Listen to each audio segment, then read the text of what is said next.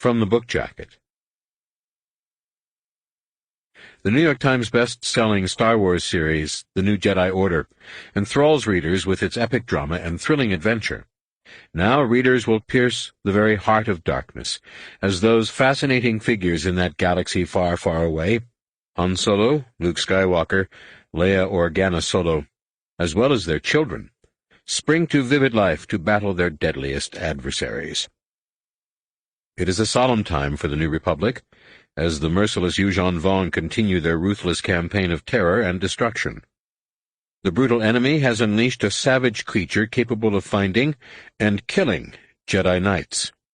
And now Leia Organa Solo faces a terrible ultimatum from the mighty alien foe determined to conquer the galaxy. If the location of the secret Jedi base is not revealed within 1 week, the Yuuzhan Vong will blast millions of refugee ships into oblivion. As the battered but still unbroken Jedi scramble to deal with the newest onslaught, Leia's son, Anakin, lays out a daring plan. A Jedi strike force will allow itself to be captured by the Yuuzhan Vong and taken to their stronghold in the realm of darkness, where the Jedi will sabotage the evil Empire's deadliest weapons. The leaders of the Force are the 3 Solo siblings. The risks are tremendous. Can the Jedi fight a ruthless enemy without becoming ruthless themselves and falling victim to the dark side? Chapter 1. The dark sliver of a distant starliner crept into view, a blue needle of ion efflux, pushing it across the immense sweep of a brilliant orange sun. Like a million such suns in the core region alone, this one lacked any world with a civilization or even a sapient species, and it was too inconsequential for any name except an obsolete imperial survey number. With so much emptiness, so many planets untouched, it seemed to Jaina Solo that there should have been no need for fighting, that there should have been room for all. But comfort was always easier to steal than to earn, peace easier to break than to keep, as her mother so often said. And so the Yuuzhan Vong had invaded a galaxy that might have welcomed them with open arms. It was a mistake the aliens had yet to understand, but one day Jaina knew. One day the Jedi would teach them. R2-D2 chirped an inquiry from the droid station at the rear of the Jade Shadow's flight deck. "Stay connected, R2." Jaina did not turn around. "They still haven't sent the signal, and Mara needs her rest." The droid whistled a lengthy objection. Jaina glanced at the interface readout, then threw her hands into the air. "Fine. If that's what she said, go wake her up." R2-D2 unplugged and whirred off toward the passenger cabin, leaving Jaina alone on the flight deck of the Jade Shadow. Even in a standby orbit, with all systems powered down and the ion drives resting cold and quiet, the vessel felt more like a suit of form-fitted battle armor than a 70-ton starship. The flow-form seat, drop-deck helm, and full-view canopy gave her the sense of floating in open space, while a new retinal tracker kept the heads-up status hollows centered just below her plane of vision. Communications and countermeasures could be controlled from an array of glide switches on the throttle. A similar set on the stick managed sensors, weapons, and shields. Even the life support system could be regulated by voice with an astromech unit plugged into the flight deck droid station. It was the perfect cockpit. And when the time came to have her own ship, Jaina intended to duplicate every detail, especially the seating arrangement, with the pilot alone down low in the front, and the navigator and co-pilot seated side by side behind her. She liked that part the best. Jaina's reverie was interrupted by a sudden sense of deep disquiet, an unexpected stirring in the force that soon built to a strange feeling of frenzy. She opened herself to it further and experienced an instant of terrible longings and ravenous hunger, not quite evil, but dark and feral, and brutal enough to make her gasp and withdraw from its touch. A cold sweat running down her brow, Jaina slid the throttle comm switch to intercom, and called Mara to the flight deck. While she waited, she studied the sensors. There was nothing unexpected, but Jaina knew better than to place too much faith in the instruments. They had put the shadow into orbit around the orange sun's closest planet, a rubble-ringed magma ball little more than 20 million kilometers from its star. Without R2-D2 at his station making constant resolution adjustments, all she could see was electromagnetic blast. Catching a glimmer of movement in the canopy reflections, Jaina glanced at an activation reticle in the front of the cockpit. A small section of plex alloy opaqued into a mirror, and she saw the willowy form of Mara Jade Skywalker slipping onto the flight deck. Mara's cascade of red-gold hair was a tangle of sleep snarls, but her complexion was no longer quite so ashen, nor her green eyes quite so sunken. Jaina stood and, feeling a little like a child caught with her hand under the candy dropper, turned to vacate the pilot's station. Mara waved her down. "Sit. You're entitled." She dropped into the navigator's chair, sweetening the filter-scrubbed air with a hint of talc and stericline that seemed to cling to her even with her new baby thousands of light-years away. She lifted her chin toward the distant starliner. "That our two troublemakers?" "The transponder identifies it as the Nebula Chaser," Jaina said. R2-D2 plugged back into the droid station and confirmed the identity with a chirp. "But there's been no rendezvous signal, and a moment ago I felt something, strange in the Force." Mara nodded. "It's still there. But I don't think it's our passengers. It doesn't feel right." "Nothing feels right about this," Jaina said. A 1,000-meter Corellian cruiser with a customized Horsch-Kessel sublight drive, the Nebula Chaser had already traversed half the face of the orange sun. It was now the size of Jaina's finger, with a blue Efflex tail 3 times that long. "They still haven't signaled. Maybe we should give them one more orbit, then duck behind the planet and blow ions." Mara shook her head. "Luke's right about these two. They're getting people killed with their saber flashing. We'd better snag them while they need the ride." She pulled her crash webbing over her shoulders and clipped the buckle. "But let's be ready. Power up." "Me?" Though Jaina had piloted the Shadow before, her aunt had done all the flying on the way out, perhaps because it had been Mara's first real chance to fly her beloved vessel since giving birth to Ben, or perhaps because she had simply needed to keep her mind occupied on her first trip away from her new son. "It's your ship." "I want to sleep some more anyway. You won't believe what a luxury that is until you have a baby." Mara was silent for a moment, then added sternly, "And that's not a suggestion." "Check." Gina's laugh was a little wistful. At 19, she had certainly been on dates, but the war had kept her too busy to pursue any serious relationships. Even now, she was only on temporary leave from Rogue Squadron, until the anti-Jedi sentiment in the Senate faded. "Like I'd have time?" Jaina reached over to toggle the ion drives active, but stopped when R2-D2 whistled an alarm. The heads-up display holo contorted through a maddening array of colors and shapes, then settled on the image of a tiny, tube-shaped craft swinging toward them well beneath the luminous haze of the sun's orange corona. "That explains their silence," Mara said. Though the navigator's station lacked a heads-up holo, the seat was surrounded by a complete set of conventional displays. "Can we take it, R2?" A message appeared on both displays, sternly informing Jaina and Mara that the representation was not to scale. A series of sensor readouts began to relate the craft's true size, velocity, and probable hull composition. Jaina whistled softly and glanced through the tinted canopy, where the new arrival's speckish silhouette was streaking up behind the Nebula Chaser. "Looks like a frigate analog," Jaina said. "What do you want to do?" "The only thing we can." There was a note of caution in Mara's voice that would have seemed foreign to her before Ben's arrival. "Damp down all systems and wait." In Captain Pollex's private quarters aboard the Nebula Chaser, the Rar sisters stood shoulder to shoulder in front of the off-bridge vid console, their long head-tails, Leku, writhing nervously as they watched a large piece of Yorick coral detach from the frigate and start toward the Nebula Chaser.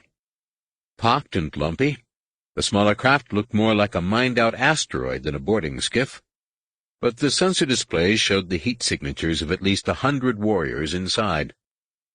There was also some other creature, larger and colder, but the sisters needed no sensor readings to know this. When they reached out with the force, they could feel the same hungry presence that had touched them as the frigate appeared from behind the sun. Whatever the Yuuzhan Vong were bringing across, it was attuned to their galaxy in a way its masters would never be. Alima isolated the creature's heat signature and asked the computer to find a match, then turned to see Numa already at the captain's bunk, laying out their disguises, a pair of diaphanous dancing shifts, some face paint, and not much else. Having spent the last year leading a fierce resistance movement on the occupied world of New Plimpto, the sisters were certainly the object of the boarding party's search. Fortunately, their enemy would be searching for a single human woman, instead of 2 Twi'lek dancing girls. In their role as the resistance leader, they had taken the precaution of never appearing together and always in disguise, with their Leku hidden beneath the cowl of a Jedi robe. By the time the sisters changed out of their jumpsuits and returned to the vid console, the Yuuzhan Vong were disembarking in the docking bay. With bald, sloping brows and saggy eyes rimmed underneath by drooping blue membranes, they were half a head taller than a typical human and much heavier. Their brutal faces had been reshaped into leathery masks of disjoined cartilage and torn flesh, and their powerful bodies were adorned with religious tattoos and ritual disfigurements. Most wore shells of living Vondoon crab armor, and all carried the ubiquitous Yuuzhan Vong amphistaff, a serpent that could change on command into a cudgel, razor-sharp polearm, or poison-fanged whip.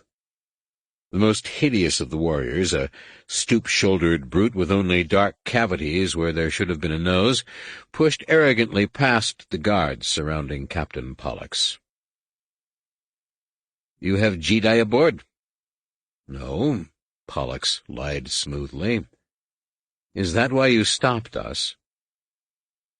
The warrior ignored the captain's question. "You come from Talfalyo? Or Socoria?"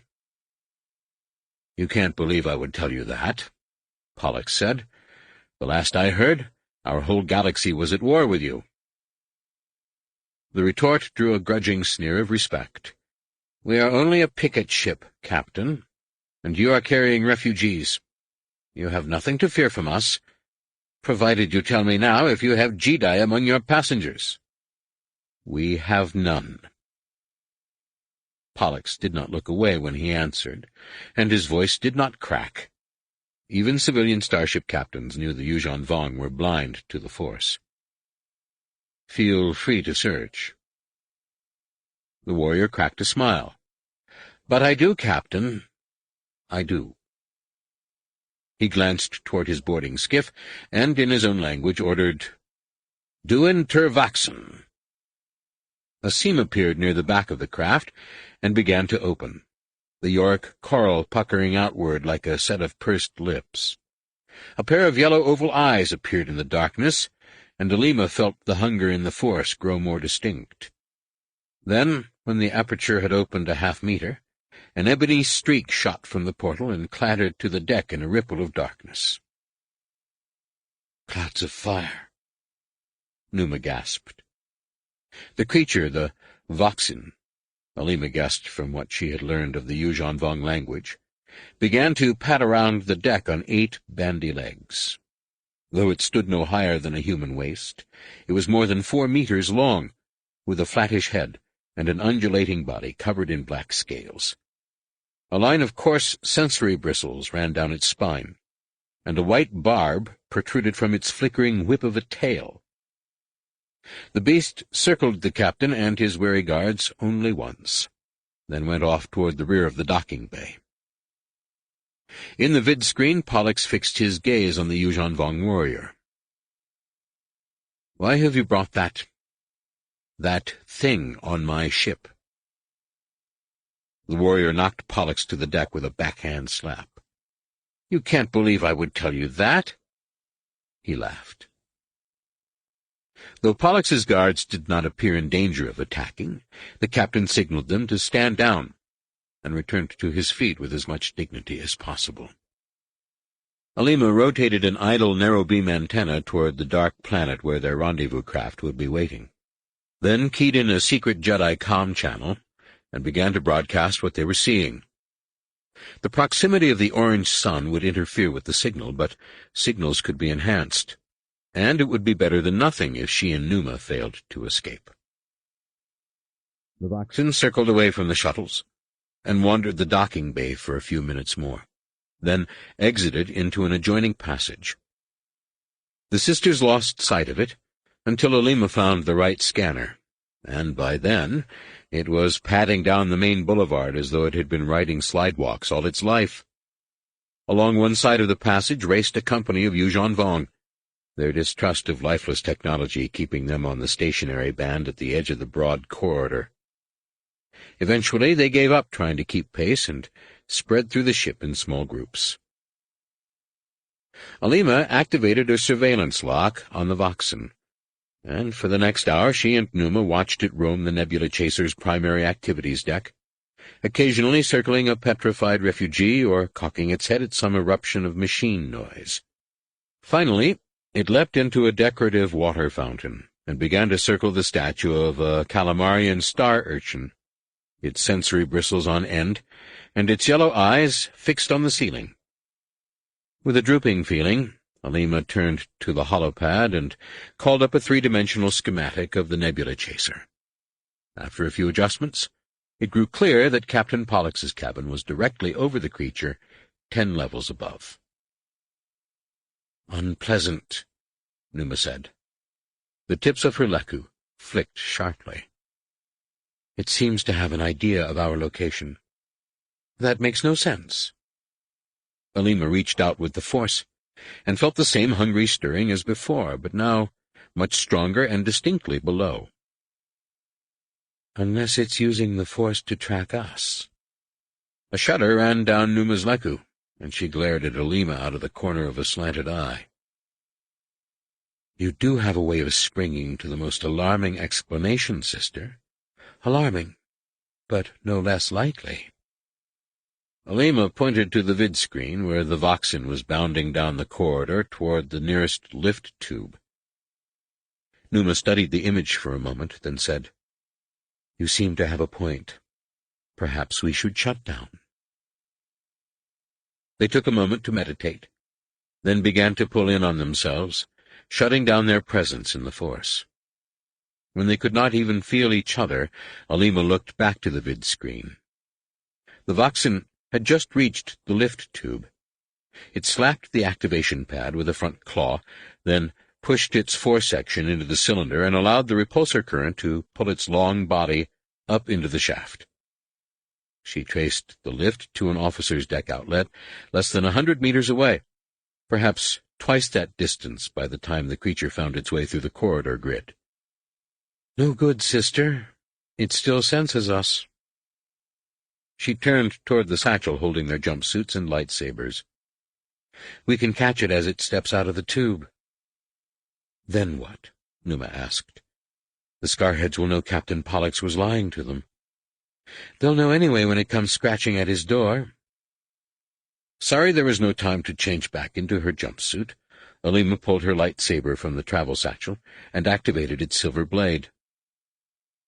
"And I'd just as soon take a few Yuuzhan Vong with us." "No." Numa reached over and shut down Alima's lightsaber. "I won't have that. Not after New Plimpto." Frustrated by the planet's stubborn resistance, the Yuuzhan Vong had released a life-destroying plague that wiped the whole world clean. The sisters and a few thousand others had waited out the destruction inside a small fleet of intrasystem ore freighters, then sneaked into space after the enemy abandoned the dead world. "They're Yuuzhan Vong's sister," Alima said. "Do you think they'll just forgive the captain's lie?" "Hardly." Numa returned to the console. "We must make them think their creature is wrong." She called up a hologram that showed the Yuuzhan Vong frigate floating half a kilometer beyond the Nebula Chaser's docking bay. At only 200 meters, the enemy craft was a mere fraction of the Starliner's size, but the weapon nodules bristling along its flank left no doubt about its destructive capabilities. Alima saw at once what her sister was thinking. "We'll pick our escape pod on the way."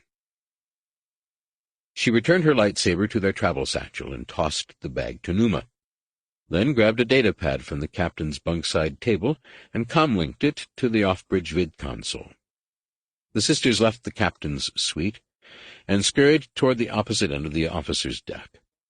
At the lift tube, Alima consulted the datapad and found the Voxen splashing through a damp deck basin 2 levels below. Its yellow eyes were fixed on the ceiling, tracing their path. "It knows we're moving," Alima said. "But its sense of distance is poor." Numa was ever the optimist. "Where are we going?" Alima called up a display of midship escape stations, then chose the one most directly opposite the Yuuzhan Vong frigate. "Engineering deck, bulkhead 42. She performed a sectional security scan and found a team of Yuuzhan Vong smashing a droid in gravitational control. "We'll have to trick a squad of scarheads." "Alternate?" Alima checked the other escape stations, then shook her head. "Nothing, unless we leave the Chaser's sensor shadow. Out of the question." Numa's Leku curled inward at the tips. "We'll have to go bare." "Bare?" It was the term they had used on New Plimto for caching their weapons and disguising themselves as slaves. "You must be bright-sick." "I'm not leaving my lightsaber behind." "You would risk the lives of everyone aboard?" Numa pulled her lightsaber from their travel satchel and twisted the handle open, then plucked the Adagan focusing crystal from its mount and secured it over her navel with a few drops of flesh glue. Through her filmy shift, the golden jewel looked like a dancer's decoration. "Do you think such selfishness worthy of the memory of Desharakor?" Alima coiled her Leku, then let them slap against her back. Though not exactly their master, Desharakor had certainly been the sisters' deliverer. During one of the Jedi's rare visits to Ryloth, she had recognized the Rar sisters' innate force talents and rescued them from one of the darkest real dens in Kala'un, then arranged their transport to the Jedi Training Academy. Alima sighed and held out her hand. "If we must—" Numa placed Alima's lightsaber in her palm. Alima removed the Adagan crystal and secured the silver jewel over her own navel. They tossed their Jedi robes and the remains of their weapons into the disintegration chute, then stepped into the lift, descended 20 levels to the engineering deck, and left their satchel on the floor halfway across the tube threshold. Though a far less obvious act of sabotage than smashing the actuation panel, it was just as effective. A collision override circuit would hold the tube static until the safety hazard was removed. "Time to look flighty," Alima said. She called up a banal emotodrama on the datapad, and the sisters started toward bulkhead 42. As they advanced down the corridor, they peered into each room they passed and called loudly for someone named Travitt. When they reached inducer control, a Yuuzhan Vong warrior stepped out to confront them. With only 3 long scars on each cheek and a single disfigured ear, he was clearly a warrior of low rank. The sisters pressed themselves against the corridor's far wall and, doing their best to look shocked and repulsed, started to ease past. He blocked their way with a lowered amphistaff. "Where do you go?" "To see Travitt." Numa made her voice sound frightened and tentative. "He works in the coil room." "The coil room?" the Yuuzhan Vong echoed. Alima shrugged and glanced back to her datapad, as though unable to resist the emotodrama. His workstation. A second Yuuzhan Vong, with the crooked nose and scar-laced face of a minor officer, stepped into the corridor. He scrutinized the sisters briefly, and, seeing there was no place beneath their dancing shifts to hide a lightsaber or anything else, pointed back the way they had come. "This ship is under seizure. Return to your berthings."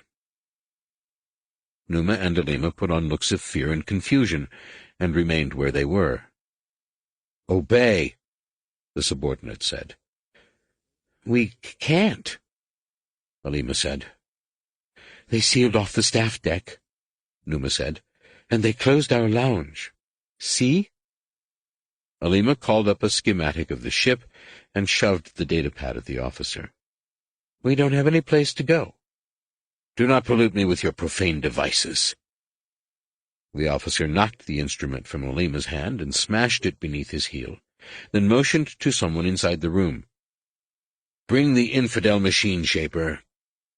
A third Yuuzhan Vong appeared in the doorway with a bruise-mottled human female.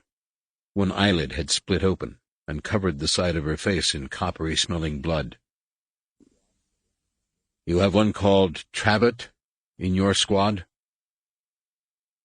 Numa saw her sister catch the engineer's eye and give a barely perceptible nod, using the Force to plant the suggestion that the woman knew Trabbit.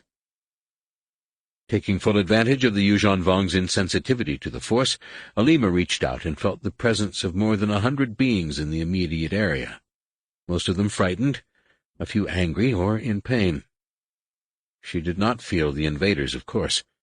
The Yuuzhan Vong were as invisible to the Force as it was to them, but she did feel the Voxen's hungry presence descending toward them. It had found another lift tube. After a moment of confusion, the engineer finally said, "There's a Trabbit in engineering, but he's not on my crew." The officer considered the two sisters, no doubt trying to puzzle out the proper procedure for dealing with them. Alima decided to help him along by simply assuming the answer she wanted. A subtle means of enticement both she and her sister had put to good use in the real dens of Kala'un. "Engineering is just down there, isn't it? At Bulkhead 42? "That's right," the engineer said. "Bulkhead 42. Alima stepped to her sister's side and eyed the amphistaff, blocking their way. The subordinate looked to his officer, who scowled and waved him down the corridor. "See to it and return."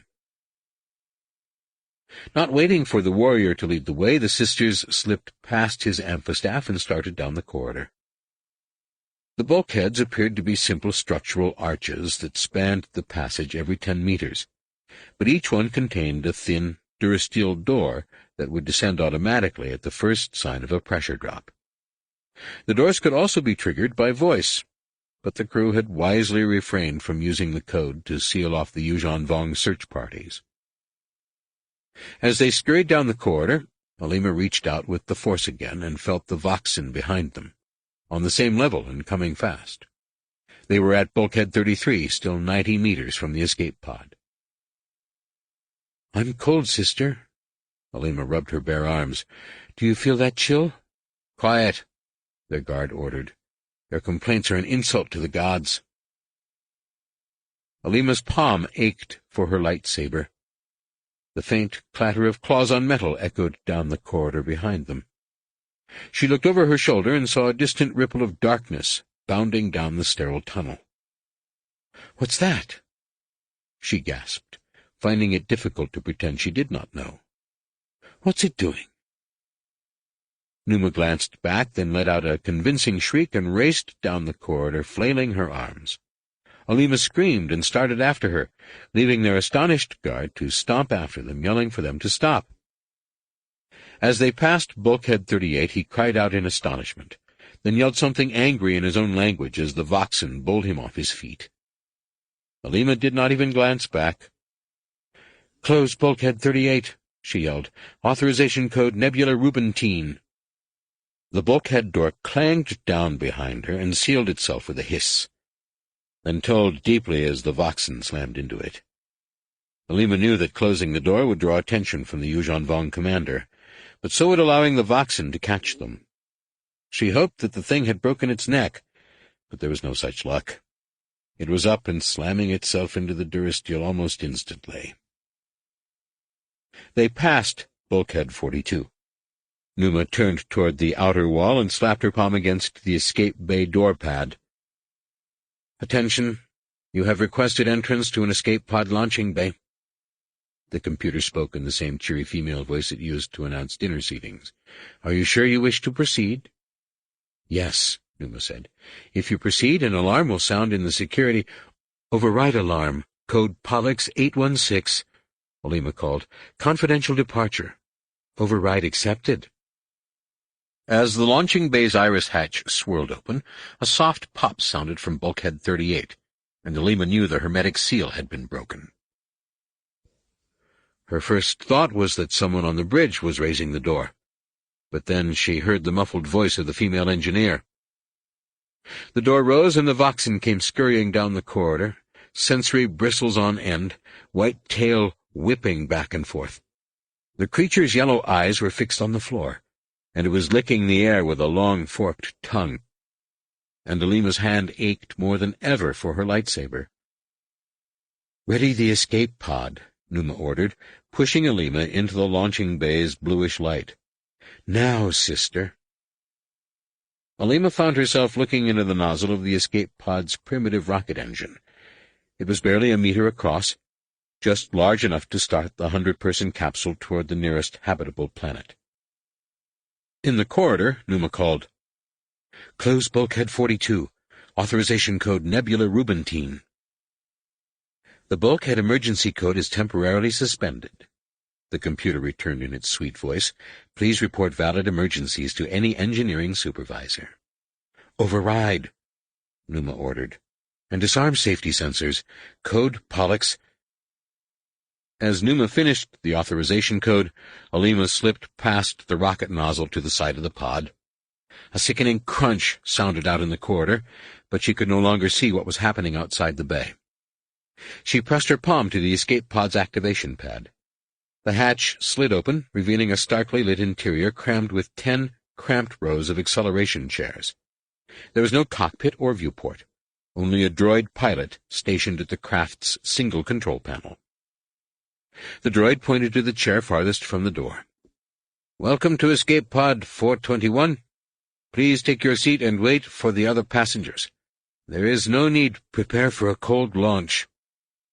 Alima would have preferred the speed of a hot launch, but the flare of rockets would be noticed on the bridge, and however faint their fast-dwindling hopes of escaping unnoticed, she still had to try. "On my command, authorization code Pollux." "The override authorization code has already been given," the droid said, turning to its duties. "There is no need to repeat the override authorization code once the launching bay is entered." A wet, burping noise sounded from out in the corridor. Then Numa screamed. Alima stepped out of the escape pod and saw her sister staggering into the launching bay, arms raised to cover her face. She missed the center of the hatch and stumbled over the rim, then fell with her feet across the threshold. Her face and chest were covered in sizzling brown mucus, and her leku were thrashing against the durasteel floor. Alima did not experience Numa's pain, as she had heard sometimes happened between Force-sensitive siblings, but she did receive a heightened impression of her sister's thoughts. Numa was afraid of being blind, but more than that, she was frightened they would be unveiled as Jedi and cause the deaths of yet more innocents. And she was angry at her own carelessness in letting the creature surprise her. "Sister!" Alima sprang toward Numa and saw the Voxen pinned beneath Bulkhead 42, struggling to pull itself forward. Though its torso was pressed almost flat, she was astounded to see it moving at all. Bulkhead doors had safety sensors precisely because they closed with so much force. They had sensor overrides because it was sometimes necessary to crush anything beneath them to save the ship. As Alima neared her sister, the creature swung its broad snout in her direction and sprayed a jet of brown saliva through the hatchway. Prepared by the attack on her sister, she opened herself to the force and, with an almost unconscious wave of her fingertips, sent the stream washing back toward her attacker. The Voxen, fast as a blaster bolt, closed its eyes and turned away before the mucus struck. Alima hardly cared. Numa's thoughts were growing disorganized and distant, her cries fading to groans. Alima grabbed her sister beneath the arms, smearing her own fingers in the burning mucus, and tried not to think about what the stuff was doing to Numa's face and eyes. "Find your center, sister." She pulled Numa into the launching bay. "Let the force flow into you." Numa fell completely quiet, her mind alarmingly calm, and then the calmness vanished, leaving in its place only a lingering peace and a vague sense of emptiness. Alima cried out and started to look down, then felt the mucus burning into the bones of her fingers and knew she did not have the courage. Alima carried her sister's body around to the escape pod hatch and glanced back toward the door, where the Voxen, still trapped beneath the bulkhead, continued to watch. One side of its head was covered in the residue of its acid mucus, the scales beneath pocked and smoking as they continued to dissolve. The heads of several amphistaphs appeared in the narrow gap next to the creature's head, and began, hopelessly, to pry. A part of Alima, the part not mourning her sister, the part that was still a Jedi Knight, realized her last faint hope of slipping away unnoticed had vanished. The Yuuzhan Vong would hear the whir of the closing hatch and feel the thump of the pod's separation. Still, she could do nothing but go on. Pollex's life was forfeit. Even if she surrendered, she knew the Yuuzhan Vong better than to think the commander would forgive his lies. But it would take time to destroy a ship as large as the Nebula Chaser. Perhaps, if she launched quickly, the frigate would be forced to pursue the escape pod instead of attacking the Starliner. It was her best hope, her only hope. She looked back toward the hatchway. "Close launching bay." The Voxen's snout, all of the creature Alima could still see, turned toward her and opened half a meter. A deafening shriek filled her ears, then the fist of a powerful compression wave slammed her in the stomach. She suddenly felt dizzy and sick, and in the next second she was slumped against the escape pod, cradling her sister's dead body in her arms. She felt something warm trickling out of her ear, and touched it with a fleshless finger. When she lowered her hand, the tip of the bone was red with blood. Alima tried to rise, nearly retched, then dropped back to her haunches, head spinning and stomach churning. Still holding Numa in her lap, she kicked her way through the escape pod door. "Launch," Alima gasped. "Launch right now." The pod hatch closed, the lights dimmed, and that was all. The capsule remained eerily silent and still. Puzzled, Alima dragged herself past a row of acceleration chairs and looked forward. The droid pilot was facing her, vocabulator flashing rapidly as he endeavored to explain proper launching procedure. Alima could not hear a word. "Override," she yelled. "Authorization code." The escape pod shot forward, hurling Alima into a Durasteel chair mounting. She had already given the authorization code. Jaina missed the launch. She was staring at the heads-up display, trying to bring the Shadow's comm array into perfect alignment with the Nebula Chaser's tight-beam antenna. With the Starliner drifting dead only 20 million kilometers in front of an orange sun, the task would have been difficult under the best circumstances. With the presence of a Yuuzhan Vong frigate limiting them to air thrusters, it was nearly impossible. After several minutes of trying, Jaina finally aligned the comm pip inside the targeting reticle and matched the Shadow's rotation to the Nebula Chaser's progress across the face of the orange sun. "How's that?" R2-D2 scrolled a message down the heads-up. "No, I don't think I can," Jaina snapped. "If you're getting anything at all, put it on." Half a dozen fuzzy, two-dimensional vids appeared inside the canopy, neatly arrayed in a row across the plex alloy. Half the displays showed Yuuzhan Vong warriors being Yuuzhan Vong warriors, smashing droids, throwing electronics down disintegration tubes, beating helpless refugees. One screen showed some sort of 8-legged reptile.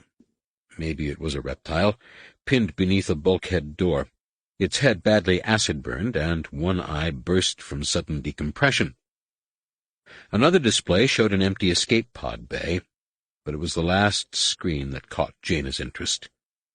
It showed the Nebula Chaser's bridge, where Captain Pollux and his entire flight crew stood surrounded by Yuuzhan Vong warriors. Even had Jaina known Pollux personally, and the vid display been better than it was, she would not have recognized him. His face had been reduced to a misshapen lump. A Yuuzhan Vong with no nose cut the captain's ear off his head. "I asked the last time, where did you pick up the Jedi?" Somehow, Pollux found the strength to laugh. "What Jedi?" The Yuuzhan Vong chuckled. "You are a funny man, Captain." He folded the dismembered ear into the captain's palm, then turned to his subordinates. "Kill the crew."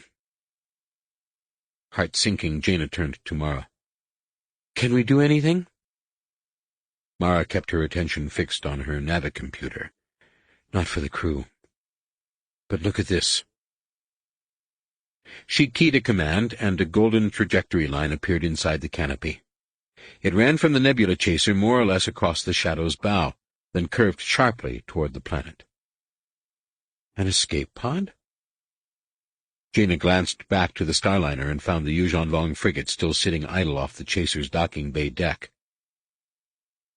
They endangered thousands of refugees, then snuck away in an escape pod? Jedi did that? That's how it looks, doesn't it? Mara began to plot an interception course. Let's pick 'em up before they do any more damage. Chapter 2.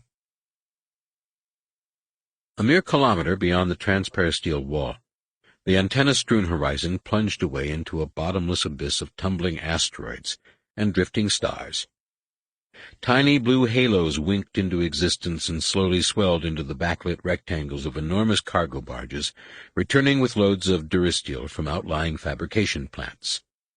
Crew transports laced the darkness with long tails of ions, racing from task to task on more than 100 orbiting dry docks, and enormous welding droids traced ship skeletons in brilliant spark storms. On the way in, Han Solo had counted nearly 500 warships under construction in the old Bilbringi shipyards. They were mostly escorts, corvettes, and other small stuff that could be finished in a hurry, but there were also 2 Imperial-class Star Destroyers. While these huge ships probably would not be ready before the Yuuzhan Vong captured the facility, the hulls were nearly closed, and the drive units already mounted. Clearly, young General Moon was a Sullustan with a plan. Just the sort of careful desk pilot who always impressed Coruscant Command, and seldom failed to exhaust Han's limited supply of patience. Wishing he could use one of those Jedi calming techniques his son Jason was always talking about, Han forced an insincere smile, and turned toward the center of the room. Leia sat on a small couch with the general, her face glowing with the same stunning brown-eyed intensity that had caught Han's eye so long ago. Though he would never understand how she had kept that fervor burning so brightly through 30 years of service to the galaxy, it had become a mooring for him, the one constant that never seemed to change through so many decades of struggle, loss, and death. Now, when occasionally her legs, healed from her near-fatal ordeal on Duro but still sometimes weak, tired and stumbled, the pain of almost losing her made his heart stop, and he swore he would never, ever shut her out again. 100,000 lives are at stake, General, she was saying. The Vrei are a gentle species. Without an escort, the evacuation convoy will be defenseless against the Yuuzhan Vong. And how many lives will the New Republic lose if Bilbringi falls before the fleet is completed? Moon asked. His heavy Sullustan jowls rippled gently as he spoke, but his feelings remained otherwise hidden behind his flat mask of a face. Whole worlds will perish, and that will mean millions. She's only asking for 20 ships, Han said. The general turned his black eyes on Han. "She is asking for 5 cruisers and 15 corvettes, a quarter of Bilbringi's defense, and the Yuuzhan Vong are already probing our outer security posts." "We're letting you keep the Dauntless," Han spoke in his most reasonable tone, "and the other ships will be back in a week's standard. 2 tops." "I am sorry. No." Moon shook his head and started to rise. A buzz sounded from the secure comm station on the general's desk. C-3PO, who had been standing behind the couch, raised his head and inquired, "Would you like me to take that for you, General?" Moon nodded.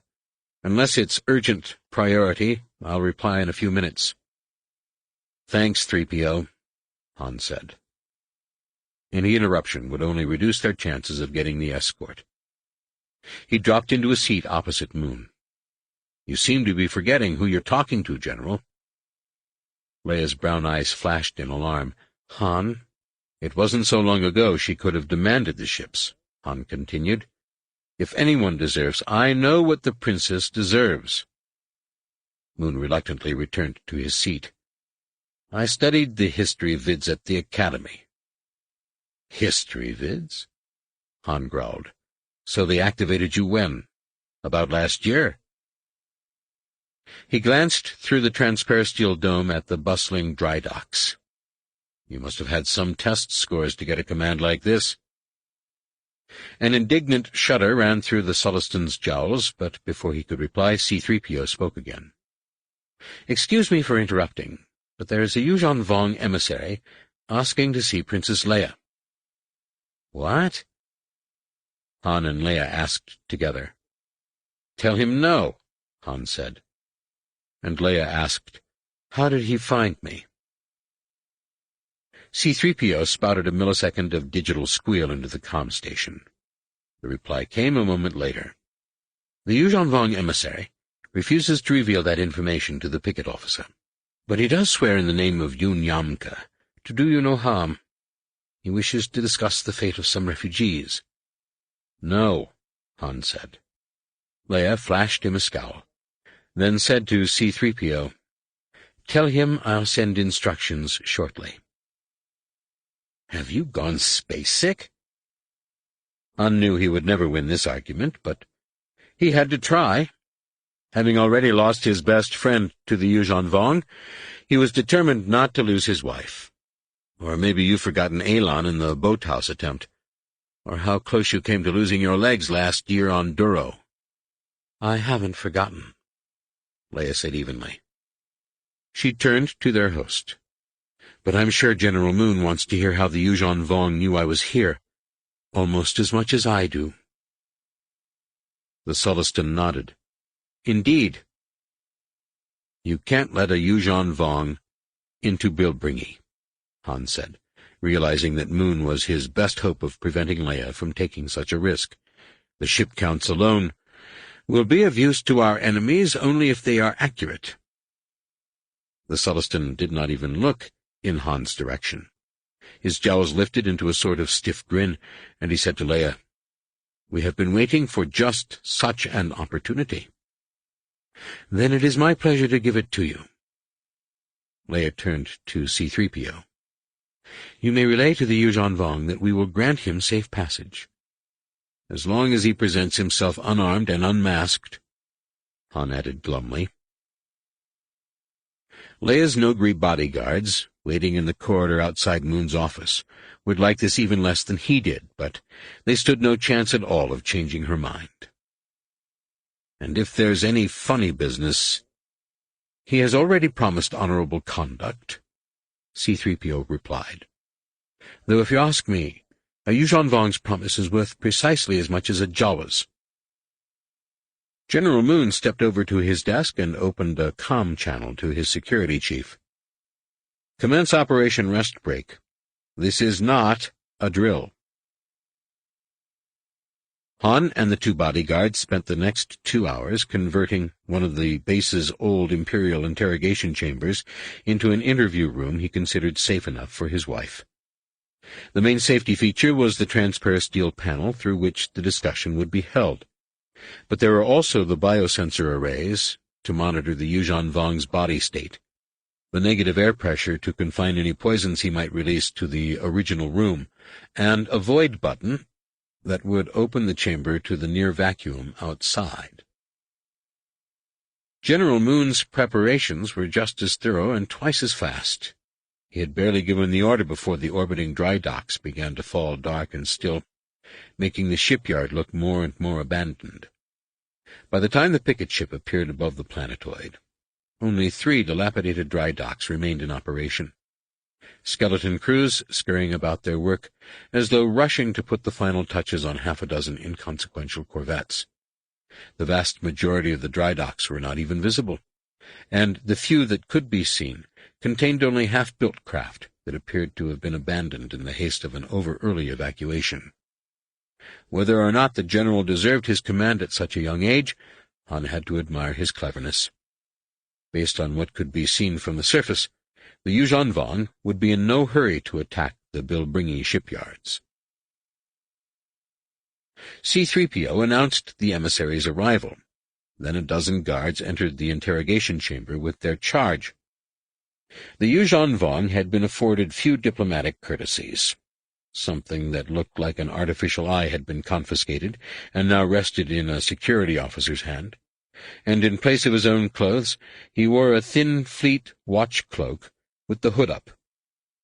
In his hands he carried a sponge-like creature that resembled the villips Yuuzhan Vong used to communicate over long distances, though this one was larger and more gelatinous.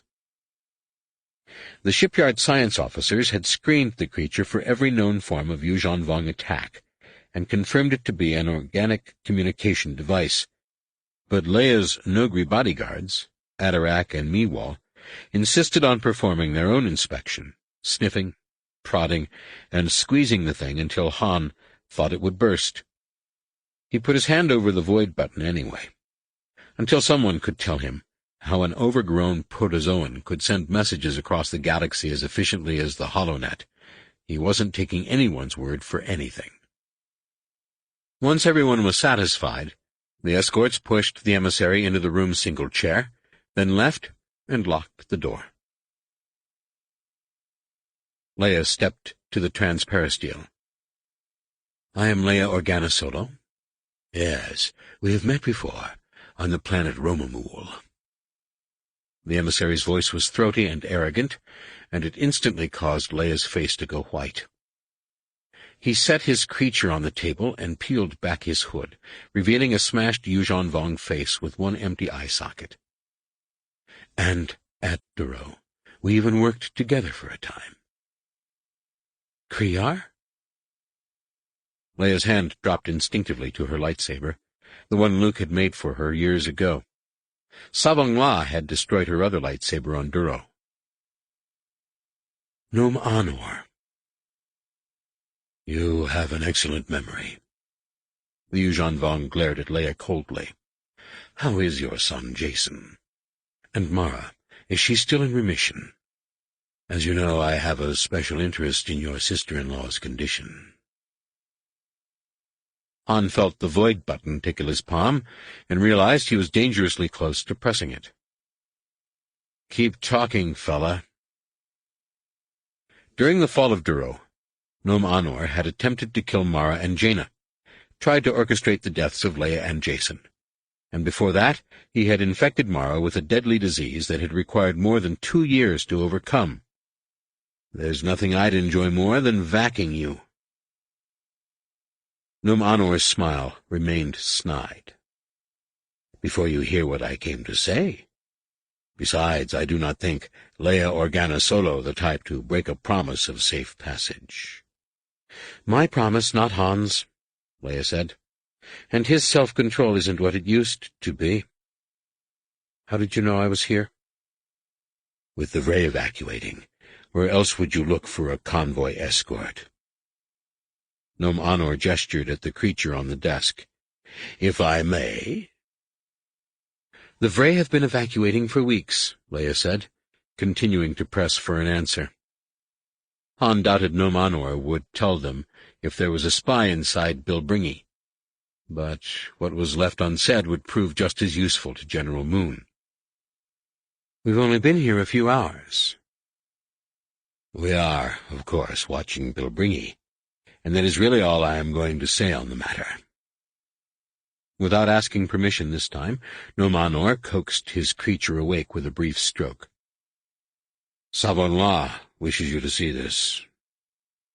The creature melted into a flat disk, then began to glow with yellow bioluminescence. The light coalesced into a long starship with a blocky stern and the distinctive hammerhead bridge of one of the Corellian Engineering Corporation's large civilian cruisers. Judging by the lack of efflux from the ion drives and the open doors of its docking bay deck, the ship was standing dead in space. "The Starliner, Nebula Chaser," Nomanor said. "The image is current." Han's heart leapt into his throat. The Nebula Chaser was the ship Mara and Jaina had gone to meet. The mission was supposed to be simple, a quick rendezvous in a safe sector and then home. But something had clearly gone wrong. He put on his best Sabak face and forced himself not to look in his wife's direction. "Very impressive," Leia said. Though she had to be just as worried as Han, her voice remained dry and mocking. "You've learned to transmit holograms. I'll look forward to your holodramas on the net." "The Yuuzhan Vong have made living light for centuries," Nomanor snapped. "I am showing you this ship because the War Master thought you might wish to trade." Here it comes, Han thought. He moved his hand away from the void button, not trusting himself to resist if Nomanor announced the Yuuzhan Vong had his daughter. "Savon-La fought wrong," Leia said. Her voice was a little too cold, the only hint of the ice ball that had to be filling in her stomach. "I'd rather trade with a Hutt." "The Hutts do not have what you want." Nomanor stabbed a claw-like finger into the hologram. "There are 10,000 refugees aboard, and their peril is your doing." "I doubt that. If this is what Savon-La wished me to see, our business is done." Leia turned her back on Nomanor and stepped away from the transparisteel. It was all Han could do not to remind her that their daughter's life might be at stake, but he held his tongue, knowing she was only trying to undermine their opponent's confidence. She made it as far as the door before Nomanor called, "You can save them." He rose to peer over the living light. "Just tell me where to find the Jedi base." Leia glanced at Han, clearly wondering whether Nomanor meant they could save the refugees or Jaina and Mara, then said, "There is no Jedi base." Nomanor sighed theatrically. "Princess Leia, you discredit me again in the eyes of Savon-La." He let his chin slump. "I advised him you would never sacrifice so many to save so few. But he believes you are willing to sacrifice more, much more, to protect the Jedi." As Nomanor spoke, a salvo of plasma balls streaked into the hologram and erupted against the shieldless Starliner, opening flash-melted holes in the durasteel hull. Dark clouds of speck-sized flotsam and atmospheric vapor began to jet into space, and another salvo of plasma boiled into view. Many of the balls entered through the same holes as the previous fusillade, and tore through the ship's interior bulkheads. The clouds darkened as more flotsam poured into the cold vacuum. Then the image shifted, magnifying the breach area and revealing the specks to be the tumbling, pressure-ruptured bodies of the ship's passengers. Truly, the wisdom of Savon-La is as boundless as the galaxy itself. Nomanor rolled his one good eye, as though sharing a joke, then gestured at the Starliner. "They are dying because there were Jedi aboard. If the Jedi do not want more to die, they will surrender within one of your standard weeks." "More?" Han knew it was exactly the question Nomanor wanted him to ask. but he could not restrain himself. He had to know what had become of Jaina. "How many more?" "Your scouts will confirm that our fleets have surrounded the world of Talfalyo. For the next week, all refugee ships are being held in orbit. If the Jedi surrender, the convoy will be allowed to leave. If the Jedi do not, it will be destroyed." Nom Anor glanced down at Han's hand, which was hovering over the void button, then added, "As they will if I fail to return." "You expect the Jedi to surrender?" Han asked. He was too relieved by Nom Anor's failure to mention Jaina or Mara to feel any real outrage at the deaths of 10,000 strangers. Maybe he should have felt guilty about that. He didn't know, but all that mattered at the moment was that Jaina and Mara were safe. "Won't happen, fella." "I might as well get things started." Han locked gazes with Nom Anor and lowered his hand toward the void button, grinning crookedly and taking his time to give Leia a chance to stop him. The Yuuzhan Vong met his gaze with a sneer and did not look away, even when Han's palm touched the button. He paused there, waiting for Leia to stop him, but she said nothing. Han glanced over and saw her glaring at the emissary, her brown eyes burning with raw rage. "What are you waiting for?" she demanded. "Really?" Leia nodded. "Do it." The edge in her voice unsettled Han, and it occurred to him that Nom Anor might have failed to mention Jaina or Mara for another reason, a reason Leia had already thought of. It was entirely possible the pair had been aboard when the nebula chaser was destroyed, and the Yuuzhan Vong simply did not realize who they had killed. Han pushed the void button, and a seal hissed open along the edge of the ceiling panel. Nom Anor's one eye grew wide. "Are you mad?" He jumped to his feet. "You'll kill millions." Leia reached over and depressed the void button again, stopping the ceiling panel where it was. "Not us. You." The air continued to hiss out of the chamber, causing the image of the nebula chaser to flicker out of existence as the Vilip creature curled in on itself. Nom Anor glanced at the ceiling, then back to Leia, his gruesome face slack with surprise. She waited until he pressed his fingers to his ears, then hit the void button again and closed the panel. When Nom Anor took his hands away from his ears, Leia said, "Go back to your War Master and tell him how you were treated. Tell him the Jedi accept no responsibility for the lives he threatens, and that any emissary issuing a similar threat will not be returned." Nom Anor nodded, if not meekly, then at least not haughtily. "I will tell him, but that will change nothing." He went to the door and waited until it opened, then added, "The War Master believes this will work, and he has not been wrong yet." Luke Skywalker knew that a few days in the Bacta tank would heal the physical damage, but there was an anguish in Alima that would never fade. He could feel it even now, while she floated in a restless healing trance, and the torment would only grow worse when she awakened to the news of the nebula chaser's fate.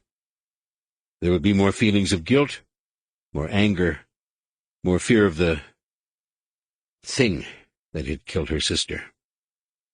Already perilously close to the dark side in her leadership of the new Plimto resistance, now she would find it an irresistible alternative to accepting whatever responsibility she bore for her sister's death, for New Plimto's destruction, and for the Starliner's fate. It was not a question of whether Alima Rar would turn to the dark side, but how soon and for how long. The infirmary door whispered open behind Luke, and he turned to find Silgal's liquid eyes studying him from the threshold. "I am sorry to interrupt, Luke, but your brother-in-law is demanding to speak to you. He seems to think we're keeping something from him." Luke smiled. "Good old Han. It's nice to have him back to normal. Silgal's huge mouth parted in a calamarian grin. Yes, isn't it? Luke followed her into a round corridor and started toward the conference vault. Like much of the new base, the tunnel had been laser-cut from solid rock, but it had been sealed against vacuum leaks with a white plastifoam that made it appear much softer and brighter than the typical cave warren.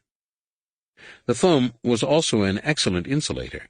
Trapping equipment generated heat so efficiently that most species elected to wear their vacuum emergency suits, still necessary far too often, with all closures open. Engineering was trying to correct the problem, but most inhabitants already referred to their sleeping quarters as sweat lodges.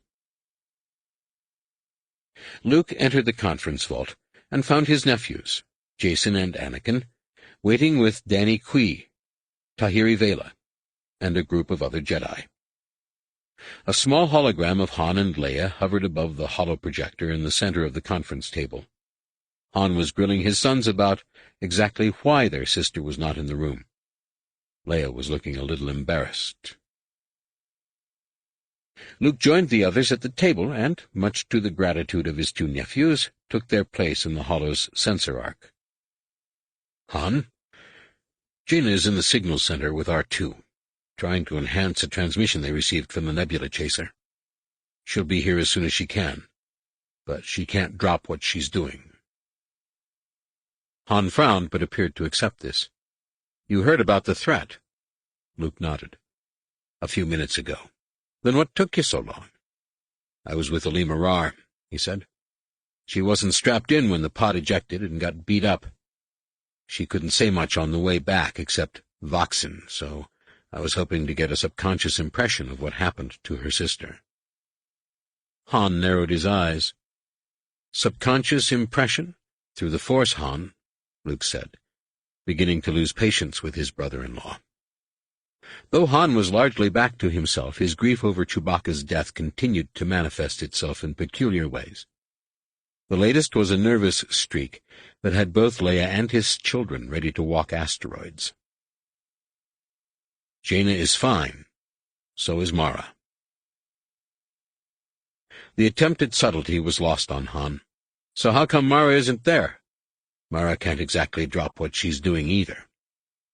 Luke answered, She's feeding Ben. You'll have to excuse us for being a little nervous. Leia flashed an annoyed look at her husband, then continued.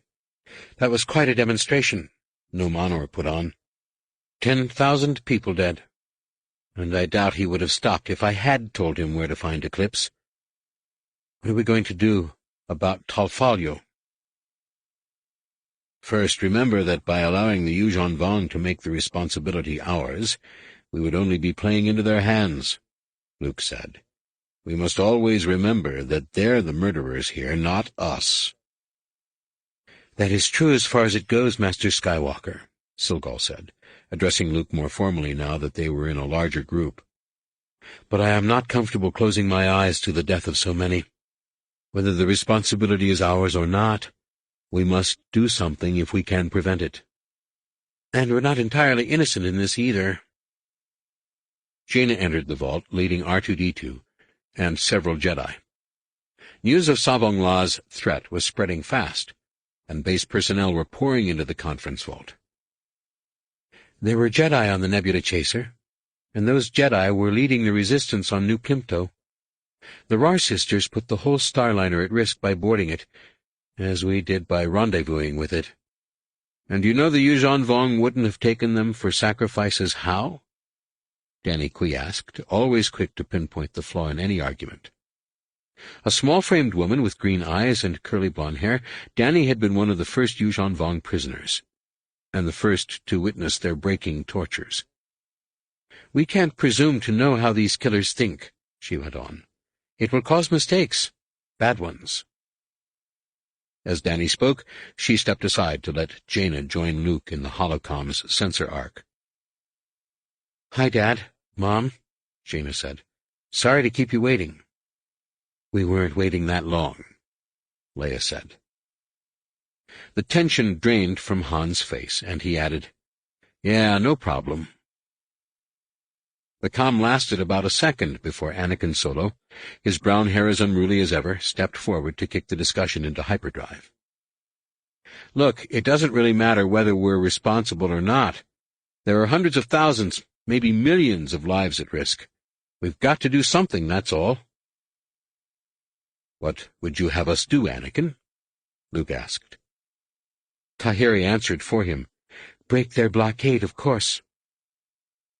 Blond and willowy, Tahiri resembled in many respects a 15-year-old version of Danny Kui, even down to having been a Yuuzhan Vong prisoner until Anakin rescued her from a Shaper laboratory. We make them pay so they don't try it again. It's the only way we turn this back on them. And that may be exactly what the Yuuzhan Vong expect us to do, Danny said. If they see the Jedi as warriors like themselves, they would expect an honorable response. Han nodded in the hologram. They're calling the Jedi out. You'd be fools to go, especially when they're waiting for you. So we let a world die. Jason's quiet voice was a stark contrast to the rising tension in the room.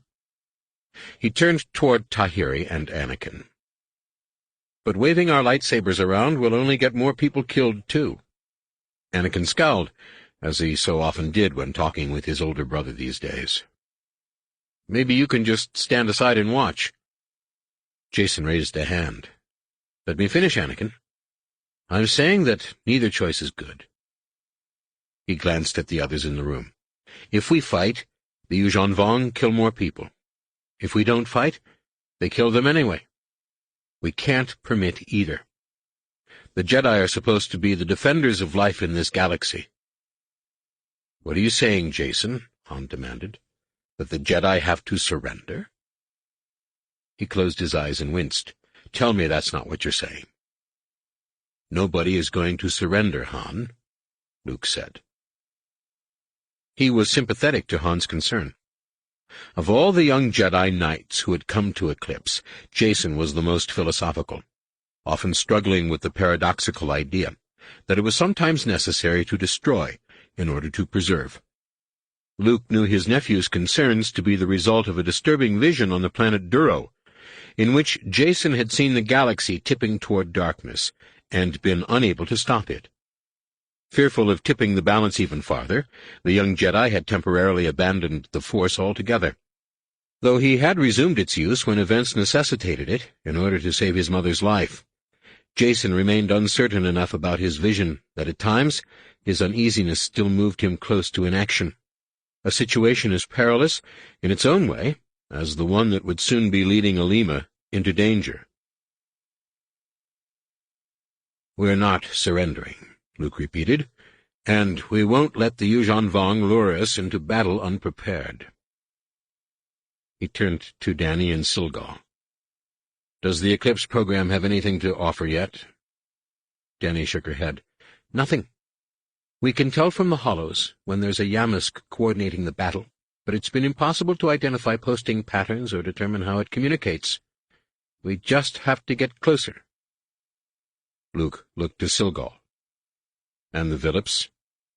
I fear my group has made even less progress, she said. The Yuuzhan Vong obviously stopped using the Villips we have captured, which leaves us only with dissection.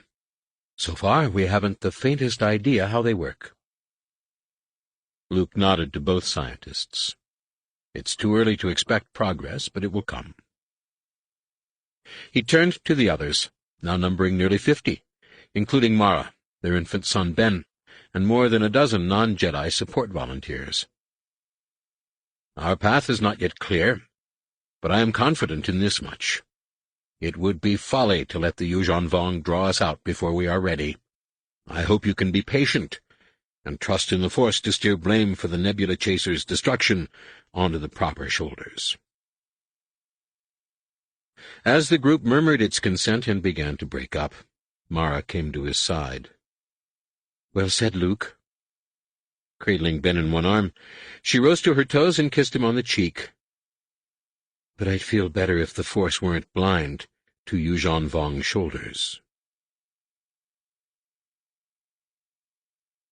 Chapter 3. one of 1,000 pagan blasphemies excluded from the redemption of Obroa Sky.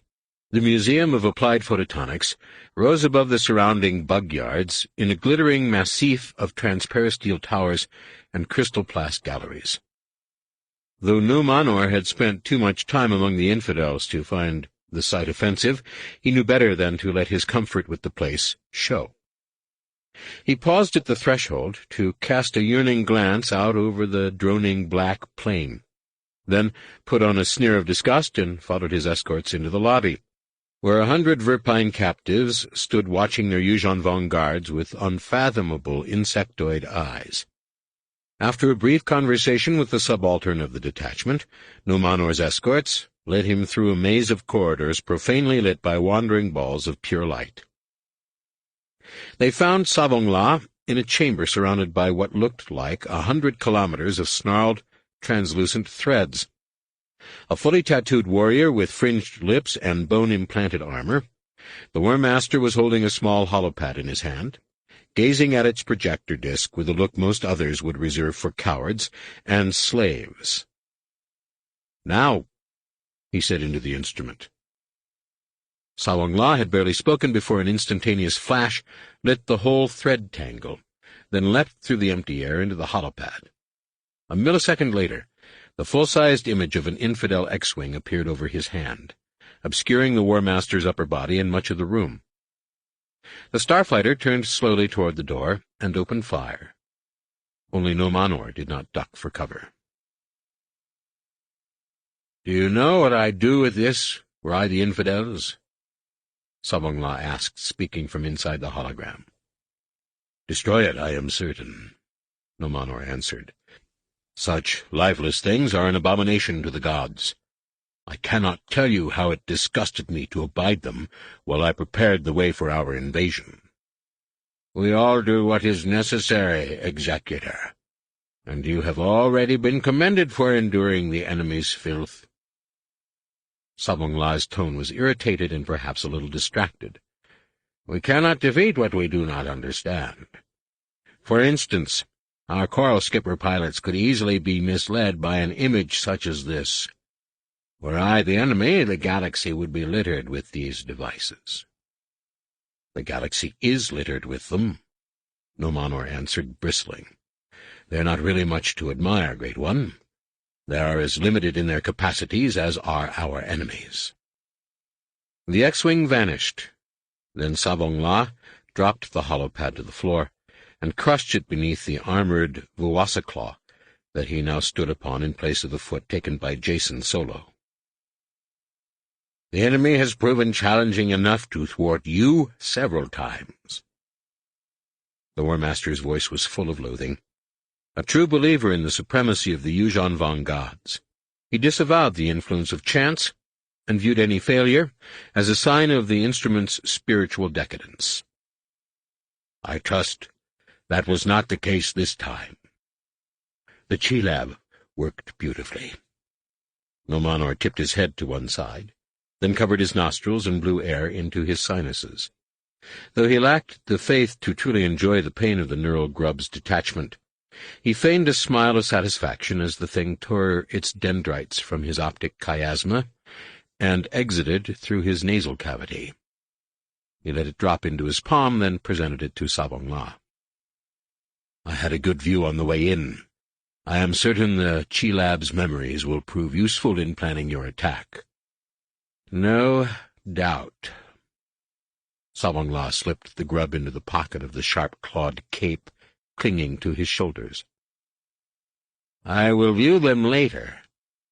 Your meeting with Leia Solo went well?" "Very well." It would have been unthinkable to answer anything else.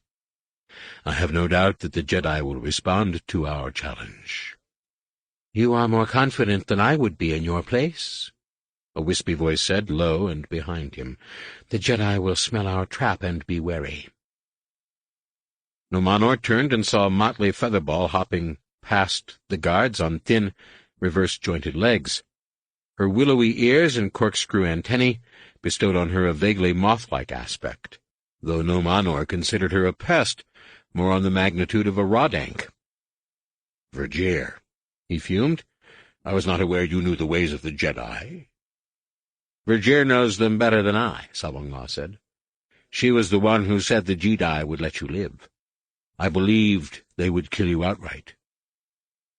You were perhaps closer to the truth than your pet.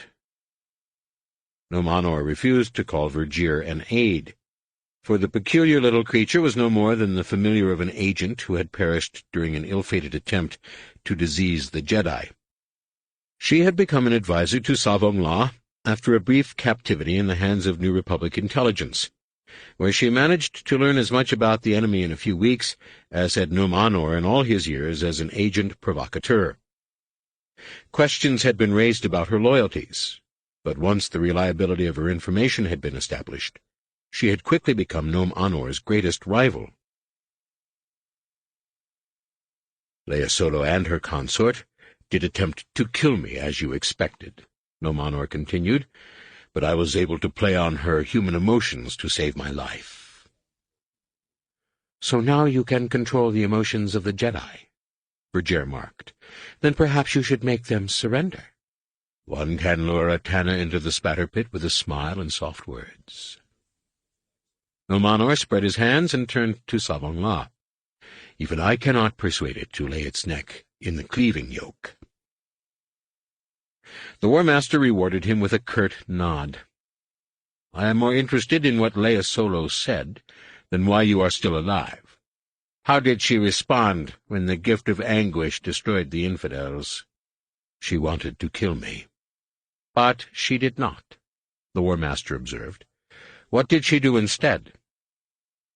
I convinced her she would also be killing millions of refugees. Even Nomanor realized he was clinging to the claim a little too closely, perhaps because of the shame he had already suffered at Leia's hands on Duro. She yielded. Not yielded. She refused to accept blame. Vergir stated her rebuttal as fact, not supposition. She hopped over to Savongla. She's been a diplomat all her life. For her to fall into such a trap would be akin to you flying into an ambush. Savongla considered her argument for only an instant. It may appear so, but something else is happening. He looked over Vergir's feathery back at Nomanor. She let you live for a reason. What is it? The answer, of course, was because she had given her word, but Nomanor knew better than to say so. Such an answer would contradict the opinion the War Master had expressed earlier, and while a Yuuzhan Vong subordinate could insinuate, thwart, even subvert and still hope to live, he could never contradict. Sometimes Nomanor wondered if the infidel's way was not better, and he supposed the fact that he did not immediately cower in fear of the god's retribution was in itself a sign that he had spent too long away from his people. Leaving aside for the moment the question of why he had been forced to endure the painful introduction of the Chi-Lab if the War Master had not expected him to return, Nomanor shrugged. Before she released me, she gave me a warning. She said to tell you that the Jedi accept no responsibility for the hostages, and that any emissary you send with a similar threat will not be returned. If Savongla noticed the slight contradiction of Nomanor's contention that he had been the one controlling Leia, he showed no sign. He simply looked to Vergir. Right again, my servant. She smiled up at him. Have I not said the Jedi will prove worthy foes? You have indeed, the War Master said, but the refugees will be their undoing yet. They will become the wedge that drives the New Republic away from the Jedi. Chapter 4. The one good thing to come of Savongla's threat was that General Moon decided now would be a bad time to appear indifferent to the fate of refugees, and a particularly good time to boost his career by rescuing a group of evacuees. Not only did he send 10 vessels to escort the Vrei to safety, he insisted on leading the operation himself, freeing Leia and Han to return directly to Eclipse. One of the many bad things to come of the threat was that when they arrived, Luke was waiting with a mission and a request to borrow C-3PO. The Solos barely had a chance to say hello to Anakin and the twins before they were on their way again, this time to Nova Station, in what had once been the Carida system. Surrounded as it was by the still-cooling ejecta of the explosion that had turned its sun into a supernova, space outside Nova Station was the reddest space Leia had ever seen. Wispy curtains of crimson gas swept slowly past the turning station, obscuring the distant stars and calling to mind the flash-boiled blood of billions of perished Caridans. Sitting there with Han in the wryly named Big Boom Cantina, sipping an eye blaster and trying to ignore Bobolo Baker's all-Bith band, Leia could not help feeling a little sickened by the knowledge that this had been an artificial cataclysm, one wrought by her own species' boundless thirst for vengeance and destruction. An electronic attention bell chimed 3 times, temporarily drowning out Bobolo's flighty melody. Then a male voice said something garbled over the public address system. Along with every other being in the cantina, Leia and Han turned their heads toward a hologram projector hanging over the all-Bith band. The name Asteroid Dancer appeared, with a line beneath designating the vessel a YT-1500 freighter. A few moments later, the word "confirmed" was added, and a hologram depicting the craft's distinctive cockpit arrangement appeared. Han grunted in frustration and reached for the pitcher of eye blasters sitting in front of him. They should have been here by now. He filled his glass, took a sip, then tried not to make a sour face and returned the drink to the table. "Booster's not coming. He has to," Leia said, glad to see the distaste in Han's expression. For a long time after Chewbacca's death, he would drink anything, the fouler the better. The healing of his taste buds was yet one more sign of the healing inside. "Even the errant Venture needs to resupply. Could we have missed them?" Han gave her one of his patented dumb question looks, then waved at the holo-display. "How do we miss a Star Destroyer?" "We don't," Leia agreed. "Not here." Built to replace Carida as a way stop on the Perlemian trade route, Nova Station floated just inside the supernova's expanding gas shell, moving along behind the edge at the same 3 kilometers per second. As a result, any starship wishing to dock with the station had to leave hyperspace and enter the cloud at sublight speed, then use its sensors to obtain a final location. This gave station security and anyone else with a decent sensor package a chance to identify the ship long before it arrived, making the station an ideal haunt for smugglers, criminals, and anyone else with reason to appreciate a head start. Han looked across the table. "What do you think, Red?" He was referring to Leia's neon-colored hair, now almost down to her collar after being shaved off during a decon alert on Duro last year. Along with a blast-back pilot's jacket and stretch-tight flight suit she could still pull off, the temporary dye job was part of her smuggler's mall disguise. "Time to go?" Leia smiled and shook her head. "How about something to eat?" She reached over to thumb the service pad, but stopped when she noticed Han being eyed from the next table. The watcher was a small mountain of a Weequay, with a broad nose and a deeply creased face, almost as gruesome as a Yuuzhan Vong's. "I think you're about to be recognized." "Me?" Han turned to gaze out the viewport and see if he could spy the watcher in its reflection. "It's not my face that's been flashing over the net for the last 20 years. Long resentful of the loss of anonymity that came with being a hero of the rebellion, Han had limited his disguise to a brush-bottle mustache and a pair of cheek pads. Along with a 2-day growth of beard, the costume had worked so far, probably because people did not expect to see the husband of a former chief of state in a place like the Big Boom. Clearly, their luck was changing. The big Weequay picked up his drink and stood, flight duster flapping open to reveal the hilt of a big vibroblade on his hip. Knowing that her Nogri bodyguard would be growing nervous, Leia glanced quickly in Meewal's direction.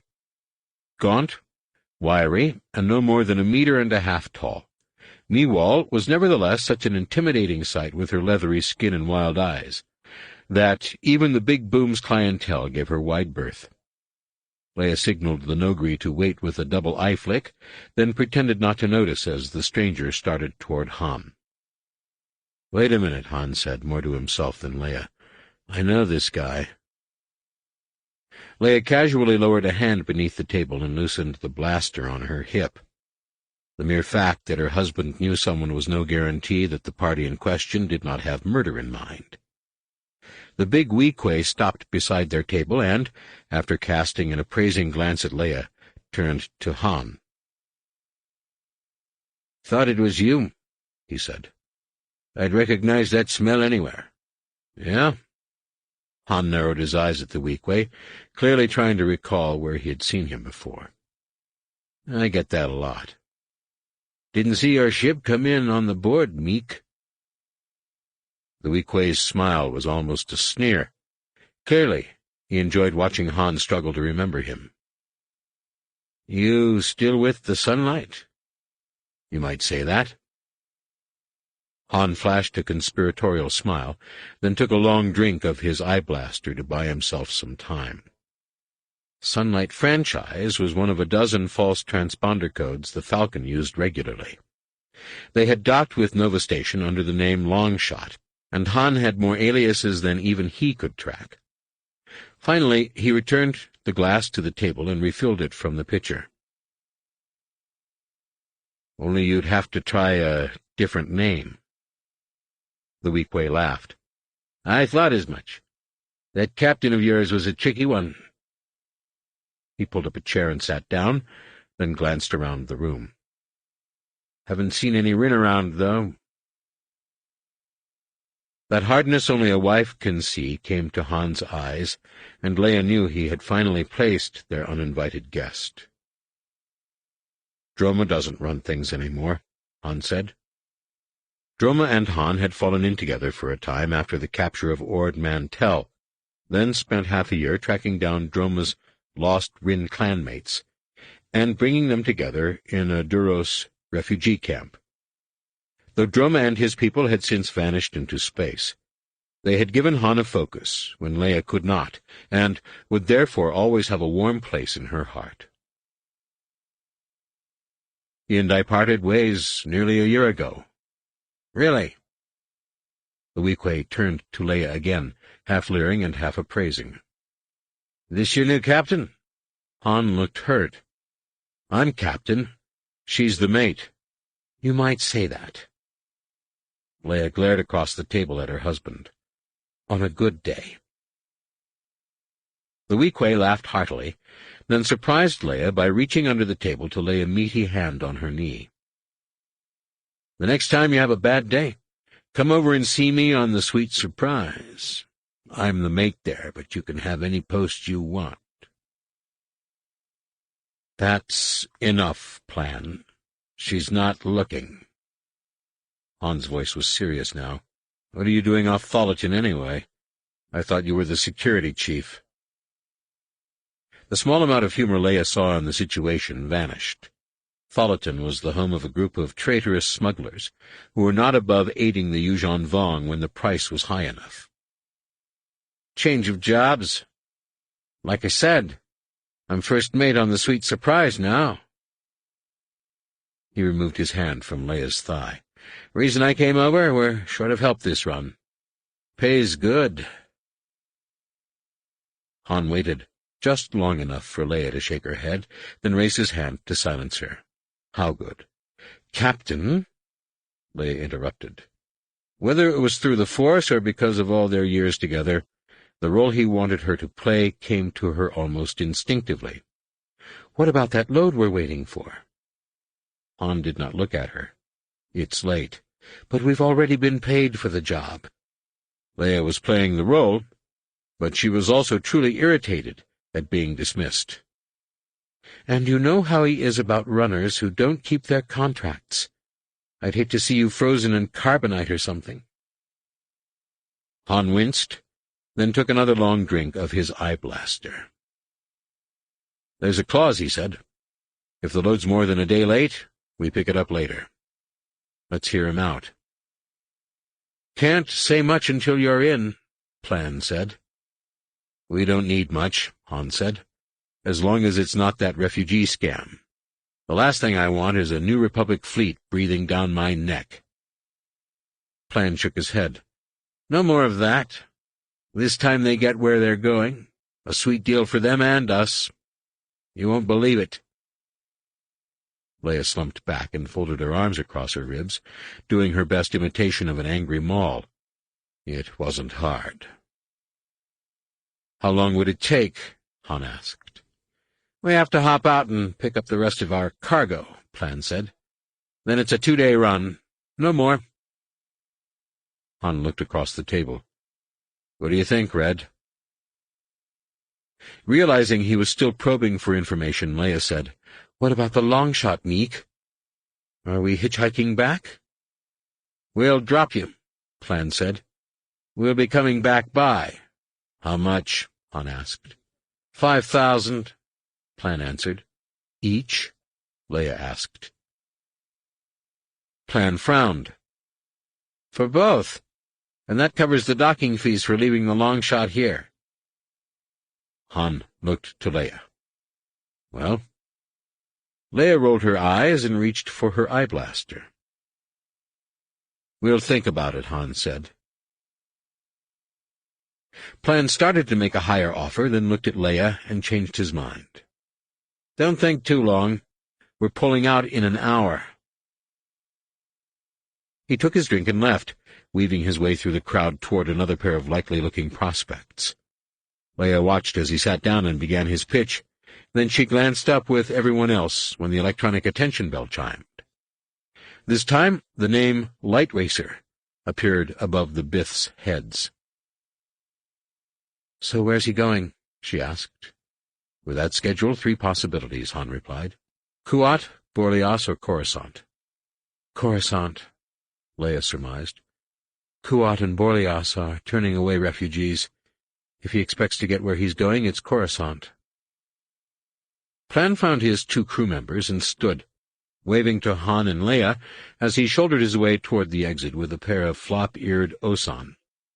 Han raised his glass to the big Weequay and took a long drink, then waited until they were gone and thumbed the service pad on the table. "Where are you going?" Leia put the emphasis on you. "To Gargle. I can't stand eye blasters," Han replied. "And then we're going to Coruscant." Leia remained seated. "I can't. You know how worried my brother is about his students." The young students of Luke's Jedi Academy were currently aboard the errant venture with Booster Terek, jumping around the galaxy at random to prevent the Yuuzhan Vong from tracking them down. Unfortunately, in the 2 days since Alima Rar had awakened on Eclipse and described the attack on her sister, 2 more Jedi had fallen to Voxen. One on the supposedly secure world of Kuat. Concerned that the venture might stumble across one of the Jedi killers during a supply stop, Luke had asked Han and Leia to pass Booster the coordinates of the new Jedi base at Eclipse and suggest that he resupply only from there. Booster, being Booster, he was now 3 days overdue for his regularly scheduled rendezvous, and even Leia had to admit it seemed unlikely he meant to keep it. "Let's wait 1 more day," she suggested. "The long shot is fast. If Booster doesn't show, we can still reach Coruscant ahead of Plan." "Well, I'm not leaving here without you," Han sighed. "But Rogue Squadron is rotating through Coruscant right now, and Wedge owes me a favor. At least let me talk to him and make sure the sweet surprise receives a warm welcome." "Wedge Antilles owes you a favor?" "Everybody owes me a favor," Han said. Booster failed to show, of course, and Wedge, General Antilles, was reluctant to order the boarding of a properly registered starship without evidence of suspicion, in this case the presence of the complaining witness. Knowing this to be no more than an essential concession to the anti-Jedi sentiments on the Advisory Council, Leia reluctantly kept her promise to Han and informed Luke it was impossible to wait for the errant venture any longer. They left Nova Station and jumped into hyperspace at the Perlemian trade route. Han guessed they would be fast enough to beat the sweet surprise to Coruscant. Han's calculations were a little off. They emerged from hyperspace to the news that Rogue Squadron was already on its way to intercept the surprise. Wedge asked Han to meet him at orbital control to file a report, and Han surprised no one by promising to be there after he saw what happened with the surprise. Coruscant's usual aura of flickering starship light was now squeezed into a stack of luminous halos. To guard against the possibility of a Yuuzhan Vong surprise attack, the military had surrounded the planet with a shell of orbiting space mines, leaving open only a few dozen narrow travel bands, and slowing the normal traffic storm to a crawl. Han took the Falcon over the top of a travel band and came down within a few hundred meters of the Sweet Surprise's blocky stern, drawing an ear-popping comm squeal from the 1,000-meter cargo hauler he had cut off. He reached for the comm unit to return the affront, and Leia practically had to throw herself out of the Wookiee-sized co-pilot's seat to stop him. "Easy, flyboy. This is no place to start a screech fight." When Han removed his hand, she opened a private frequency to the freighter. "Sorry to cut in, Freight. There's about to be a military delay ahead. Suggest you veer port." "Delay?" An icy Duros voice responded. "What do you call this?" The huge freighter began to slide across the traffic band, prompting such a squall of random comm squeals that Leia had to turn down the volume. "Who needs the military?" Han asked. "Let the Yuuzhan Vong into this traffic storm and see how long they last." The storm grew worse as 4 tiny X-wings streaked into view, then pivoted on their noses and fell in behind the Sweet Surprise. Leia scanned comm channels until she heard Gavin Darklighter's familiar voice. "And stand for inspection, Sweet Surprise." "What for?" Plan's voice replied. "We aren't violating any trade laws. We haven't even entered customs control." "Be advised this is a New Republic military inspection." In a more reassuring voice, Gavin added, "No need to worry, it's just random." "Random?" Plan sounded doubtful. "I'll talk to my captain." "Remind him we're not interested in customs regulations," Gavin said, "but we are armed." The discussion between Plan and his captain must have been a lively one, because the Sweet Surprise continued forward until the traffic band narrowed to a mere 300 meters. The space mines became a tangible presence, more because of the vast swaths of darkness they occupied than because of the tiny shapes Leia occasionally saw silhouetted against Coruscant's scintillating surface. Gavin again warned the ship that his X-wings were armed and authorized to fire, and Plan replied that the Surprise was carrying 1,000 innocent refugees. "They're not going to stop," Leia said. Monitoring the exchange from its network of orbital weapon platforms, the Planetary Defense Force was slowly coming to the same conclusion. Over the Falcon's military comm unit, Leia listened to a series of increasingly senior officers query first Gavin Darklighter, then Wedge Antilles about what was happening. Finally, the groggy voice of General Raikin, who had been called out of retirement to command the PDF, demanded an explanation from Han. Han told him who Plan was, the Weequay's refugee-selling history, and what had transpired aboard Nova Station. "So basically you're telling me you've got a bad feeling about these guys?" Han winced. "That's about it, General." There was a crackle as the General switched comm channels. Then his voice came over the unsecured channel being used between Rogue Squadron and the Surprise. "Colonel Darklighter, you know who this is?" "General Raikin, yes, sir." "Good. As commander of Coruscant's Planetary Defense Force, I am ordering you not to allow the Sweet Surprise inside the mine shell. Do you understand?" Leia looked at Han. No more than 3 kilometers ahead of the Falcon, traffic was already passing under the minefield. By the time Gavin responded, both Rogue Squadron and the Surprise would be between the mines. Sir, we're already entering the safe lane." "You have your orders, Colonel Darklighter. Raiken out." That was all it took. Save for the Falcon and the X-Wings, every ship within 10 kilometers of the Sweet Surprise began to veer away. "What about it, Sweet Surprise?" Gavin asked. "Come to a halt and prepare for boarding." The proper response would have been to fire a burst of braking rockets from the bow thrusters. Instead, the Surprise nosed sharply up. "We don't want any trouble," Plan said. "Negative, Surprise." The voice belonged to Colonel Tico Selchu, Gavin Darklighter's immediate superior, and a veteran rogue squadron pilot himself. "You can't pull a flip over here. You're too long for the safe lane." "You let us worry about that," Plan's reply came. As he spoke, all 300 meters of the Sweet Surprise shot straight up in front of the Falcon, then began to arc back overhead. "Colonel," Gavin called. "Orders?"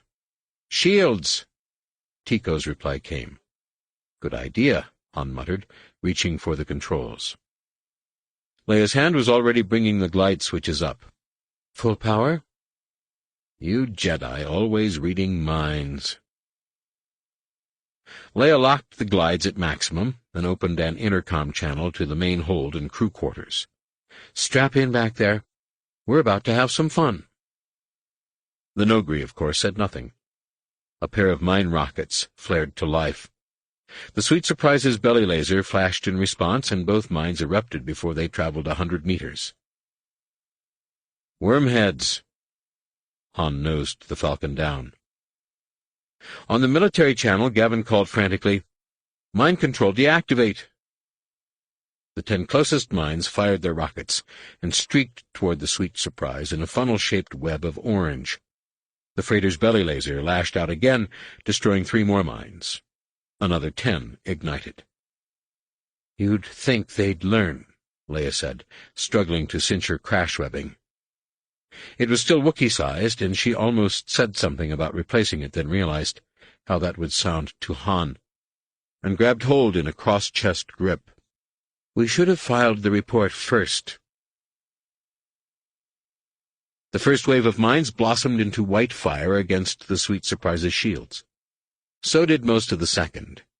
But 3 devices passed through the shields, their vibrapoint heads penetrating the ship's durasteel walls. One erupted on the bridge, shattering the transparasteel viewing panels, spraying X-Wing-sized shards down through the safe lane. A second warhead vaporized the ion drives and sent the crippled freighter tumbling down behind the Falcon. Leia did not see where the third detonated.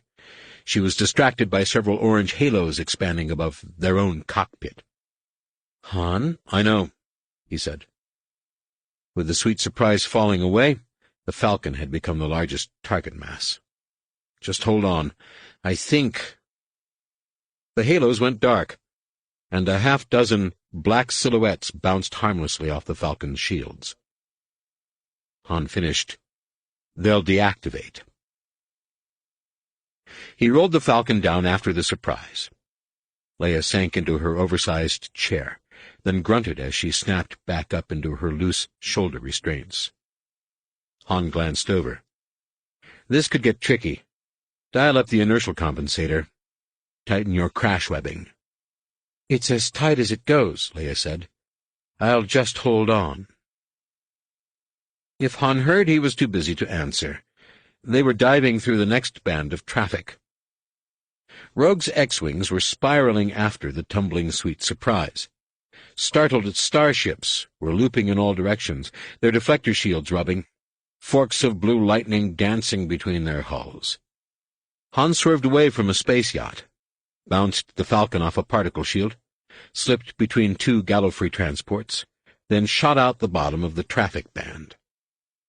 Pilots below began to respond to Rogue Squadron's emergency warnings, and a series of gaps opened ahead of the Sweet Surprise.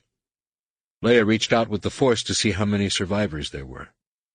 She felt a wave of fear that convinced her Plan had not been lying about his hostages, and also a feral stirring, a strange sense of hungry agitation unlike anything she had ever experienced.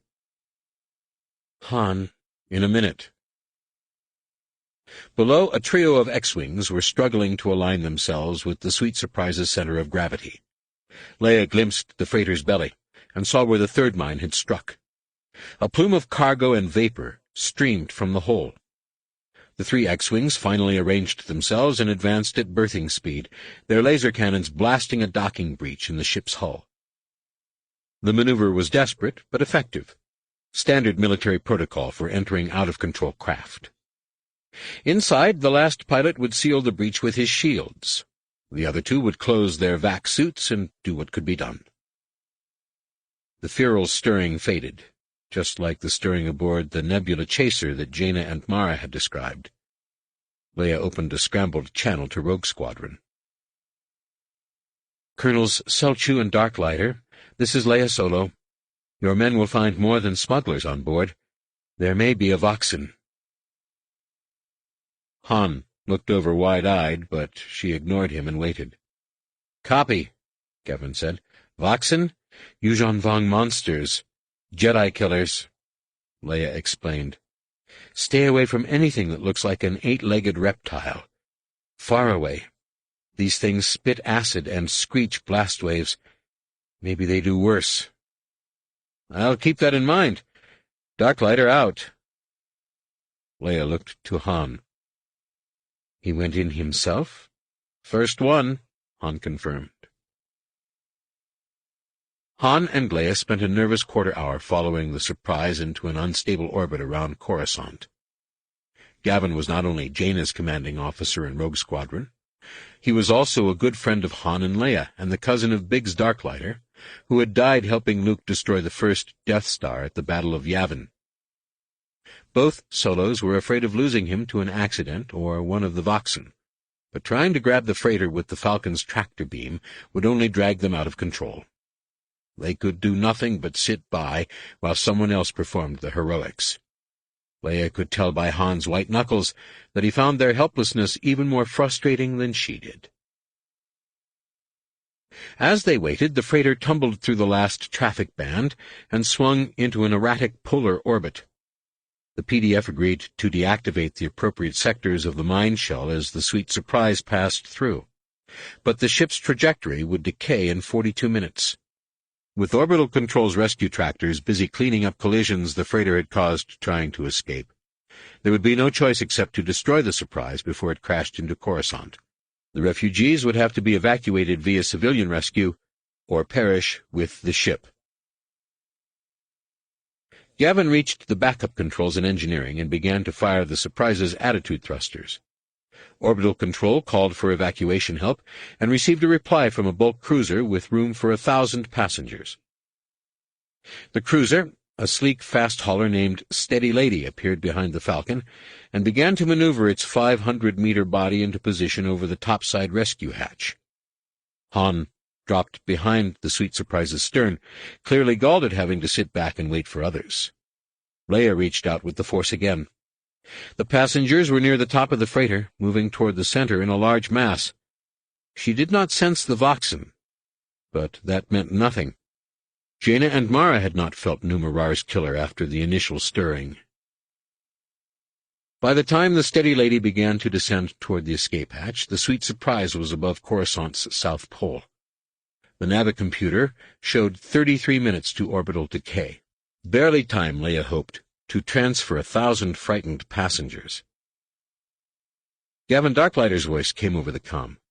Leia, how'd you say to kill these things? Things? Leia echoed. 4, Gavin confirmed. Han groaned. About 1 meter high, 4 long, Gavin continued. Not attacking, but between us and the airlock. Han opened a separate channel to the Steady Lady. Hold still a minute, lady. Not waiting for a reply, he eased the Falcon up under the larger ship's belly and started forward. We've got to take care of a small problem. Leia did not hear what the lady's pilot shrieked back. She was busy on the other channel. Gavin, sit tight. We'll clear them for you. Clear them? The reply came. How?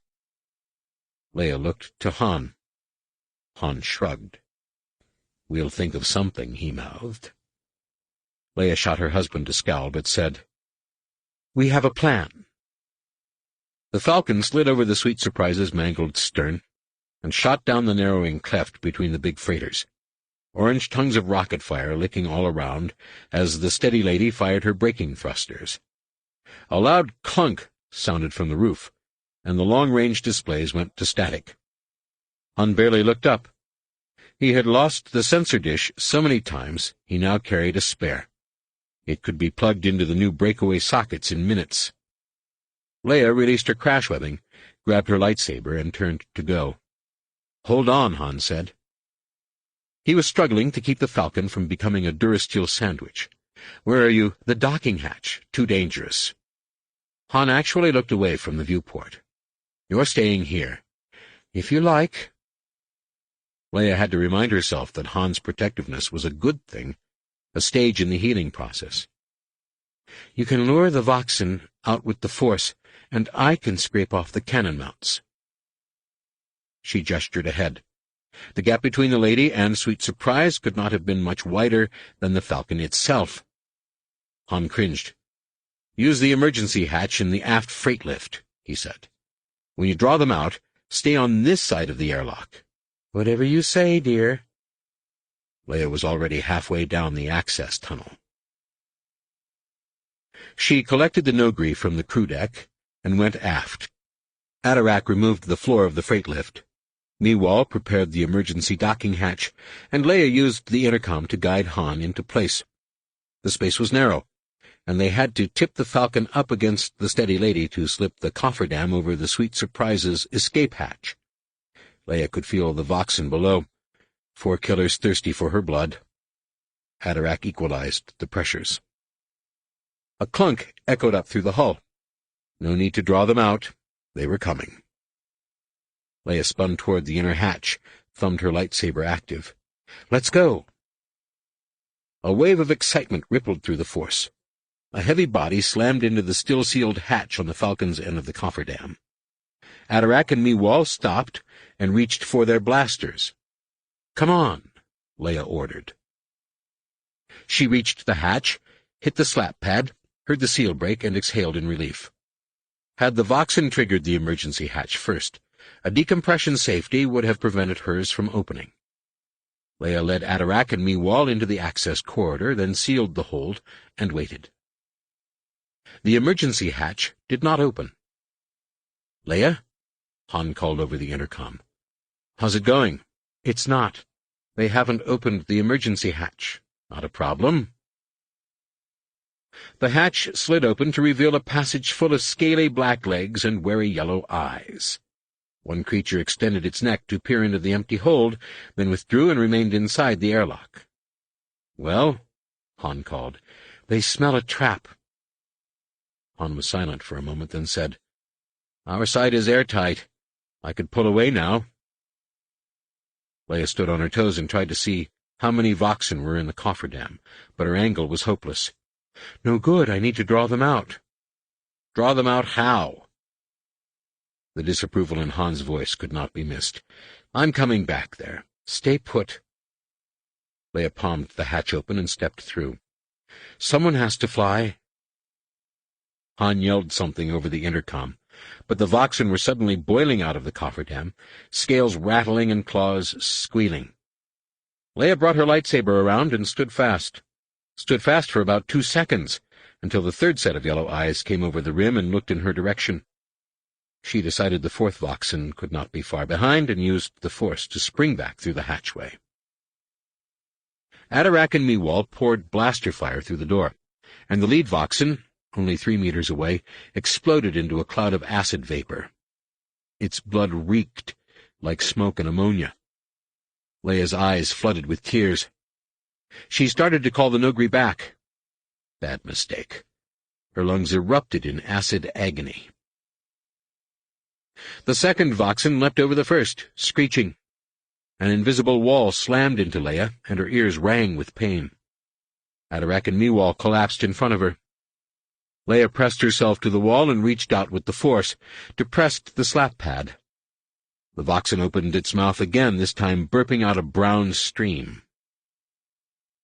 The mucus splattered against the closing hatch, but a few drops shot past and splashed the unconscious Nogri. Counting them lucky, Leia hit the lock, then cursed as the crush safety prevented the door from sealing. A round reptilian foot protruded from under the hatch, gouging at the floor. She brought her lightsaber down. The blade droned, cutting through something hard as durasteel. A yowl came from the hold, and the Voxen stuck its muzzle under the door.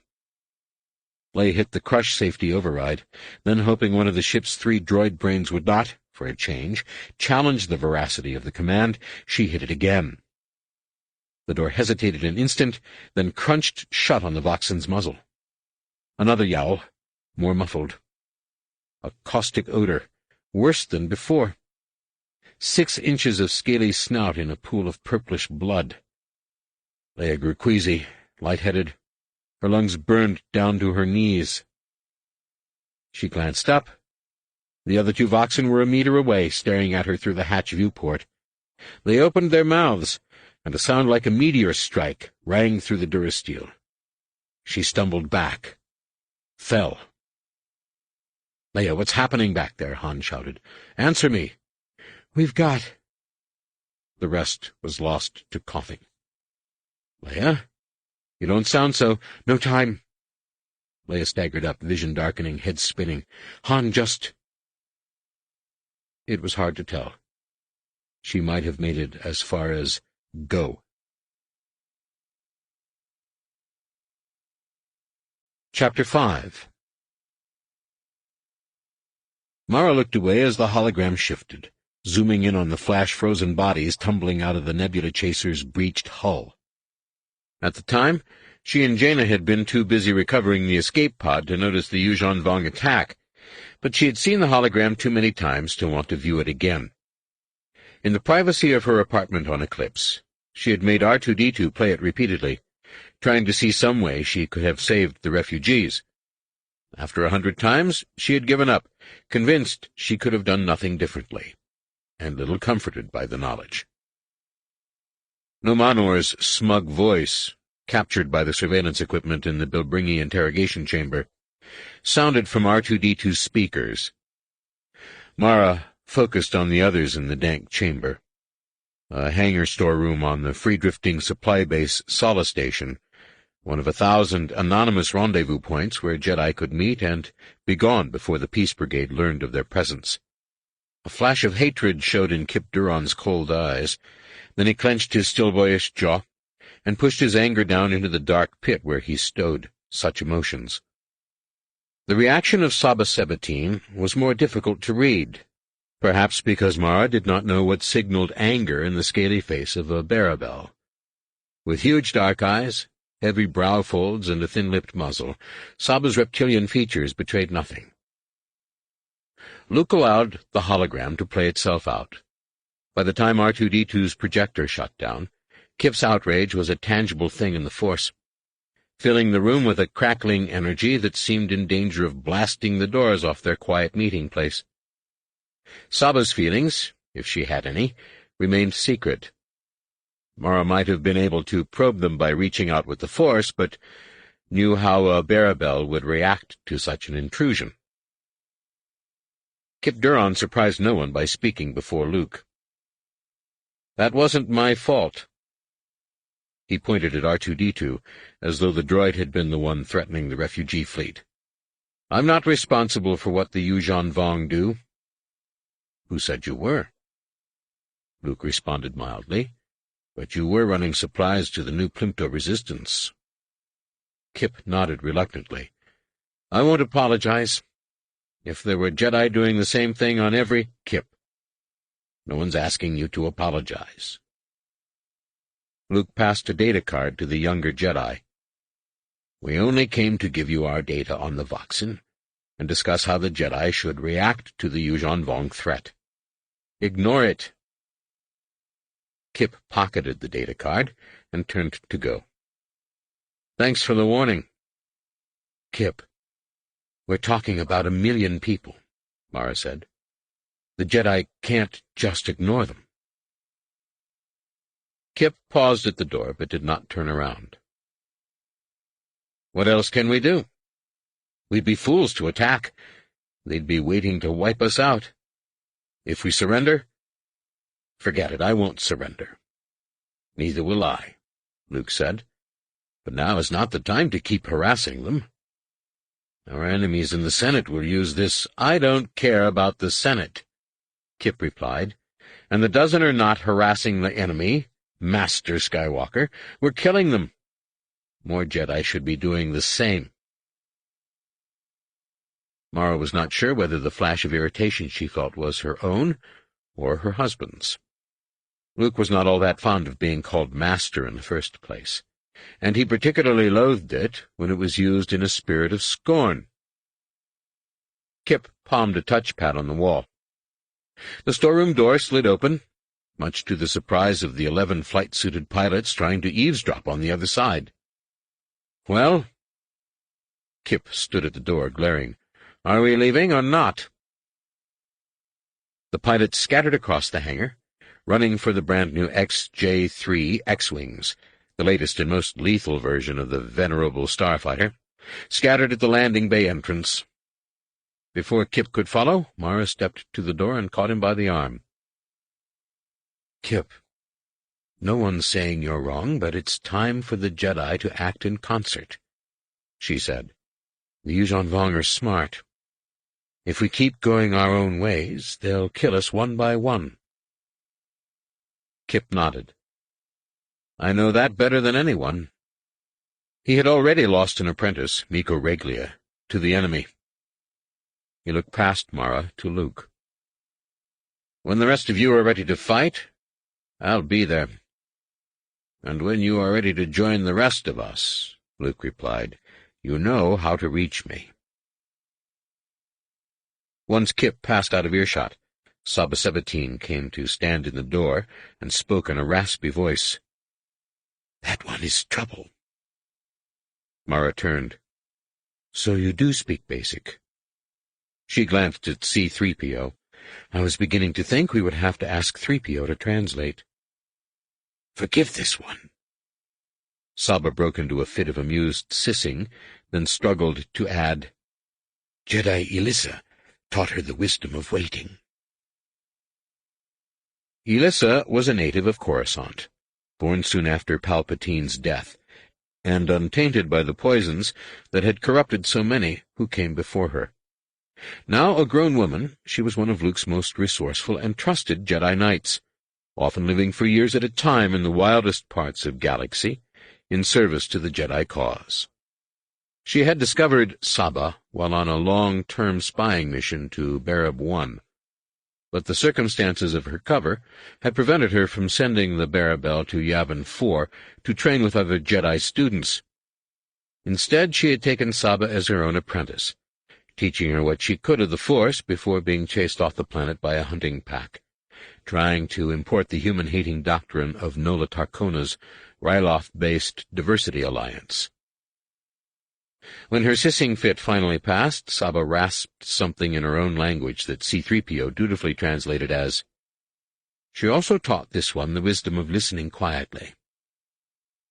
"Yes, Elissa has proven herself an expert in that regard many times over." Luke laughed, joining the pair at the door. "I should have known that any Jedi of hers would be full of surprises." "This one is glad her silence did not offend you," Saba said. "The taste of Kib Duron was not pleasing to her.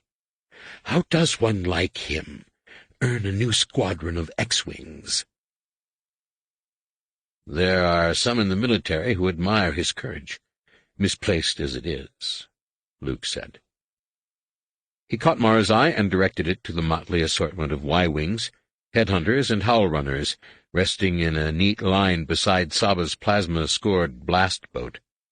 Having fought her way in from the Outer Rim only recently, Saba was not as well known as Kip Duron, or as well equipped, but her habit of keeping a low profile had attracted an entire squadron of like-minded Jedi pilots. "The reputation of your squadron is also admired by those in a position to know," Mara said. "I'm sure the same officers who supply Kip would happily lose a shipment in your direction." Saba's slit pupils widened almost into diamonds. The Wild Knights would never dishonor the Jedi by taking such a shipment.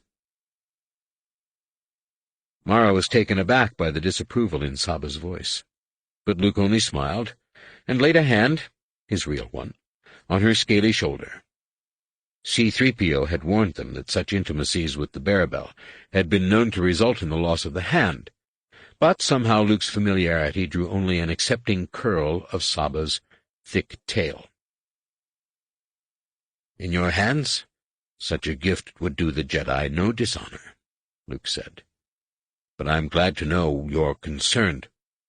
Have you given any thought to Sabong La's threat against the refugees? And how we will be hurt if the Senate believes us insensitive to so many deaths?" Saba looked away. "The path is not clear." She opened her mouth as though to continue, but rippled her scales and simply stopped. Luke and Mara waited for her to continue, then shared a moment of bewilderment and reached out around them with the Force. Mara felt nothing unusual, and she could tell by Luke's puzzled reaction that he did not either. "Saba?" Luke asked. The Barabel turned back to Luke. "You did not feel that?" "No," Mara said. She could sense that Saba was uneasy with her, especially after she had suggested something the Barabel considered less than honorable. But she also knew that standing quietly by would do nothing to allay that uneasiness. And neither did Luke. "Strange." Saba looked around for a moment, then flipped her tail in the reptilian equivalent of a shrug. "Master Skywalker, this one knows the Senate disapproves of us, and others like us. But when are cowards not threatened by the brave?" She glanced across the hangar to her pilots, who all stood patiently beside their battle-scarred craft. "The Jedi are few, and the Yuuzhan Vong many. Yet look at the forces they direct against us. Loxen, blockades, whole hunting fleets. We are doing something they fear, and the Force tells this one she must continue."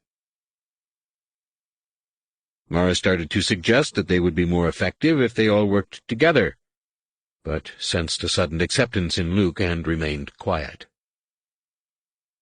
"The Barabel are hunters," Luke said to Saba, "and hunters work best in small packs." Saba rewarded him with a crooked grin.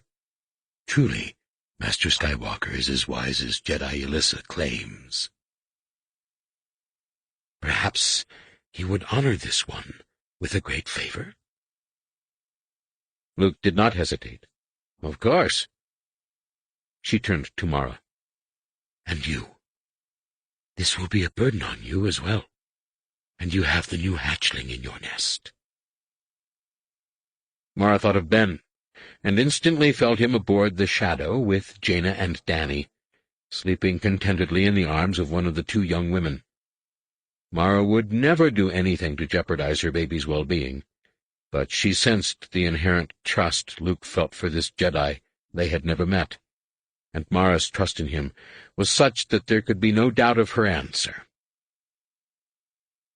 "Please, we Jedi must do what we can for each other," Mara said. "And we have plenty of help on Eclipse." "Good. You may have need of it," Saba said, not smiling. She turned to C-3PO and rasped something in her own language. "Oh, my!" The droid's photoreceptors lit an alarm. "Truly?" Saba snarled something back. "It's only an expression," C-3PO said, scurrying toward Saba's blast boat. "I wasn't calling you a liar." Luke and Mara exchanged curious glances, and Mara realized they also had a favor to ask of Saba. She was about to suggest this, but Luke, as usual, knew what she was thinking almost before she did. "Saba, perhaps the Wild Knights would also do us a great service," Luke asked. "It would mean carrying a fair amount of equipment into battle." "And a scientist," Mara added. "It could mean the war, especially if you know where to find a Yamsk war coordinator. Mara was not sure Saba heard them. The Barabel was looking somewhere beyond their shoulders, brow folds creased deeper than ever. Master Skywalker, do you know where Elissa is? Mara felt the growing apprehension that accompanied Luke's answer. She's still monitoring the situation on Corellia for us. Saba's gaze returned to Luke. Do you think she could be in danger? And now Mara had a sinking feeling. As much as Luke cared for all of the Academy's former students, it had been impossible to spend enough time with each one to develop the kind of bond that would connect them closely through the Force. But Elissa had spent years training Saba one-on-one, in a very stressful environment. It was not surprising that their bond would be an especially close one, and strong enough to inform Saba of her master's danger. It's always impossible to say what Thrackan Solo and his ilk will do next, Mara said. But we didn't expect Elissa's mission to be dangerous. The Corellians don't even know she's there. Perhaps they have found out, Saba said. Or perhaps it is something else. But Elissa is frightened. Frightened? Luke asked. He looked at Mara. That doesn't sound like Elissa. Saba shook her head. No, it does not. We will investigate once we have loaded your scientist and the equipment. There will be no trouble finding a Yamsk. They come to us. Thank you, Luke said. I'll have Danny start the transfer. Luke activated his comlink and informed Danny, who sounded happy, perhaps ecstatic was a better word, to be flying with Saba 17 instead of Kip Duron. The Shadow's cargo ramp descended, then Danny and the pilots from Saba's squadron began to transfer equipment. In the meantime, C-3PO returned with 3 burly Barabels. Though a little larger than Saba, all 3 had the purple-green scales of young adults. There were also lightsabers hanging from their belts. If you please, Master Skywalker, we were on our way to Yavin 4 when the war blocked us, Saba said. Please take these young Jedi Knights and show them the true path to becoming a Jedi. There remains too much of the hunter in this one to teach them well. Luke and Mara exchanged startled looks. Then Mara asked, Are these your children, Saba? They are hatchmates, but only the male is of me, Saba said. The females share a mother. One also shares a father with my own son, but of course it is impossible to say which. The affiliations were horribly lost on the 2 humans, but Mara suspected they would figure it out in time. We'll care for them as though they were our own. Saba's eyes widened. They are old enough to find their own food. Just give them a territory. Any sub-basement or scrub lot will do. Now it was Mara's turn to be shocked. This is going to be interesting.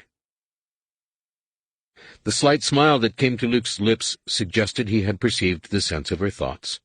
Then Saba let out a chain of long hisses. Mara mistook the sound for the Barabel's sissing laughter, until Saba cried out in grief and dropped into a fighting crouch. Her needle-like teeth folded down into view, and she let out a long, mournful growl. Mara and Luke stepped away in unison, their hands instinctively dropping toward their lightsabers. C-3PO rasped at her in Barabel. She snarled something in reply, then dropped to all fours and crouched low. The other Barabels reacted to their master's distress, also dropping to all fours and adding their own raspy voices to the rumble, and they all began to scratch at the durasteel floor. Mara and Luke exchanged startled glances. Then the forest grew heavy with anger and disbelief. Mara knelt beside Saba and, ignoring C-3PO's admonition not to touch a strange Barabel, laid a hand on the Jedi's back. Saba, what's wrong? The Barabel's head turned slowly toward Mara. Her reptilian pupils narrowed to slits, her fangs wet with saliva. "Elissa," she rasped. "Something caught her." "Something?" Luke asked. Saba beat her tail against the ground, prompting C-3PO to explain unnecessarily that tail-banging was a typical reptilian expression of rage. "This one doesn't know," the Barabel said. "But she is gone. Elissa is no more." Mara and Luke glanced across her back, each knowing without speaking what the other was thinking. Voxen. Chapter 6. With a hologram of the strategic situation lighting the overhead darkness and dozens of tactical displays hovering in the pit below, the New Republic Defense Force Fleet Command Room looked more like a galaxarium than a council chamber. The overhead display depicted the barest outlines of the galaxy, a broad ribbon of crimson marking the Yuuzhan Vong invasion route. In just 2 years, the aliens had cut a swath from the Tingle Arm almost to Bothan space, with 3 distinct salients punching through the inner rim at Fondor and Duro. A third offshoot, the one threatening Bilbringi, had not quite reached the inner rim, but Leia knew it soon would. The invaders were destroying ships faster than the New Republic could build them, and even Bilbringi did not warrant a major defense.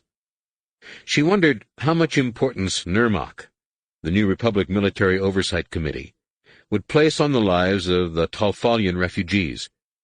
She wondered how much they could afford to. Less than happy to find herself once again negotiating Coruscant's twisted corridors of power, Leia leaned on her son's arm and advanced along the mezzanine. Though it had been more than a day since she was knocked unconscious by the Voxen's noxious blood, she still felt the need of support when she moved, and considered herself lucky. The Nogri, who had taken the brunt of the attacks, remained in Bacta tanks with severe ear and lung damage. "This is encouraging," Jason said. He had come to stay with her while Han returned to Eclipse with the Voxen bodies. "If they'll let us in here, our reputation in the Senate can't be all that bad." "Don't read too much into this," Leia said. "There is a reason behind the reason Borsk Failure does anything. Listen with your eyes, Jason. See with your ears." As they advanced, Leia barely glanced at the tactical displays below the mezzanine. There was a less elaborate situation room on Eclipse, kept up to date by a secret feed from a friendly command officer, so she knew the holograms would show several dozen fleets orbiting on station, as well as an alarming number of pitched space battles. The situation had been much the same for nearly a year, with the Yuuzhan Vong steadily widening their swath of occupied territory, while their main advance remained stalled in the Corellian sector. Leia and Jason passed a hologram depicting the frantic work at the Bilbringi shipyards. Then a large lift rose into view from behind a minor engagement near Vortex.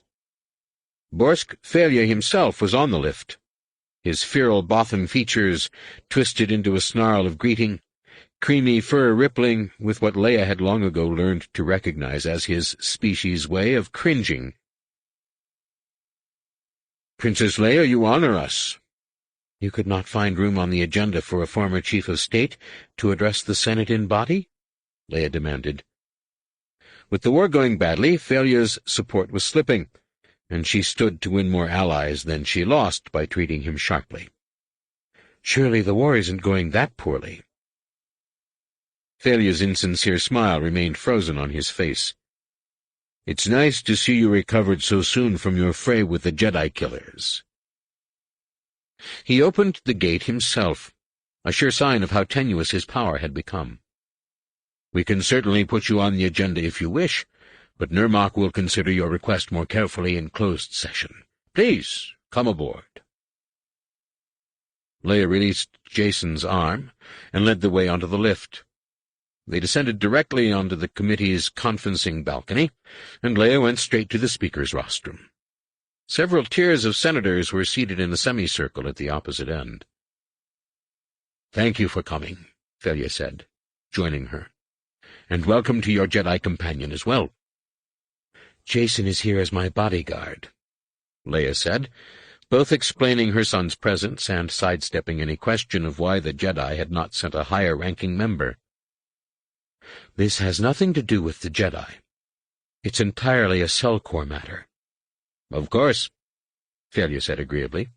"We have studied your report. This is certainly worthy of Nurmok's attention." Wary of the Bothan's unexpected support, Leia asked, "And?" "And, unfortunately, this does concern the Jedi," a honeyed female voice said. "Are they not the reason the Yuuzhan Vong are holding Talfalian hostages at all?" Leia turned to see a slender woman with long jet-black hair rising from her seat.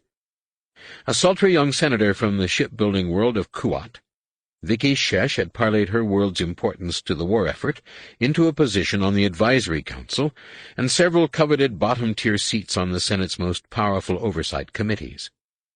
She had also proven an adept deal-maker who traded loyalties with a facility that awed Bothans, and who did not hesitate to use her position for personal gain. Less than a year ago, as the administrating senator of the Senate Select Committee for Refugees, Selkor, Shesh had not hesitated to strike a deal for her personal gain by diverting vital supplies from the refugee camps on Duro. Leia had been unable to marshal sufficient proof to have the woman removed from the Senate, but she had created enough of a stink to have her rotated off the committee. How the unscrupulous senator had managed to win an influential and highly secret posting on Nurmok was a mystery, but the Kuati's opening salvo made clear that Leia had made a powerful enemy for both herself and the Jedi. Drawing on the Force for strength and patience, Leia met the senator's gaze evenly. "The Yuuzhan Vong have threatened to destroy the convoy unless the Jedi surrender. Yes. Were the Jedi to do so, I have no doubt the Yuuzhan Vong's next demand would be the surrender of Kuat drive yards." "It has never been the New Republic's policy to yield to coercion," Felia said, deftly cutting off the argument before it started. "The question is, what can we do without surrendering?" "I submit there is nothing we can do." Shesh looked to Felia. "If we can see the Corellian sector?" The Bothan used a remote to send the command, and the holo rotated to display the appropriate sector. The Corellian system was surrounded by a shell of New Republic frigates, the ones on the Duro side glowing slightly brighter to show they were lightly engaged against a wall of enemy probe ships facing them. Talfalio was encircled by a swarm of Yuuzhan Vong corvette analog patrol craft, with a single cruiser centrally positioned to provide support. But it was the Jumus system that was most alarming. Just a short hyperspace jump from either Corellia or Talfalio, it was now home to much of the fleet that had captured Duro. "As you can see, the Yuuzhan Vong are hoping we'll try to break their blockade." Shesh pointed to the all-too-small cluster of capital ships orbiting Corellia. "The moment we move, they'll sweep in and grab the prize." "Not if we come the back way," Jason said. He pointed above their heads, tracing a route along the edge of the deep core into the back of the sector. "If we sneak 3 Star Destroyers along here, we can wipe out their blockade and be gone with the convoy before they can react. Now that would teach them to take hostages." Farm Gia, a gray-bearded senator from Tapani sector, said, "Where can we find the Star Destroyers?" "Yes, where do we find 3 expendable Star Destroyers?" Shesh echoed, quick to turn Gia's support on its head. "Or do you suggest sacrificing yet another world to Jedi ineptitude?" A pair of senators began to speak at the same time, realized they were on opposite sides of the issues, and immediately tried to talk over each other. Felia called for order, only to be shouted down by senators from the anti-Jedi coalition, who were in turn shouted down by Gia's supporters. Soon all the senators on the balcony were bellowing at once. Jason looked over at Leia and shook his head in dismay. More accustomed to the rancorous nature of Republican politics, Leia occupied herself with counting heads and quickly realized the committee was split almost down the center. She borrowed Jason's lightsaber. She had left her own behind, hoping to emphasize that she was appearing on Selkor's behalf and not as a Jedi. Then turned to Felia. "If I may." She nearly had to shout to make herself heard. The Bothan nodded and stepped back. "By all means." Leia ignited the blade, its brilliance and distinctive snap-hiss bringing the tumult to an instant silence. Suppressing a smile at this reminder of the continuing power of the Jedi, she thumbed the blade off. "Please forgive the theatrics." Leia returned the weapon to her son. "In appearing before you, it was not my intention to cause such discord in Nirmak. That's the last thing the Republic needs. Perhaps the committee should simply vote on Jason's suggestion and be done with it." "Vote now?" Shesha's eyes narrowed. "So you and your son can use your Jedi mind tricks?" Leia forced a tolerant smile. "Those tricks work only on the weak of will, which I can assure you no one on this committee is." The joke drew a tension-draining laugh from both camps, and Gia mocked. "Unless you're afraid of losing, Senator Shesh." "It would not be I who lose, Senator Gia. It would be the New Republic," Shesh said. "But let us vote by all means." Felia went to his dais and authorized the vote, and the balcony's droid brain announced the results almost before the last senator had keyed his voting pad. As Leia had expected, the resolution passed with a bare 2-vote majority. Not enough to authorize the action without the full Senate's approval, but enough for Felia to use his authority under the Military Secrets Act to bypass the security risk of a full Senate vote and declare the necessary majority. Given the deference he had shown Leia earlier, she expected him to do just that. Uneasy at finding herself in debt to a Bothan, she turned to Felia. "Will you declare the majority, Chief Felia? This is your chance to save 1,000,000 lives." Felia's fur rippled again, betraying just how weak his position as Chief of State had become. "A chance to save 1,000,000, or lose billions." "What?" Leia was astonished at the ire in her own voice. Perhaps it was because of her fatigue, or perhaps because of her surprise at having miscalculated so badly. But she found herself struggling to hold back a string of invectives on the tip of her tongue. "Chief Felia, the plan is a sound one." Felia raised a placating hand. "And I haven't said no. But you must know what the loss of 3 Star Destroyers would mean to us. We could lose another 12 planets." He stroked the creamy tufts on his cheek, then spoke in a deliberately thoughtful voice. "I will ask the military for a study." "A study?" Jason burst out. "The convoy will be drifting slag by the time they finish." "I'm sure General Bel Iblis will expedite matters," Felia said, evenly. "In the meantime, we'll stall." Stall.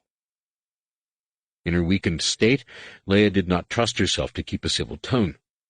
She knew Garm Bel Iblis, who, like Wedge Antilles, had been reactivated at the outbreak of the war, would move as quickly as possible, but even he could push the plodding command bureaucracy along only so fast, and there was no guarantee that he would reach the conclusion she hoped for. "How can you stall the Yuuzhan Vong?" Felia flashed a snarl she was sure he meant as reassuring. "We'll ask Savong La for an envoy to discuss the matter." "An envoy?" Gia shouted the question. "It will look like we're asking for terms." Felia's ears pricked mischievously forward. "Precisely, Senator. And it will buy time." The Bothan was quick to look back to Leia. "But rest assured, Princess, Whatever General Bel Iblis's conclusion, we shall tell the envoy only this, that Yuuzhan Vong threats merely strengthen the ties between the New Republic and her Jedi." Gia actually grinned. "A point that will be underscored when we rescue the hostages." "Or even if we must let them die," Shesh added. She nodded her approval. "I believe we have a consensus, Chief Failure." The consensus only angered Leia more, for she had worked with Borsk Failure long enough to know that his plans served only himself. Whatever he intended to say to the Yuuzhan Vong, she felt sure that he would not allow the Jedi to stand in the way of making an accommodation that would save his own position. "What you have, Senators," she said icily, "is a consensus of fools." "Mother?" Leia felt Jacen reach out to her through the Force, laving her with soothing emotions, and she realized how young he really was. The New Republic Senate was far from the unblemished body he imagined, and the good-faith compromises described in C-3PO's civics lessons were all too rare. The Senate was a power-grubbing club of people who too often saw their duty in terms of their own interests, who measured their success by how long they held office, and it made Leia ashamed to think she had played such a prominent role in its founding. She spun on her heel and would have stepped into the lift's gate, perhaps even flipped over it, if not for a gentle telekinetic tug from her son. To cover for herself, she reached for the gate and said, "I have wasted all the time I care to with Nurmak." Borsk Failure stepped in front of her. "You really have no reason to be upset, Princess. General Bel Iblis's integrity is beyond question." "It is not Garm's integrity I question, Chief." Leia used the Force to open the gate behind Failure, then brushed him aside and stepped onto the lift. Jacen came to her side, one hand ready to catch her at the first sign of weakness. When they reached the mezzanine and started for the exit, he asked, "Was that wise? We have enough enemies in the Senate." "Jacen, I'm done with the Senate. Again." As Leia spoke, an unexpected calmness came to her. She began to feel stronger and less weary, more at harmony with herself, and she knew her words had been more than the usual frustration with politicians. She had lost control with Failure not because she was weak and tired, though she was, but because she no longer belonged in the halls of power, no longer believed in the process that placed selfish bureaucrats in positions of power over those they were sworn to serve. The Force was guiding her, telling her the New Republic had changed, the galaxy had changed. Most of all, she had changed. She had stepped onto a new path, and it was time that she realized it and stopped trying to follow the old one. Leia took Jacen's arm and, in a more peaceful voice, said, "I'll never appear before them or their committees again." Jacen remained silent, but his distress and concern were as thick in the Force as the air over a Dagobah swamp. Leia wrapped an arm around his waist, and, surprised as always at how far her 19-year-old son now towered above her, pulled him close. "Jacen, sometimes it can be dangerous to assume the best about people," she said quietly. "Borsk is our worst enemy in the Senate, and he just proved it." "He did?" They left the committee room and started down the familiar corridor. "Think," Leia said. "The reason behind the reason. Why would Borsk want to talk to a Yuuzhan Vong envoy? What can he bargain with?"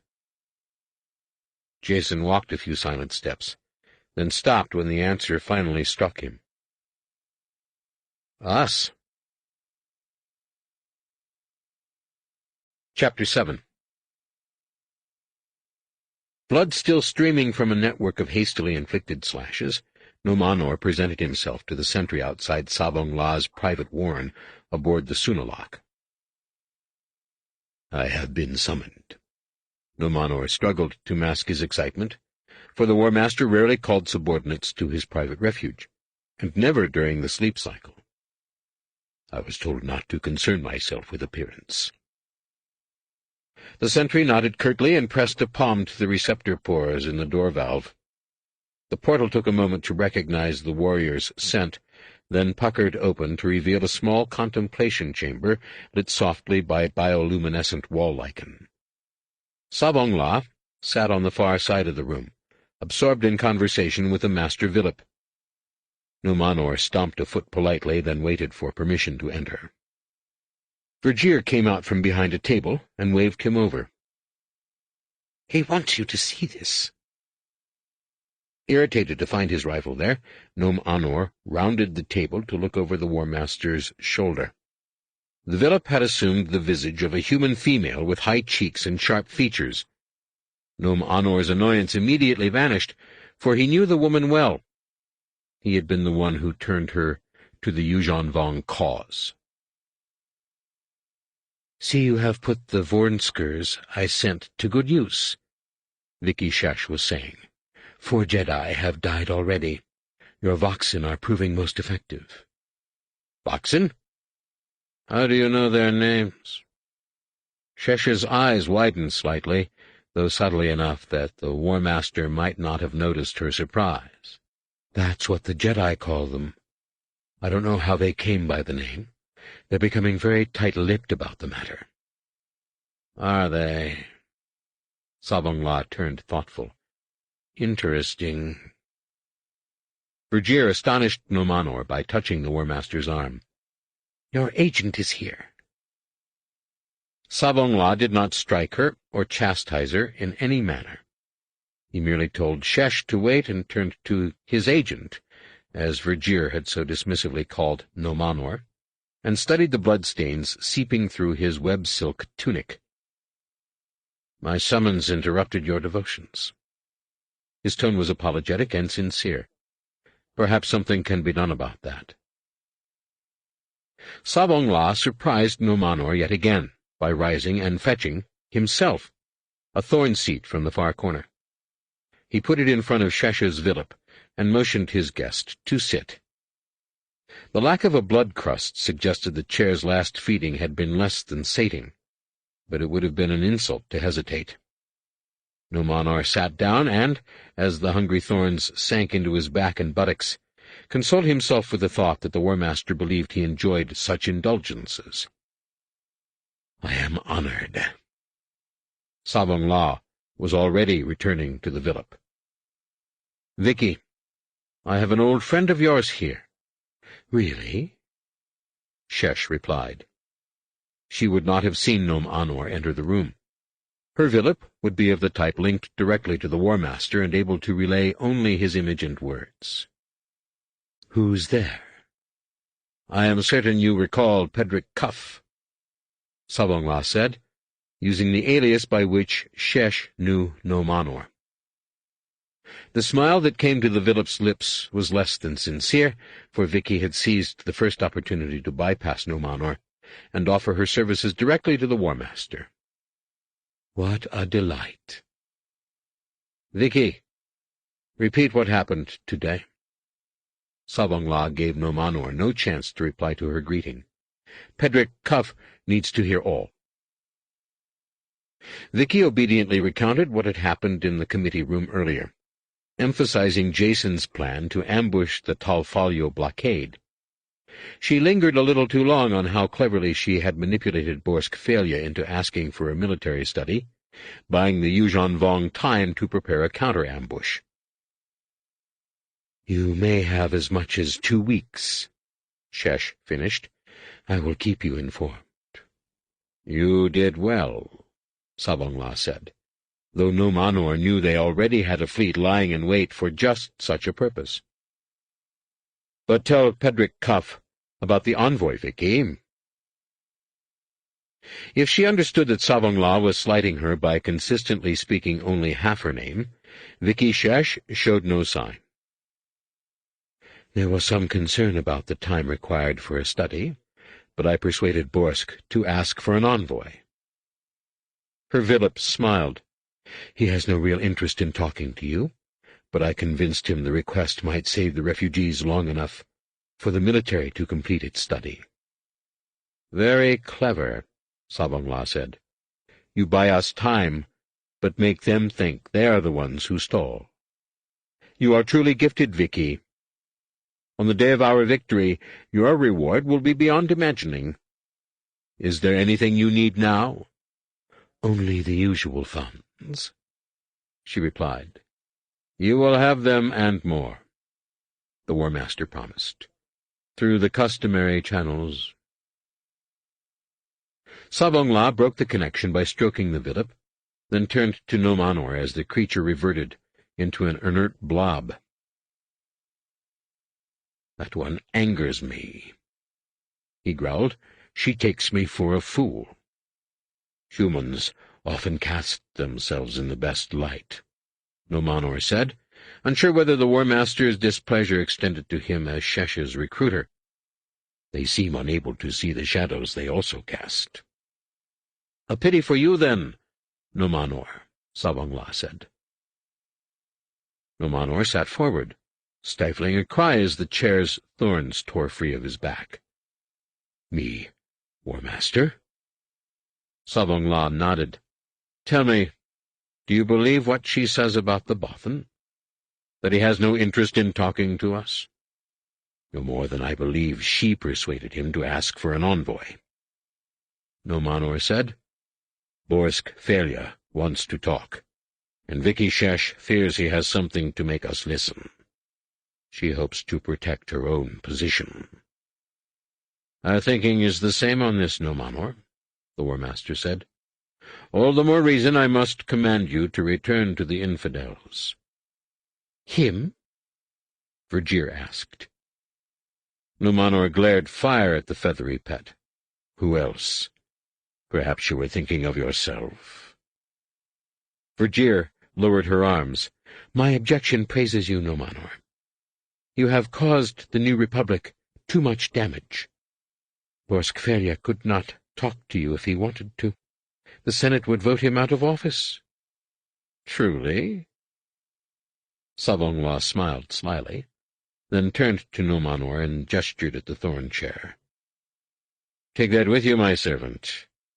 Consider it a gift. Chapter 8.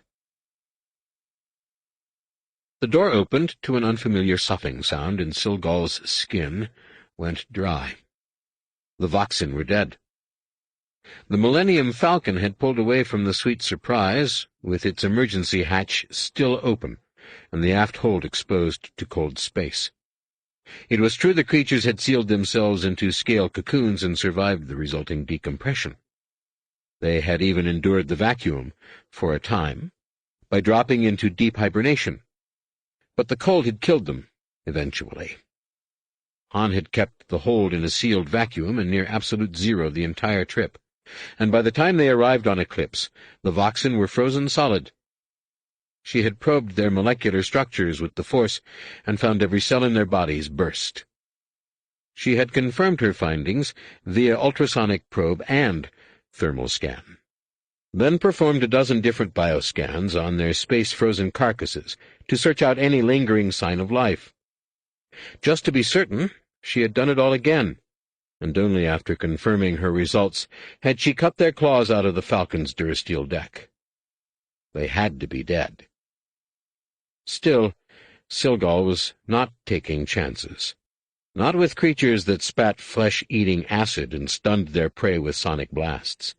Creatures whose blood became a neurotoxin in most kinds of air, whose toe pads harbored 100 deadly retroviruses. She was too fatigued to analyze the situation, too prone to mistakes lately to gamble with the lives of everyone on Eclipse. Silgal backed quietly out the door, then slipped the comlink from her pocket and raised it to her lips. A plaintive Wookiee groan rolled out of the room, and she grew aware of a strange heaviness in the Force. With a start, she realized the sound she had heard was crying. Human crying. Silgal peered through the door and saw a line of young Jedi standing on the other side of the room, looking through a transparisteel observation panel into the frozen tissue locker. At one end of the group stood Anakin, tall, lanky, and broad-shouldered in the way of human males as they crossed from adolescence into adulthood, recognizable even from behind by his sandy-brown tousled mane. Beside him, as always, stood Tahiri, small and svelte with short-cropped blonde hair, feet customarily bare, her EV footwear in one hand and Anakin's arm in the other. The Wookiee groan had come from the opposite end of the line, where russet-furred Lobaka stood with Jaina Solo's slender form wrapped into his hairy arm. Next to them stood Zek and Tenel Ka. Zek, a wiry young man with shaggy black hair hanging over his collar. Tenel Ka, a tall and willowy beauty with rust-colored hair and an arm amputated just above the elbow. And, more or less in the center, was the one Silgal had heard crying, blonde-haired Raynar Thule, standing alone with his fists pressed against the transparisteel, his shoulders rising and falling as he sobbed.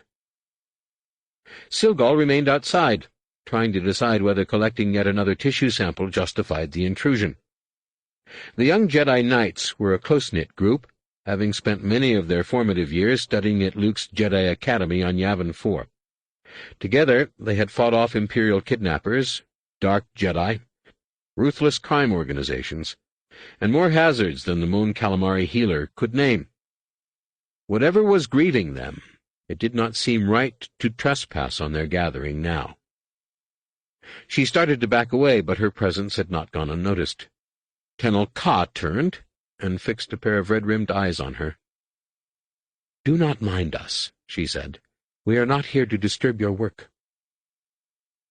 Feeling the companion's anguish through the Force, but unsure of what to do about it, Silgal entered the room and went to the closet where she kept the cryosuit she would need to collect her samples.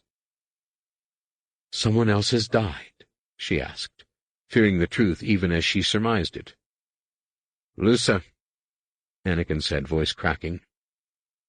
Lusa was one of their close friends from the Academy on Yavin 4, a nature-loving Chironian female. Anakin gestured vaguely toward the frozen carcasses in the tissue locker. A pack of Voxen ran her down. "We just heard over the subspace," Tahiri added. "She was at home, just running through a meadow." "She was supposed to be safe," Jaina added, finally pulling her face out of Lobaka's fur. "Chiron is long way from the Yuuzhan Vong." Silgal felt a stab of guilt. "I am sorry to be so slow. I have learned much about these creatures, but nothing of use." Raynar mumbled a suggestion that she work harder. Out of respect for his grief, Silgal pretended not to hear, and began to fumble into her cryosuit. Lobaka was not so generous, groaning softly and admonishing the young Jedi for his rudeness. Raynar started to say something in reply, but his throat failed him, and he turned back toward the tissue locker.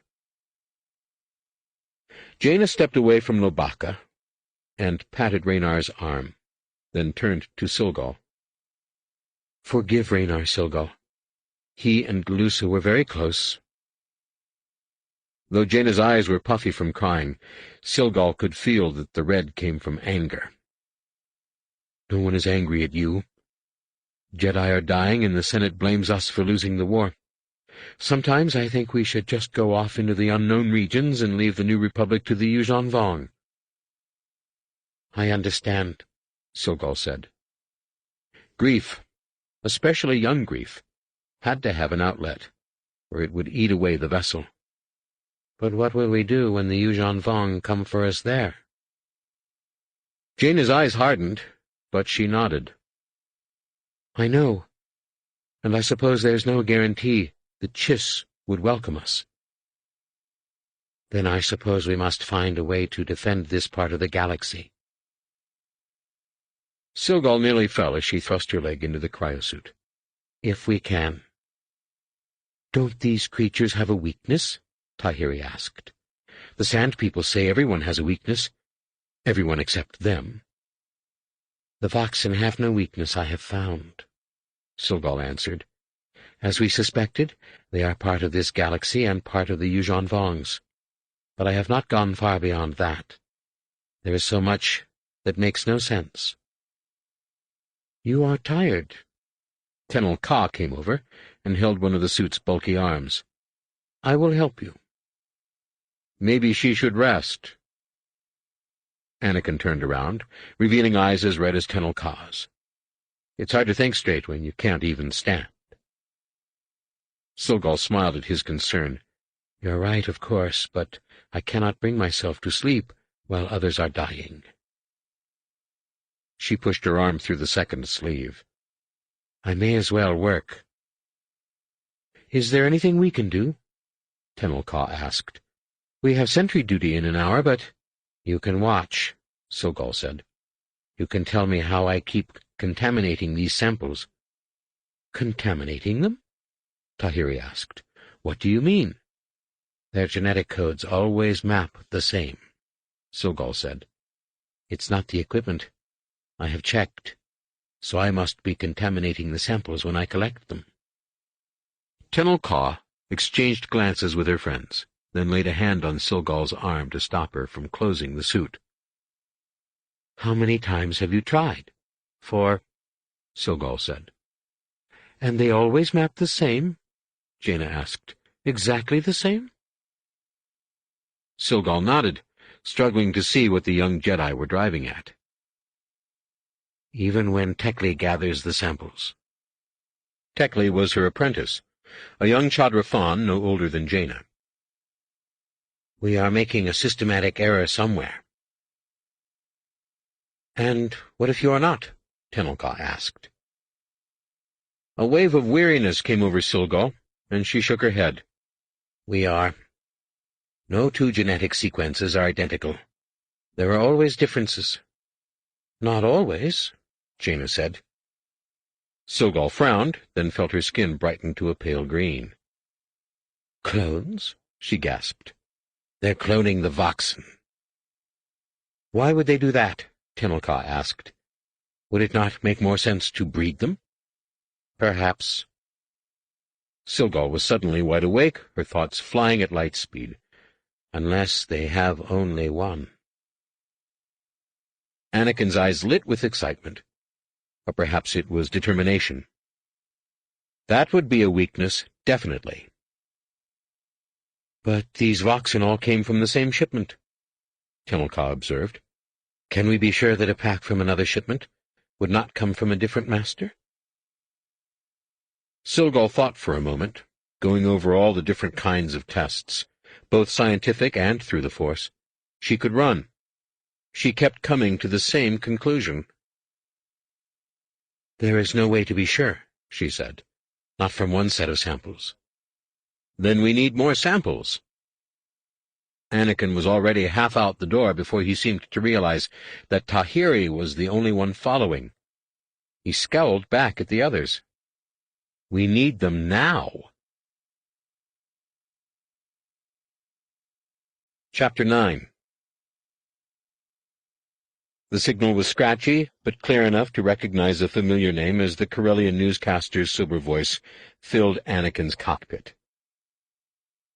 Kuwati Senator Vicky Shesh said the New Republic will receive the envoy with cautious optimism. Anakin opened a channel to the rest of his small task force. Are you guys getting this? They were sitting on an asteroid on the outskirts of the Fraz system, powered down and quietly keeping tabs on inbound traffic. With Kip Duron supplying from here, it seemed a good place to look for the Voxen Silgal needed. The Yuuzhan Vong are sending an envoy after all. Neg that comm clutter, little brother, Jaina ordered. Anakin was in command of the mission, but, being a veteran Rogue Squadron pilot, Jaina was in charge of tactical aspects. As Luke had put it before allowing them to leave Eclipse, Anakin decided what to do. Jaina decided how. Stay passive. Let's not spray rays on idle chatter. Never know who might be listening. Anakin clicked an acknowledgement. Then Vicky Shesh's cloying voice replaced that of the newscaster. I'm the last to condone bargaining with murderers, but I do think we have something to talk about, she said. If we can make our foes understand that the New Republic has no control over the Jedi, perhaps the Yuuzhan Vong will apply pressure where it belongs. Would making the Yuuzhan Vong understand include helping them find the Jedi's secret base? The newscaster asked. Isn't that why they took hostages in the first place? I've been a friend of the Jedi since I joined the Senate. But in this case, Luke Skywalker is thinking only of his followers. The rash acts of the Jedi have endangered the citizens of an entire world, and now he refuses to take responsibility. How do you like that? Zek said, ignoring Jaina's request for calm silence. While he and Jaina had been close when they were younger, they had drifted apart since she volunteered for Rogue Squadron, and now he sometimes seemed to place a premium on annoying her. The Yuuzhan Vong threaten 1 billion lives. We get blamed. Bounty hunter, what did I say? Excuse me, Tenel Ka said. Along with Lobaka, Raynar, and Yulaha Kor, who in addition to being a talented musician was also a Force-gifted tactical analyst, Tenel Ka was manning their sensor platform, a converted blast boat named the Big Eye. We have a contact entering the system. The transponder identifies them as the freighter Speed Queen. Tenel Ka fed the coordinates directly to the X-Wing astromech droids, then added, A second craft has exited hyperspace. It is on a convergence course to the first. Enemy interdictor? Jaina asked. A favorite tactic of the Yuuzhan Vong interdiction forces was to lurk outside their assigned system, then catch inbound traffic with a quick hyperspace hop. Tenel Ka took only a moment to confirm Jaina's deduction. It does not register on the sensors, and there is no ion efflux. It masses out at corvette size. Little brother, Jaina said, give me a sec. Being the group's most powerful in the Force, Anakin reached out, stretching his awareness to just shy of the population concentration around Fraz. He felt no Voxen aboard the corvette, nor even the Yuuzhan Vong flying it. This latter was no surprise.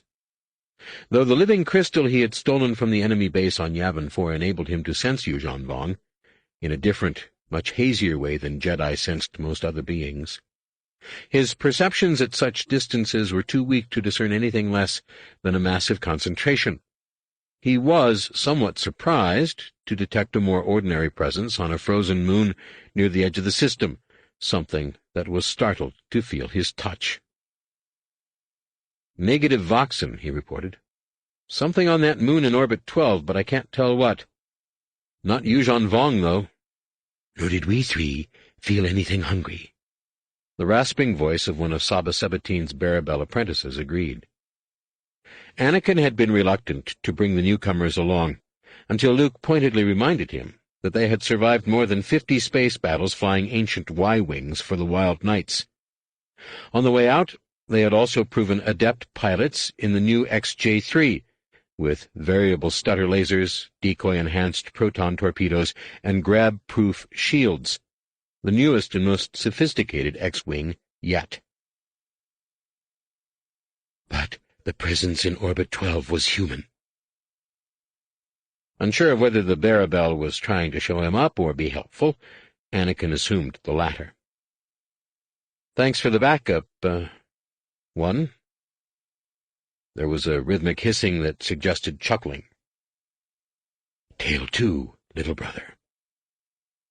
Anakin felt the heat rise to his cheeks. Sorry.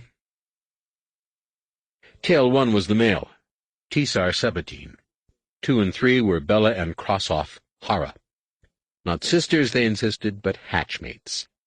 Whatever that meant, their sense of humor gave Anakin the shudders.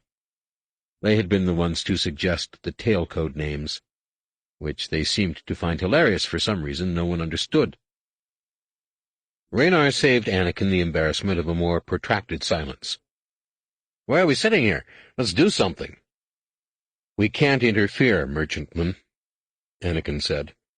He was as eager as Raynar to avenge Luce's death, but Luke had ordered them to focus solely on the mission. With Vicky, Shesh, and her allies already suggesting the Jedi should surrender for the greater good, the slightest incident could turn the rest of the Senate against them. And the Speed Queen is better off without us. If the Yuuzhan Vong see us coming, they'll blast and run. This way, they might let it off with a search. Fact, Tenel Ka confirmed. They have used their Dovin basils to bring the Speed Queen to a halt, and a small launch is separating from their hull. A trio of blips, one marked in New Republic red and two in Yuuzhan Vong blue, appeared on Anakin's tactical display. He had his astromech droid, Fiver, call up the technical data and saw no reason to disagree with Tenel Ka. Even the Yuuzhan Vong did not destroy every vessel they found. If the ship was not carrying war materiel or Jedi, they often released it in the hope of picking it up outbound, filled with refugees. A raspy Barabel voice, Anakin thought it was Krossoff, said, "Little brother, we feel someone does not obey the orders of Uncle Master." An instant later, a swarm of blips appeared on Anakin's sensor display. He called, "Big Eye?" "A flight of X-Wings," Tenel Ka reported. 12 XJ3s. Likelihood 99 point. Ulaha paused, then said, "Well, that is Kip's dozen, undoubtedly." "Big Eye, open a secure subspace channel," Anakin said, "and download the coordinates for a micro-jump." "Little brother," Jaina warned, "remember what, just in case—" Anakin's subspace comm light came on, and he activated his microphone. "X-Wing flight. You know who this is."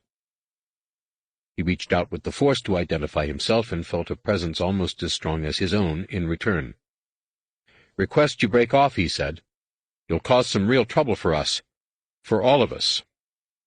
"Trouble, yes," the familiar voice of Kip Duron replied, "but not for us."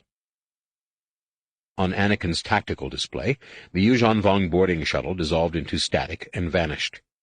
Simply vanished, no sign of attack from the X-Wings. No propellant trails, no energy flashes, nothing. "Big Eye?" Anakin asked. "Is something wrong with—" The corvette lashed out with plasma cannons and magma missiles, and Anakin's display filled with streaks of red energy. Nothing wrong with Big Eye's sensor package. Kip had destroyed the shuttle. How? The Force? It didn't seem possible. Only the most powerful Jedi could use it that way. Only dark Jedi would. Killing with the Force directly opened a Jedi to corruption, made him hungry for power. At least, that was what Luke said. Anakin knew his uncle and Mara had been disappointed by their latest meeting with Kip. Perhaps this was the reason. The dozen began to juke and jink, lacing the tactical display with flashes of laser fire. Enemy plasma balls flared against their shields or streaked off and vanished. Then the corvette's blip was engulfed in static. Anakin thought maybe a proton torpedo, but his display had not shown any propellant trails. When the static faded, the corvette remained. Its fire faded to a mere dribble. The XJ-3 X-Wings swarmed, blasting it with laser bolts and finishing it with proton torpedoes. This time propellant trails glowed brilliant blue on Anakin's display. Kip's voice came over the subspace. "See? No trouble." The Speed Queen fired its sublight drives and lumbered off. Though Anakin knew rogue attacks would ultimately prove harmful to both the Jedi and the New Republic, Luce's death was still too fresh for him to feel anything but glad. "Nice shooting," he said. He was about to ask after the two strange detonations when Tenel Ka's voice came over their squadron comm channel. "New contacts," she reported. 3 vessels. They appear somewhat larger." Fiver whistled in alarm as he displayed the blips on Anakin's sensor screen. The 3 were arrayed in a perfect, stacked triangle, a ship above, on, and below the dozen's tactical plane, each vessel situated so that its firing lane passed safely between the other 2. Anakin was about to ask for a tactical readout when a data line appeared beneath each ship, identifying all three as assault frigates. Slow and clumsy, but heavily armed and well protected. "Ambush!" Anakin cried. "Fact," Tenelka said. "Launching coral skippers now." Clouds of faint blips swarmed from the frigates off battleside. Most moved to take up positions around the killing zone, but a half-dozen turned to pursue the fleeing Speed Queen. The dozen broke formation, but the bigger ships had already loosed a salvo of corkscrewing lava missiles. A pair of Kip's X-wings flared briefly and vanished. Anakin was already lifting off the asteroid. "Hold on, little brother," Jaina said. Despite her words, her X-wing was rising along with everyone else's. "We're not exactly following orders here." "Are we exactly disobeying them?" Anakin demanded. He truly did not know what his uncle would want. Whether Kip had turned to the dark side or not, Luke would not want him killed, or, worse, captured. "We can't let them have another of us. Not after Lusa." "This is different," Tenelka said. "The argument could be made that Kip has brought this on himself." "Maybe," Anakin said. He took a moment to collect himself. People had been accusing him of being reckless since Yavin 4, and the last thing he needed was to give them more ammunition. On the other hand, he had made up his mind. "Is that an argument you want to make?" he asked. Tenelka was quiet for a moment. Then the blast boat rose. "No. Fine. We're going in. Jaina, tell us how." As the squadron formed around the Big Eye, Jaina said, "Our hop brings us out behind the low frigate. No fancy stuff, and don't get carried away. Just blast an escape hole and head for home. Tails, you fly cover. No offense, but we haven't worked together." "No offense taken, Sticks," a Barabel said. Worried that she might not respond as automatically to a different callsign, Jaina had asked the squadron to use her Rogue Squadron nickname. "We are honored to cover your backs. If Tail 1 may offer a suggestion." Tenelka began the countdown, and Jaina said, 7 seconds. 1. Their missile crews will be facing away when you arrive. If you send the blast boat on the first pass. "Risky, but it could work in a hurry," Jaina said. "Odds, Minstrel?" "The probability of success is 82% with a margin of error." Labaka rumbled his commitment to the Barabel plan. Then Tenelka said, 2, 1, mark. Anakin pushed the throttle and toggled the hyperdrive. The stars stretched into lines. 2 seconds later, Fiver chirped to announce their arrival half a system away. To prevent the return to real space from disorienting him, Anakin kept his eyes squeezed shut. He reached out with the Force and felt his squadron in formation behind him. Kip and the dozen were a short distance to the left, swirling about in the killing zone, trying to avoid plasma balls and magma missiles. Now that he was close enough, he could also feel the Yuuzhan Vong over at the battle, an indistinct quaver just powerful enough to divert his attention at a crucial moment. He was tempted to remove his lightsaber's lambent focusing crystal. A starfighter battle was no place to get distracted. The X-Wing banked sharply right as Fiver, acting in tandem with the other astromech droids, lined up on target. Now past any danger of becoming disoriented, Anakin opened his eyes and saw the battle ahead, a tiny web of flashing color. "Everybody ready to play?" Jaina asked. Anakin keyed his microphone to answer affirmative and counted the right number of clicks as others did likewise. Through the Force, he sensed a strange resignation in his sister, not at all similar to his own adrenaline-charged excitement. She seemed more weary than tense, almost detached. Maybe that was how an ace pilot survived so many blinding fast starfighter battles. Or maybe it was the price of coming back alive, the all-too-organic result of stress overload. Perhaps Senate politics weren't the only reason Jaina's leave from Rogue Squadron was indefinite. Perhaps the flight surgeons had suggested to Gavin that she needed a long rest. "Fiver, Open a private channel to Jaina. Before the droid could obey, Jaina said, "We're whole and hot. Green to go, Jedi, and good shooting." Her X-Wing leapt ahead, racing into a light-laced panorama now so large it spilled across the entire front panel of Anakin's canopy. Putting aside any thought of suggesting she stay behind, he toggled his weapons live and selected laser cannons. The target swelled into view. First a blocky silhouette hiding the stars, then a megalithic darkness spewing plasma and magma into the maelstrom beyond. Jaina nosed down to meet the only coral skipper in position to intercept the Jedi, and soon had it juking and jinking to avoid her laser fire. The enemy pilot poured the power of his Dovin Basil into shielding his craft instead of maneuvering it. Not smart. Jaina dodged past the few plasma balls he lobbed in her direction and raked the skip with low-power stutter blasts. When the first hit scored, she immediately quadded her weapons and unloaded. "Now that's shooting," Zek said. "Neg that comm clutter, bounty hunter," Jaina ordered. Zek keyed his microphone. With nothing between him and the frigate, Anakin switched to proton torpedoes and laid his targeting reticle on the ship's bow. Tisa had guessed right about the missile crews. The plasma nodules and rock spitters on their side of the vessel remained quiet. "Fiver, what's happened with those skips chasing the Speed Queen?" Fiver shifted the tactical display's scale. The missing coral skippers were swarming the Queen. "Not good," Anakin groaned. "Really not good.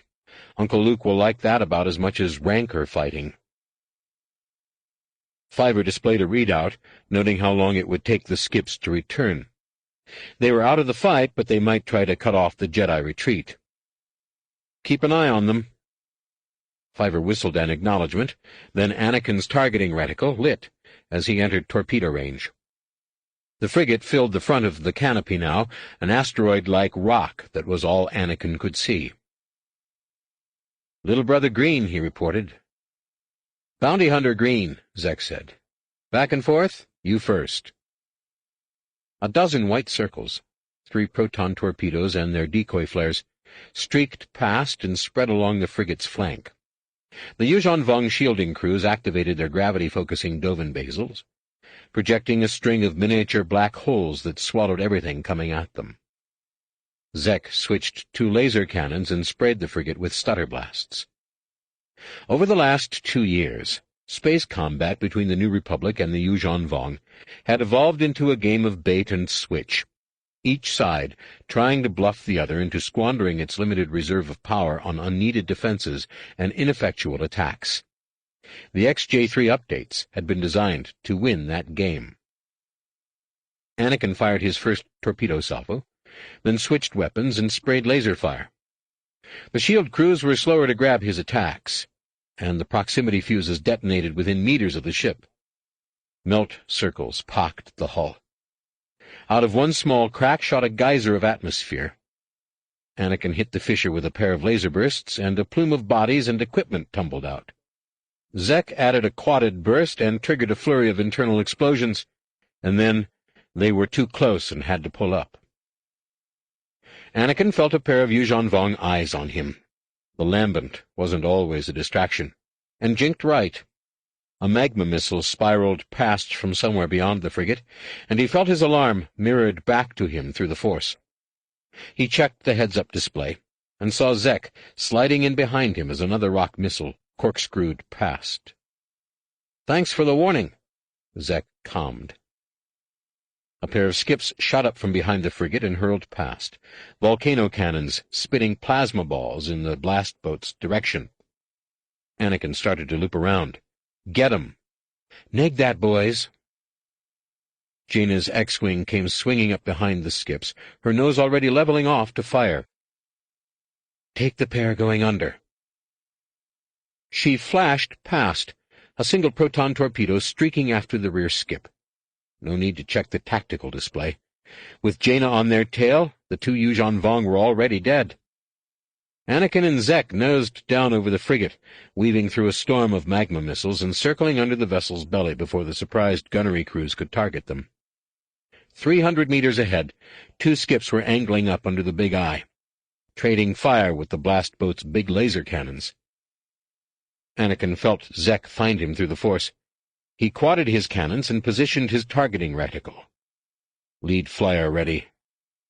They depressed their triggers together. Their weapons flashed together. The skips disintegrated. Together. "Very nice shooting," Temmelka said. "Now please get clear." Anakin pushed his throttle forward. There should have been another coral skipper, but it was nowhere on his display. "Where's that last skip?" he said. "Got it," Jaina replied. "On the way under." Fiver let out a whistle. "Yeah, 4 of them," Anakin said, "and she's not even excited." The blast boat lit the darkness with flashing color. Anakin used his rearview vidscreen to watch the enemy shielding crews catch the entire first salvo. They missed 4 missiles from the next salvo, though, and one entered the breach Anakin and Zek had opened earlier. The blast blew a hole through the far hull. The 3rd salvo broke the vessel in 2, and the ship tumbled away in separate pieces, its truncated halves bleeding bodies and vapor. Anakin looped his X-wing back toward the battle, and found another frigate angling to cut off the dozen.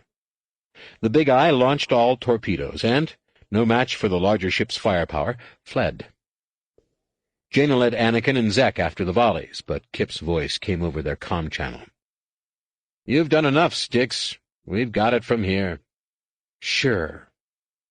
Jaina's reply was sarcastic, perhaps because the blast boat's torpedoes were arcing into a gravitic singularity. "They'll just let you past."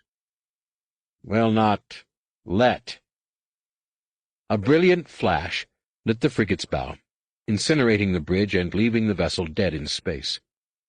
The dozen's 8 survivors launched a torpedo volley at the crippled ship, then streaked out of the killing zone with a comfortable lead on the pursuing coral skippers. "Kip," Anakin gasped. "How did you—" "The Force." The answer was curt, and even without the Force, Anakin would have sensed Kip's anger at losing so many pilots. The 2 groups joined formations in cold silence, and remained silent. Kip had yielded to his anger before, and all Jedi knew the danger of that. But Anakin was beginning to wonder. On Yavin 4, a bitter Yuuzhan Vong outcast had betrayed his people to help Anakin rescue Tahiri. And from him, Anakin had learned that there was a dark side even without the Force, that strength of will counted for as much as purity of heart. Now, more than ever, it seemed to him that the Force was one tool among many, to be used for a greater good. And if Kip Duran had discovered some way to use the Force to destroy enemy ships, it seemed to Anakin that Eclipse should investigate it, that a strong Jedi with a focused will and pure heart might be able to use it without turning to the dark side. Kip allowed the silence to hang on the comm channels until they were clear of the enemy, then asked, "Anakin, do those explosions remind you of anything?" "Their spectrographic signature was that of a proton torpedo," Temmelka said helpfully, "but there was no propellant trail." "And what does that tell you?" Kip asked smugly. "Think about it. Size matters not and all that." "Telekinesis?" Anakin gasped. "You're using the Force to throw torpedoes?" "I'm not as fast as a propellant charge, yet. But the Yuuzhan Vong have a hard time seeing proton torpedoes without a big, bright propellant glow to give them away." Anakin was almost disappointed. He had been hoping for a secret weapon, something the Force-blind Yuuzhan Vong could never counter. Instead, it was just one more move in the game, one more trick the enemy would soon learn to defeat. If Kip expected someone to congratulate him on his cleverness, he was disappointed. Tenel Ka remarked that it would save the New Republic a few propellant cylinders if nothing else. Then an urgent warble drew Anakin's attention to his tactical display. Fiver shifted scales, showing the Speed Queen's derelict hulk dead in space. The 6 coral skippers that had destroyed it were rushing to cut off his group's escape path. "We are not done yet, I fear," Tenel Ka said. The 6 skip pilots were hopelessly outnumbered, and would no doubt die, but they would also buy the rest of the task force time to catch the X-Wings from behind. Anakin hissed a curse, then cursed again as 3 X-Wings appeared ahead of the skips, rushing to meet them. "Please continue on course, little brother," a Barabel rasped. "This will not take long. There are only 6. The 3 X-Wings merged into one blip and continued toward the enemy, forcing the Yuuzhan Vong to choose between being torn apart piecemeal and abandoning their screen. Not surprisingly, they closed ranks, spraying a flurry of stripes and corkscrew lines at the Barabels. Outside the canopy, Anakin could barely see the battle ahead, mere pinpoints of light flashing in the distant darkness. He looked back to the tactical display and saw the corkscrew lines winking out as they approached the X-Wings. "They can't do that," Zek gasped. "If you think they are shooting missiles out of space, then they can," Tenelkaw said. "Optical magnification shows a 72% correlation between their laser flashes and the disappearance of the missiles." Anakin was not as impressed by their shooting as by their flying. To merge into one blip, they had to be on top of each other, no more than a meter apart, at a velocity that might well be 10% of light. Aside from demoralizing the enemy, he could think of no battle use for such a display of precision, but he was impressed.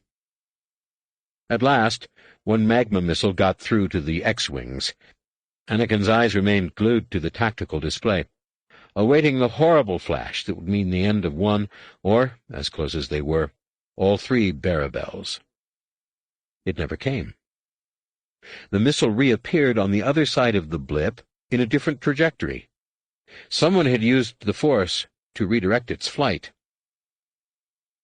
"I need some Jedi in my squadron," Kip said. "I need some Barabel Jedi." Anakin looked up again. The battle was brighter now, more like a flickering phosphly, but there was no question of reaching it in time to help the Barabels. The Yuuzhan Vong gave up on the magma missiles and concentrated on plasma balls. To Anakin's amazement, the Barabels wasted no effort trying to dodge. They took the attacks head-on, one after the other, and continued straight on long after their shields should have fallen. "How can they do that?" Zek asked. "Are they reinforcing each other's shields?" "Not enough overlap." Jaina's voice was full of admiration, the first sign of emotion she had displayed during the battle. "They must be leapfrogging, taking turns out front while the others re-energize." "Fact," Tenelkaw confirmed. "There are fluctuating ion pulses consistent with variations in drive output." "Now I'm really impressed," Anakin said. A Yuuzhan Vong blip vanished. The X-Wings swung toward another skip. It disappeared too. Anakin was not surprised by this tactic, but he was awed by its precision. The hatchmates were concentrating their fire, simply overwhelming their targets with the sheer volume of laser blasts. A third skip blinked out. The survivors closed on the X-Wing's flanks, trying to swing around behind them. The Barabel's blip quivered and slowed. Anakin knew the Yuuzhan Vong were using Dovin basils to pull at the X-Wing's shields.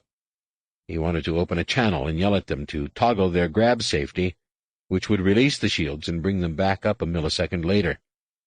He did not dare interfere with their concentration. The Barabels surprised him again, this time shutting down their sublight drives completely. With the skips pulling on their shields, the distance closed in a heartbeat. Then there were 3 X-Wings again, each nose-to-nose with a coral skipper. The tactical display burst into an indecipherable tangle of propellant trails, then dissolved into static as the rapid-fire proton bursts overloaded the blast boat's sensors. Anakin glanced through his canopy and saw a nova-like burst of light. When he looked back to his display, there was nothing but static. "Fiver?" The droid tweedled and set to work filtering the overload. "Tails?" Jaina called. "Are you there?" They did not reply, but Tenelkaw said, "Our sensors are coming back online." There appear to be 3 X-Wings. "Tails, are you there?" Jaina repeated. 1, 2, 3. She was answered by a long outburst of sissing, what passed for laughter among the Barabel. "We are here, Styx," one of the hatchmates rasped. 1, 2, 3. Chapter 10. Nearly 100 senatorial balconies sat empty in support of the Ithorian boycott. The Wookiees were hurling pieces of their conferencing console at the speaker's dais, where a hologram of the Thypheran senator offered a 9-point plan to open peace negotiations with the Yuuzhan Vong. The entire consular staff of Talfalyo wandered the walkways shouting, actually shouting, their demand that the Jedi surrender to save the hostages. Balmorra was channel-blasting an offer of free orbital turbo-laser platforms to any world that sent a fleet to its defense, and security droids were whirring back and forth through the air, searching in vain for a Dathomiri assassin, rumored to be hiding in the chamber. It was not how Borsk Felya would have liked to meet Sabong La's envoy. He would have preferred to receive him in the state reception hall and, over a decanter of fine Andorian port, quietly work out an acceptable script for their public confrontation. But the emissary had balked at the invitation, suggesting instead that the chief of state greet him as he debarked his ship, a deferential gesture that would have further split the Senate and undermined Borsk's already sagging support. So, unable to reach a compromise, here they were, meeting for the first time in the grand convocation chamber of the New Republic's Senate, the whole galaxy watching, and neither one with a clue as to what the other would do or say. It was, as the phrase went, a great moment in history, when empires rose or fell on the words of politicians, and posterity's favor was won or lost in a second. Chief of State Felya felt like he was going to throw up. The Yuuzhan Vong, looking faintly Jedi-like in a hooded cape-over-scarlet Von Dune crab armor, made Borsk wait while he descended 300 meters of stairs at the pace of a Dagobah swamp sloth. The envoy brought no bodyguards, giving the impression that he needed no protection but his living armor and the long amphistaff in his hands. He paid no attention to the hisses and jeers many senators cast his way, and even less to the fools who stepped forward to suggest private meetings. The only time he looked away was when the Togorians hurled a volley of calf mugs at him, and even then it was only to cast a shadowed glare upon the security droids who intercepted the fusillade. Borsk suddenly wished he had instructed the sergeant-at-arms to disarm the Yuuzhan Vong. He had thought facing an armed warrior would make him look brave on the HoloNet, but now he was not so sure. Though the security droids would blast the envoy senseless at the first sign of an attack, Borsk knew himself well enough to realize even holocams would not ease his anxiety. When the Yuuzhan Vong finally reached the chamber floor, he stopped on one side of the speaker's rostrum and waited. As their negotiators had agreed, Borsk left the chief of state's console and came down to stand across from him. He was followed by 2 members of the advisory council, Vicky Shesh of Kuat and Fior Rodan of Kamenor. No one exchanged pleasantries or greetings. "I am Borsk Felya. I have invited you here to discuss the Talfalyan hostages." "What is there to discuss?" The envoy reached up and pulled his hood back, revealing the usual wreck of a Yuuzhan Vong face. My words to Leia Solo were clear enough. The uproar in the chamber faded to an electric drone, as consular aides scoured databanks for face map fits and voice print matches. Borsk needed no such help. Though he had not stood toe-to-toe with many invaders, none actually, he had watched the hologram of Leia's Bilbringi meeting 100 times. Nom Anor's gnarled visage was almost as familiar to him as his own, even with a new false eye fitted in what had been an empty socket on the holo. "Leia Solo is no longer a representative of this government," Borsk said. Though his fur was standing on end, His tone was dismissive. "If you have something to say to the New Republic, you must say it to me." The envoy glared out of his one good eye, clearly surprised by Borsk's impudence. "You do not know of our terms?" An indignant murmur built in the chamber as the consular aides began to inform their masters of the envoy's identity, and Borsk knew he had to work quickly. Nom Anor's role in both the Romamul-Osarian conflict and the fall of Duro were well documented, and selecting him as an envoy was an open insult. "I know you have threatened to kill millions of New Republic citizens," Borsk said. "I summoned you here to provide an explanation." The murmur in the chamber rose to a near din, and the Wookiees whooped in approval.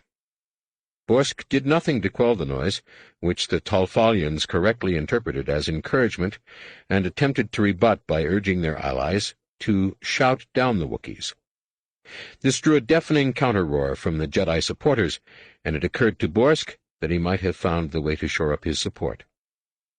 He locked gazes with Nom Anor, and allowed the uproar to continue, until Vicky Shesh finally returned to the Advisory Council's dais and used the gallery address to plead for quiet. Borsk was not as troubled by the betrayal of his patronage as by how quickly her efforts were rewarded. When the uproar had died, Nom Anor turned from Borsk and looked directly into the galleries. "What a pity the courage of your Jedi does not match that of your bureaucrats."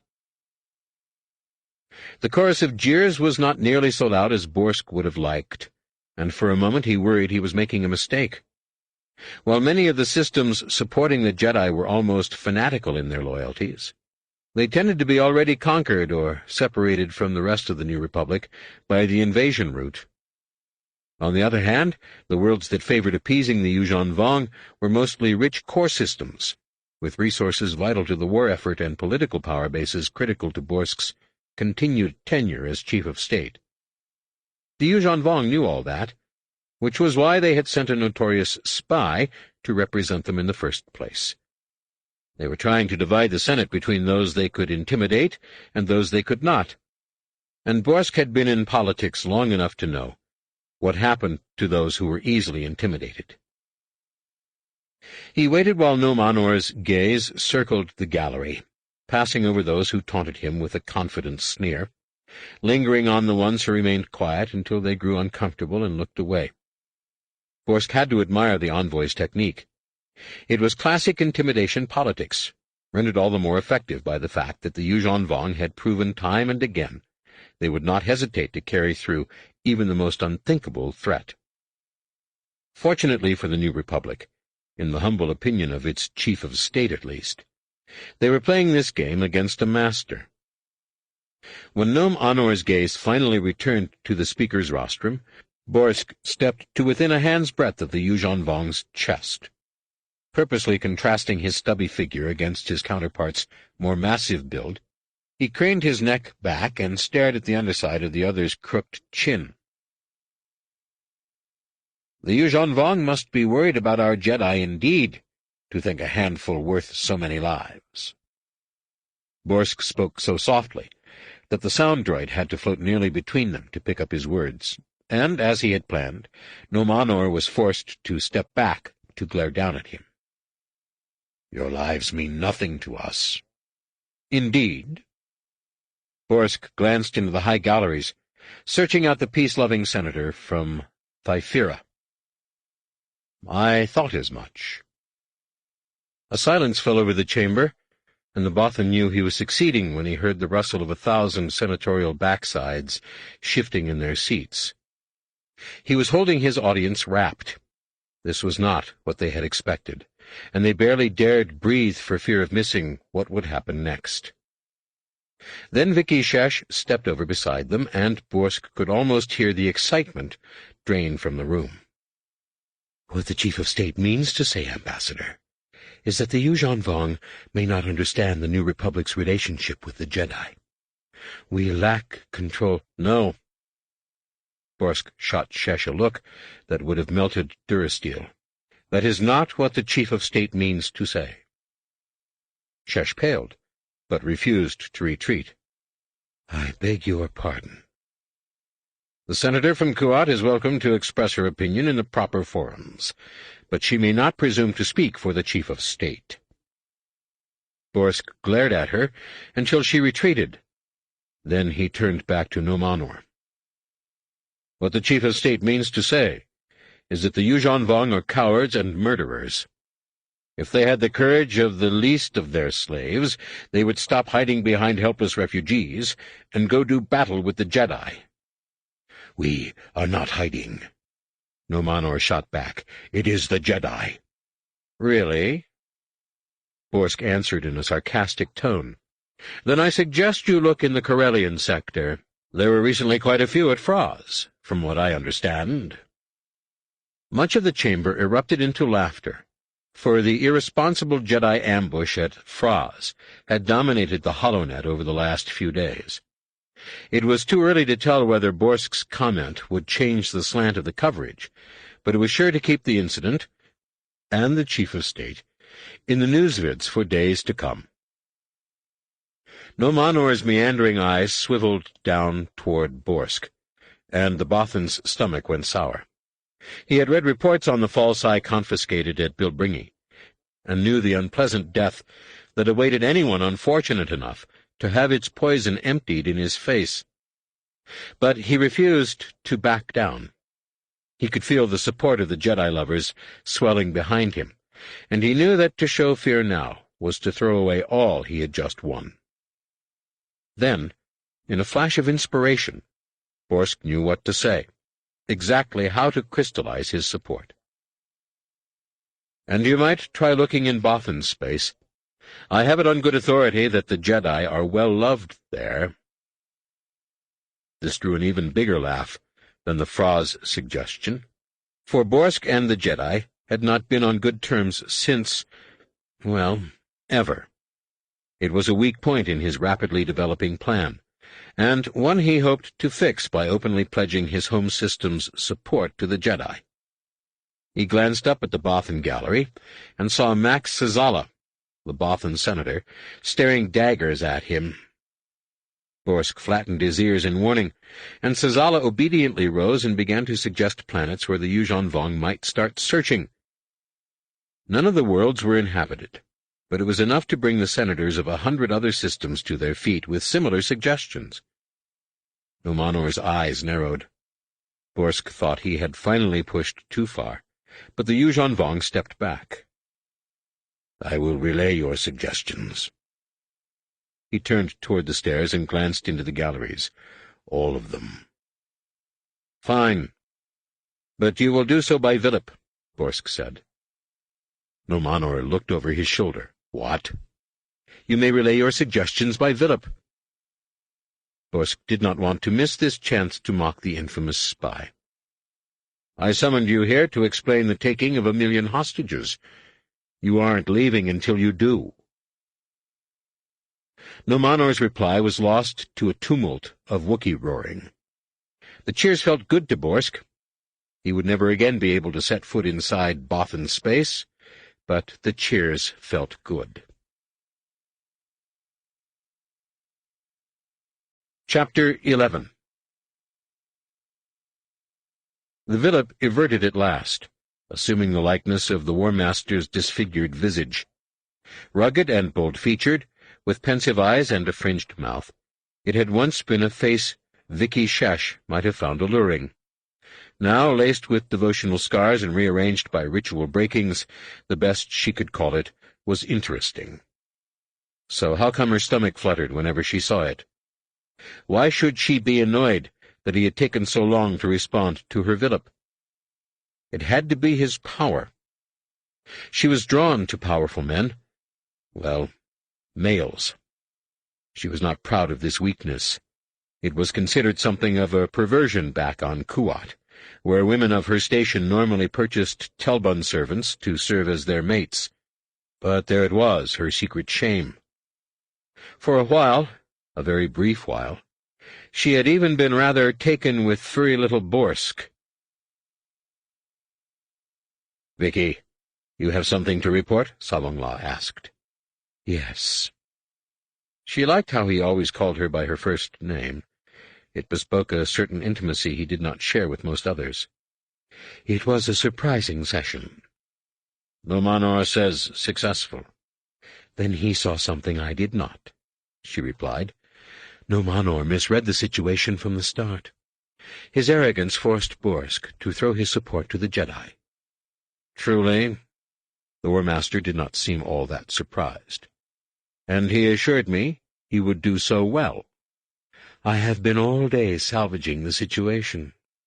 You have? Savongla sounded surprised, no doubt because he was not accustomed to underlings showing such initiative. What have you done? The Senate split roughly along corps boundaries, she explained. Those inside the corps, and coincidentally in your invasion path, favored turning against the Jedi. The others support them. That was expected, Savongla said impatiently. Seeing that the significance was lost on the War Master, Vicky tried a confident tone. The core worlds have most of the resources still available to the New Republic, and those who control the purse strings control the government. Yes? I've spent all morning talking to core senators. We don't have the votes to win a no-confidence call, but I'm convinced that were Borsk to meet an untimely end, the next chief of state would be less favorably disposed toward the Jedi. Savongla's brow rose. You are thinking of murder? Vicky was surprised to feel a shudder run down her spine. Murder was such an ugly way to put it, but how like the Yuuzhan Vong to say it in the ghastliest way possible. Numenor was close enough today. He could do it. Numenor? Savongla echoed. Are you not the one who will be elected chief of state when Borsk dies? Not if, Vicky noted. When? She smiled confidently. That's my plan, yes. The War Master scowled. Then you do it, Vicky. Her smile vanished. Me? Thoughts swirled through her mind, trying to sort through the possible purposes behind his words. Was he testing her courage? Joking? Perhaps he simply did not understand the ramifications of his suggestion. Yes, that had to be it. I don't think politics work the same way in the New Republic as among the Yuuzhan Vong. Were I to murder Borsk, I'd be disgraced and sent to a rehabilitation facility, not elected chief of state. Only if you were caught. Vicky paused. Savongla could certainly smuggle her some means of killing Borsk secretly, but knowing the Yuuzhan Vong, and the War Master in particular, she felt sure the method would involve some horrible mutilation to her own body, and still require her to look in the Bothan's eye as she murdered him. Though she had never killed anyone face-to-face before, she believed she could do it, considering the prize. But what of the investigation that followed?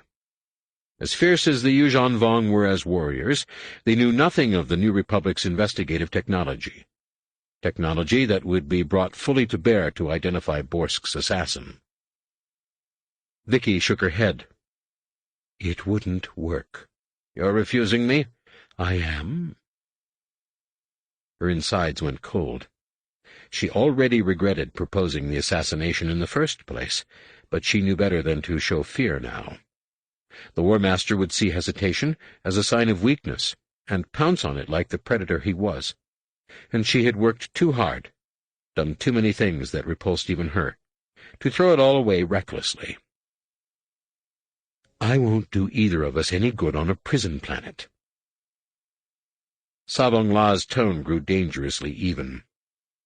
I have ways to force your cooperation. I'm sure Belindi Kalenda would be very interested to learn of our association. I'm sure she would. But then you would lose that steady little flow of memories from the Nurmak Situation Room. To illustrate her point, she tipped her head to one side and ground her teeth together, then winced as the chi-lab detached itself and slithered down her nasal passage. And I'm sure New Republic intelligence would also be very interested in these. The neural grub dropped out of her nostril exactly on cue, and a small smile of respect crept across Sabongla's face. "As you wish, Vicky Shesh," he said. "But Numanor cannot be trusted with a task this important. A vermin hunter named Bjork Umi will contact you soon." "Yes?"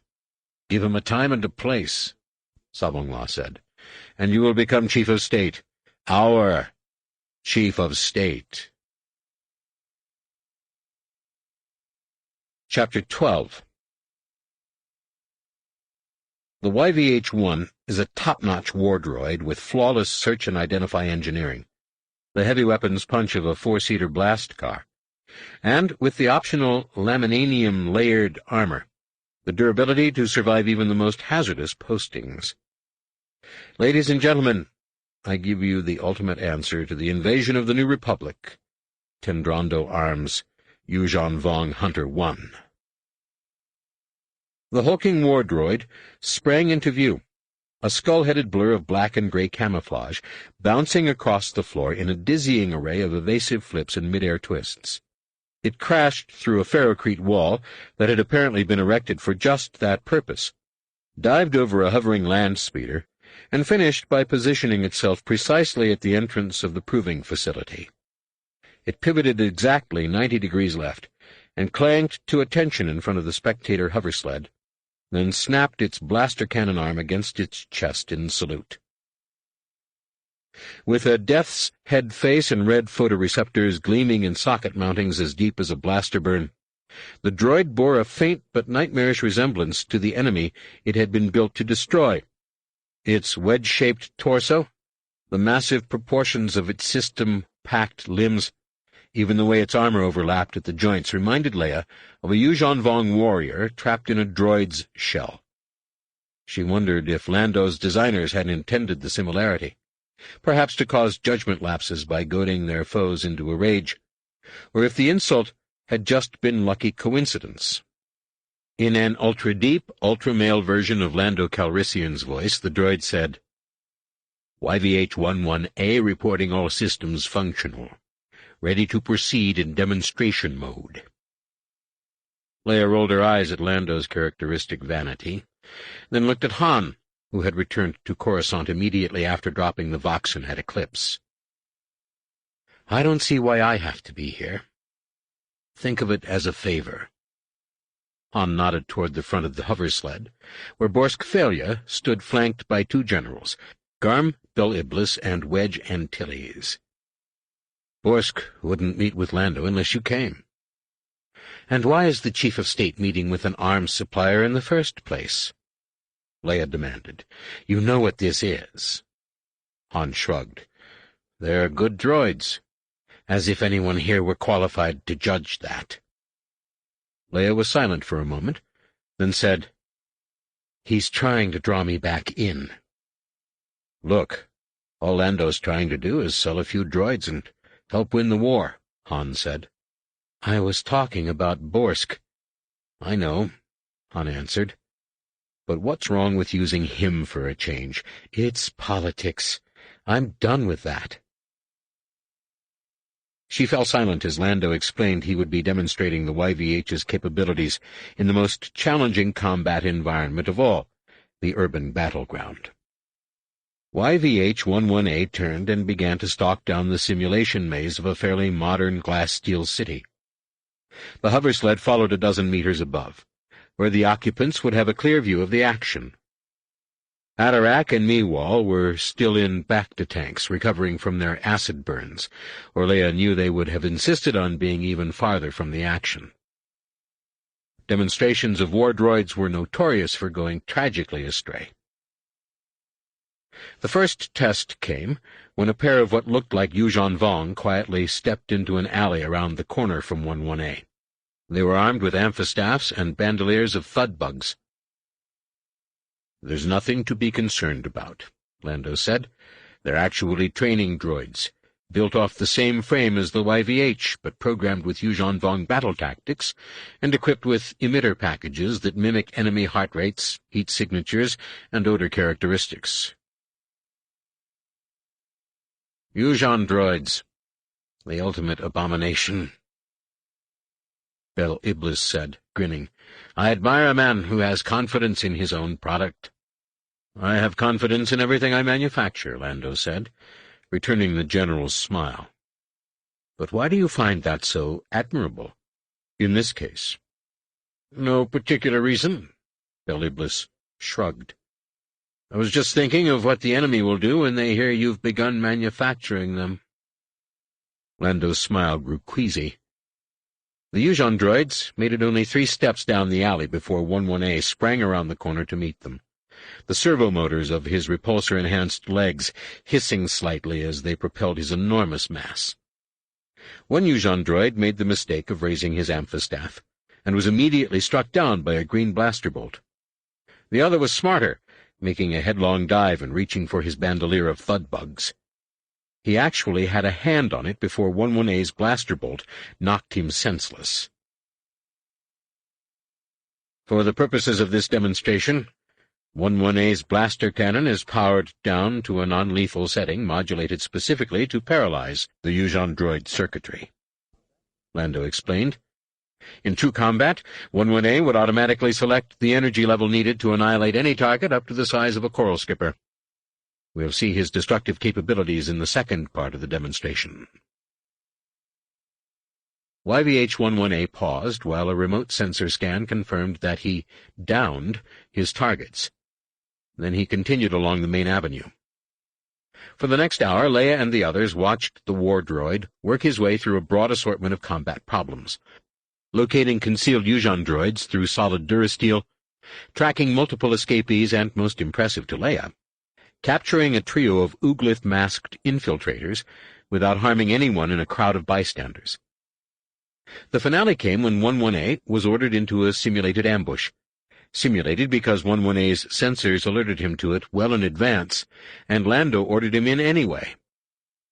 Of the 6 Yuuzhan droids trapped in the cul-de-sac with him, 4 hit him with thud bugs. Only 1 managed a second strike before being blasted unconscious. By the time 11A's sensors confirmed that he had downed all 6 targets, the bug pits in his laminanium armor were already filling themselves. Self-healing metals, General Bel Iblis observed. Nice. Just one of the YVH's many design innovations. Lando's smile was one of genuine pride, more sincere than Leia had seen in decades. Of course, it's impossible to simulate a full-scale battle here.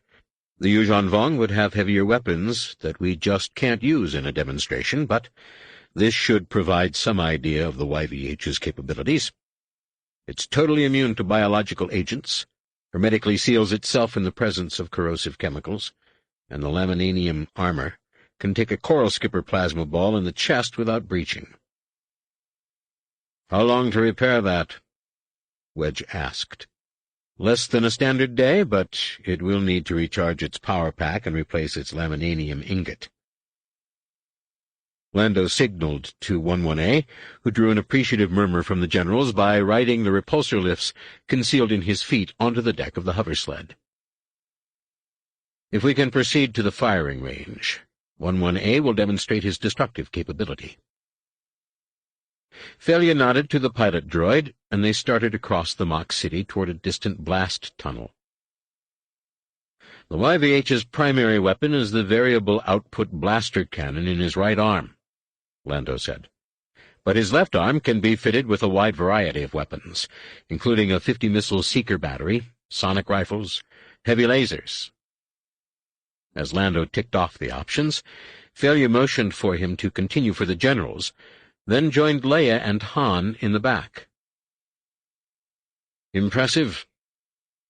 He addressed himself to both Leia and Han, as though he were only making casual conversation. I can see an army of these droids defending the New Republic. What would it take? 1 million? 3 million would be better, Han answered, immediately slipping into bargaining mode on his friend's behalf. There are a lot of Yuuzhan Vong, and these things are bound to make them mad. That's worth something. 3 million? Failure considered the number, then looked to Leia. That's a lot of laminanium. It would require a great deal of support to push through. Leia had a hollow feeling in her stomach. She had known this moment was coming, since watching the hologram of Failure dressing Nome Anor down in front of the full Senate. And, for a change, she was almost eager to give the Bothan what he wanted. After the destruction of the Speed Queen in the battle at Fraz, the Jedi were taking more of a battering in the Senate than ever. The Chief of State's support would do much to alleviate that, but her feeling as she left the Nurmok Situation Room that day had been unmistakable. The Force was guiding her away from politics, and she had no doubt that the Bothan hoped to bring her back into the Senate as his ally, a move that would both add to his support and give the Jedi an audible voice. It was a sacrifice she could no longer make. The feeling had been too clear. "I'm sure you'll find all the support you need, if you truly believe it's the right thing." The fur around Felia's collar ruffled uncertainly. "What do my beliefs matter? We're talking about the Senate." "The Senate you made," Leia said. "You and those like you. I'm no part of that." Felia's ears flattened, and Leia heard her husband mutter something under his breath. They had talked this over before coming. Han was sympathetic to her determination to have no more to do with the Senate, but in typical Han Solo fashion, he thought she simply ought to fake it. To his way of thinking, all she had to do was smile a few times and make a couple of public appearances with Failure. Then the Jedi would be off the hook. Lando would have enough credits to buy an entire sector, and the New Republic would have the finest droid army in a dozen galaxies. Han just could not understand that to play Failure's game would be to countenance the Bothan's way of doing things, to become a part of the rot that had made the New Republic such a soft target for the Yuuzhan Vong in the first place. After a long pause, Failure cast a meaningful glance at the lightsaber hanging from Leia's belt. "Come now, Princess. You know how this works. I cannot support the Jedi unless the Jedi support me." "Do the right thing, and you will have their support," Leia said. Lando and the generals had given up all pretense of discussing the YVH's merits and were now openly eavesdropping.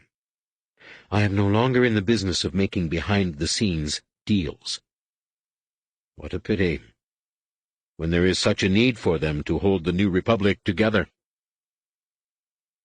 Lando's eyes widened at Failure's acid tone, and he shot Han a look of appeal. Han could only shrug. "Sorry, pal. I promised she'd come, not what she'd say." The hoversled slowed, and began to descend toward the blast tunnel, where several Tendrando technicians were unloading 2 huge crates of YVH munitions. Lando rallied with one of his slickest smiles. "No problem, Han. This baby sells itself." He jerked a thumb toward a squad of big human bodyguards rushing to secure the hoversled's landing pad. "When the Chief of State sees what 1-1A's depleted baradium pellets do to Yorick coral, he'll want a dozen to replace those jokers."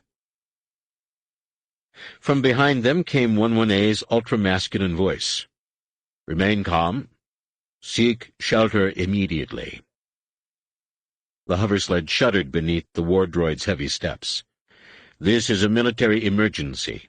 Seek shelter immediately." It was the same warning the droid had given in the Search and Identify demonstration, just before disabling 3 Yuuzhan droid infiltrators as they tried to slip through a crowd of Tendrando pedestrians. Leia cocked a querying brow at Lando. He shook his head, then moved to intercept the war droid. 1-1A, the demonstration is over, he said. "Affirmative. Demonstration completed," the droid replied. "Please seek shelter. There are Yuuzhan Vong ahead." YVH-11A brushed Lando aside and jerked the pilot droid away from the control column, then jacked into the socket himself.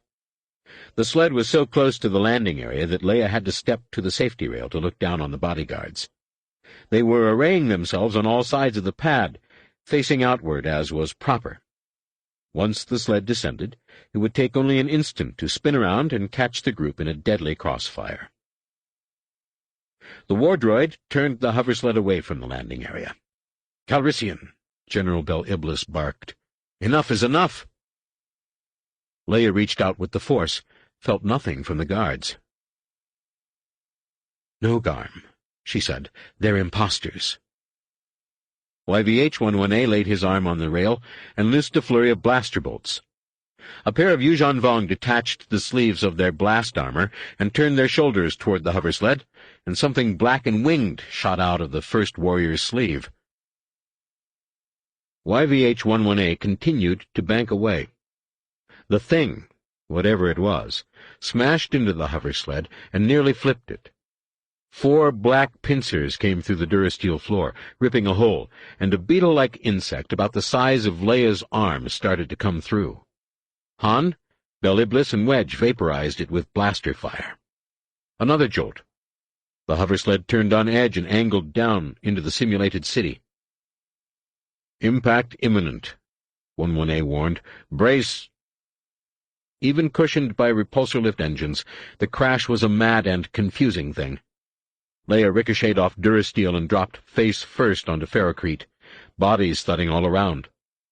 The hoversled fell against a wall above her, remaining there leaning. Han called out. She reached for him through the Force and felt more worry than pain. "I'm fine," she said. "Everyone?" Thalia answered first. "Thankfully, I am unhurt." "Sound and strong," Bel Iblis reported. "Same here," Wedge said. Only Lando did not answer. Leia picked herself up and found him crouched behind the overturned sled, watching 11A spray blaster bolts down a one-block street. The whumph-whumph of the droid's blaster cannon sounded somehow all too gentle. "Lando?" Leia pulled the lightsaber from her belt. The handle felt familiar enough, but the weapon still seemed a thing in her hand, not at all the extension of herself she knew it should have been. "Tell 11A to let loose with the heavy stuff." "Can't. There's a power governor on his weapons systems." Lando sounded almost sick. "With 2 generals and the chief of state here, we didn't want a chance of programming glitch." "Power governor?" This from both Han and Thalia. "You think I'm not disappointed?" Lando retorted. "An opportunity like this?" Thud bugs began to ping the bottom of the hoversled. "What was he supposed to do in the blast tunnel?" Han asked. "Put on a light show?" "It only takes a second to change a programming card," Lando said. "It's with the munitions." Leia peered around the platform edge. YVH-11A stood in a storm of thud bugs, pouring blaster fire at the assassins and accomplishing nothing against their stolen blast armor. Finally, he gave an electronic bellow and stomped down the street. A pair of Yuuzhan Vong pressed themselves into a doorway and opened their breastplates, each drawing a long eel-like creature from beneath his armor and throwing it at 11A. The things turned rigid and streaked at the droid, their heads pulsing with white energy, their tails shooting threads of flame. YVH-11A fired twice on the run. The eels exploded. He fired twice more, and both attackers dropped. Then the droid was crashing into the others. 2 more fell to his flailing arms, but the rest slipped past, and Han, Lando, and the generals took out another pair with blaster pistols. Wedge stopped firing long enough to shove Han and Leia toward Thalia. "Take him. We'll hold here." Han started to object, but Thalia was already fleeing, shouting into his comlink for someone to answer. Judging by the panic in his voice, no one was. Leia grabbed Han and started after the Bothan. Like it or not, Thalia was chief of state. Behind them, another assassin fell. Then Wedge took a thud bug in the shoulder and tumbled into the others. And the last trio of Yuuzhan Vong charged under the hoversled and raced past, 11A stomping into view behind them, still scorching their armor with ineffective blaster fire. The droid's laminanium armor was pitted to the underskeleton, and his circuits were showing. But he kept coming, kept firing even with his allies in front of him. Precision targeting. Seeing the advantage of the situation, Leia ignited her lightsaber. Time to make a stand. Too dangerous. The near panic in Han's voice surprised Leia. You go. He shoved her after Felia, nearly losing a hand as he reached past her lightsaber, then dropped the nearest Yuuzhan Vong with an impressive under-the-arm shot. Bad timing. A blaster bolt, one of 1-1A's non-lethal green bolts, caught him in the chest and hurled him into Leia. He dropped. Not dead, she could tell, but out. Really, really out. She caught her balance and stumbled around to meet the last two Yuuzhan Vong, one slashing at her head, the other slipping past after failure. Leia dropped to a crouch and tumbled backward, using the Force to carry her along. A flying somersault would have been better, but she was no dueling master. She rolled to her feet and spun, catching Borsk's would-be assassin across the back. Her ruby blade cleaved him nearly in two, and the smell was sickening. Leia continued her spin and found the last Yuuzhan Vong where she expected, whipping his amphistaff at her legs. Also as expected. She blocked low. He dropped his weapon and reached for his utility pouch. Something struck at Leia's knee. She caught it on her blade, saw the amphistaff had reverted to snake form, and flung the thing away. The Yuuzhan Vong's hand was in his utility pouch. Leia summoned the Force, and kicked with everything she had. The blow caught the assassin square and sent him stumbling back all of 2 steps. The warrior sneered and withdrew his hand from the utility pouch. Vowing for the 1,000th time to spend more time practicing her Jedi skills, Leia hurled her lightsaber at his arm. Still sneering, he pivoted to let it pass, and suddenly found himself folded into 1-1A's laminanium arms. The droid crushed the stolen blast armor like an eggshell, squeezing black gore out onto the ground. "Blasters ineffectual," he said, stunned and confused. "Alternate tactics required." Chapter 13. With the milky splendor of the galactic core pouring down through its transparisteel ceiling, the crater room on Eclipse was one of the few that still had light. An attempt to feed more power to the central cooling system had blown a primary switching bank, shutting down all non-vital systems and compelling the Jedi to hold their assembly in one of the Eclipse program's labs. Several empty Villip tanks, even Silgal could not make the things grow, had been moved aside to create a gathering area. Han and Lando stood a little off to the side with Leia's Nogri bodyguards. After the close call on Coruscant, the Nogri had emerged from their bacta tanks a day early, and now refused to let Leia out of their sight. Leia was near the front with Mara, Silgal, and the older Jedi, while Jacen and Jaina stood with Tenel Ka, Loe, Raynar, Zek, and the more thoughtful of the younger Jedi Knights. Anakin, with his pretty friend Tahiri at his side, was surrounded by his growing gaggle of companions, now including the 3 Barabel hatchmates, Yulaha Kor, a red-haired woman named Errol Besa, and the Twi'lek dancer, Alima Rar. Han was only slightly less pleased than Tahiri to see how closely Alima pressed into his son's space. Though the Twi'lek was about the same age as Anakin, he could tell by how she used her eyes and touch that she was much older in at least one sense, and now was not a particularly good time for Anakin to learn those lessons. Though Luke had called the gathering to report a breakthrough in Silgal's research, they had just received word that Anakin's friend Lyric had fallen to the Voxen. Almost as alarming, Corran Horn had been seen with his wife Mirax, fleeing a pack of the creatures while resupplying on Corellia. No one had been able to contact them since. Silgal was the first to break the silence. "I asked Master Skywalker to call this meeting because I wanted to give you some hopeful news. Instead, I must again apologize for my tardiness in solving the problem." The Moon Calamari turned her bulbous eyes toward the floor. "Forgive me. Don't think like that." Though Anakin's eyes were wet with barely restrained tears, his tone was warm. "No one could do better. Without you, we wouldn't even know these things were part Vornsker." Anakin's words made Han proud. He knew from his own experience how difficult it was not to lash out after the loss of someone close, and his son's reassurances would help ease Silgal's overactive conscience. "That's right," Ganner Rysot agreed. The big man's scarred cheek lent a dangerous air to an otherwise rakishly handsome face. "Everyone knows how hard you've been working, just by how hard we've been working." This drew a chorus of agreement, for Silgal was keeping many of the Jedi busy, trying to identify the location of the original Voxen, the Queen, as they now called her. Ganner had retraced the Sweet Surprise's route to and from Nova Station. Streen had searched the log for suspicious gaps, and Cheklev was still keeping a dozen scientists busy, analyzing pieces of the destroyed ship. Meanwhile, Anakin and his group rushed from planet to planet, retrieving Voxen corpses for Silgal, who plotted dispersal patterns and correlated data. The result of all that effort had been to confirm that all Voxen were indeed clones of a single creature, but also, and more importantly, to establish that their cells deteriorated at an accelerated rate.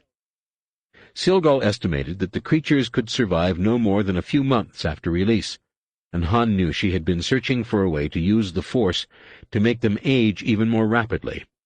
With any luck, she had called today's meeting to announce her success. Luke allowed everyone a chance to express their support, then raised a hand to quiet the gathering. "We have no complaints about Silgal's progress, but there is reason for concern. If Corran and Mirax are missing, Booster Terek may take it on himself to go into the war zone after them." "Not with Tion and Cam aboard," Han said. He and Leia had finally caught up to Booster between trips to Coruscant. "They know where to find us. They won't let him try anything stupid without swinging by here to drop the students off." "You're sure?" Luke asked. "That ship is carrying the next generation of Jedi Knights." "2 of whom are his own grandchildren," Leia said. "Booster wouldn't risk Valen and Gisela, even for Mirax." Luke considered this, then nodded. "Good. I've been friends with Corran long enough to know he can take care of himself. But we'll all breathe easier if we don't have to worry about the Academy students." He fell silent for a moment, then said, "Let's turn our attention to preventing the Voxen from taking any more of us. Silgal has some interesting news." Luke stepped over to Mara and smiled at the infant sleeping in her arms. The sight filled Han with a sense of calm, and he wondered if that was what it felt like to touch the Force. For a moment, the galaxy did not seem to be coming apart after all. The glue that held it together remained, and, Yuuzhan Vong or not, it would still be there tomorrow.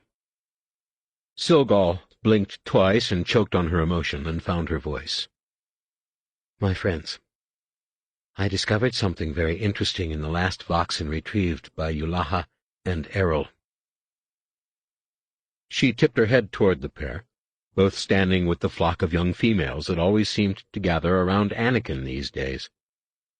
"In its stomach was a full-grown Ysalamiri, and in the Ysalamiri's stomach were several Olbio leaves." "So these things eat Ysalamiri?" Raynar asked. During Han's visits to Yavin 4, he had noticed that questions seemed to boil out of the boy the way words bubbled out of young Tahiri, 2 more things that had survived the invasion of the Yuuzhan Vong. "Is that what you're telling us?" "No.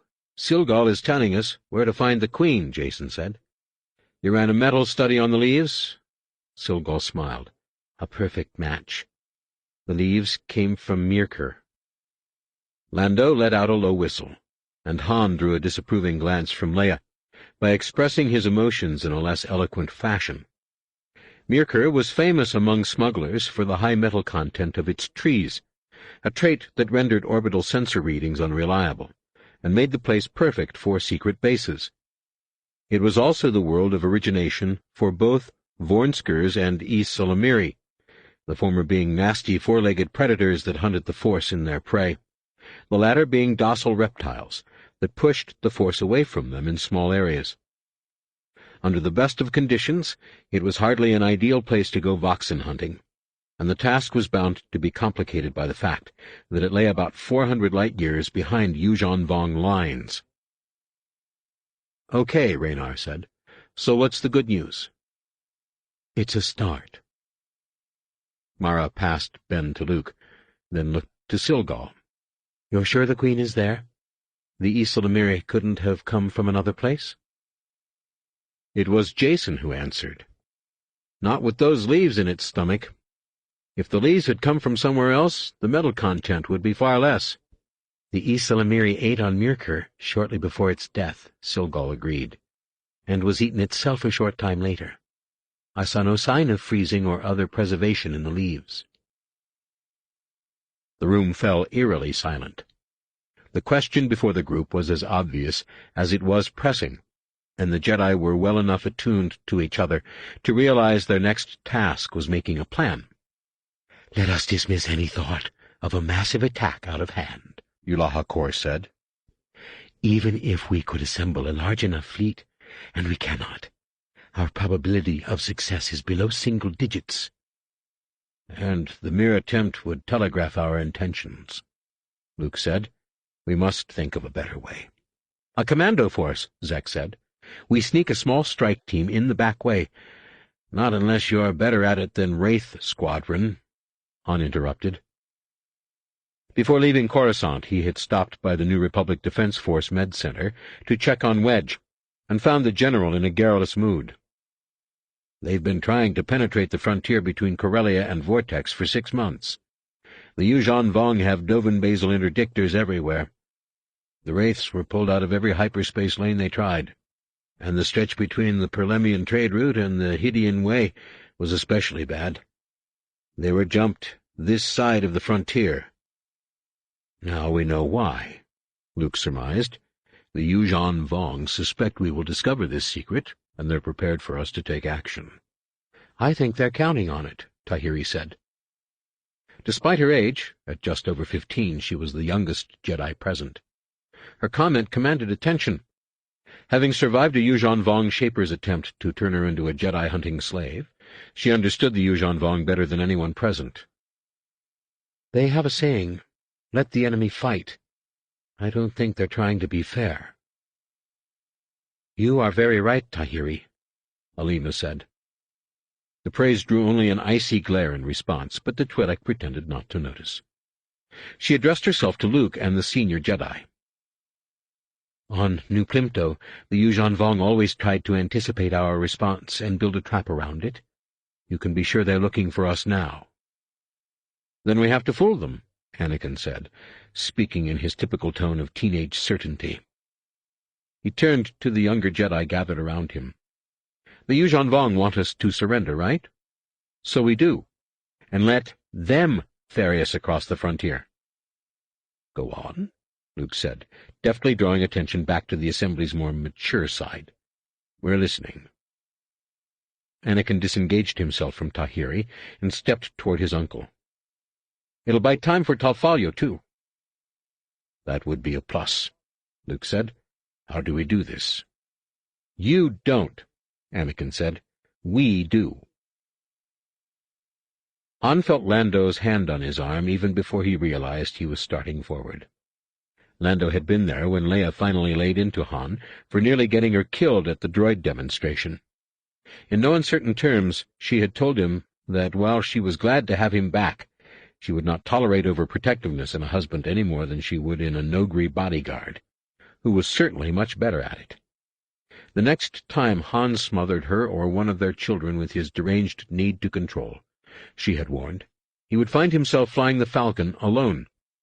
Han vowed to hear his younger son out, then stepped back and quietly thanked Lando for the reminder. Anakin looked back to his group. "We'll have a traitor turn us over to the Yuuzhan Vong on the pretext of buying time for the Talfalyan hostages. We'll set up a transfer for somewhere near Obroa Sky, Let them cross the frontier, then take over the ship and fly to Mirkir. He turned to his older sister. I know Wedge. General Antilles has let you fly a couple of captured Yuuzhan Vong vessels. Can you teach Zek? Jaina studied him suspiciously. Why would I need to? You're not doing something that crazy without me. A look of distress came to Anakin's face. But you're only on temporary leave. The rogues could call you back any time. Sure they could. Jaina rolled her eyes. Then her face grew hard in the same way Leia's did when she would abide no argument. If you go, I go. Me too, Tahiri said. Anakin frowned. You're too— If you say young, I'll kick you where you really don't want to be kicked. Tahiri interrupted. Nobody here knows the Yuuzhan Vong from the inside like I do. Can anyone else, except you maybe, be sure they'd know a Shaper laboratory? Can anyone else understand the language? Good point, Jaina said. We'll need her help to run the ship.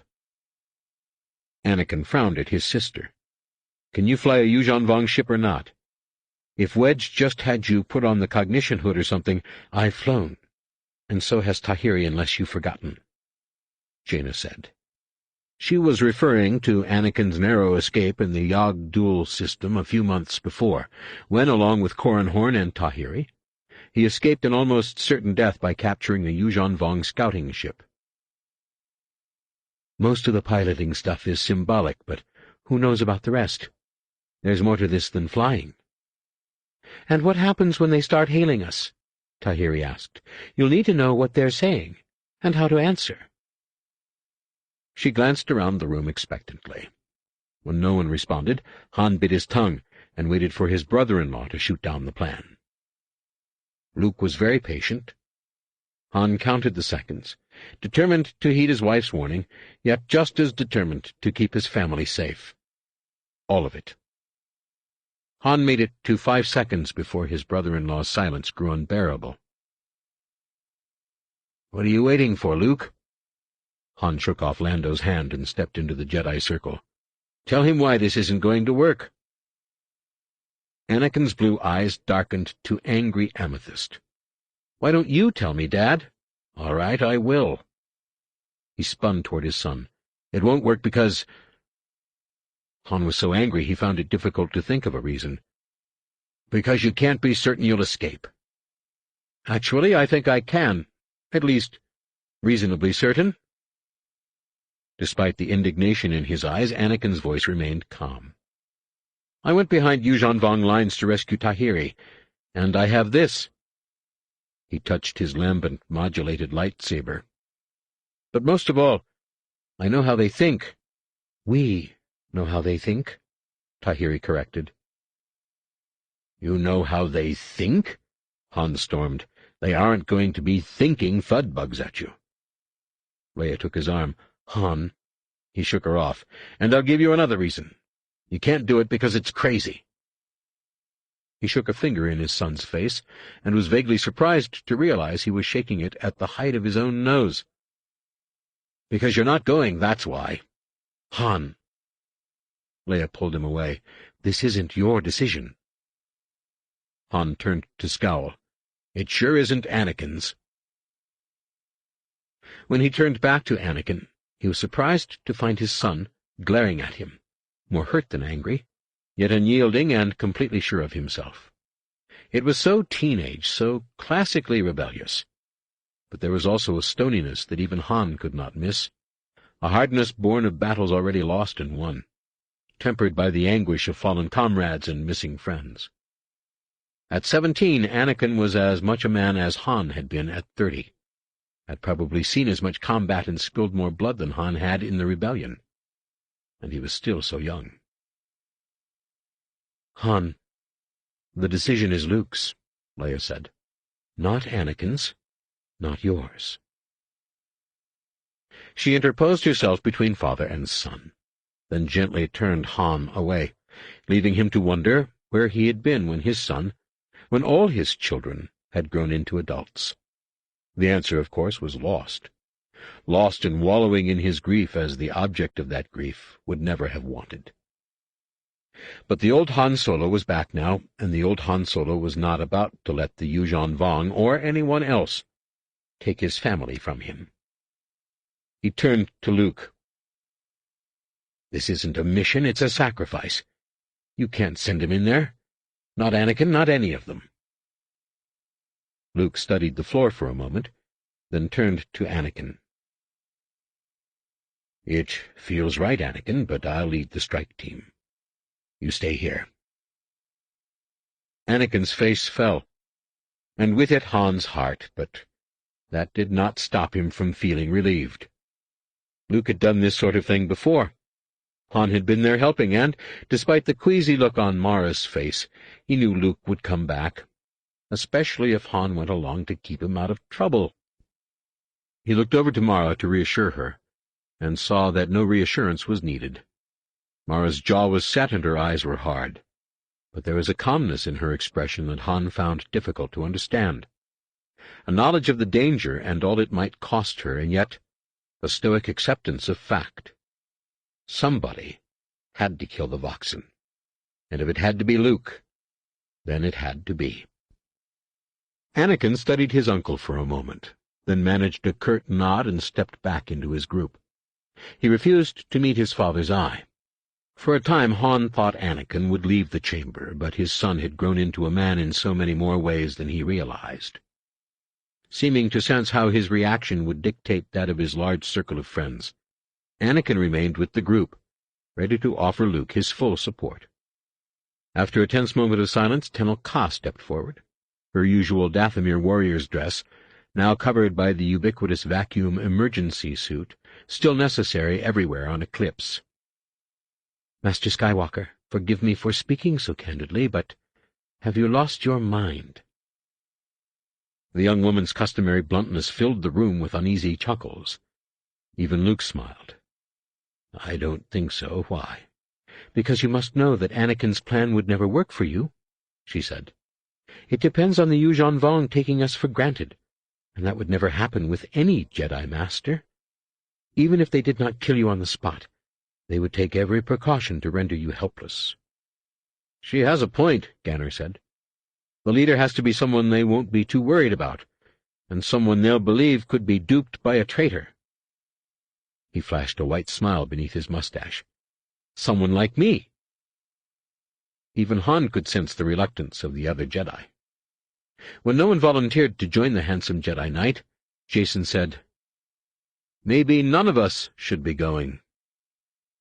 This drew a frown from both of his siblings, and Anakin said, "Jacen, this is no time to stand around debating good and evil. Either we kill those things, or those things kill the Jedi."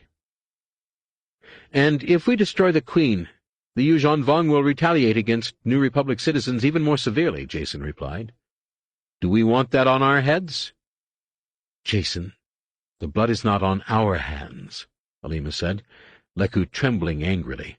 "It is on theirs." "A convenient position, but will it save more lives than it costs?" Yulaha asked. "As Jedi, that must be our only concern." And they were off, voices rising and gestures growing sharp as they argued the same point they had been contesting since the destruction of the Nebula Chaser. Alima spoke most forcefully against Jacen, no doubt because she could not bear the burden of New Plimpto's destruction and her sister's death. Yulaha and Jacen led the argument for Jedi responsibility. They were supported by a surprisingly large number, including Streen, Silgal, and, most astonishingly, the Barabel hatchmates. In the end, the debate grew so heated that C-3PO had to be summoned to take a crying Ben to his nursery, and Luke was forced to call repeatedly for quiet. Finally, he used the Force to project his voice directly into the mind of everyone present, and a silence as tense as it was embarrassed fell over the room. Luke glanced over the Jedi calmly, then spoke in barely a whisper. "It comes down to a simple question. How do we fight a brutal, evil enemy without growing brutal and evil ourselves?" "This is so," Tenel Ka confirmed. Luke looked at her for a moment, then shook his head wearily. "I wish I had the answer, but the Force has refused to guide me in this, as it has all of you, I think." He waited a moment, and when no one denied this, continued. "What has grown clear to me is that the time has come for us to choose one path. I assume there is no one among us who believes we should actually surrender to the Yuuzhan Vong." Though Jason alarmed Han by briefly looking as though he might disagree, he remained as silent as the rest of the Jedi. Luke nodded. "As I thought. So, do we destroy the Voxen and risk more retaliation? Or do we accept our losses in the hope that, doing so, will save the New Republic many more lives than it costs us?" "What are you asking for?" Ganner demanded. "A vote?"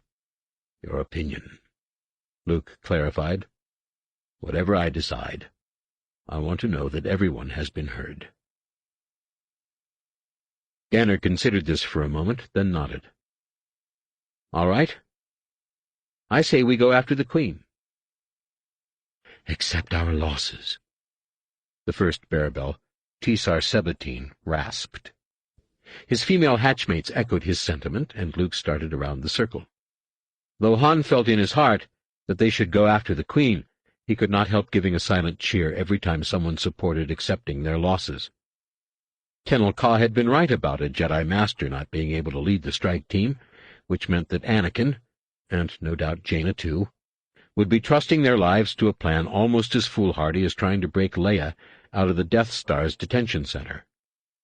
If the Jedi opted for accepting their losses, at least he and Leia would be close by in the Falcon to keep an eye on their children, until a pack of Voxen caught them.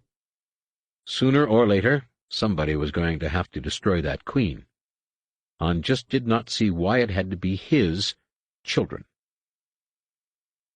By the time the question came around to Leia's end of the circle, opinion was divided almost evenly, with a slight edge toward destroying the Voxen. Lando leaned close to Han. "You can breathe easy, old buddy. Leia and Mara will want to go after the Queen, but Silgal and Streen are against it." Though Han knew no gambler in the galaxy could read faces as well as Lando Calrissian, he did not feel as relieved as he might have. The way Leia looked at him made clear enough how she felt about Anakin's injured pride. But there was more to it than her anger. Han was being selfish, and she knew it. And she knew what his selfishness might cost the Jedi in the end. "Han?" Caught by surprise, Han looked from Leia to her brother. "Yeah? Your opinion?" "Mine?" "You're part of this," Luke said. "You have a say." Han glanced back to Leia, and, seeing the silent plea in her eyes, wondered how she could be so strong. "Okay, give me a minute." He closed his eyes and, wishing someone could teach him one of those Jedi relaxation techniques, tried to calm himself with a few deep breaths. It didn't help. Not really. He knew why his son wanted to lead this mission, why Anakin had fought in every major Jedi battle since the invasion began, why he had charged off alone to rescue Tahiri. Chewbacca. No matter how much Anakin claimed otherwise, it all came down to Chewbacca. "Dad," Anakin said, "just do what you think's right." "I didn't need to hear that. I really didn't." Han opened his eyes and found his son standing in front of him. He started to take the boy by his shoulders, but realized how ridiculous he would look, spreading his arms so wide, and clasped a forearm instead. "You don't have to do this, you know." "I know." The hurt in Anakin's face was instantly replaced by an alarming brashness. "But I'm going to." With the uneasy feeling that he had seen the same cocky look in the mirror 30 years before, Han turned and found Leia staring at him open-mouthed. He shrugged and gave her a lopsided grin. "Kids. What can you do?" "I take it you favor destroying the Queen," Luke said. He finished the polling, which came out exactly as Landau had predicted, except that, with Han behind the mission, Luke decided to go after the Voxen Queen. "I expect everyone present to support this decision," he said. "We'll do what we can to protect the innocent, but we will be sending a strike team to Merkur." Jason turned to his brother. "Then let me be the first to volunteer." "You?" No one looked more surprised than Anakin. "But you're against it." "That doesn't matter," Jason said. "Nobody is as good with animals as I am. If you have to track down the Queen or something, you're going to need me." "When he's right, little brother," Jaina said, stepping to her twin's side. "And I believe we've already agreed that I'm coming." "Like I had a choice." Anakin smiled, then turned to the other young Jedi around him. "Anyone who wants to volunteer, see me later, after we've put together some kind of plan." Han felt like his knees would buckle. All three of them were going, all of his children on the same crazy mission, and he wouldn't be there to protect them. Couldn't even consider going along because he wasn't a Jedi. Leia looked no happier than he. Her face was pale, her lip trembling, and still she somehow found the strength to hold her head up and look proud. "There is one condition," she said, turning to Lando. "I want you to deliver them." For the first time in a very long while, Lando looked surprised. "Me? You're the only one who can make this work," Leia said. "I know I wasn't much help with Borsk, but if you'll do this—" Lando raised his hands. "We're way past favors here," he said. "I'll help any way I can." Chapter 14. The hulking war droid rotated 200 degrees on his waist coupling and pointed the business end of his blaster arm at Raynar Thule. "Plan point 14, Private." "I'm not a private." Raynar was dressed as usual in the colors of his family's merchant house. In this case, scarlet breeches, purple waist sash, and a golden tunic that matched the color of his bristly blonde hair. "We're not in the military." "Point 14, 11A insisted. Raynar rolled his eyes. "The crew bursts into the dining area and gets the drop on the Jedi," he said. "Point 15, the Jedi yield their weapons." "Lightsabers," 11A corrected. "And I did not ask for point 15, soldier." "I'm not a soldier," Raynar said wearily. Anakin and the 16 members of his strike team were sitting on the lush conform couches on the observation deck of Lando Calrissian's private space yacht. Rehearsing the plan Anakin had worked out with Luke, Lando, his father, mother, and about half the Jedi on Eclipse. There were 1,000 little details, but basically, the scheme called for the Lady Luck's crew to surprise the Jedi when the Yuuzhan Vong boarded. As the invaders took their prisoners away, a pair of YVH war droids would slip out of the disposal lock with an equipment pod and attach to the bottom of the enemy boarding shuttle. When the shuttle returned to its mothership, the droids would ride along, concealed from view by the shuttle itself. To make certain the droids went undetected, the strike team would stage a diversion. "Point 32, sir." Recalling that the droid considered him the group officer, Anakin looked up to find 11A's blaster arm leveled at his face. As usual, staring down the black tunnel of death brought his thoughts into sharp focus. "I used the Force to tear open the weapons locker and pass out blasters," Anakin said. "The blasters will be stored with power packs disengaged." "This part troubles me," Tenel Ka said. "Surely the Yuuzhan Vong will find it too convenient." "Consider the alternative," Lando said, stepping onto the observation deck with them. "My crew is all volunteer, but they won't die just to make things look good." "Which only proves her point," Ganner said.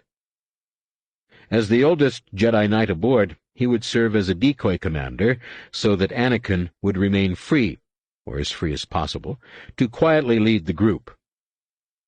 "The Yuuzhan Vong aren't stupid."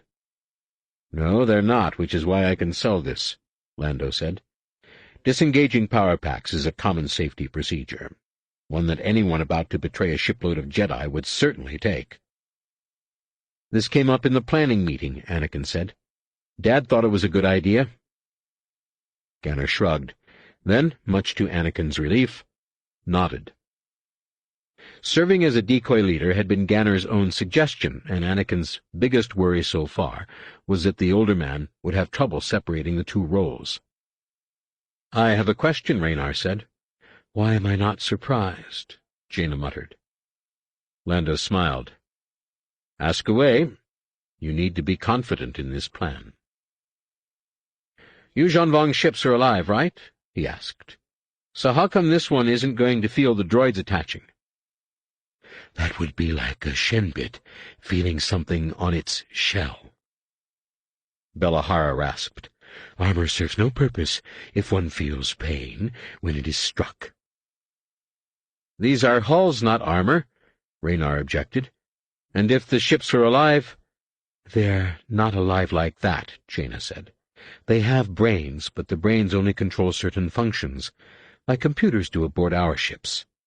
And they don't have feeling in their hulls. At least none of the ships I've been on did." "They couldn't," Jason said. "Feeling requires nerve endings, and nerve endings close enough to feel the exterior of the hull would freeze solid. Imagine standing on Hoth, barefoot." This seemed to convince Raynar. He winced and nodded to Lando. "Thanks. Now I'm confident." YVH-11A swiveled toward Lobaka. "Point 33, Private." Lobaka groaned something long and low that Anakin recognized as a crude offer involving a memory wipe. The Wookiee's translation droid, MTD, flitted down in front of him.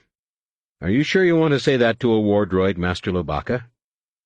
When Lobaka answered with a growl, MTD zipped around behind Tekli and emitted a burst of static that caused 11A's photoreceptors to light. Lando interposed himself between Lobaka and the war droid. "That's all for now, 11A. Stand down." He shot Lobaka a weary look, then turned to the others. "We've transferred the extra 2 YVHs and your equipment pod, and Tendra is down on the bridge plotting our route with the crew." "We're ready," Tahiri said confidently. 11A has seen to that." Lando's expression grew even more stern. 11A is a droid. He can make you drill and practice, but he can't prepare you. Not for something like this.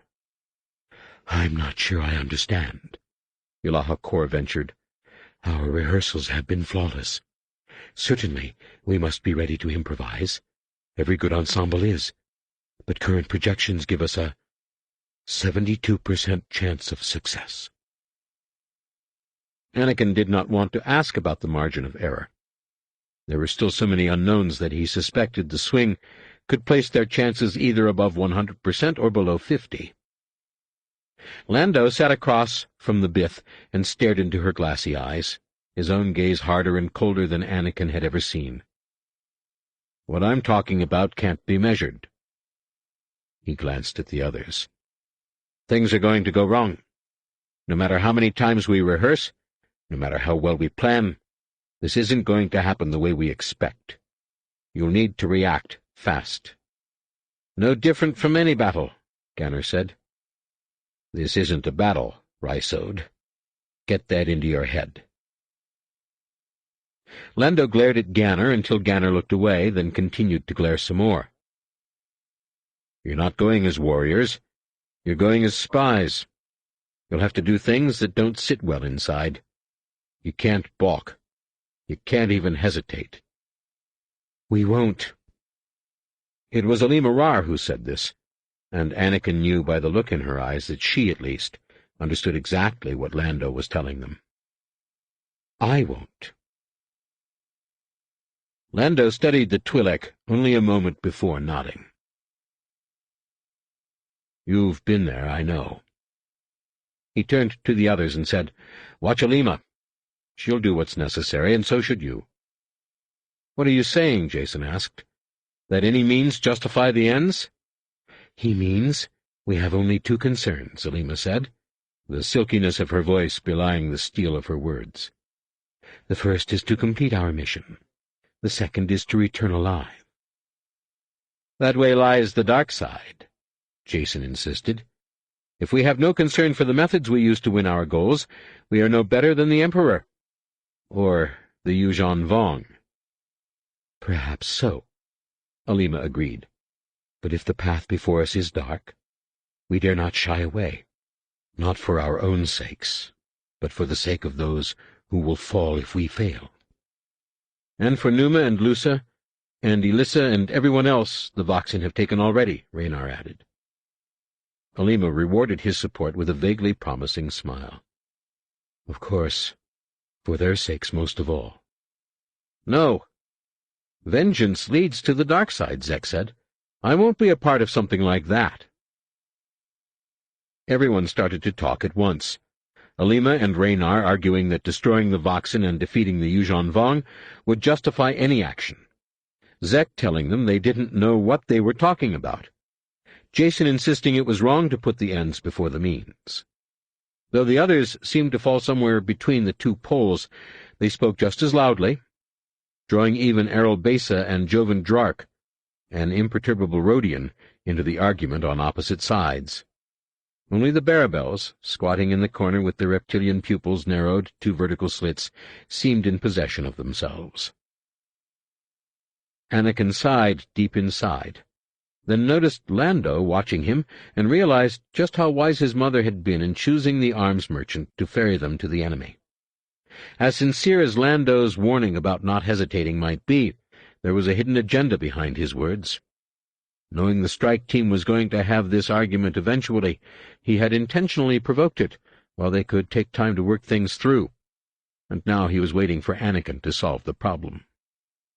"Quiet!" Anakin waited a moment, then tried again, and when that failed, shouted, "Shut up! That's an order!" His rudeness and the force he used to augment his voice finally got through to the others. Before the argument could resume, he continued, "Nobody is turning to the dark side on this mission." He glared at Raynar and Alima. "Is that clear?" "I didn't mean to suggest we should," Alima began quietly, "only that we can't shy—" "Is that clear?" Anakin demanded again. Alima's leku curled at the tips, but she pushed her lip out and said, "Of course, Anakin." Anakin felt more than glimpsed the strange smirk that came to Tahiri's face. While she was not fond of any of the strike team's female Jedi, she seemed to truly dislike Alima. Deciding to puzzle over the matter later, he turned to Raynar and cocked his brow. Raynar nodded. "Fine. Who'd want to anyway?" Anakin accepted this and turned to Zek and Jason. "But Lando's right. We may have to do some things we don't feel good about, and do them quickly. If you can't live with that, maybe you should catch a ride home on the freighter." "What kind of things?" Jason asked. "If we talk about our limits now—" "Jason," Anakin hissed. "Can you do this?" Instead of answering, Jason looked around for support. He found it, of course, especially from Zek and Tenel Ka, but Anakin began to think even his brother's special talent for handling animals might not be worth the discord he would bring to the team. He looked to Lando for guidance, but found only the expressionless face of a seasoned gambler. Anakin would have to solve this problem on his own. Where they were going, there would be no advice from old heroes of the rebellion. Anakin took a deep breath, using a Jedi relaxation technique to clear his mind so he could concentrate. Throughout the Yuuzhan Vong invasion, he and Jason had been drifting apart, until they had reached a point where they had barely been able to speak to each other without an undercurrent of resentment and blame. Those wounds were only now beginning to heal. The last thing Anakin wanted to do was remove his brother from the team and open them again. But he had to think of the mission, and of the others who would be on it. Anakin turned to his brother. "Jason, maybe—" "Anakin, I've had a brainstorm." Though Jaina's tone was enthusiastic, Anakin could feel his sister's agitation through the Force. Nearly as troubled by the schism as the brothers themselves, she had spoken to them both about trying to bridge it. "You know how we've been worried about the breaking?" "Yeah?" Anakin answered cautiously. Everyone on Eclipse knew how much value the Yuuzhan Vong placed on trying to break the will of Jedi prisoners. His biggest concern was that their captors would start it aboard the transfer vessel, and that someone in the group would not be able to endure it long enough to cross the frontier. "What's that have to do with what we're talking about?" "You remember how we used that telepathic force union during that first Yuuzhan Vong attack at Dubrillion?" Jaina asked. The three siblings had reached out to each other through the Force to share perceptions. What if Jason could help us all do that? We could use the link to bolster each other mentally and emotionally. "This is a good plan," Tenel Ka said. "Every interrogator knows that mental isolation is key to breaking a victim's resistance." Anakin saw the potential, just as he saw how desperately his sister was trying to prevent the gulf between him and Jason from widening any farther. Cautiously he asked, "How can we do that?" Jaina's expression grew confident. "I've been talking to Tisar and his hatchmates about the Wild Knight's combat tactics." She glanced in the Barabel's direction. "I think we could adapt a couple to our situation." "Yes, this one thinks we could," Tisar said. "Perhaps we could even use the bond to create a big meld fight." Anakin raised his brow. Meld fight was what the Barabels had called their incredible display of cohesion during the confused battle at Fraz. An interesting possibility. "But we'd need Jason," Jaina pressed. "He's the only one with enough empathic power to bind us all together." Or to drive us apart, Anakin thought. But as he studied the expectant faces watching him, he realized much of the damage had been done already. Sending Jason back now would not only disappoint his sister, it would alienate Zek, Tenel Ka, and many of the others who shared his concerns about the dark side. It would also widen the gulf between the two brothers, and Anakin wanted that about as much as he wanted another Yuuzhan Vong slave seed implanted in his head. "Jason, you have to do what I say when I say it." Anakin caught his brother's gaze and held it. "If something feels wrong, it's on my head, not yours. If you can't live with that, I'm sorry, but you can't come." Having sensed how close Anakin had been to sending him home before, Jason knew better than to hesitate. He nodded and said, "I trust your judgment, Anakin. I really do." Chapter 15. The data readouts went wild. Then Dani was slammed back into her G-seat as 1 ton put them into a tight turn. A stocky brub reptoid from gravity-heavy Barrows, 1 ton kept the inertial compensators dialed down to 92% because he liked to know when the blast boat shuddered. If someone in the crew got sick or blacked out for a few seconds, that was better than stressing the ancient hull welds. Dani fought to keep the purple out of her vision and strained to watch her display. The readouts continued to dance. It didn't mean she had solved her riddle. Saba Sebatine had not even said there was a Yamsk present, but it meant something. The gunners vaporized the skips with a volley of stutter fire from the blast boat's big laser cannons. Then Dani's skin prickled with sudden apprehension. Still, she resisted the temptation to look away from her instruments. The readouts were rising and falling in intermittent surges that looked suspiciously contrived, and Dani would not let herself be distracted. Her fingers began to fly over her control panels, defining sensor sweeps and activating recorders. "Saba, could there be a Yamsk out there?" She still did not look away from her instruments. "Please tell me there's a Yamsk out there." "Oh, yes, there is a Yamsk. No doubt." Saba's tone was distracted, and she did not seem to catch the significance of Dani's question. Speaking into the blast boat's comm unit, she ordered, "Wild Knights, prepare for return to the Jolly Man. Break left on this one's mark. Danny braced herself. The Jolly Man was not the cramped blast boat in which she was riding, but a fast freighter standing some distance off in a pocket of space dust. It served the squadron as a mobile base, and to carry the Vigilances and Howl Runners, which had no hyperdrives, into and out of battle. 3, 2, mark. Danny strained to keep her head turned toward her data screens as Wonton whipped the blast boat around. Several more readouts jumped to life, hovered there an instant, then dropped back to close zero. When the data bars she had been watching answered with a flurry of oscillations, Danny ruled out coincidence. She was seeing a comm code, not some random graviton eddy. Saba must have felt her excitement through the force, for the Barabel rasped, "You have found something, Danny Quee." "I think so."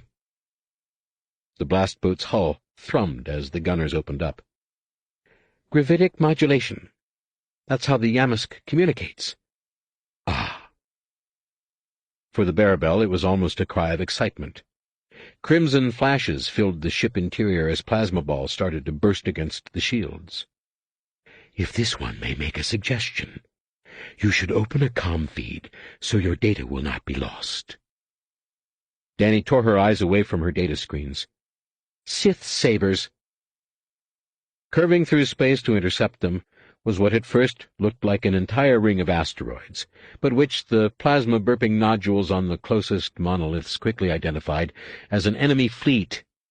She could not believe even the wild nights warranted such an effort. Then she realized they did not. For the past few days, the squadron had been working a choke point not far from the gem-mining world of Arcania, ambushing Yuuzhan Vong corvettes as they felt their way out of the war zone. Everyone had assumed these patrols were merely scouting New Republic positions, but now it seemed obvious that they had been clearing an invasion route.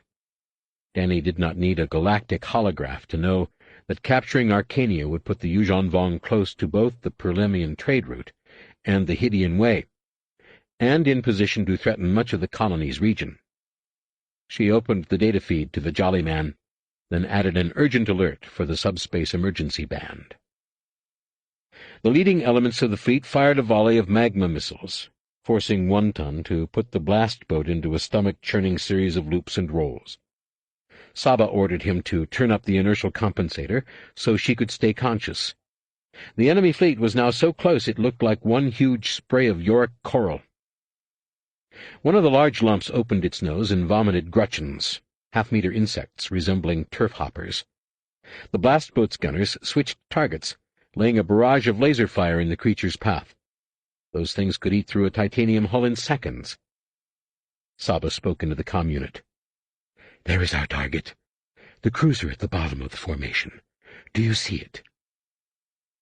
"The one on the end," Griff Lidge, pilot of one of the squadron's old T-65 X-Wings, calmed. "No, that they will expect," Saba said. 3 ships in. He is ahead of himself." "Got it," Griff replied. A flurry of comm clicks confirmed everyone else did, too, and Danny sensed the squadron's fear changing to resolve. Saba said, "Glow ball in 5, 4...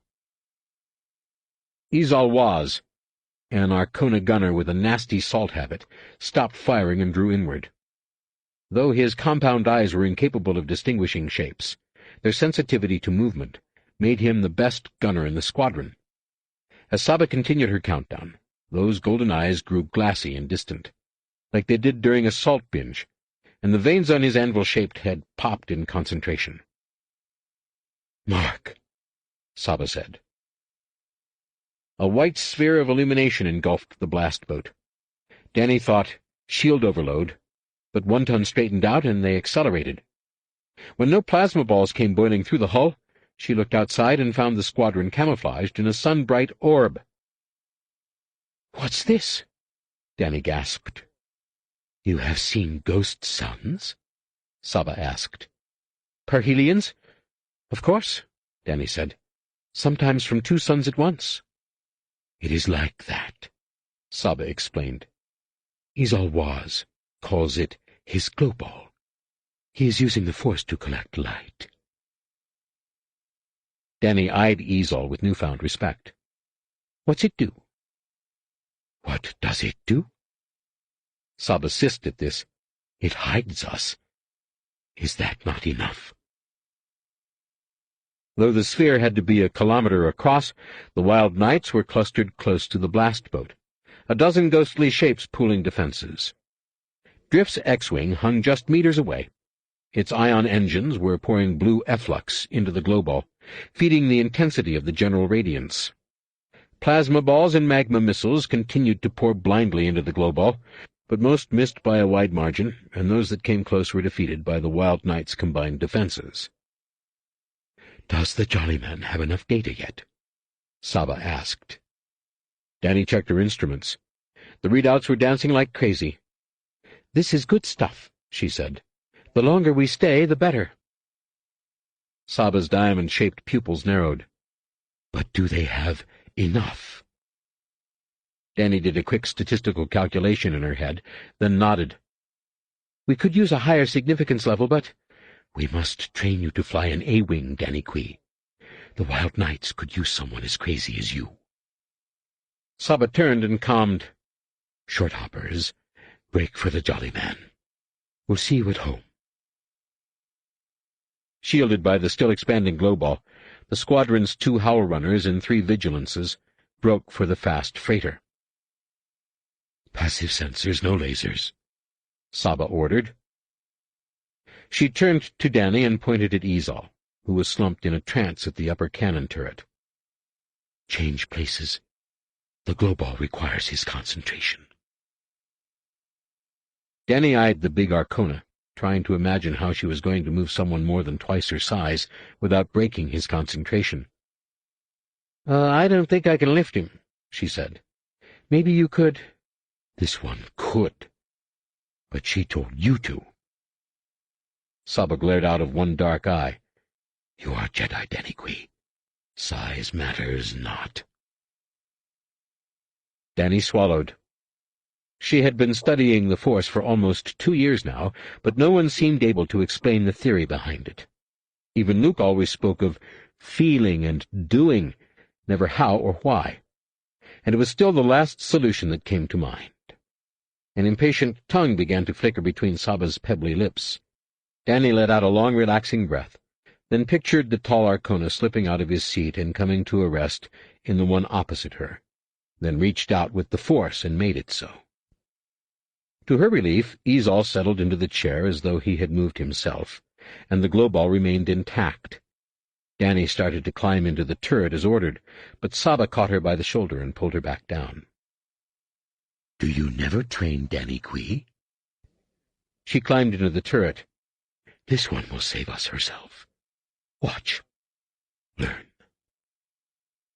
Danny did not understand until a moment later, when a volley of magma missiles came streaking in and her heart leapt into her throat. She felt the Y-wing weapon operators reach out and start nudging, and then there was no time for questions. A crimson spiral loomed large. Saba pushed, and it shot past meters above her turret. Someone else redirected a Gretchen, and Danny spent the next eternity watching the Barabel use the Force to push, lift, and turn Yuuzhan Vong missiles.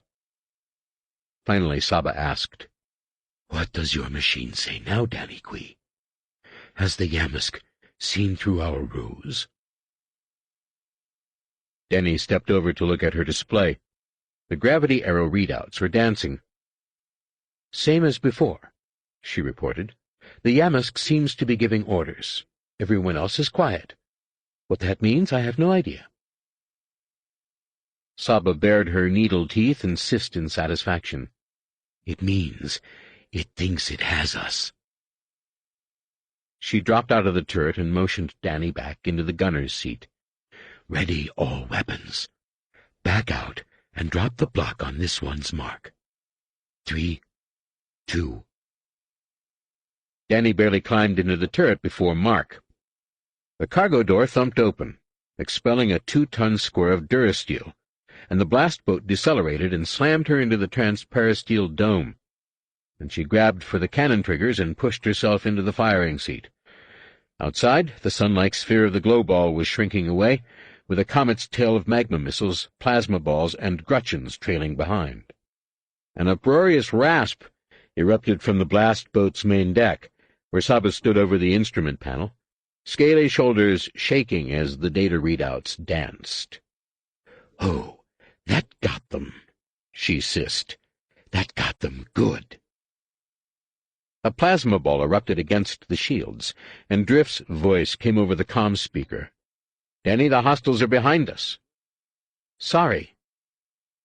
She spun the turret around to see the Wild Knight's fighters looping up to meet a dozen coral skippers. Pointing more than aiming, she squeezed the triggers and felt the twin laser cannons come to life.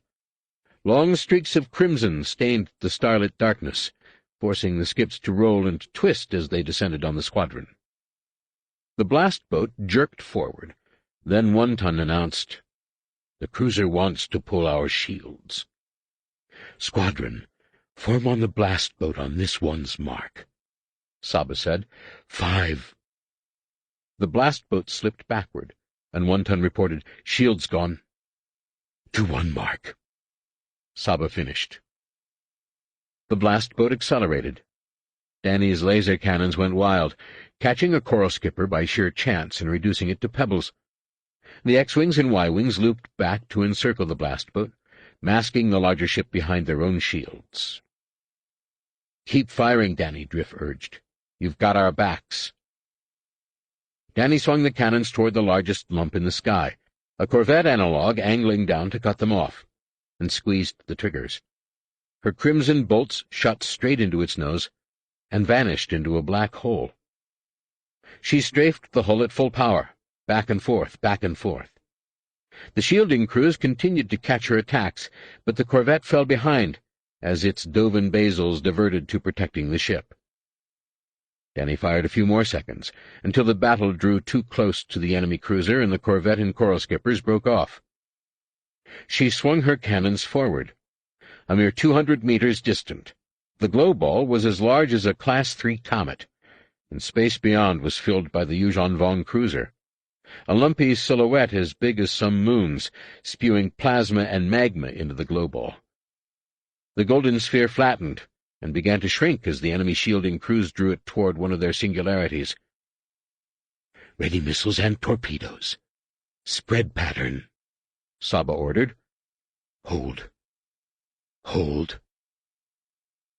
The glow ball distorted into an undulating flower pattern and shrank to the size of Danny's thumbnail. "Fire all," Saba commanded. "Cancel glow ball." The glow ball blinked out of existence. Then Eazal thumped to the deck, exhausted. The Yuuzhan Vong cruiser fell ominously dark as the weapons crews struggled to retrain their weapons. The Wild Knights launched a second, then third volley of concussion missiles and proton torpedoes, and suddenly the darkness ahead was all spiraling ion trails and looping plasma trails. "Darken blast tinting." Saba used the force to lift Eazal back into his seat, then swung around and strapped him in. "Prepare for concussion impact." "Concussion impact?" Danny cried, grabbing her seat restraints. "You're ramming it?" "Ramming it?" Saba erupted into a fit of sissing, and even One-Ton rumbled with laughter. "Danny Kui, you are so crazy."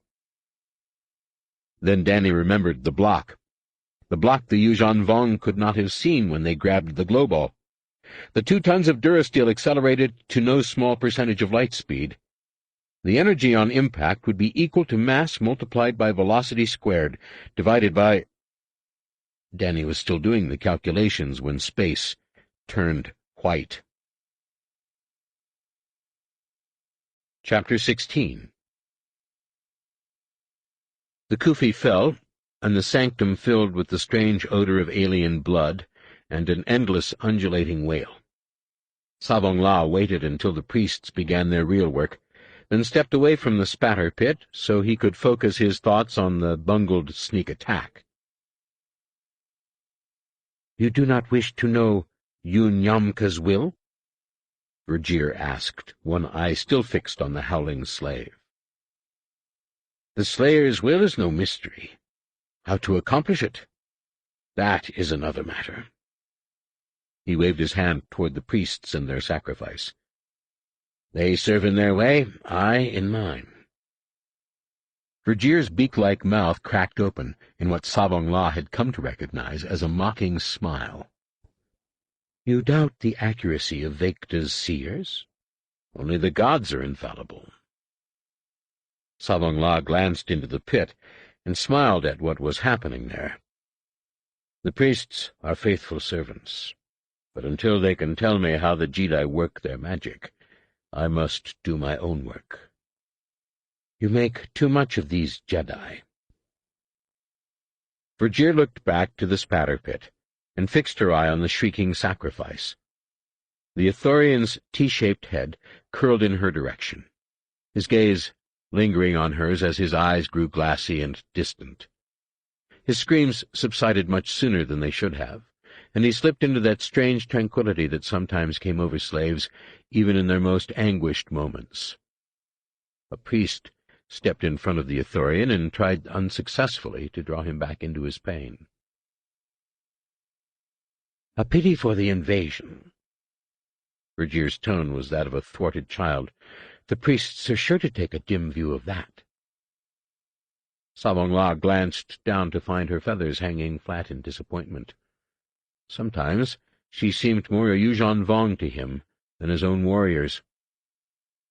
It was a Jedi squadron that intercepted the invasion of Arcania, he said, returning to her earlier remark, and it was only 2 Jedi who forced us to sacrifice New Plimto.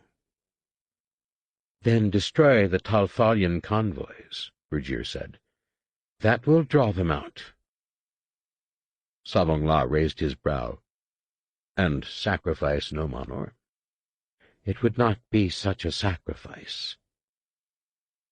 Savong La smiled faintly.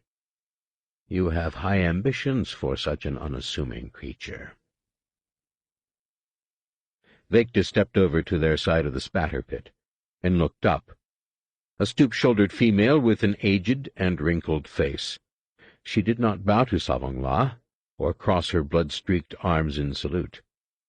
During a ritual, the priestess was beholden to Lord Shimra himself, and would die, gladly, before offering deference to any other. The slave's silence will not please the slayer.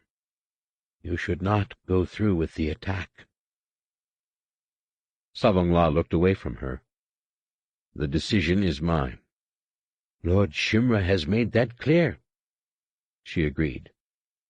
I was given to believe Lord Shimra also made clear you should consider the will of the gods in all things.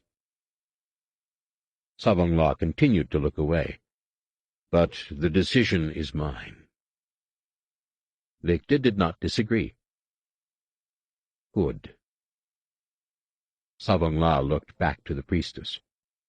You will ask Unyumka to punish the commanders who allowed the Jedi squadron to escape.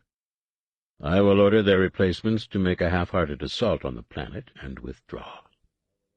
If you tease Unyumka, he will want lives, Vecta warned. Many lives. Of course. Though Savong La felt certain the god of war would understand the value of a good feint, it was better to be safe about these things. He shall have 8,000.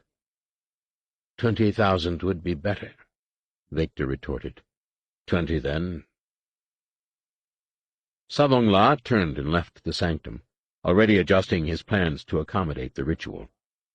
The extra sacrifices would require a full escort instead of a single ship, putting an unnecessary strain on his already overextended logistics train. Vergier waddled up to his side. Why take that from Vecta? Even with reinforcements, the New Republic can't hold Arcania. Capture it, and make a fool of her. Savong La whirled on Vergier. You question my judgment? He raised his foot as though to kick her. You think you know better than I how to win battles? Vergier gave his leg a contemptuous glance, then bristled her feathers, and moved a step closer. If you have a better idea, all you need do is say so. It was all Savong La could do, not to burst out laughing. Around you? I think not. Supreme commanders and high prefects trembled at his slightest frown. Yet Vergere, this ugly little bird, dismissed his fury as though it were nothing. You, I must watch. It will amuse me, if nothing else. Chapter 17. Lando let his sweaty palm brush against his pant leg, then transferred the datapad to the somewhat drier hand and displayed the screen to the subaltern of the Yuuzhan Vong boarding party. The picture showed 17 young Jedi Knights crowded around the Lady Luck's dining table. Though their bowls were filled with green Thakatillo, Lando had ordered his chef to serve only the finest fare on this journey. None of the Jedi were eating. Most were not even holding their spoons. "They seem agitated," the subaltern said. A brutish warrior with a fringe of spindly black hair, he stared at the datapad from arm's length, as though keeping his distance would prevent the instrument from defiling him. "You are sure they do not know we are here?" "They're Jedi," Lando answered, feigning irritation at a foolish question. "They can certainly sense my crew's apprehension, but I won't claim to know what's in their minds. All I can say is the viewports have been closed the entire trip." After a moment the subaltern nodded to himself and turned to an unarmed, but heavily armored, superior waiting outside the Lady Luck's airlock.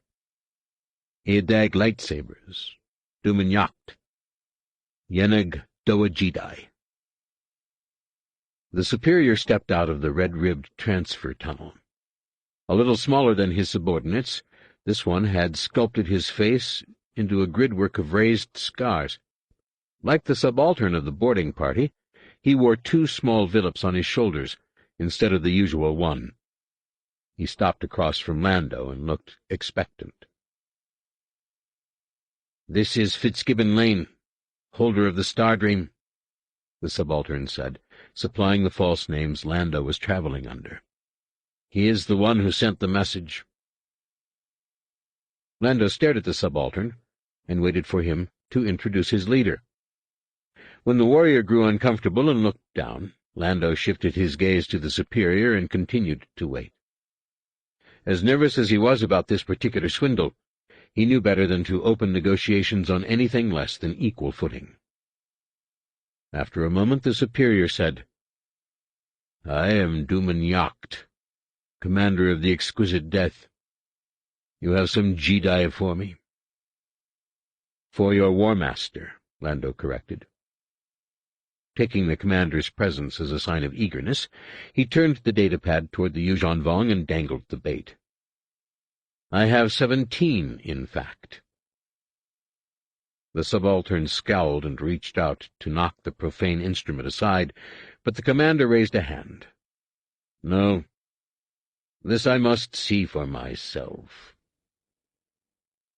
Dumanyacht peered into the vidscreen, where Anakin and a few others were half-heartedly spooning Thakatillo into their mouths. The strike team had not been warned about the boarding, in part because Lando wanted their reactions to appear genuine, in part because the Yuuzhan Vong had come so quickly. The Lady Luck had been drifting along beside an outbound comet, waiting for the nav computer to plot the final leg of their journey, when the boarding shuttle came swinging out of the tail. It had headed straight for the docking portal, a worm-like transfer tunnel already extending, to make contact. There was barely time to alert Tendra before the bridge alarm announced contact at the airlock. Lando authorized equalization and rushed back to find the subaltern already opening the exterior hatch.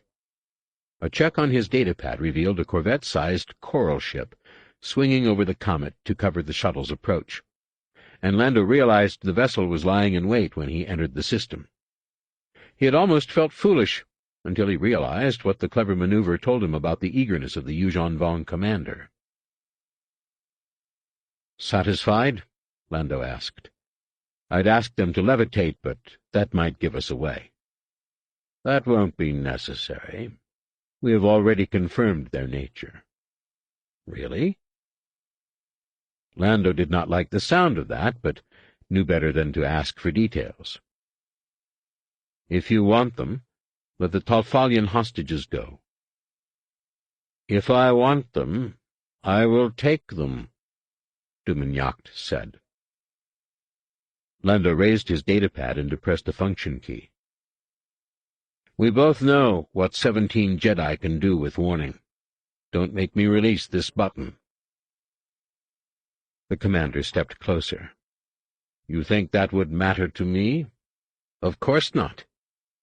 Lando sneered with more confidence than he felt. Even a space boulder like the Exquisite Death would destroy this barge in about 3 seconds. And what a pity that would be. No sacrifices for you, Nyamka, and no more Jedi deliveries for your War Master.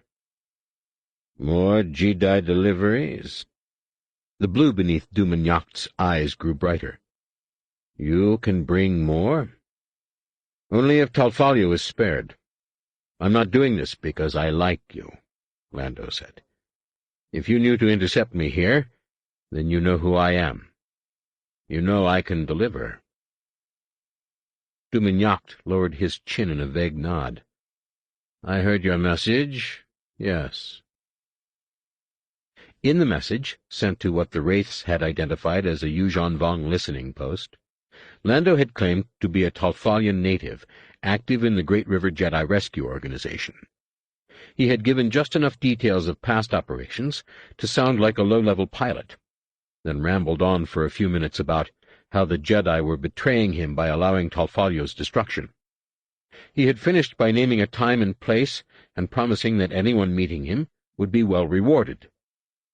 Duman's eyes remained fixed on the datapad, where the Jedi were beginning to discuss something in low tones.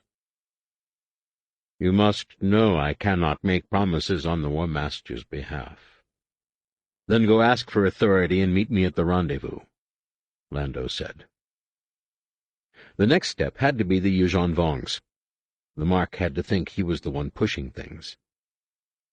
I'm not turning them over until I have his promise. The Yuuzhan Vong considered this a moment, then said, You won't make it that far. He tapped the vid display with a blackened fingernail. Your Jedi are nervous.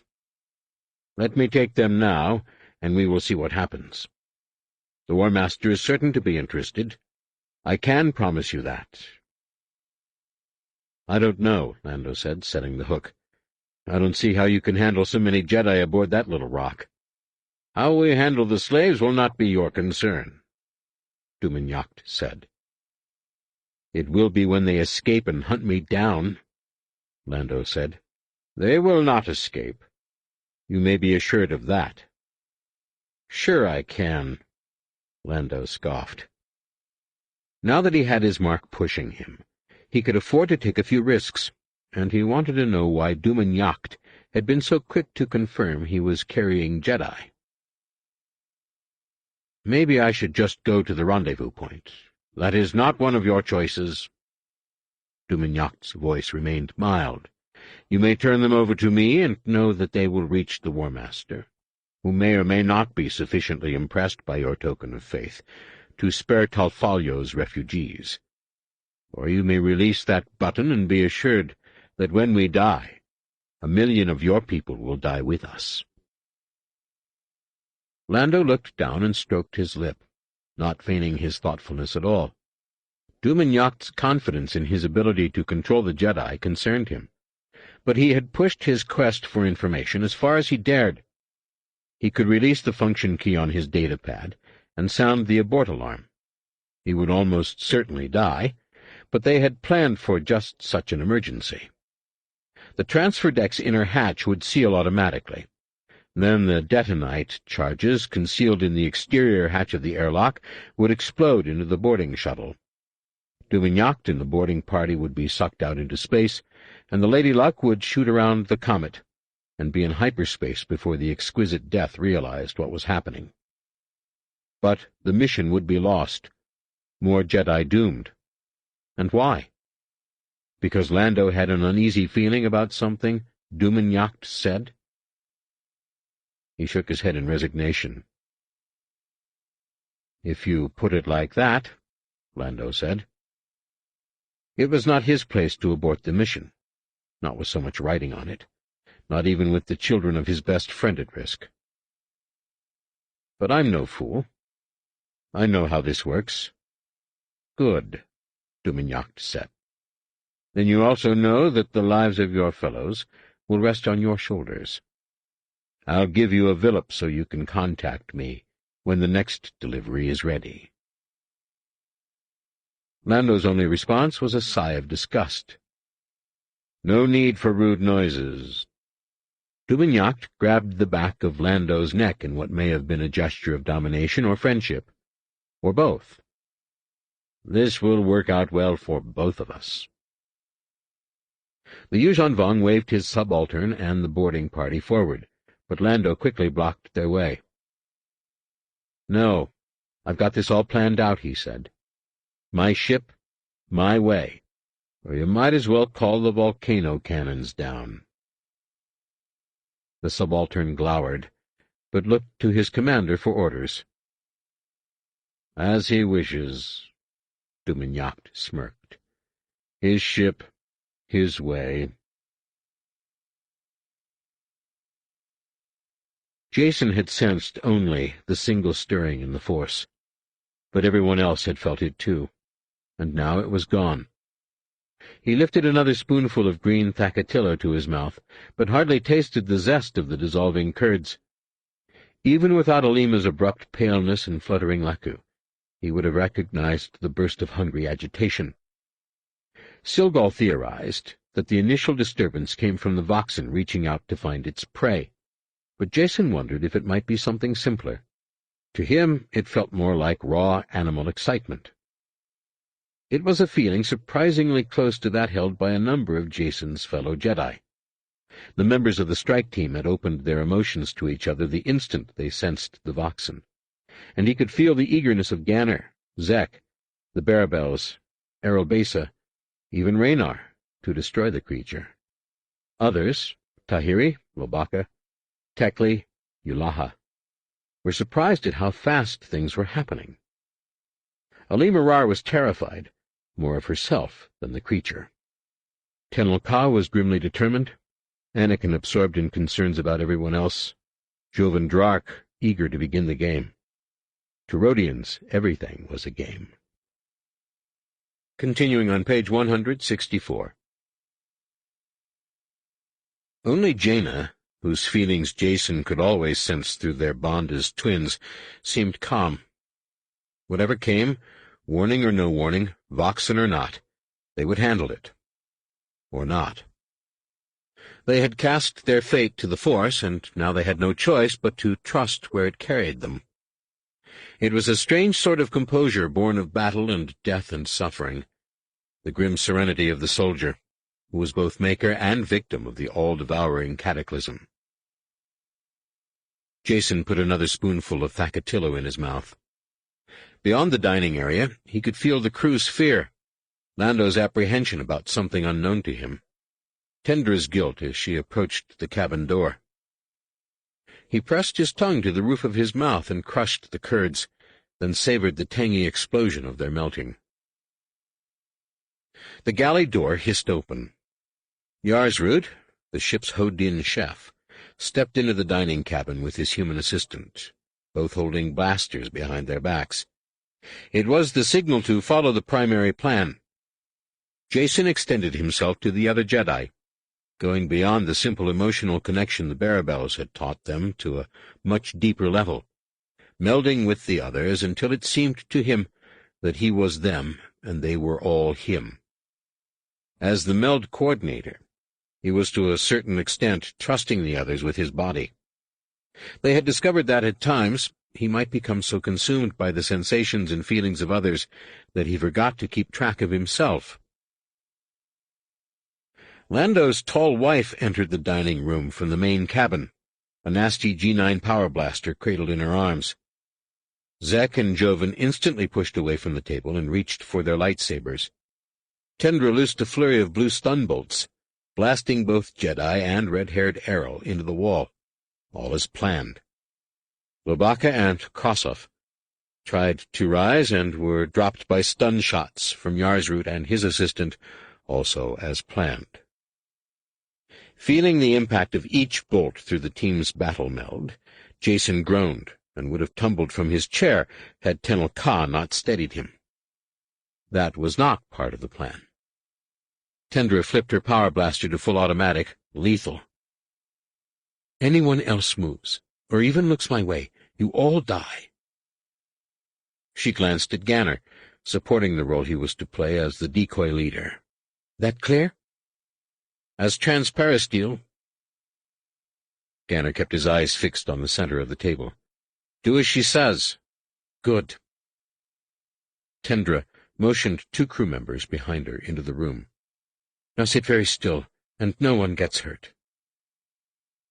The 2 crew members started around the table, unclipping the strike team's lightsabers and tossing them down the food disposal chute, along with Lobaka's protesting translation droid, MTD.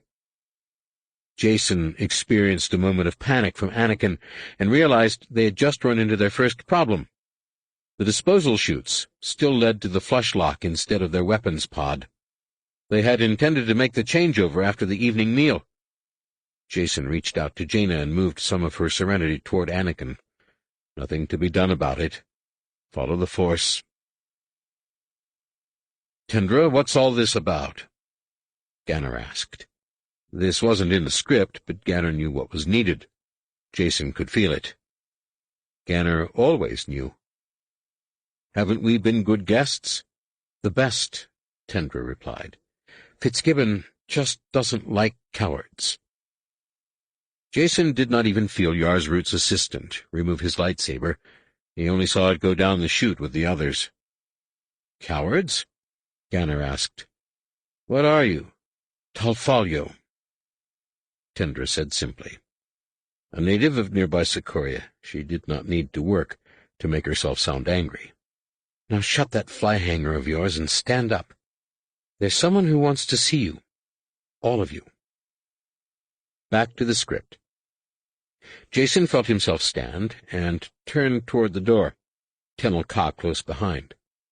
She would be his watcher, her one arm strong enough to carry them both.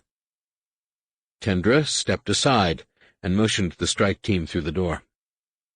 Down the corridor past the guest cabins and up 3 stairs under the transfer deck. Things would be crowded. Airlock, escape pods, who knows how many Yuuzhan Vong. Would the Voxin be there? Probably not. Nobody could feel it yet. Alima began to tremble, frightened not of the Yuuzhan Vong. She had killed dozens with her own hands, eluded hundreds more. But of herself.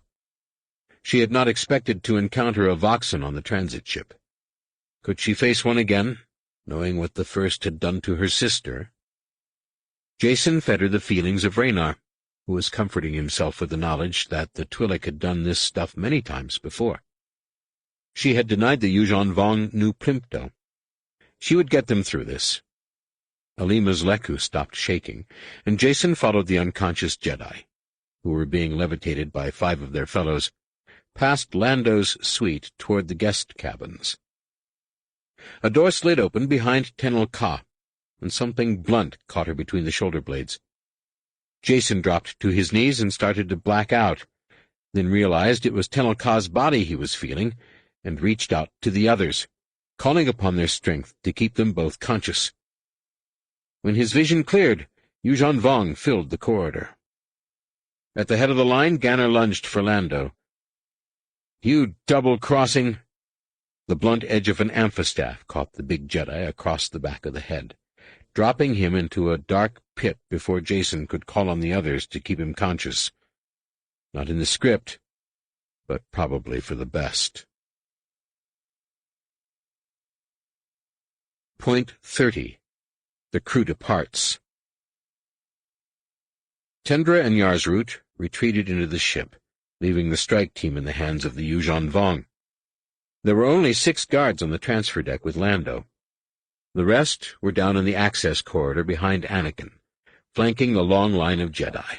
Tisar Sabatine, who was second in line, hesitated at the transfer deck and stared down at Ganner's unconscious form. A Yuuzhan Vong warrior, a large one with a spindly fringe of black hair, grabbed the Barabel and shoved him into the boarding suite. "Forward, all of you!" Anakin suppressed a smirk and stepped over Ganner's unconscious form. Tisar had played his role perfectly, forcing the Yuuzhan Vong to order the strike team to do exactly what the strike team wanted to. Anakin followed the Barabel to the far end of the deck and took his place across from the weapons locker. Tahiri and the other Jedi crowded after him, packing themselves just tightly enough to make room for the whole team, and not much else.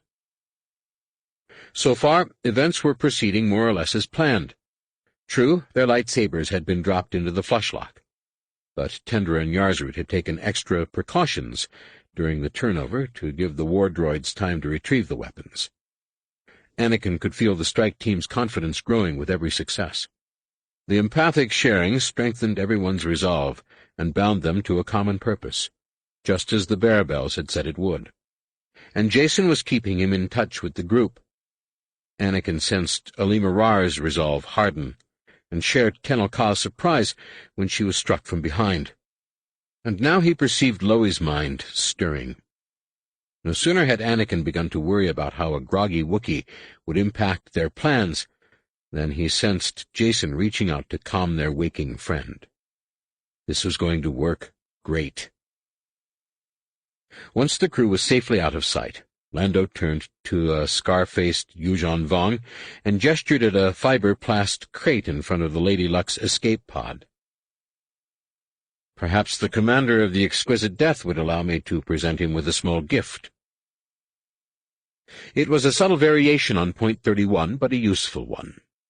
No one had expected the commander of the transit ship to supervise the transfer personally. This officer was an eager one. When the enemy commander did not object, Lando removed several pairs of stun cuffs from the crate. Anakin expelled a long, calming breath, using a Jedi relaxation technique to let a spike of anxiety flow out with it. Lando held the cuffs in front of the commander. "A little something to keep the prisoners in line, Duman Yacht." Duman Yacht regarded the cuffs with a sneer. "What are those profanities?" "Wrist restraints." Lando opened a metal sleeve and displayed it proudly. "You see, I've thought of everything." Duman knocked the stun cuffs aside. "We have our own bindings." He glared at Ganner's unconscious form, which one of the strike team had levitated and placed in the center of the transfer deck with the other unconscious Jedi Knights. "Bindings that teach, as well as restrain." Point 32. The enemy acknowledges the offer. Anakin turned his palm toward the weapons locker and reached out with the force, buckling the door panel inward. Lando and the Yuuzhan Vong spun toward the skreel of crumpling durasteel. Yulaha closed the pressure hatch at her end of the transfer deck, sealing the rest of the enemy boarding party out in the access corridor. Anakin twisted the door free and slammed it into Duman Yacht's head. One Yuuzhan Vong warrior stepped over to defend his stunned commander, and the others, finding the space too cramped for amphistaffs, reached for their kufis. The strike team counterattacked in a flurry of kicks and blows, taking full advantage of the battle meld to keep the enemy too busy dodging and blocking to actually draw a weapon. With the force, Anakin jerked the blaster pistols from their locker mounts and hurled them across the transfer deck into the grasps of 10 waiting Jedi. From the other side of the sealed hatch came muffled shouts and metallic thuds as the rest of the boarding party tried to break into the transfer deck. Then Tisar half-turned, whipping his thick reptilian tail into the ankles of Duman Yacht and his defender, and sweeping both Yuuzhan Vong off their feet. He leveled his blaster at the commander's head. "Call off your scarheads," the Barabel rasped. Duman Yacht's eyes flared with anger, and his guard, now lying behind Tisar, reached for his kufi. Anakin started to shout a warning, But Jason had already felt his alarm and relayed it through the battle meld. The Barabel pivoted and brought his heel down, a long spike folding out to pin the warrior's hand to the durasteel floor. The tumult on the other side of the hatch suddenly fell silent, and Anakin guessed the situation on the transfer deck had been relayed to the officers of the exquisite death. He leveled his blaster pistol at Dumanyacht's wounded protector and began to count. The war droids would need at least a 30-second distraction to slip out of the Lady Luck's disposal lock with the equipment pod and attach to the enemy shuttle. Anakin would have liked to give them a safety margin of twice that, but 60 seconds seemed like an eternity. Tisar took his time pulling his heel spike out of the guard's hand, then pressed his blaster to Dumanyacht's face. "Tell your warriors to drop their weapons," the Barabel rasped. Dumanyacht surprised Anakin and everyone else by responding with an admiring smirk. "Impressive. The reputation of the Jedi is well deserved." Tisar's only response was a hiss. If not for the battle meld, Anakin would have thought the Barabel confused, but he sensed through Jason that Tisar was only stalling for time. 2 seconds later, Tisar snarled, "This one wants surrender, not compliments." "Then you are to be disappointed," Duman replied. "You must know that before allowing 17 Jedi to escape, I'll destroy this ship and everyone aboard it, myself included." "Wait a second," Lando objected. He stepped forward, and Anakin's count reached 8. "There's no call for silence. If you know anything about the Yuuzhan Vong, then you know we have no fear of death." Duman looked back to Tisar. "You have 5 breaths." Finally, something they had not planned for. Desperate to thwart the deadline, Anakin stepped over and kicked the Villips off the commander's shoulder, crushed them beneath his foot. "That will not save you," the commander said. "I have a personal Villip on the bridge of my ship, relaying every word I say." He looked back to Tisar. 3 breaths. Though Anakin's count had barely passed 10 seconds, he knew better than to challenge the commander's word. Having proclaimed his willingness to die, it was now a matter of honor to follow through. He watched Dumanyacht's chest rise and fall 2 more times. Lando must have been watching as well. After the 2nd breath, he snorted loudly, "Nobody's going to slag my ship." He started across the transfer deck to the inner hatch. Not when there's no reason for it. Alima Rar blocked his way and pointed her blaster at his face, then pulled the trigger as he moved to step past. There was a loud pop of a tripping safety breaker, then she cried out and dropped the smoking pistol. Lando kicked the weapon aside. "You see? I've thought of everything." He snatched Raynar's blaster out of his hand, popped a retaining clip, reversed the power pack, adjusted the discharge setting, and dropped Tisar with a stun bolt. Reversed power packs.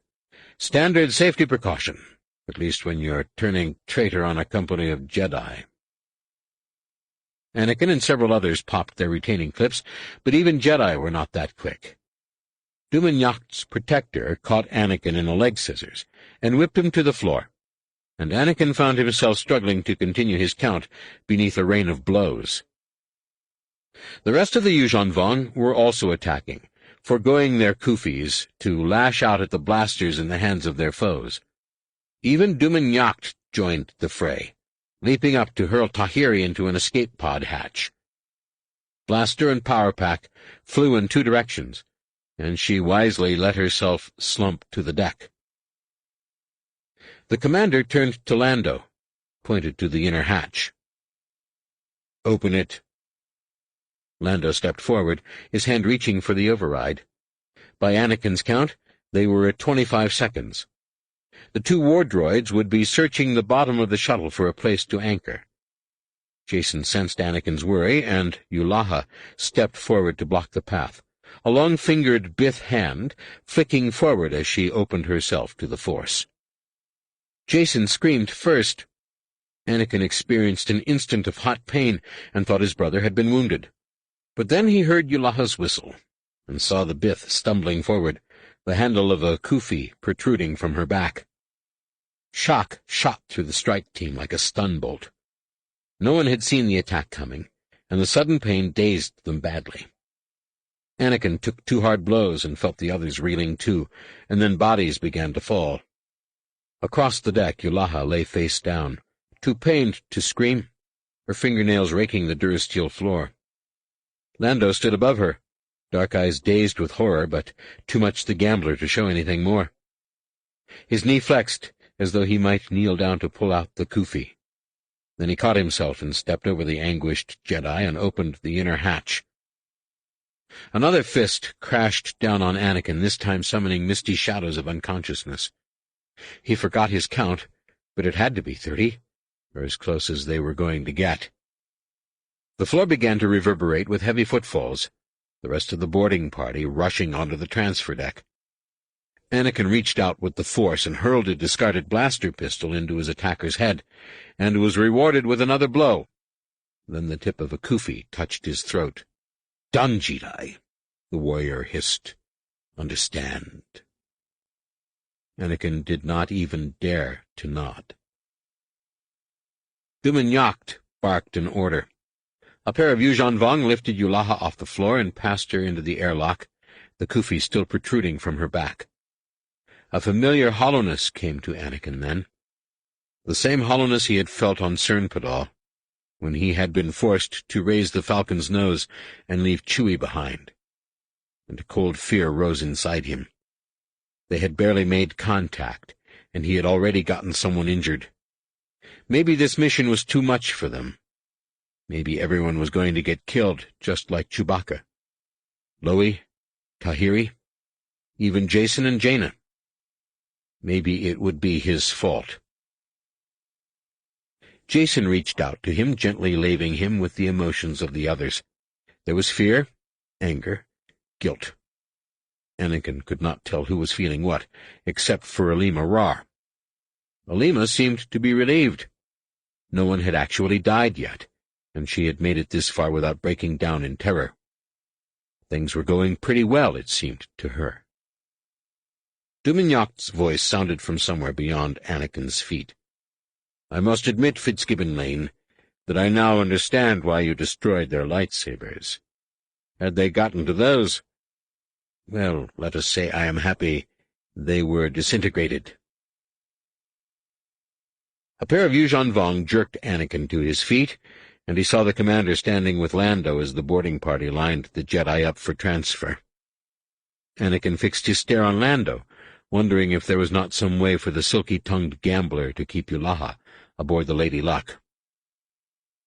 Lando caught Anakin staring at him and allowed his gaze to linger a moment, then turned back to Dumignac. "It's all in the planning, but next time I want some warning. If we catch them during a sleep cycle—" "You will have your Villip," the Yuuzhan Vong interrupted. "That is all I can promise." Anakin's guards pushed him into the airlock. He stumbled on the threshold, but kept his gaze turned over his shoulder. He knew there was no safe way for Lando to retrieve Yulaha, but Lando Calrissian had a way of doing the impossible. Lando had spent his youth outwitting Imperial agents and swindling the deadliest criminals in the galaxy, and he had been rescuing the Solo children and their parents for longer than Anakin had been alive. Surely, Lando Calrissian could outwit one ambitious Yuuzhan Vong. Lando met Anakin's gaze again. A haunted and fearful look came to his eyes. Then Dumignac said something that required a laugh, and Lando had to turn his back. Chapter 18. Instead of taking the Sanabuft corridor to the Errant Ventures parade deck, where 24 eager Academy students stood waiting to display their force skills, Luke and his companions followed a freshly preened booster Terek into a lift tube and descended directly to the bridge. The Star Destroyer could orbit Eclipse only so long before it risked exposing the base's location, so the last thing anyone in the group wanted was to spend time watching the HoloNet. Unfortunately, they had just received word that Numenor was about to address the Senate regarding the Talfalian hostages, and that Borsk Thalia himself had asked both Wedge Antilles and Garm Bel Iblis to attend. There could be no doubt that something major was about to happen, and that it would be of great importance to the Jedi. Booster led them along the back of the bridge into the ship's comm center, where an old Imperial holoprojector sat at the far end of a conference table littered with data pads, science projects, and flimsiplast die paintings. In addition to Luke and Booster, there were Corran and Mirax Horn, Han and Leia, R2-D2 and C-3PO, and, fussing discontentedly in Mara's arms, Ben. Tion and Cam Solusar were on the parade deck with their students, explaining that Master Skywalker was looking forward to seeing them very much and would be along soon. Luke had not yet heard how Corran and Mirax had escaped from the Boxen on Corellia. Their story had been interrupted by news of Numenor's address, but they claimed it was nothing too exciting, save that they would need to find some way of quietly reimbursing Corellian transport services for a badly corroded hover taxi. Ben grew more disgruntled as the group gathered around the transceiver pad.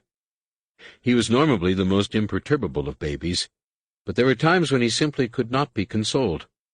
Now, as R2-D2 tuned the ancient transceiver to the Senate holoband, Ben broke into a fit of wailing. Luke felt Mara reaching out through the Force to calm him. When that did not help, he did so himself. Ben only cried harder. Mara sighed heavily and turned to take the baby into the next room. Leia intercepted her. "Let me. I really don't need to see this." Mara nodded and passed Ben over. The infant calmed almost instantly. Luke and Mara exchanged surprised glances, both feeling a little distressed that they had not been able to comfort their son themselves, but knowing there was more to it than that. "I was thinking about Anakin," Leia said, her eyes fixed on Ben's face. "I was watching Mara and wishing there had been more time for me to hold him when he was this age." Luke smiled and turned back to the holopad, where the cam was zooming in on a figure in the Grand Convocation Chamber. To Vicky Shesh's eye, Numenor looked too certain of himself. Though Thalia had denied him the privilege of appearing in warrior's garb, the executor carried himself tall and haughtily, all but deaf to the taunts of the jeering senators, his one eye fixed on the High Counselor's dais. He wore a shimmering robe of living glistaweb, nearly as proof against blaster bolts as Von Dune crab armor, but far more innocuous, at least to those who did not know the secret of its charge-neutralizing fibers. Numenor stepped to the center of the speaker's platform and waited for silence. It would be a long wait, Vicky knew. After Thalia's public declarations of support for the Jedi lovers were content to wait for the Bothan's signal before they stopped heckling. Never one to miss a chance to bully an enemy, Thalia did not give Numenor a chance to correct his mistake. He leaned forward, peering down from behind his Chief of State's console, and spoke into the microphone. "You asked for this audience." Thalia's amplified voice reverberated through the chamber, quieting the hecklers. "Have you come to explain the Talfalian hostages?" Numenor's now empty eye socket twitched. "Hardly. You understand the situation. I have come to inform you the War Master has extended the deadline for the Jedi surrender." The chamber burst into an astonished rustle. Vicky was as shocked as everyone else, for the War Master was not the type to yield to Thalia's empty threats. Perhaps Numenor was playing some game of his own. Now that Thalia had thrown his support behind the Jedi, perhaps the executor believed he could strike a deal with the appeasers. Such a plan would have to be stopped, and quickly, or it might be Numenor instead of her who replaced Thalia when Sabong La's killers finally attacked. She did not understand what was taking the assassins so long. Most of the opportunities she had listed for them were already past, and so far she had not heard of even a suspicious loiterer near the chief of state. Not waiting for the commotion to fade, Vicky activated her own microphone. "How do you explain this sudden attack of conscience, Mr. Ambassador?" Nomanor's expression remained far too smug. "The War Master has come to realize it may be difficult for the New Republic to comply with his orders on short notice." He paused and turned away from the High Counselor's dais to look directly into the galleries. "Last night, a concerned citizen turned over 17 young Jedi."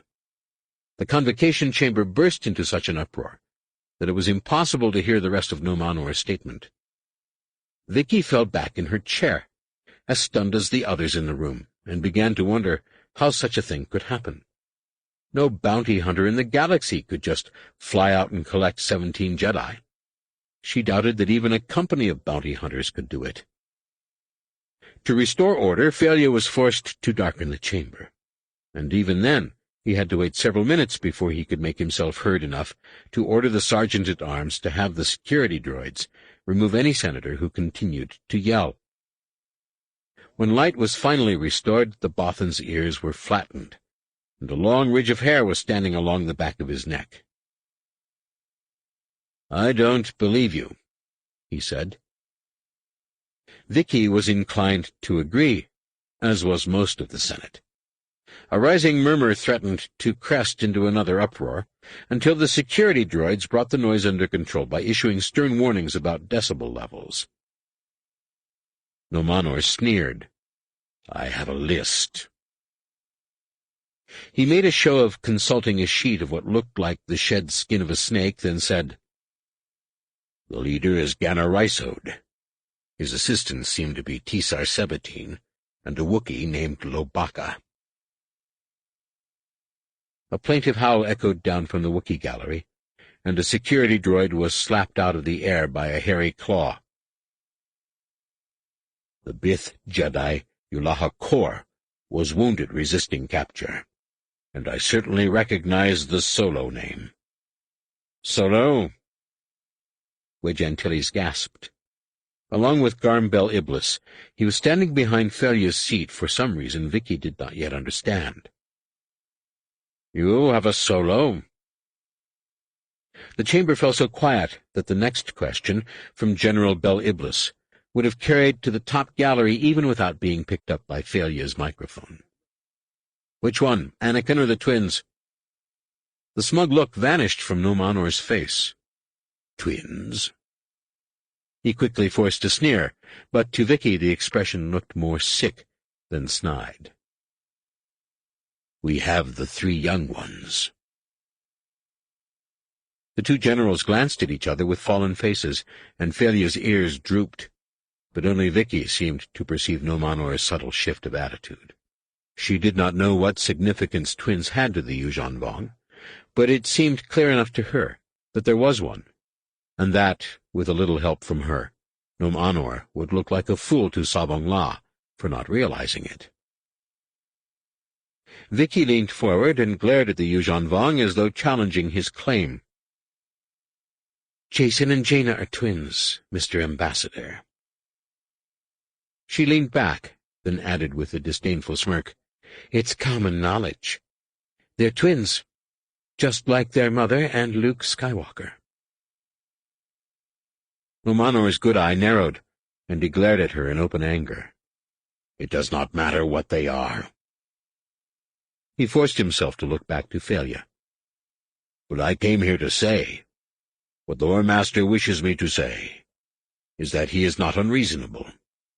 He will spare the Talfalian hostages, as long as the New Republic continues to turn over its Jedi." Failure rose from his seat. "Never." Nomanor ignored him and turned to the gallery.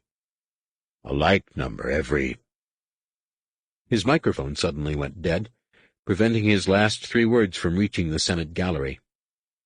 Vicky keyed her own microphone. "A like number every 10 standard days. You have the right to know, whether the Chief of State wants you to or not." Her words instantly had an inflammatory effect, causing such a heated exchange that the security droids actually began to chase a handful of senators toward the exits with sting bolts. Thalia pressed a button on his console and rose, his voice now reverberating from both the chamber's public address system and the individual conferencing consoles. "What the Chief of State wants you to know, whether Councillor Shesh wishes it or not, is how the Yuuzhan Vong conduct their diplomacy." Mif Kumis, the Senate Sergeant-at-Arms, appeared at the edge of the chamber floor, his big Calibop wings fluttering madly as he struggled to keep pace with the 3 big defense droids used to deal with serious matters in the Senate. Thalia glanced in Vicky's direction just long enough to bare his fangs, and she suddenly knew the Chief of State remained alive not because of Sabong La's tardiness in ordering the kill, but because the assassins had failed. Blood running cold, she calmly stood and turned to leave the High Counselor's dais. Thalia touched his control board, and his voice sounded from her conferencing console. "Going somewhere, Counselor?" Vicky lifted her chin and met his violet eyes as steadily as she was able. "I have a personal need." He smiled wickedly. "Stay. This won't take long, and I'm sure you will find it most enlightening." Faced with prospect of being publicly stunned into submission by Kumis's protection droids, or maintaining at least a plausible pretense of her innocence, she returned to her seat and tried to pretend she did not feel the thoughtful gazes of the 2 generals boring into her. "I will trust you to make this fast." "Of course. A quick kill is safest." Thalia touched a key, once again feeding his microphone into the public address system, then turned back to Numenor. "Recently, a squad of Yuuzhan Vong infiltrators made an attempt on my life." A half-doubtful murmur filled the chamber, and Vicky's stomach grew so qualmish. She feared her personal need would soon become legitimate. Thalia raised his hands. "There are certainly some who will view this as a cynical ploy to garner political advantage. But I assure you that is not the case." He glared down at Numenor, who had finally noticed the droids and Calibop approaching behind him. "My only desire is to make certain the appeasers in this body understand who they are dealing with. To that end, I have brought 2 men to substantiate this attack, a pair of generals whose honesty is beyond reproach and who, as many of you know, bear me no particular good faith." He motioned the generals forward, and Wedge Antilles leaned to the microphone. "It was a well-planned attack." General Bel Iblis was next. "Unfortunately, we were engaged in classified work, and the details must remain secret, but it happened as Chief Thalia says. There can be no doubt." The doubtful murmur quickly assumed a tone of outrage, and Vicky's stomach growled so loudly that her microphone picked up the sound. Thalia turned to her expectantly. "Senator Shesh?" he asked. "Do you have anything to say?" Vicky glared vibroblades at him. She checked the protection droids and found them hovering beside Numenor less than 5 meters away. Only the certain knowledge that they would stun her before she could shoot kept her from palming her stealth blaster. "What should I say, Borsk? I'm sorry?" Thalia smiled triumphantly. "An apology is hardly necessary, Senator Shesh. You were only trying to save Kuat." He glanced in Numenor's direction.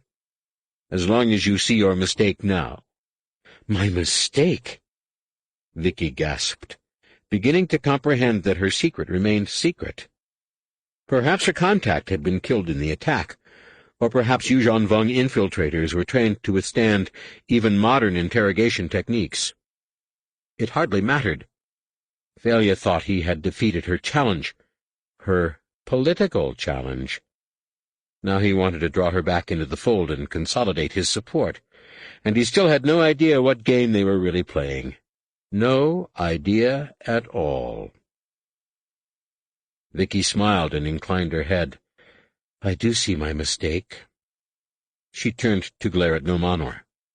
"You just can't trust the Yuuzhan Vong." "Oh, my," C-3PO said to no one in particular. "Did you notice the interest Nomanor showed when he discovered that Jaina and Jacen were twins?" Neither Luke nor anyone else answered the droid, for their attention remained riveted on the holopad, where Borsk Felia was gleefully informing Nomanor of his arrest. It troubled Luke that the Yuuzhan Vong did not bother protesting his innocence. He merely glared at the Bothan, as though they both knew the truth. "Of course, it's impossible to know the significance of twins to the Yuuzhan Vong," C-3PO babbled on. "But in approximately 98.7% of the cultures in our own galaxy, they represent the dualistic nature of the universe, good and evil, light and dark, male and female. When the twins are in harmony, there is balance to the universe." In the hologram, Mif Kumis fluttered forward with a pair of stun cuffs, his 3 protection droids arrayed in a triangle around the Yuuzhan Vong. To Luke's great surprise, the Yuuzhan Vong extended his arms and brought his wrists together, then grabbed his own little finger and tore it off. A string of black vapor sprayed out of the base, billowing up around Nomanor and Mif Kumis in cloud of inky miasma. The event seemed to lie outside the parameters of the protection droid's programming, for they did not open fire until the Yuuzhan Vong thrust the stump of his finger into the Calibop's startled face. Luke saw the first bolts strike Nomanor's shimmering robe and blink out without causing him harm. Then both figures vanished inside the expanding cloud of darkness. Paying no attention at all to what was happening in the hologram, C-3PO continued. "But whatever the significance of twins to our enemies, I fear it will only make Jacen and Jaina's captors all the more vigilant. Nomanor's reaction suggests—" "C-3PO," Leia barked, returning to the room with Ben still quiet in her arms. "Yes, Mistress Leia? Silence yourself before I decide you need a memory wipe." "A memory wipe?" C-3PO echoed. "Why in the world would I need a memory wipe?" R2-D2 tweedled a suggestion. "Well, I didn't mean to alarm Mistress Leia," C-3PO objected. "I only thought—" Han reached behind the droid's head and tripped the primary circuit breaker. "Thank you," Luke said, though he knew Han had silenced the droid for Leia and himself. The scene in the hologram was confused, dark, and rapidly growing more so. Nomanor's cloud quickly filled the holocam's view, and the protector droids stopped firing as they lost contact with their target. The operator pulled back a wider view of the chamber, but the black fumes continued to expand, and even that view was obscured within a few seconds. The audio was filled with panicked screams and the sound of coughing and the thunder of running feet. There was a moment of static as the chamber's ventilation and fire suppression systems activated. Then the image began to clear rapidly. As the stairs and galleries grew visible again, they saw prone bodies lying everywhere. On the stairs, slumped over conferencing consoles, sprawled on communications ramps. "Sith spawn," Korn gasped. "He wiped out the entire Senate." "Knocked out," Luke corrected. He was still trying to puzzle out Nomanor's strange reaction to Felia's accusation. Luke knew for himself that the attempt on the chief's life had occurred, since both Han and Leia had been at the proving trials when the assassins struck. Yet the Yuuzhan Vong had reacted as though it were political fiction. "This wasn't about destroying the Senate. That kind of outrage would draw the New Republic together, and so far the Yuuzhan Vong have been trying to split it apart." It grew apparent that Luke was correct as the image zoomed back to the chamber floor. Even there, where the cloud had been thickest, the bodies were beginning to stir, hoarse throats to rasp for air. Kumis's wings began to flutter again, while Felia and the other counselors dragged themselves up and punched at their consoles, barking orders that made sense only to their confused minds. The 3 protection droids lay inert on the floor, the last swaddled in the still shimmering robe Nomanor had been wearing. Of the Yuuzhan Vong himself, there was no sign. "Got away clean," Han observed. "Probably had one of those masker things around his waist." Maybe palace security will pick him up. Leia turned to Corrin, who, as an ex-member of Corellian security, had more experience in such matters than anyone else. What do you think? Instead of answering, Corrin only looked at her and Han with an expression of infinite sadness. He spread his arms and came around the table, Mirax following close behind. Han, Leia, I'm so sorry. Hold on there, fella. Han backed away, one hand raised to ward off the embrace of the former Corsac officer who, a few decades earlier, might have been hunting him down instead of offering him comfort. There's something you ought to know. Corrin stopped, looking equal parts hurt and confused. Luke chuckled. Corrin, there's a reason I'm asking the Jedi to gather. He glanced in Booster's direction and said, But this has to stay secret. Very secret. Booster spread his palms and looked around the cabin. Who am I going to tell? Luke explained what Anakin and the strike team were doing, and how Eclipse was trying to put together a group of Jedi to defend the Talfalian hostages. Do you remember what you told Jason after the fall of Ithor? That if there ever came a time when folks looked forward to the return of the man who killed Ithor. Master, I was a little, disappointed then, Corrin said. I didn't mean to sound bitter. And you didn't, Luke assured him. But Corrin, the time has come. The invasion is out of hand, and the Jedi need someone of your experience to help us prepare, to teach our young pilots how to fight as a unit and survive. Corrin considered this for a moment, then cast a querying look in Mirax's direction. What else are we going to do? She hooked a thumb at her father. Hang around with this old grouch? Booster scowled and started to retort, then threw up his hands. I'm sworn to secrecy. He eyed Luke. I suppose you'll be needing a Star Destroyer for this fleet of yours? Not yet. Where could we hide you? As tempting as the offer was, Luke still wanted the Academy students kept out of harm's way. Admiral Creefey has converted that old smuggler's hole at Reese into a rear base. He'd welcome an extra Star Destroyer there, and you'll be close enough to Eclipse to come running when things start to look bad. Booster fixed Luke with a sour glare. I know what you're doing, young fellow. Luke smiled. Good. I was starting to think you were slipping. Chapter 19. The assault on Arcania began quietly enough. A few sensor alarms chimed in warning. Then the silky voice of a female tactical controller reported the coordinates of the invasion fleet. A circle of darkness smaller than a thumbnail appeared at the indicated place and blocked the light of the distant stars. The dark area expanded quickly, to the size of a human hand, then a head. The stars reappeared, winking in and out of sight as thousands of Yorick coral ships passed in front of them. A flurry of light points sprayed out from the fleet, then swelled into the blue-white dots of plasma balls. They passed harmlessly through the mine shell. The droid brains were programmed to ignore weapons, then flared out of existence against the planetary shields. A volley of magma missiles followed. A storm of low-power stutter lasers flashed out from Arcania's new Balmoran arms defense platforms to intercept and destroy the missiles on the far side of the mine shells. When the fire inadvertently struck and detonated one mine, the shell instantly realigned itself for optimum coverage. Finally, what looked like an entire asteroid belt burst into the blue light of Arcania's sun. Dozens of large, clearing ships went straight for the mines and opened their pointed noses, spewing rocky decoys into the shell. The rest of the fleet swirled out to surround the planet, spewing magma missiles and gretchens at the orbital defense platforms. The TACCON silky voice came over the blast boat's comm channel. Guard ships, take cover behind your platforms.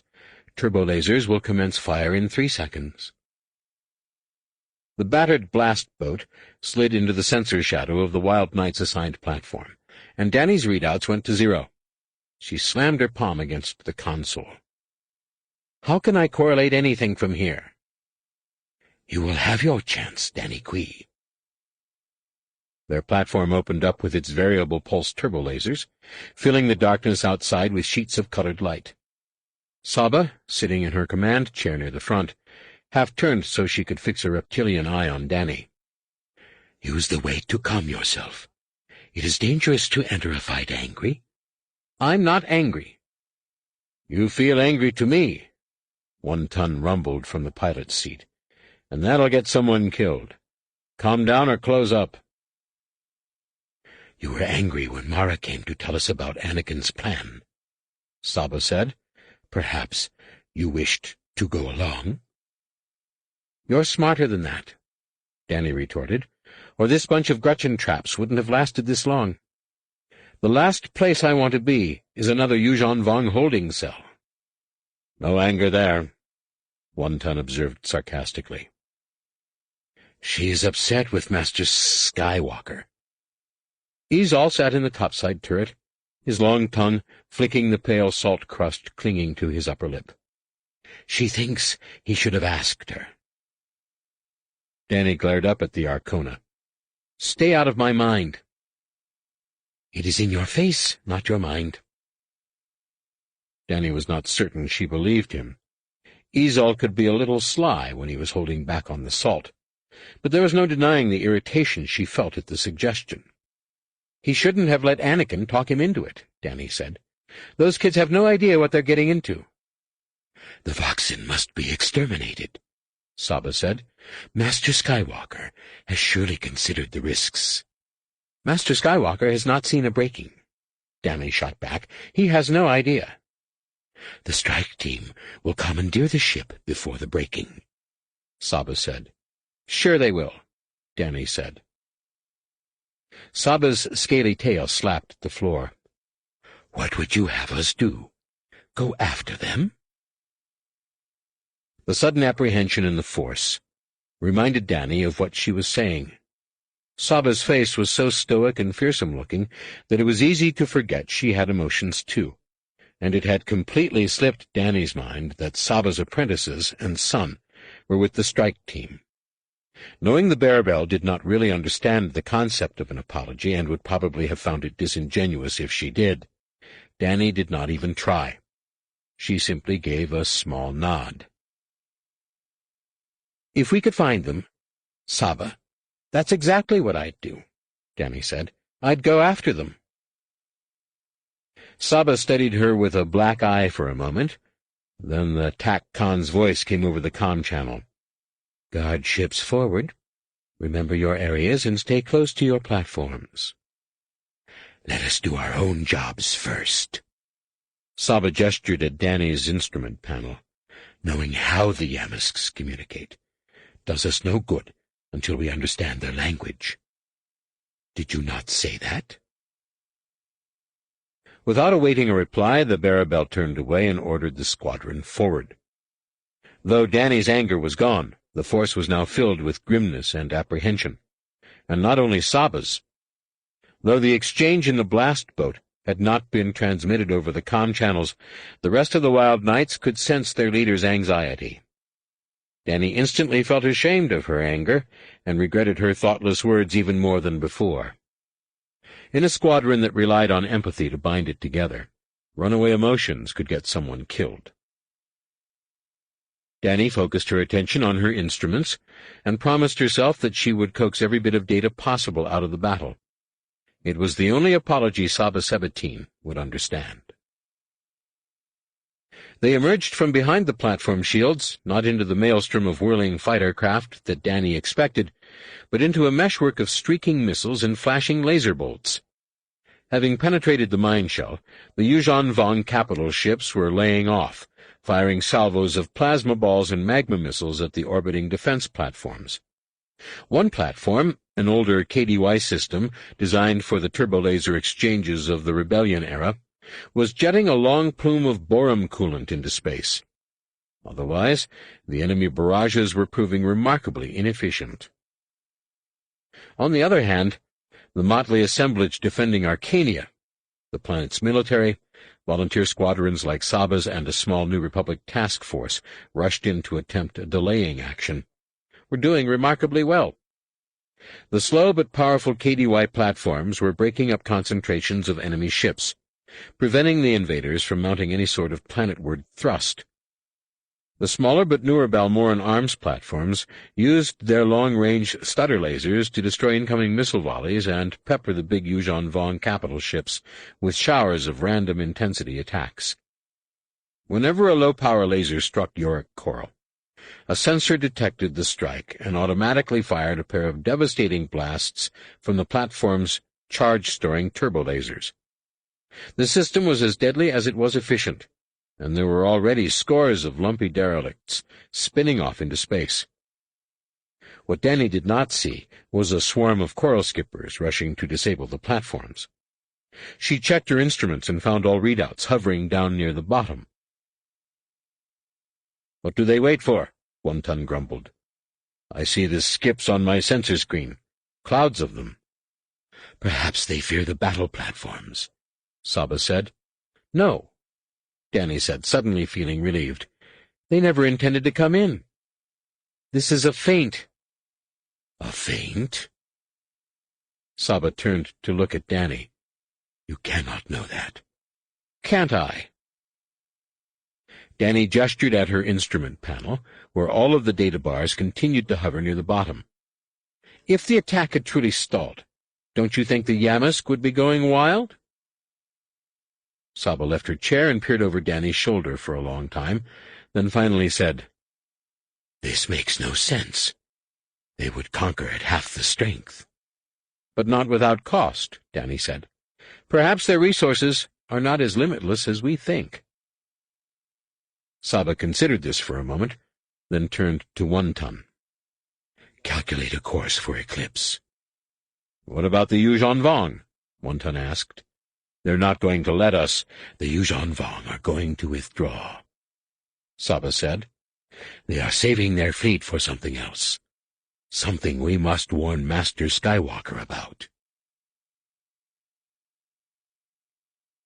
Chapter 20. The door valve drew open, and No Manor stepped into the sweltering dazzle of the glory room. The War Master, tethered into his cognition throne 30 meters away, could hardly be seen for all the blaze bugs warming the chamber with their crimson abdomens. Some of the creatures moved slowly through the air, and a few winked out or blinked on, but most hovered in space, each representing the known location of a capital starship or significant concentration of smaller craft. The scene was confusing to the eye alone, but a careful listener could identify a blaze bug's affiliation by the sound of its wings: low thrum for Yuuzhan Vong vessels, sharp drone for the New Republic, steady buzz for Imperial Remnant, and shrill whine for other infidels. With the hum of the invading corps enveloped on all sides by the high-pitched whirring of infidel forces, the situation sounded precarious at best. Had not a sour odor filled No Manor's nostrils as he moved through the enemy blaze bugs near the entrance of the room, he might have worried. As it was, the reek of disorganization and poor battle preparedness assured a swift Yuuzhan Vong victory, and the Executor's success in dividing the New Republic Senate was undoubtedly responsible for the strongest part of that smell. Certainly, that was why the War Master had left orders for him to report the instant of his return. Or so No Manor hoped. The alternative was too horrible to contemplate. He passed through the infidel areas into the Yuuzhan Vong invasion column, where the sour reek of confusion was replaced by the Clyriz-like odor of organization and purpose. Instead of swirling about in confusion when he passed through, as had the blaze bugs in the New Republic section of the room, the bugs here simply fluttered aside, then returned to their places once he was gone. As No Manor drew near the center of the chamber, the War Master's cognition throne grew more distinct. A little smaller than an infidel land speeder, the chair lumbered about on 6 squat legs, flashing a constant series of instructions to the blaze bugs via the soft glow tips at the ends of its 100 antennae. The War Master himself sat atop the throne in a neural cusp, his head swaddled in worm-like sensory feeds, his hands thrust into control sacks on the armrests alongside his body. Though no Manor had never himself mounted a cognition throne, he knew a skilled rider could join the creature so completely that he experienced the totality of the strategic situation at once. Each blaze bug's coded wing beats identified not only the class and name of the vessel represented, but also the ship's condition and estimated combat effectiveness. The subtle undertones of odor suggested the morale of the captain and crew, estimates based on a complicated formula of known experience, effectiveness in previous battles, and the general tactical situation. Though Nome would never have said so aloud, he suspected the estimates tended to rate Yuuzhan Vong's ships unduly high and infidel ships outrageously low. The usual crowd of apprentices, subalterns, and readers parted to let no Manor pass, but only the apprentices and subalterns crossed their arms over their breasts. An amalgam of diviners and military analysts, the readers were responsible for gathering information on enemy capabilities and translating their knowledge into the blazebug's swarm. Each was also a priest of one of the many different gods to whom the Yuuzhan Vong paid homage, and as such technically subordinate to the Sunalak's priestess, Vecta, rather than the War Master, a fact they took every opportunity to emphasize.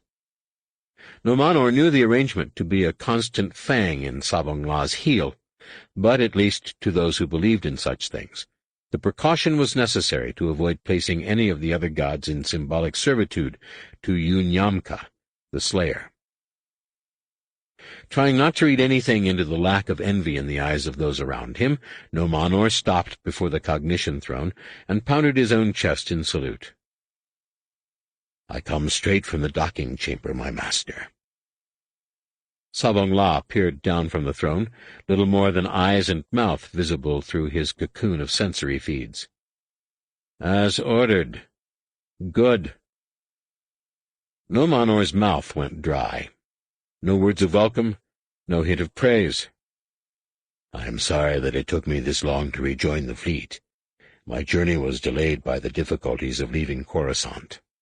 "Not an easy thing to do with all of planetary defense hunting you, I am sure," Vergier's thin voice said. She pushed through the crowd and peered up from between two readers. "You are to be congratulated on your escape. It was most ingenious." "Yes, planning is everything." No Manor had difficulty keeping the rage out of his voice, for he was convinced that Vergier lay behind the attempt on Felia's life. He had considered the matter from every angle, and she had more to gain from it than anyone. "I'm only sorry it was necessary to disappoint you."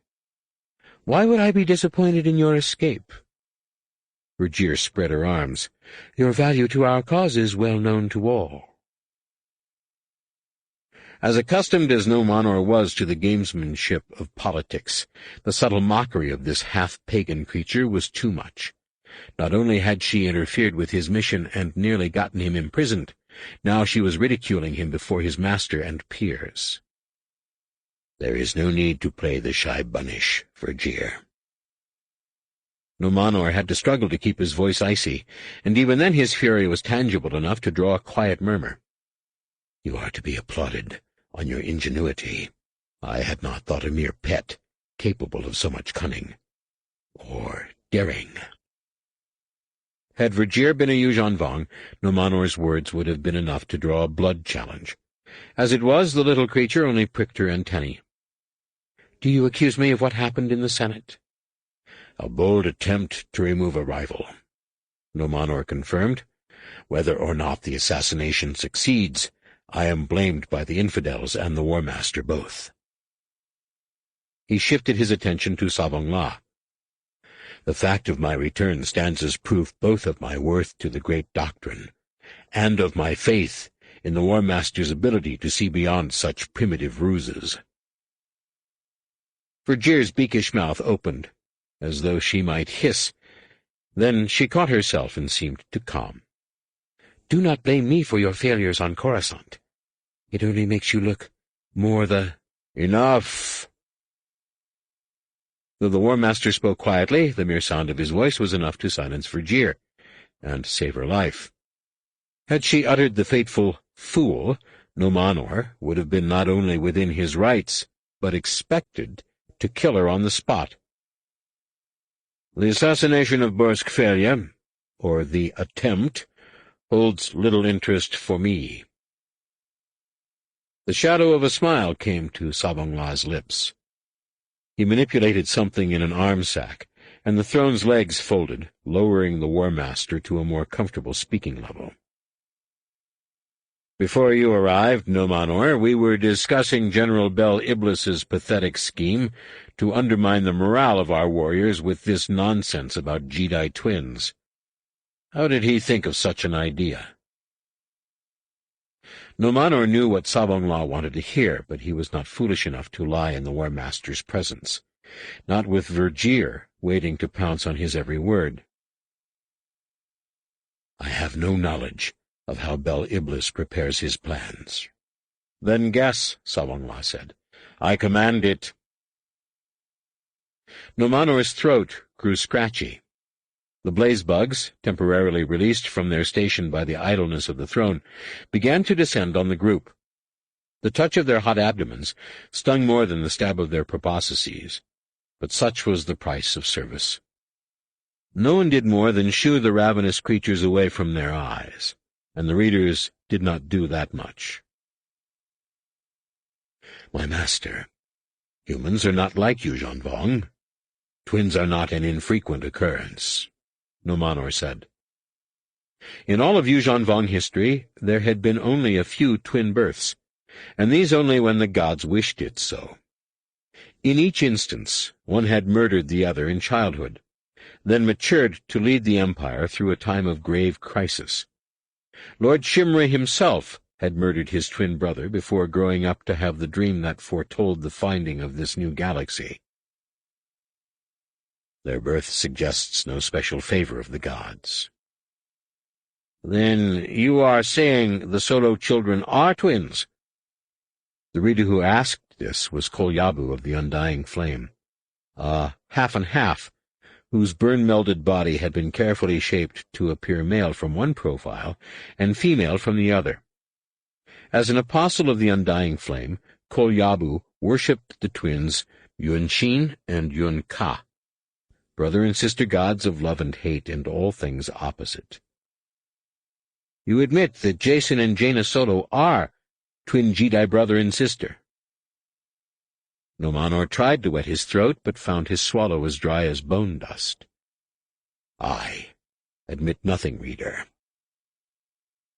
He looked toward Savonglah, and decided it was probably well that the War Master's face remained hidden behind a glowing mask of blaze-bugs.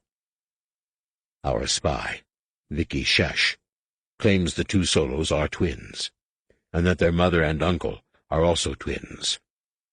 Perhaps she is the one we should ask about Bel Iblis's plan. Savonglah avoided the half-and-half's gaze by glaring at Nomanor. Vicky is either a traitor to her own people, or an infidel double agent. I have no faith in her. In this matter we can trust only the opinion of a Yuuzhan Vong, Virgier agreed. Unlike the others, she was not limbed in scintillating blaze-bug light, perhaps because she kept ruffling her feathers to keep the hungry creatures at bay. And Nomanor was on Coruscant. Surely he took time to investigate a matter of such importance before fleeing? Nome would have liked to claim there had been no time, but he knew better than to think he could defeat Virgier's traps so easily. Deciding his only hope lay in the unexpected, he took a deep breath, then looked the War Master in the eye and told the truth. There were many records to support Shesh's claim, my master, and I doubt they were planted. Even in obscure sources, I found nothing to contradict her. When the blaze-bugs began to leave the War Master's angry face and take wing, Nomanor decided his only hope of redemption lay in a risky strategy. Clearly, fortune was smiling on us when the one named Jason escaped you at Duro. The cognition throne trembled and hopped forward, no doubt in response to the clenched fists inside its arm sacs. "Tell me how." The War Master's voice was low and harsh, for he did not enjoy being reminded of how Jason had used the Jedi sorcery a year earlier to rob him of a foot and prevent the sacrifice of Leia Organa Solo. Nomanor took a deep breath, then turned to Kolyabu. How would Yun Shin and Yun Ka view the sacrifice of only one twin? The half-and-half considered this for a moment, then said, "The twins do not demand sacrifices, but the balance is all." "That is not what the executor asked," Savongla said, glowering at the priest. "Answer clearly, or I will ask for a reader who does." Kolyabu's eye sacs paled. He, or she, Nomanor had never checked to see which, answered to Vecta, but such a request from the War Master would not be ignored. "Offended is not the word, War Master. The great dance would grow unstable." Savongla considered this and nodded. "I thought as much." "If I may make a suggestion," Nomanor said, determined to exploit his gains. "Perhaps Lord Chimra would look favorably on a sacrifice of twin Jedi.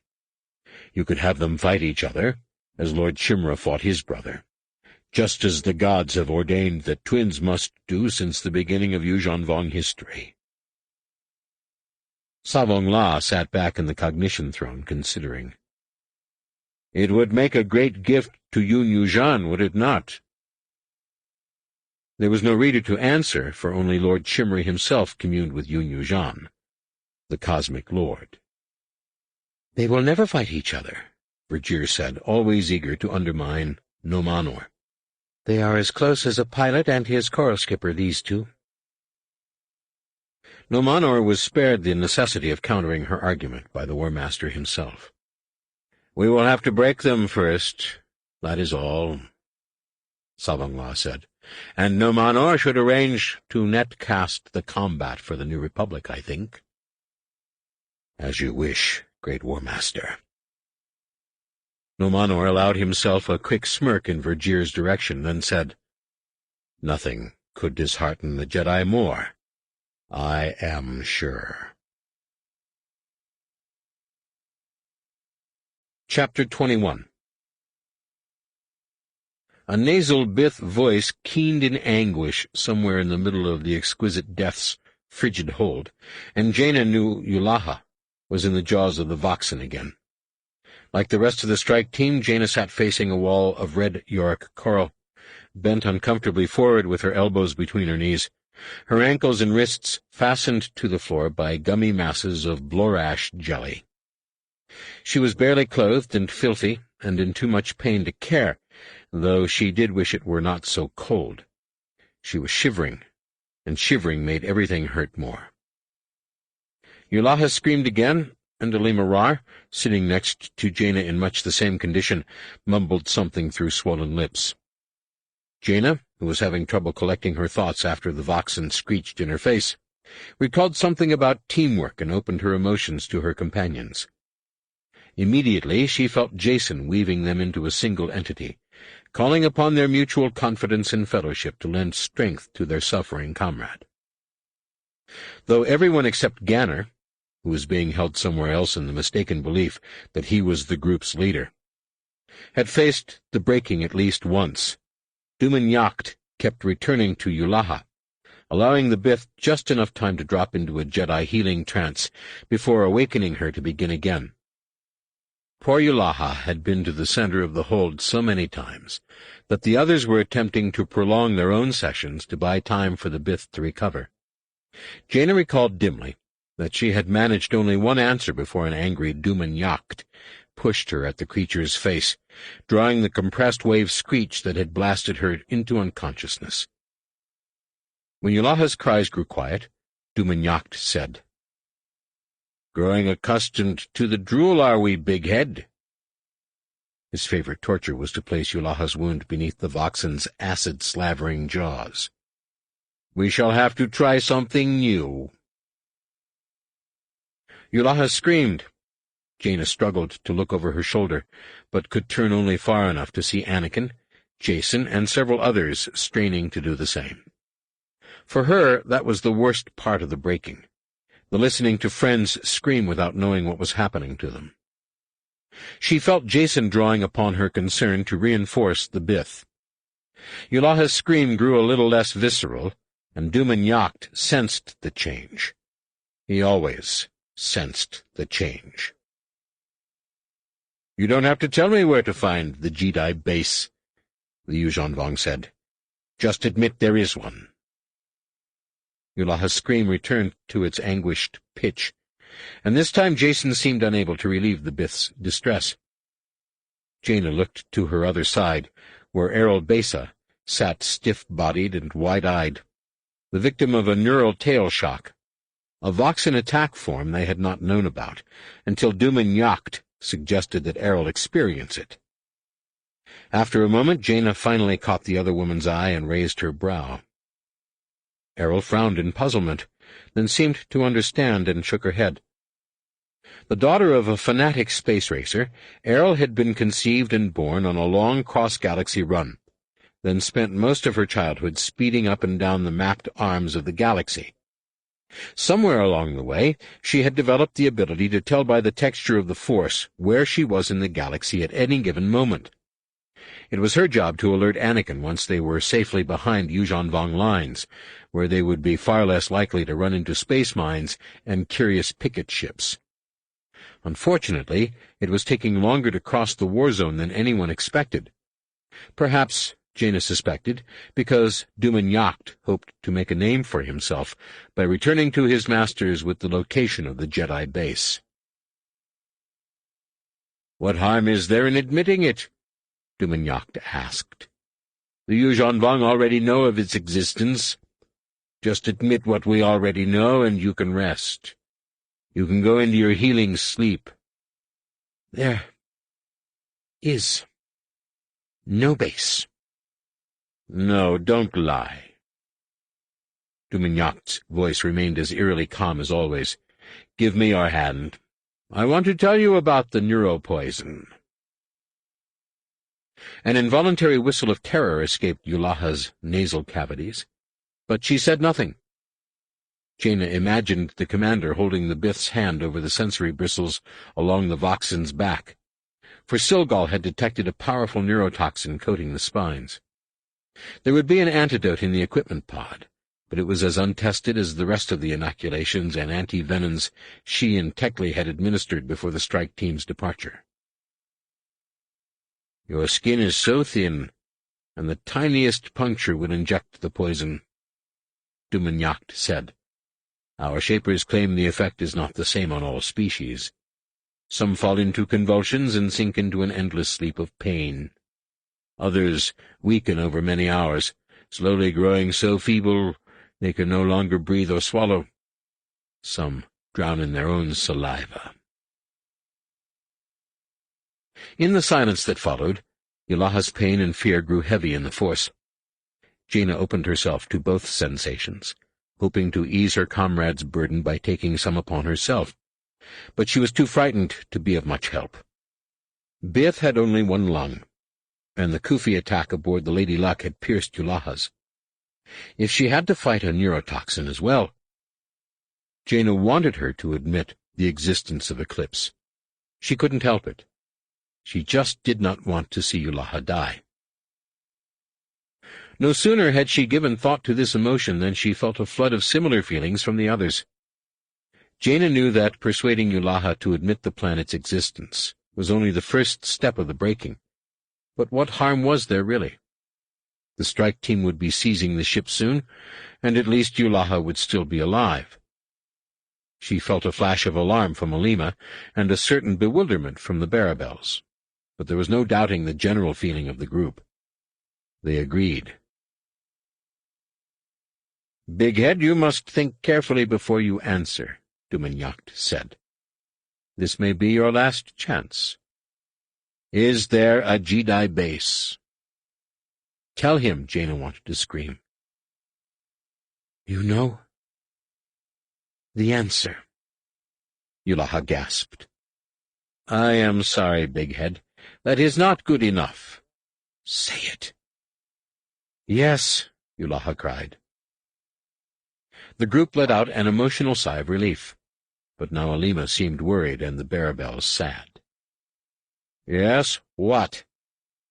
Duman demanded. Yes, there is a Jedi base, Jaina said, yelling into the wall. She admitted it. Now let her rest. Jaina, be quiet, Alima hissed. He's trying to break. The admonishment was interrupted by a hollow crack, and Jaina looked over to see a Yuuzhan Vong warrior holding the butt of an amphistaff over the Twi'lek's unconscious form. There was a surge of anger from the other Jedi, but Jaina felt only guilt.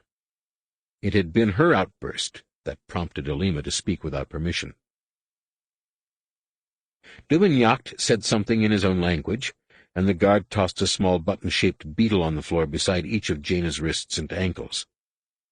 The Blorash jelly released its adhesive hold on her flesh and slid away to encase the struggling insects. The guard jerked Jaina to her feet and spun her toward the center of the room, where the commander stood holding Yulaha's hand over the Voxen's sensory bristles. The Bith's normally pale skin had gone translucent with blood loss, and she was so weak that a Yuuzhan Vong warrior had to hold her up.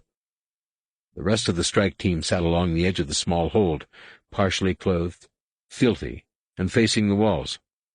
Only Ganner, whose presence they sometimes sensed forward and sometimes not at all, was absent. Duman Yacht studied Jaina, then asked, "You think I do not keep my word?" Jaina fixed her eye on Yulaha's hand. "That remains to be seen." The commander seemed confused by her challenging tone, then recovered and smirked. "Very well. You are the one in control here." He said something to the guard holding Yulaha, who returned the injured Jedi to her place next to Tekli, laying the Bith on her back instead of the uncomfortable sitting position in which everyone else was bound. "The Bith may rest and heal." Duman Yacht smiled at Jaina. "And you will determine how long." Jaina began to feel sick and frightened, but forced herself to raise her head and step forward without being summoned. Warm feelings of encouragement and confidence flooded into her as the others reached out to prepare her for the breaking. She felt fairly confident that Duman Yacht would not let the Voxen kill her. He had already bragged to her about the place he had been promised at the great sacrifice. So she saw every reason to think that with her companion supporting her, she could buy Yulaha enough time to enter a healing trance and stabilize her wounded lung. But Jaina's confidence was not enough to keep her from trembling as she approached. Only the strength flowing to her through the Force had prevented her from wailing like an infant the first time Duman Yacht tried to break her, and this time would be worse, much worse. The commander could not allow her to challenge him and succeed, and there were so many ways he could hurt her without killing her, so many things to remove or disfigure or break.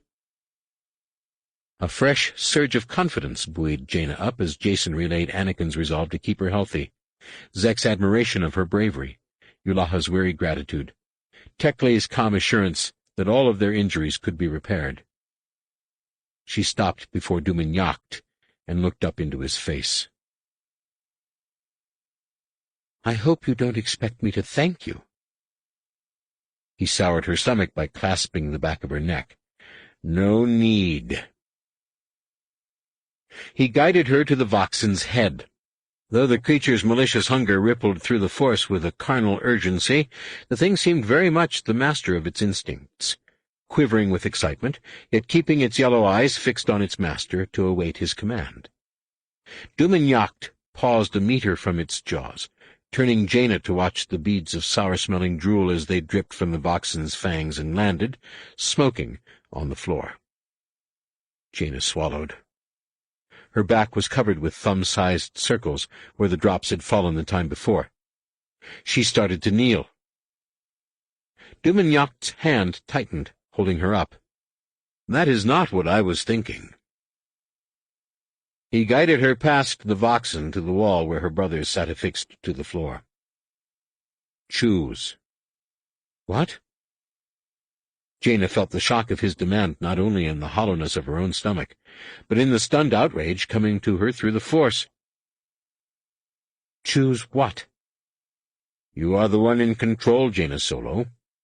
Who will be next? He kicked first Anakin in the kidneys, then Jason. Your brother, or your twin? They're both my brothers. In Jaina's shock it registered only vaguely that Duman-Yacht now realized her relationship to Jason. And I choose neither. I choose me. Duman-Yacht shook his head. That is not your choice. You must choose Anakin or Jason. Again he kicked them, drawing involuntary groans from both. Choose one, or I will be forced to return Yulaha to the breaking. The War Master knows of her wound, so no one will think anything of it, should she happen to die. You are the Master now, Jaina Solo. Jaina felt a surge of anger, and would have whirled on Duman-Yacht to attack, had a flash of alarm from her brothers not brought her up short. Each wanted to be the one chosen. She would have felt that much from her brothers even without the group's emotional bond. And her tie to Jason went farther yet. She could sense that, for him, it was more than a matter of being noble, that he had good reason to believe himself the best choice. Jaina suspected those reasons included the fact that Anakin would need a clear head when the time came to escape. It had to be soon, she hoped. But she could not be certain. Even the bond between the twins was not strong enough to share complete thoughts. "Your choice?" Duman-Yacht demanded. "You can't ask that," Jaina said. She told herself that as facilitator of the battle meld, Jason was just as important as Anakin, but the truth was that she could not bring herself to harm either one. Though Anakin was a war hero and leader to everyone else, he would always be a little brother to her, someone to look after, protect, keep out of trouble. And Jason had always been her best friend, the person who understood her when she did not understand herself, the presence that enveloped her like a second skin. How could she send either of them? She looked away from Duman-Yacht. "I can't choose." "No?" His hand tightened on the back of her neck, and he started to pull her away. "A pity for the Bith, then." Anakin craned his head around. "Jaina, you can choose." The weight of the Force was behind his words, not as much to compel her as to make clear that this was an order. "You can choose me." Jaina's connection to the others diminished as Jason withdrew into himself. He looked toward their younger brother. "Anakin, be quiet, Jason." Anakin continued to stare at Jaina. "Choose." Duman-Yacht looked at her expectantly. "The Bith will probably die anyway, you know." Jaina closed her eyes. "Anakin," she said. "Take Anakin." Duman-Yacht nodded to the guard standing behind her brothers, then said something to another standing beside one of the gelatinous membranes that covered the hold doorways. The warrior tickled the membrane until it drew aside, then disappeared into the next room with a thin smile of anticipation. Instead of returning Jaina to her place on the wall, Duman-Yacht forced her to stand beside him as Anakin was secured to the floor face down. The commander summoned his pet forward and began to give orders, and for the next quarter-hour Jaina was forced to watch. Bolstered by the support of the strike team, Anakin never cried out. Eventually even Duman-Yacht clucked his tongue in admiration. "He takes pain well, your brother," the commander said. "Perhaps we try something new, yes?" He barked a command, and the Voxen held a foot over Anakin's back. The sharp claws were coated in green slime. The medium, Jaina knew, for the retroviruses that flourished in the thing's toe pads. "Is that fear in your eyes, Jaina Solo?" Duman asked. "Then there is no need to tell you about the fevers. You know what will become of your brother if he is scratched."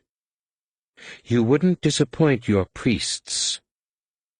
As Jaina spoke, she reached out to the others, sharing with them the uncertainty her brave words concealed.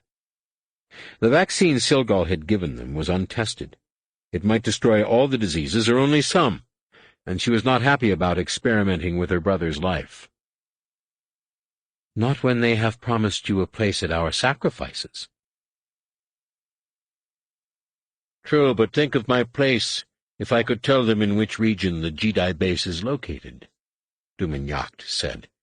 "I would be only a few tiers behind the War Master, close enough so that you could see the gratitude in my eyes." An overwhelming sense of defiance came to Jaina. Anakin's feelings on the matter, no doubt, as relayed by Jason.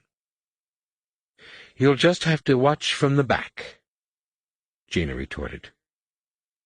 Duman hand tightened on her neck. "You believe I won't do this?" He whistled sharply, and the Voxen raked its claw down Anakin's back. Jaina felt a shock through the Force, but somehow her brother still did not scream. "You overestimate your brother's value," Duman said. "The priests will be happy as long as I return with you and Jason. You two are the twins." He said the word twins as though it were some sort of state secret. There was something there Jaina did not understand, but it hardly mattered.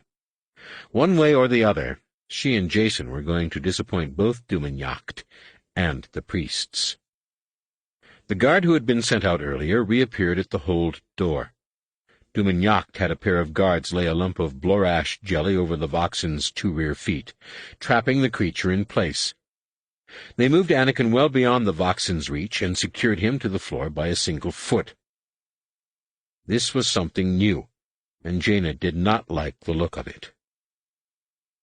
"What are you preparing, a stare-down?" Duman cracked a smile.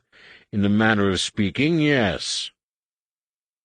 He nodded to the door guard, who stood aside and stretched the membrane back to admit what looked like a small tree. About the size of a grown Wookiee, the plant had a small but thick crown of foliage. In the center of its trunk was a single knothole with a glassy black orb, which it turned in the commander's direction. Duman pointed at the center of the hold, and the tree clumped forward on 3 gnarled root burls. As the thing approached, the Voxen's forked tongue flickered out to test the air. The sensory bristles rose on its back. Then it strained to curl its long body around and look behind it. The tree was about 7 meters away when the Voxen went wild, hissing madly and gouging furrows into the floor as it tried to tear itself free. The creature seemed to have lost all its intelligence, acting more like a mindless beast than the shrewd predator the Jedi had learned to fear. The tree continued to advance, and 2 meters later Jaina lost all contact with her companions. She reached out with the Force and felt nothing. Then, as the tree drew nearer and the rest of the strike team struggled to see what was cutting them off from the Force, Jaina glimpsed a lizard-like shape clinging to the back of the tree, no doubt trying to hide itself from the voracious predator clambering to get it. "An Ysalamiri," Jaina said loudly. She was a little puzzled, for Ysalamiri usually created a much larger bubble of Force absence. "What are you going to do with that?" "An interesting question." Duman nodded to the guard, who had brought the walking tree into the room. "Show her." The guard stepped forward and took the Ysalamiri from its perch. The creature's hook-shaped claws tore small chunks of bark out of the trunk, drawing a pained leaf rustle from the tree.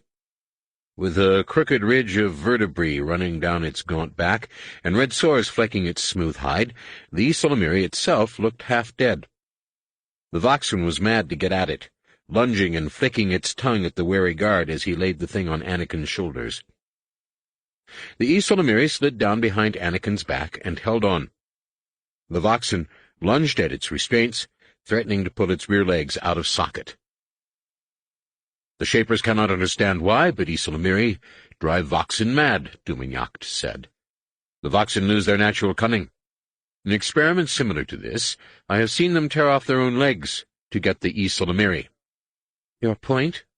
"You know my point," Dumignacht said. "Sooner or later, the Voxen will stop trying to eat its problem and kill it." Jaina could not take her eyes off her brother. Now so coated in blood he looked almost clothed.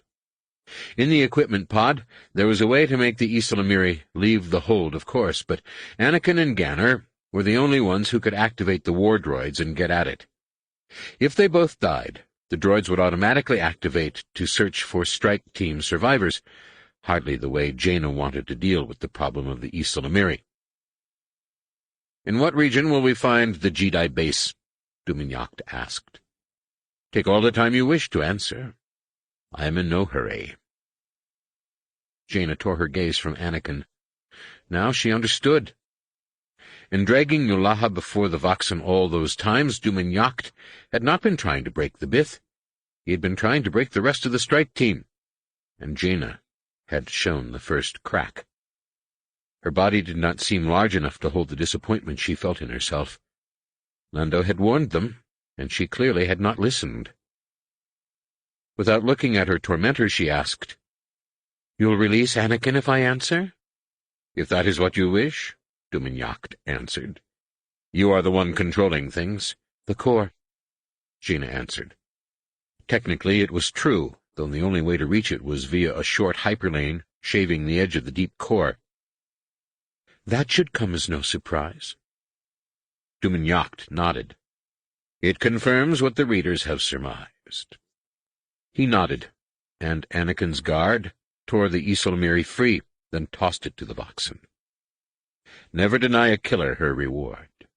"I'll keep that in mind," Jaina said. As the Voxen gulped down its treat, her contact with the Force returned, and she felt a surge of support from her companions. "What about my brother?" "Of course. Just tell me who is next." Jaina's heart fell. She had expected something like this, and knew there was only one response. "Me." "Not possible." "It's my only answer." "Then Anakin will stay. Perhaps he will die." "You said you would release him," Jaina said. "I thought Yuuzhan Vong were honorable." The blue beneath the commander's eyes grew darker, but he turned to Anakin's guard and nodded. "Return him to his place and bring the Bith."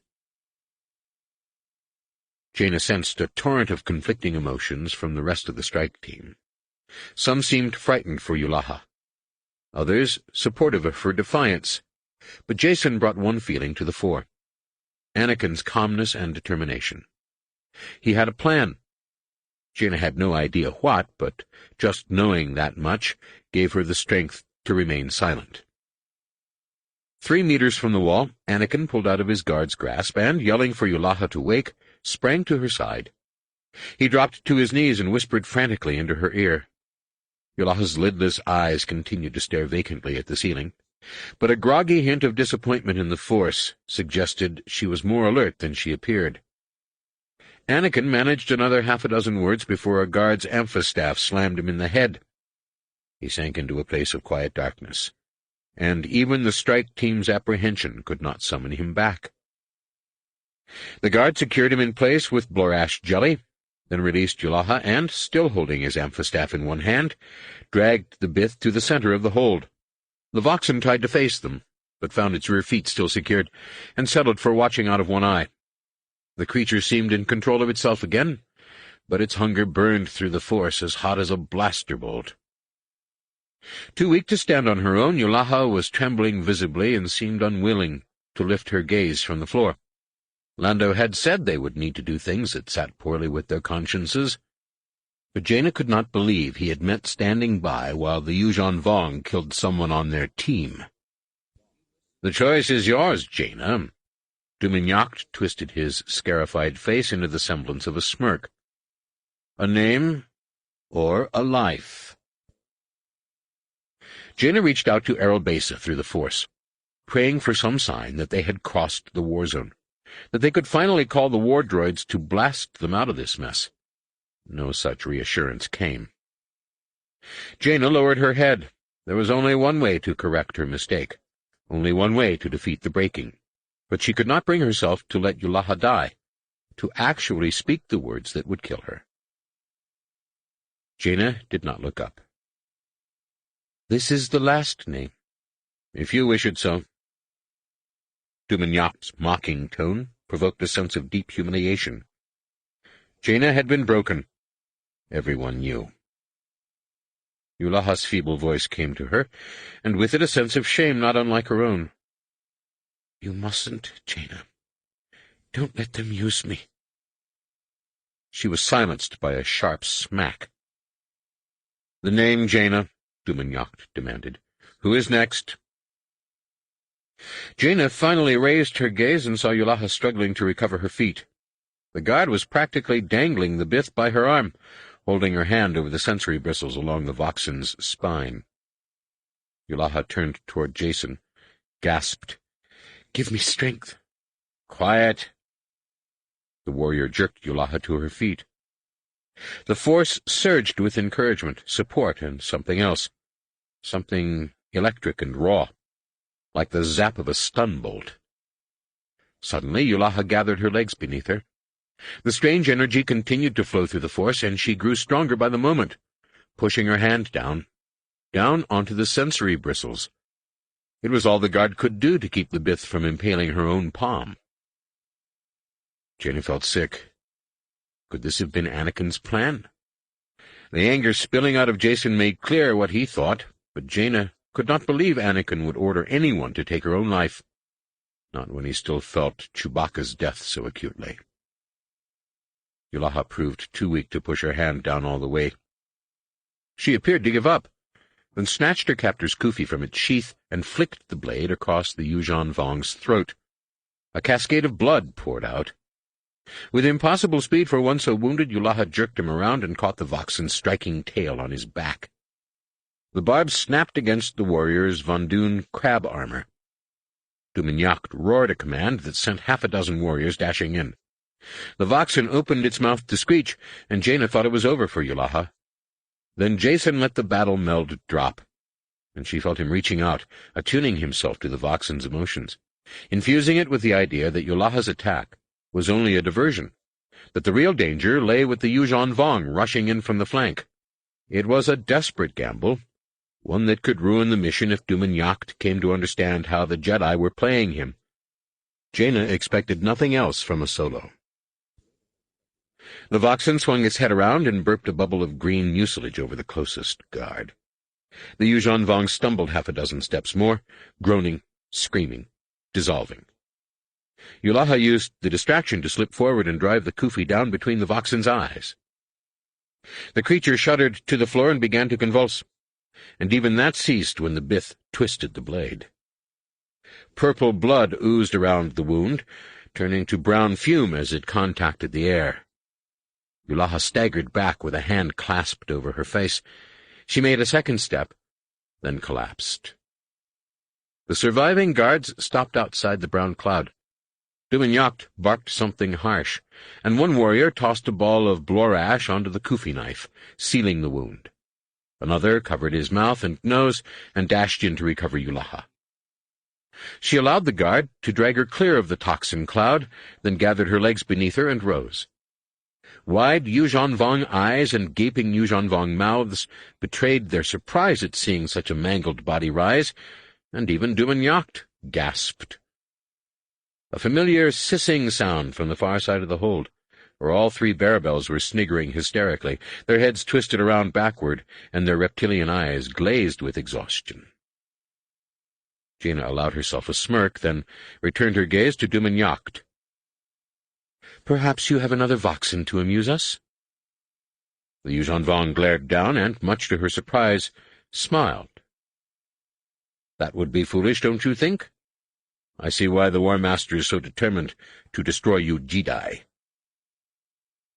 He motioned a pair of guards over, then thrust her into their arms. "Know that we are done playing, Jaina Solo. If you try anything now, the consequences will be fatal. Perhaps. Jaina smiled back at him. But not for us.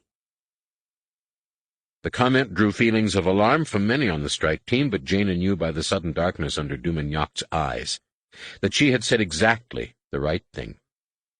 He turned away, already calling for the Star Reader to plot a faster course to the rendezvous.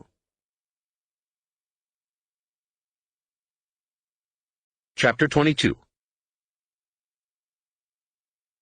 It would have been simpler to take a tray down to the mess hall and order breakfast from one of Eclipse's military food processors, but Mara was grilling dust crepes and nosage, a Tatooine favorite, over the single therm pad assigned to the Skywalker living quarters. Hardly a chef under the best of circumstances, she had somehow browned the dust crepes and puffed the nosage. But she refused to admit defeat. Fetching breakfast would have meant opening the door to the rest of the base, and after a rare full night in her husband's company, a night through which Ben had slept blissfully, Mara wanted Luke to herself for just a few minutes more. R2-D2 whistled from the other side of the work counter, then ran an urgent message across the sitting-room vidscreen. "There's no reason to alert emergency control," she said. "This isn't a fire." R2-D2 tweetled an objection. "This isn't cooking, it's heating," Mara growled. "Any suggestion otherwise will earn you a memory wipe. Clear?" R2-D2 trilled scornfully, then fell silent. Mara looked down to see the nosage in her makeshift skillet collapsing into black crumbs. Luke picked that moment to emerge from the refresher, pulling a fresh tunic over his wet hair. "Smells good." He popped a morsel of blackened nosage into his mouth, somehow avoiding a sour face and nodding in approval. "Just like we used to make back home." "Really?" Mara asked doubtfully. "And I always thought the reason you left Tatooine was to join the rebellion and save the galaxy." Luke maintained a deadpan expression. "No, it was the food. Definitely the food." He took a rubbery dust crepe and began to chew, rolling his eyes as though he were enjoying a bowl of green thacatillo. Disarmed as always by Luke's humble good nature, Mara laughed and leaned across the counter to kiss him. To everyone else on Eclipse, he might be the enigmatic Jedi Master, and the last best hope for an imperiled galaxy.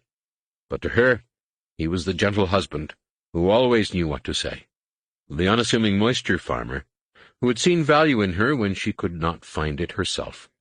Even knowing of all the things she had done in Palpatine's service, all the lies told and the lives taken, he had accepted her first as a peer, then a friend, and finally, after it had dawned on Mara that the Force was steering them toward a very different relationship than the one envisioned by Emperor Palpatine, a lover and a spouse.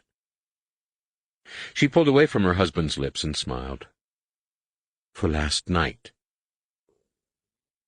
Luke glanced across the room to where Ben was sleeping in his crib, watched over by an updated version of the same TDL nanny droid that had tended Anakin and the twins when they were young, and did not need to say what he was thinking. Mara took his hand and started toward the sleeping chamber. They had almost reached the door when R2-D2 whistled for their attention.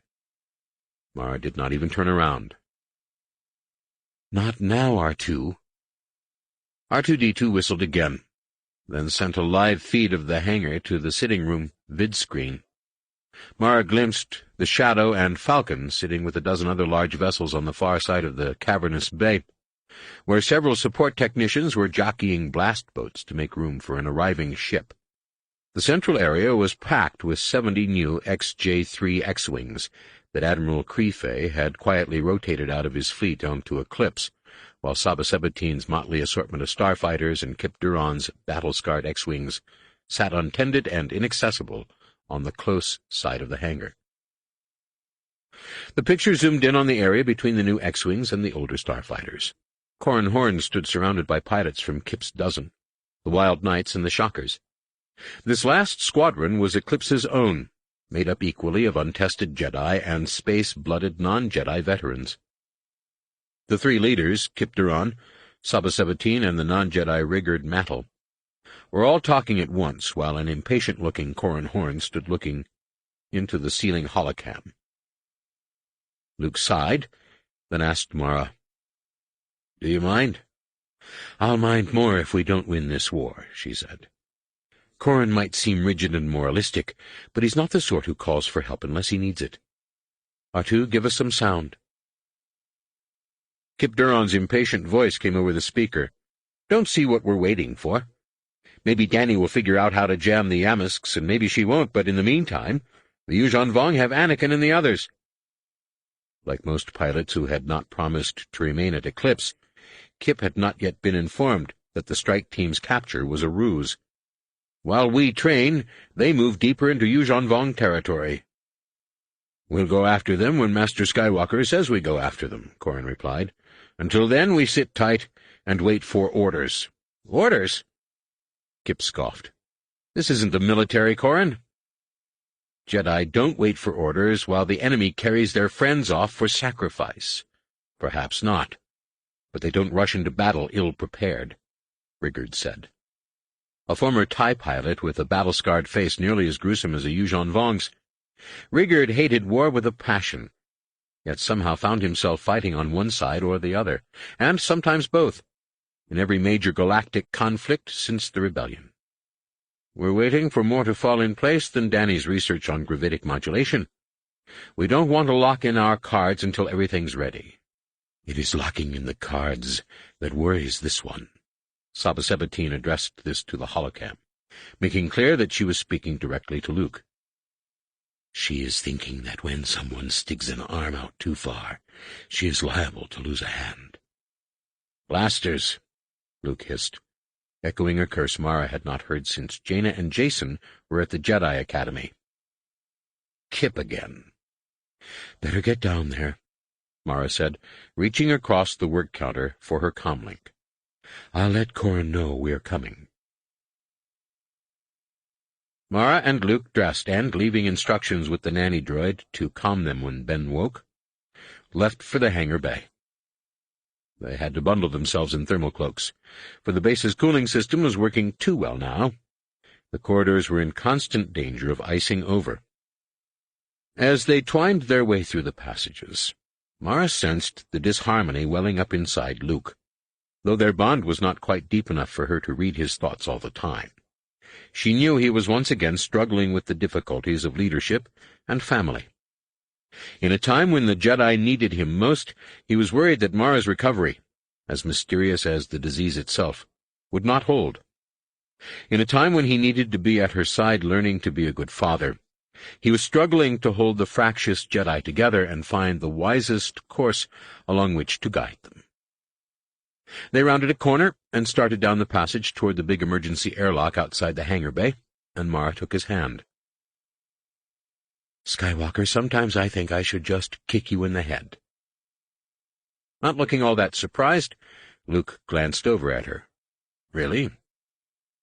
Mara waved a hand at the hangar ahead. "Everything you're doing with the Jedi, it is for us." She palmed the airlock's control pad, and its hatch irised open. "Ben is strong in the Force. I know you felt it too." Luke nodded. "I have." "So the Jedi must win this war," Mara said. "If we don't, where will Ben be safe?" Luke stopped, and Mara felt the disharmony in him melting away. He motioned her into the airlock. "I hadn't thought of it quite like that." "Of course not. You're too selfless." She opened the door to the hangar. "But I'm not. Now, are you going to set Kip and Saba straight, or am I?" She felt Luke's smile in the back of her head. "I'd better do it myself. It wouldn't be fair to let you loose on them." "Fair?" Mara echoed. "What makes you think I care about fair?" They stepped out of the airlock and walked down a clear path to the gathering of pilots. Danny Kui had also joined the group, no doubt summoned the instant Saba learned Luke was coming. Convinced the strike team could never withstand the breaking, she had been pressing Luke to send a backup mission almost since the Wild Knight's return from Arcania. Luke had yet to rule out the possibility, in part because he feared Saba would take her squadron and attempt the mission herself, but also because he worried Danny was right. Corran stepped aside, yielding his place at the head of the gathering to Luke. Luke allowed a note of irritation to creep into his voice and focused only on Corran. "Corran, what's happening here? Why aren't you analyzing the morning exercise?" Corran's eyes betrayed surprise at Luke's stern tone, but he stiffened his bearing. "Master Skywalker, our exercise came to an early end when the Lady Luck entered the system. It should be arriving shortly." Luke heard Han and Leia approaching and, with a dart of his eyes, sent Mara to intercept them. The sense of purpose he felt from her confirmed that she understood what she needed to do. As Mara departed, Luke continued to look at Corran. "I don't understand." His voice remained even but firm. "If Lando was in trouble, what are you doing here?" Saba Sabatine stepped forward. "It is not Jedi Horn's fault, Master Skywalker. This one left." Luke raised his brow and waited. "This one wanted to hear how it went." "How what went?" Kip demanded, completely ignorant of the part Lando had played in Anakin's capture. "Somebody had better tell me what's going on around here before I take the dozen and leave." Luke stepped toward Kip.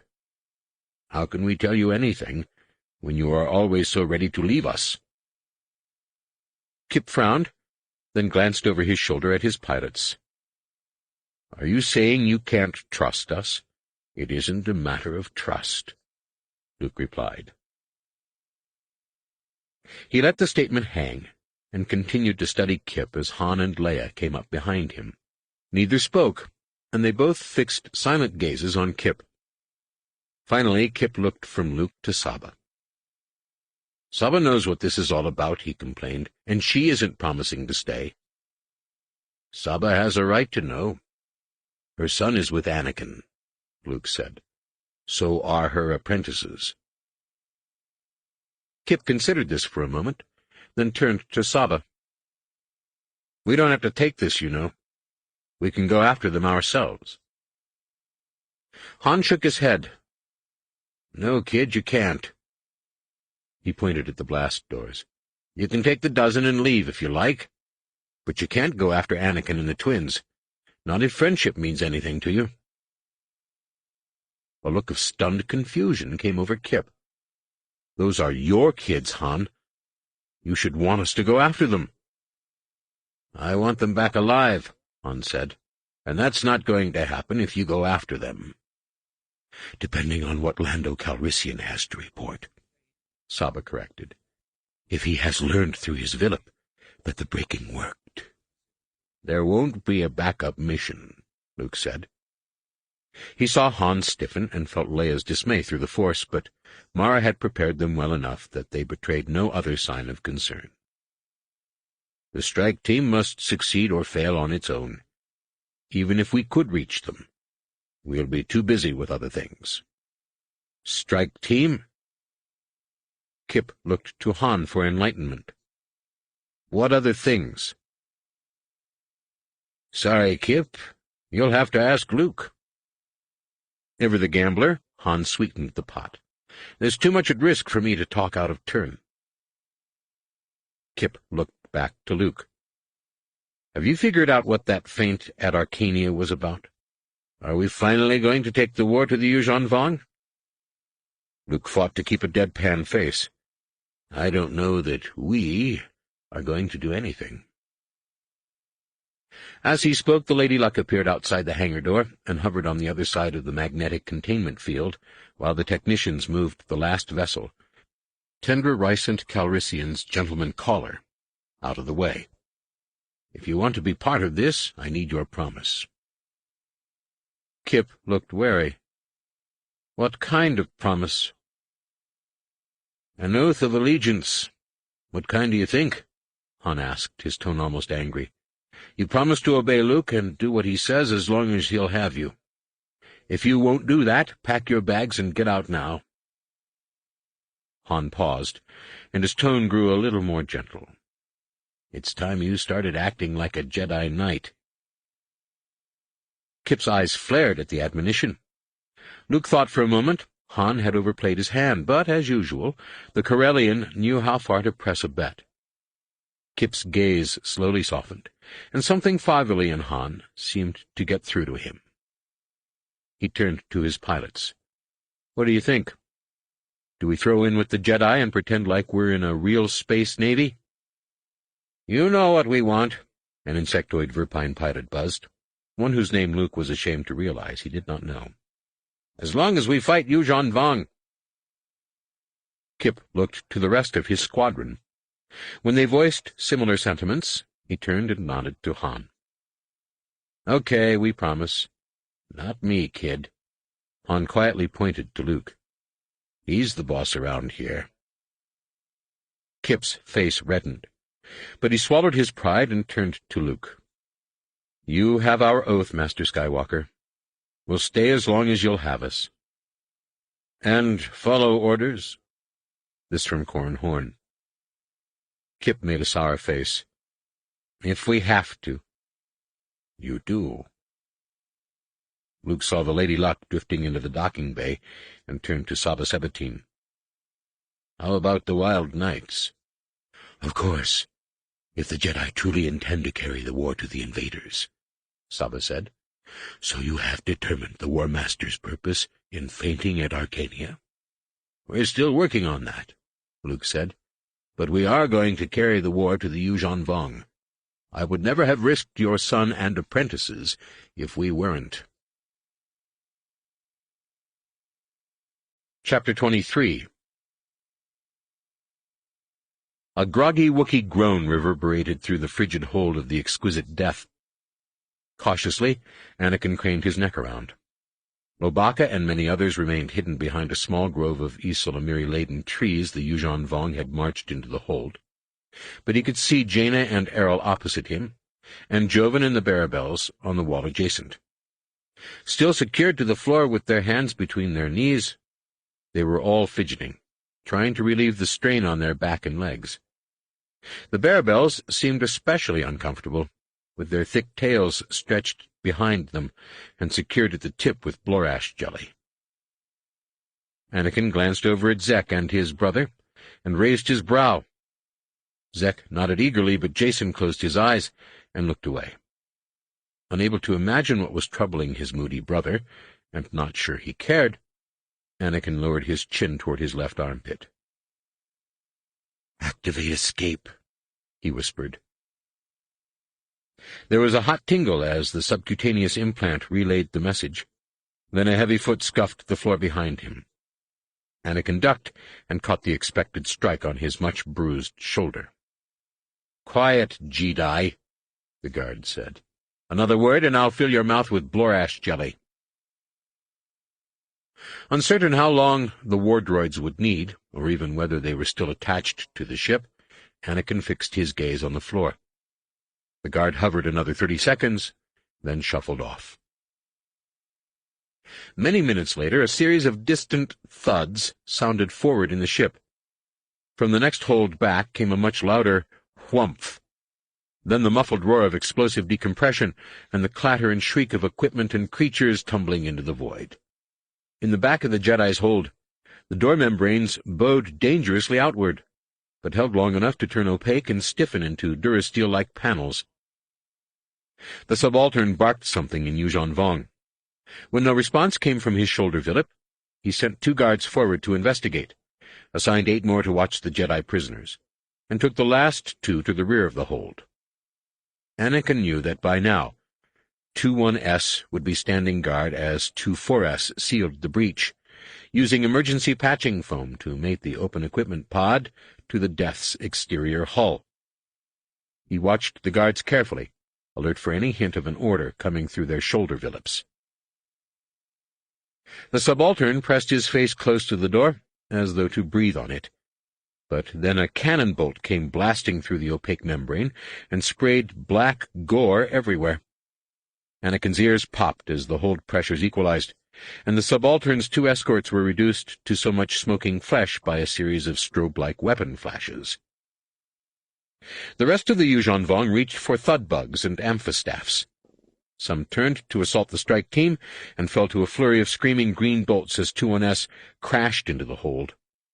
A coat of icy rime was forming on his space-cold armor, and his photoreceptors were fogging over. Anakin feared the droid would be forced to stand idle while his surface temperature stabilized.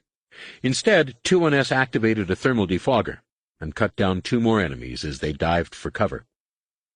He raised his other arm and began knocking Ysalamiri from their trees with an optional electro-ray discharger.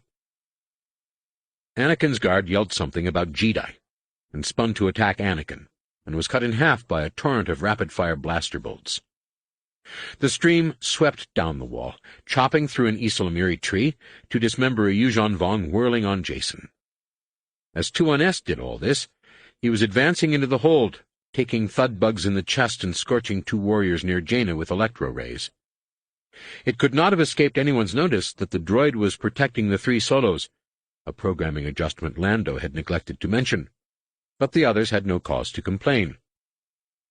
YVH-24S entered the hold on the heels of 2-1S, one arm firing a blaster cannon, the other mini-rockets.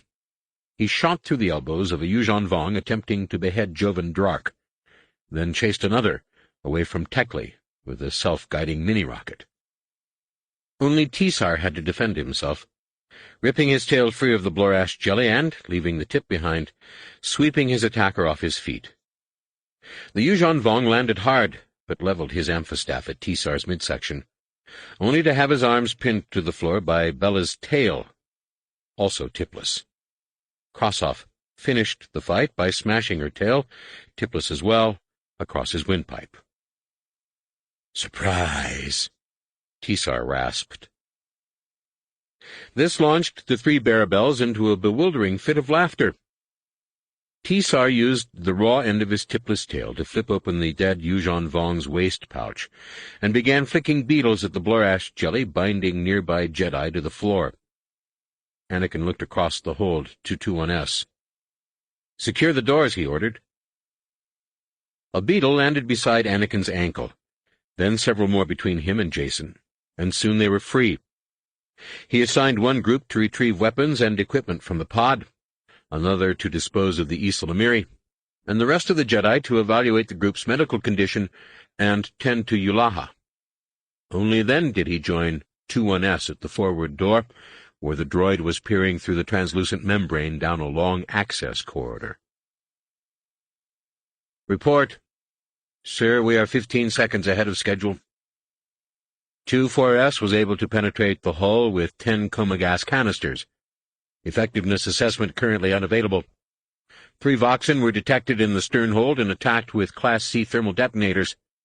Post-blast sensor sweep. Detected no sign of surviving life forms." "And the vessel itself?" Anakin asked. Tekli appeared beside him, her pudgy Chadrafan snout twitching incessantly as she reached up to spray a pain-numbing antiseptic over his raw back. He nodded his thanks, but kept his attention fixed on 2-1S. "Were you able to do any internal mapping?" "Sir, we are aboard a Corvette analog picket boat, length 122 meters, estimated crew 98. 2-1S said. "Ultrasonic soundings suggest a 2-level design with back-to-back decks sharing a common floor, 4 main access corridors, 3 aft holds, forward-facing bridge in the bow, and a substantial network of non-diagrammed ducts." Anakin groaned inwardly. The ducts would make it easy for the enemy to move around undetected. The Barabels came up behind him, loaded with weapons, equipment, and bulky jumpsuits. 1-1A fished these out of the fushlock," Tisar said, passing Anakin's lightsaber to him. As Anakin took it, the lambent crystal inside opened him to the presence of the Yuuzhan Vong, an indistinct fury somewhere forward in the ship. Bella pointed to a gob of frozen gunk on the handle. "Want that meat?" Not really." Anakin knocked the garbage off the handle and clipped the weapon to the equipment harness Tisar was holding out to him. The Barabels exchanged expressionless reptilian glances, then Krossoff retrieved the gunk and divided it into 3 even pieces. Anakin rolled his eyes and selected a blaster pistol and half a dozen stun grenades from the small arsenal Tisar was carrying, then called the rest of the group over, while Tahiri, who had insisted on taking the duty over from Tekli, plastered his back with Bacta bandages. Bella passed jumpsuits to those who were not yet dressed, and within moments everyone on the strike team was garbed in a simple brown uniform that made the Jedi Knights seem both efficient and intimidating. The jumpsuits were also light armor, for they were lined with the same alternating layers of Molly-Tex and quantum fiber that made the YVH droid's laminanium armor so impenetrable. In a pinch, they could even serve as vac suits. They had been designed to work with the emergency suits worn back on Eclipse, but attached independently to the appendage pieces and could be made airtight in their own right. Anakin divided the strike team into 2 squads, assault and support, and outlined his plan. After allowing everyone a few moments to meditate and rejuvenate their anguished bodies through the Force, they opened their emotions to each other. As Jason weaved the battle meld, Anakin sensed a certain reservation in his brother, some misgiving that sent unsettling ripples through the entire strike team. He immediately regretted not sending Jason back with Lando, but swallowed his irritation and focused on the task at hand. The team would sense his resentment through their emotional bond, and such distractions were the last thing they needed now. Anakin fitted a breath mask over his nose and mouth, then affixed the attachable hood to his jumpsuit to protect his head. When the others did the same, he was so awed by the effect that he instantly felt better. "Astral," he exclaimed. "Let's go do this." YVH-21S opened his elbow and fired a pair of flash grenades down the corridor, then stepped through the tattered door membrane.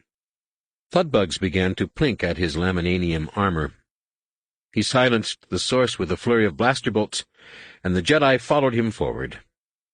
The interior of the ship looked oddly cavern-like and murky, with hazy circles of bioluminescent lichen clinging to the walls, and clouds of coma gas swirling through the air, and door valves sagging open every 2 meters.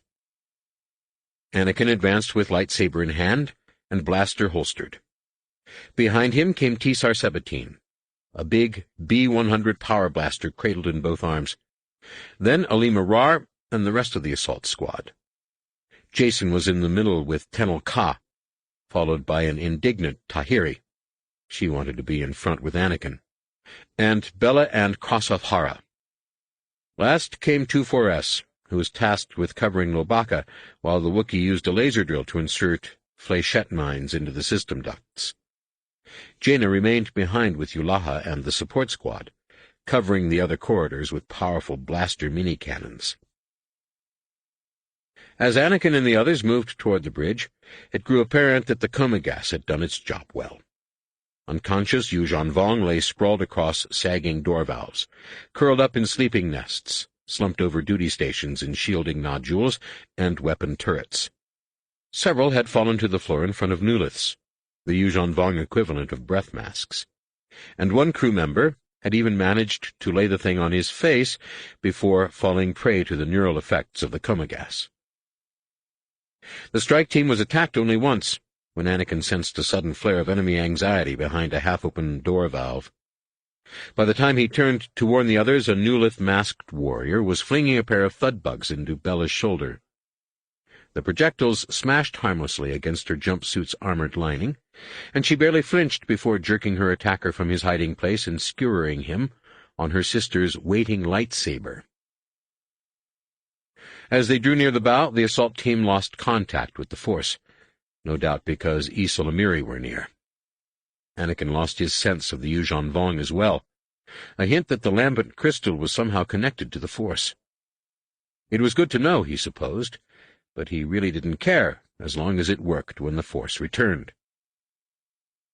10 meters ahead, the corridor ended in a vertical bulkhead, where an unconscious Yuuzhan Vong warrior hung as though pinned to the wall. The strange sight confused no one. Like all good starship designers, the enemy made the most of shipboard space, utilizing their Dovin basils to orient gravity in the most convenient direction. The bulkhead looked like a wall from the assault squad's current perspective, but it would become a floor as soon as they crossed the open area and placed a foot on it. A gentle whumph shook the corridor behind them, and 2-1S said, 2-4S reports mine detonation in the main elimination duct. Ultrasonic sounding suggests the triggering agent was a Voxen, injured but not crippled. Voxen? Anakin demanded from beneath his breath mask. I thought 2-4S disintegrated them. There was a .08 chance of a single survival, 2-1S pointed out. 2-4S calculates the odds of a double survival. Don't tell me, Anakin said, raising a hand. I really don't want to know. He used his comlink to warn Jaina about the Voxen and sent 2-4S back to watch ducts for her, then asked 2-1S for a see-through sensor sweep. 11 conscious warriors waiting on the deck below, in a cabin adjacent to the bulkhead ahead, the droid reported. Tactical analysis suggests the likelihood of an ambush. You don't say, Anakin said. What about Ganner? Implant triangulation fixes Ganner rhizoed at 5 meters starboard and moving forward. Passive acoustics suggest the company of several guards. Vital readings satisfactory. Heart rate and respiration indicate deep sleep. Coma-gassed but moving, Anakin surmised. They must be cutting their way from one cabin to another, or Jaina's squad would see them. And they have Ysalamiri. Alima Rar laid a hand on Anakin's arm and spoke so quietly that he had to lean his ear toward her breath mask. The Yuuzhan Vong believe we are soft. They will try to use him against us. Against us? Anakin found himself staring almost hypnotically into Alima's pale Twi'lek eyes. As bait? When she nodded, Anakin disengaged himself and ignited his lightsaber. Being careful not to penetrate all the way through, he plunged the blade into the floor and began to cut a circle. He had no real plan yet except to avoid the ambush, but walking into a trap was not going to save Ganner either. The Yorick coral was easier to cut than Durasteel, but it popped and cracked loudly as it melted, and Anakin worried that the enemy would not be as surprised as he hoped. Jacen stepped to Anakin's side. "What are you doing?" The disappointment was evident on his face, and Anakin knew others could see it too. "We should be going after Ganner." "No, we must destroy the ambush party first," Alima said. "This is better." "Better how?" Jacen asked. "Anakin can't keep sacrificing others to make his plans work. That way lies the dark side." "Sacrificing others?" Anakin did not look away from his work. "What are you talking about?" "Yulaha and now Ganner," Jacen said. "You told Yulaha to attack the Voxen, and now you're abandoning Ganner." The accusations hit Anakin almost physically. His lightsaber slipped and cut a deep furrow across the floor, and he found himself glaring at his brother, sick with anger and hurt. "How can you think that?" he demanded. "Yulaha disobeyed orders. I wanted her to tell Duman Yacht the name of the base. I did not say to attack." Jacen's cheeks flushed, then his jaw dropped, and he stood speechless for a long time. Finally he stammered, "Anakin, I'm sorry. When Yulaha attacked, I thought... I just assumed." "I know what you assumed," Anakin said. Though his brother's regret was evident on his crimson face, no apology could erase the doubt he had expressed about Anakin's character, nor the fact that he had been so quick to believe the worst, just as their father had when Chewbacca died. Anakin plunged his lightsaber back into the floor and continued to cut. "Get away from me, you're holding things up." Jacen started to reply, but Tenel Ka caught him by the arm and pulled him away. "This cannot be resolved now, Jacen. You must wait until later." With Alima's help, Anakin cut the circle to within a few millimeters of the other side, then activated his comlink to warn Jaina about what they were doing. She and 2-4S were busy keeping the wounded Voxen trapped in the systems ducts. But she paused long enough to warn Zek and Raynar not to fire when figures started appearing in their corridor. Bella and Kossoff kicked the circle out, then lay on their bellies and vanished, one after the other, into the floor. The muffled zing of their repeated blasters immediately came back through the hole. Alima went next, diving headfirst. Then Anakin, lightsaber in one hand, concussion grenade in the other. On the other side, he slowed and landed feet first on what felt like the ceiling. The whine of blaster fire and drone splat of striking thud bugs drove Anakin against the wall. Mind struggling to reorient, he thumbed the arming switch of his grenade. A trio of would-be ambushers lay at the end of the corridor, Lundun crab armor stitched with holes from the Barabel sisters' repeating blasters. The thud bugs came from the open door of the ambushers' cabin, and also from the bulkhead itself, where a pair of bridge guards wearing nuliths were attacking through a jagged melt hole. He saw no sign of Ganner, but had not expected to. Anakin nodded across the corridor to Alima. She armed her own grenade, then they tossed the weapons into the ambush cabin. There were 2 bright flashes and a gut-deep jolt, and a tongue of flame shot into the corridor, reeking of scorched flesh. Waving the others to follow, Anakin charged forward behind the fiery curtain. A line of thud bugs crackled along the wall. Then one took him in the chest and slammed him down on his back. Bella and Kossoff pounded past, pouring blaster fire into the bulkhead, and Alima came next, pausing to pull him to his feet. It hurt to breathe, and he might have a cracked rib, but his jumpsuit's armored liner had spared him any blood or deep pain. He activated his comlink. 2-1S, secure the bulkhead. The droid appeared at the end of the corridor and dropped onto the bulkhead, now standing perpendicular to Anakin. The bridge guards swarmed him with thud bugs and magma pebbles, burning thumb-sized pits into his armor. He counterattacked with sensor-targeted blaster bolts and electro-rays, and the enemy fire withered. A sporadic stream of thud bugs began to assail 2-1S from the deck, where they had first located Ganner. The droid ignored this nuisance and dropped to his knees beside the melt holes, then fired into the bridge itself. Anakin sent Alima and the Barabel sisters to support the droid, then returned to the hole in the floor and dropped back through to the other side. Tisar and Lobaka were in the forward cabin, already outlining a new doorway with elastic detonite. As Anakin approached, the pair pressed themselves flat against the wall and ignited the charge with the tip of Loi's lightsaber. There was a sharp crack and the clatter of spraying shrapnel. Then smoke filled the air, and the new door remained closed. Tisar stepped away from the wall and sprang into the Yorick coral feet first. The slab flew into the adjacent cabin, slammed into something large, and drew a startled Yuuzhan Vong curse. Tisar silenced the voice with the staccato roar of his power blaster, then Lobaka charged in behind him. Anakin ignited his own lightsaber and heard the all-too-familiar burp of a Voxen expelling acid. Anakin's thoughts leapt to Lobaka. He could not bear the thought of telling Chewbacca's family that another member had died with him. Then the brown mucus came shooting out of the makeshift door and splashed against the far wall.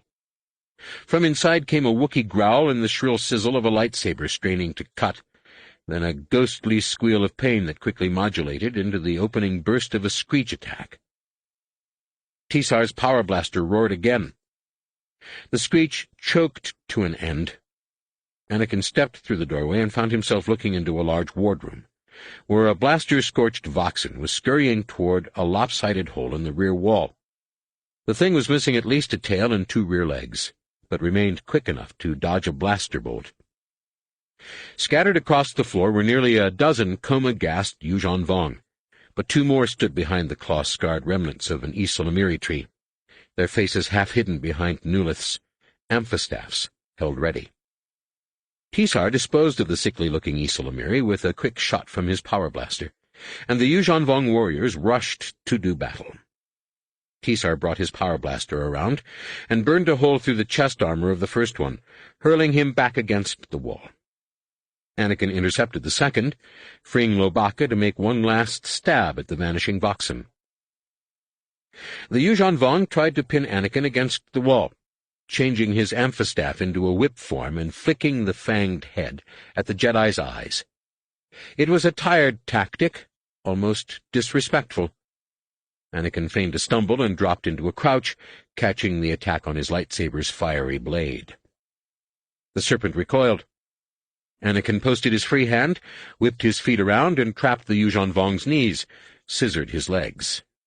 The warrior yelled and hit the floor like a bag of rocks. The amphistaff struck again. Anakin blocked, flicked the thing away, brought his own blade down across the enemy's throat. As the head rolled away, he spun toward the rear wall and was relieved to find Lobaka holding yet another Voxen leg. The Wookiee's disappointed growls left no doubt that the creature had escaped, but Anakin was happy enough to see him standing. He gathered his own feet beneath him and saw, as he had feared, no sign of Ganner in the room. Anakin noticed a chill along his spine and realized that his sense of the Yuuzhan Vong had returned. Then he felt Jacen's touch brush his mind. There was also another sensation, the familiar hunger of the Voxen, wounded and angry, lurking somewhere in the ducts. They would hunt it down later, after the vessel was secure. Waving his lightsaber out the door to avoid being blasted by a mini-cannon, Anakin motioned Tisar and Lobaka after him and stepped into the corridor. Jaina's voice came over the comlink. "What's that I feel? It can't be a Voxen. 2-4S and I killed it. I'm looking at its body right now." "Just keep an eye on those ducts," Anakin said, resisting the urge to calm 2-1S about the odds of all three escaping the thermal detonator. "There's another one." He turned toward the bulkhead and found 2-1S kneeling over the shredded door valve, firing an intimidating but relatively harmless stream of non-lethal bolts into the bridge. There was no return fire, but the droid's armor was pocked and smoking from head to foot, with several fist-deep craters where the Yuuzhan Vong had managed to concentrate their attacks. Anakin dropped down beside the droid and the rest of the assault squad. There was a definite Yuuzhan Vong presence on the bridge, but the feeling was too murky for him to tell how many or what condition. YVH 2-1S turned toward him. "Bulkhead secure, but the enemy is holding one captive, Jedi Rysode, on the bridge." His photoreceptors were shattered and smeared with thud bug juice. "Currently 2 minutes 11 seconds ahead of schedule." "You expected something else?" Anakin had intended to sound cocky like his father, but the effect was ruined when a pang from his bruised ribs made him squeak out the last 2 words. He glanced onto the bridge, then said, "You don't look so good, 2-1S. We'll finish without you." "Affirmative," the droid answered. "Sensor systems unstable." Rather than risk a security trap by entering through the bridge's battered entrance valve, Anakin dropped to his belly beside the melt holes and peered through. On the other side lay more than a dozen Yuuzhan Vong, most deep in a coma gas sleep. Some had nuliths fastened over their faces, no doubt placed there by well-meaning comrades who had not realized that an antidote agent would be required to awaken their comrades. A handful of warriors lay in the awkward positions of their death throes, their wounds still smoking from the heat of the fatal blaster strike. The cognition hood used to steer the vessel dangled a few centimeters above the comatose pilot's blank face, while the neural interface gloves employed in regulating the ship's systems lay draped over several different control consoles, usually with the hands of a dozing Yuuzhan Vong crew member still wearing them. Anakin was disappointed to find the command chair empty and no one lying within 3 meters of it. Duminyacht had escaped the coma gas. "It doesn't look like there's much happening," Anakin said, speaking to Lobaka, Tisar, and the rest of the assault squad. "But be careful. We don't want to get careless and blast Ganner by mistake." "You're sure?" Tahiri asked, drawing a laugh from the others. Anakin allowed himself a chuckle, but said, "At least for now." He ignited his lightsaber and dived through the melt hole head first, then felt an attack coming and brought his blade around to block. The thud bug sizzled out of existence with a sharp hiss, and Anakin spun in the direction of the assault, stepping forward to protect those who would be following him. "Very impressive, Jedi." Anakin looked toward the voice and found Duman Yacht, wearing a nulith and standing behind an instrument console, Ganner Rysod's limp form held in front with a kufi to the throat. "There you are." Anakin peered around the bridge. "All alone, it seems. Lay down your weapons," the commander said cautiously, "and your leader will live to meet our war master." Anakin thumbed off his lightsaber, then, as Lobaka and Tisar stepped onto the bridge, drew his blaster pistol. "You really don't know Ganner, do you?" Anakin asked. "What makes you think he's that important? You came after him, did you not?" Duman Yacht retreated a few steps, bringing Ganner around to shield him from all three Jedi. "We have studied you, Jedi. When it comes to the death of your fellows, you are soft. Not that soft." Anakin leveled his blaster pistol at the commander's head, and Tisar did the same with his power blaster. "But I'll offer you a deal. If you surrender, we'll put you off in the shuttle with the rest of your crew." Duman Yacht's eyes hardened. "And dishonor Domain Yacht?" He ran the kufi lightly along Ganner's throat, drawing a 2-centimeter-long trickle of blood. "Yuuzhan Vong do not surrender." "Really?" Anakin reached out with the Force and used it to push the kufi away from Ganner's neck. Eyes growing wide, Duman Yacht struggled for a moment to bring the blade back to his captive's throat, then snarled something in his own language and let it fly from his grasp. When the other hand twitched and started to rise, his head vanished in a convergence of blaster fire. "By this one's broken tail." Tisar slung his power blaster over his shoulder and stepped forward to pluck Ganner out of the mess. "They don't surrender." Chapter 24. Nomanor could not believe even Vergir would dare suggest that the War Master waste his time playing an infidel game, much less survive the affront. Yet there she sat across from Savong La, studying a Shaper's version of a Dejarik board, complete with animate monsters and a mat of living terrain. The War Master was down to a pair of monarchs and a single miniature Mantelian Savrip, while his feathery pet still boasted a Kintan Strider and 3 Chlor-slugs. Though Nomanor had never really enjoyed the game, he had frequently been forced to play holographic versions during his time in the galaxy, often enough to recognize a master when he saw one. And Vergir was, undoubtedly, a master. "If New Republic strategists were the only ones who practiced this game, it would not be worth the learning," Vergir was saying. "But there are suggestions that Dejarik was once a favorite study of Jedi Knights." That explained how she had enticed the War Master into such a blasphemy, Nomanor realized. Savong La would do anything that might help him defeat the Jedi. "The strategies are more subtle than they appear, Nomanor," Savong La said, not looking away from the game mat, and surprising Nomanor, who had thought the War Master too absorbed to notice the scrutiny. "And a warrior must know the mind of his enemy."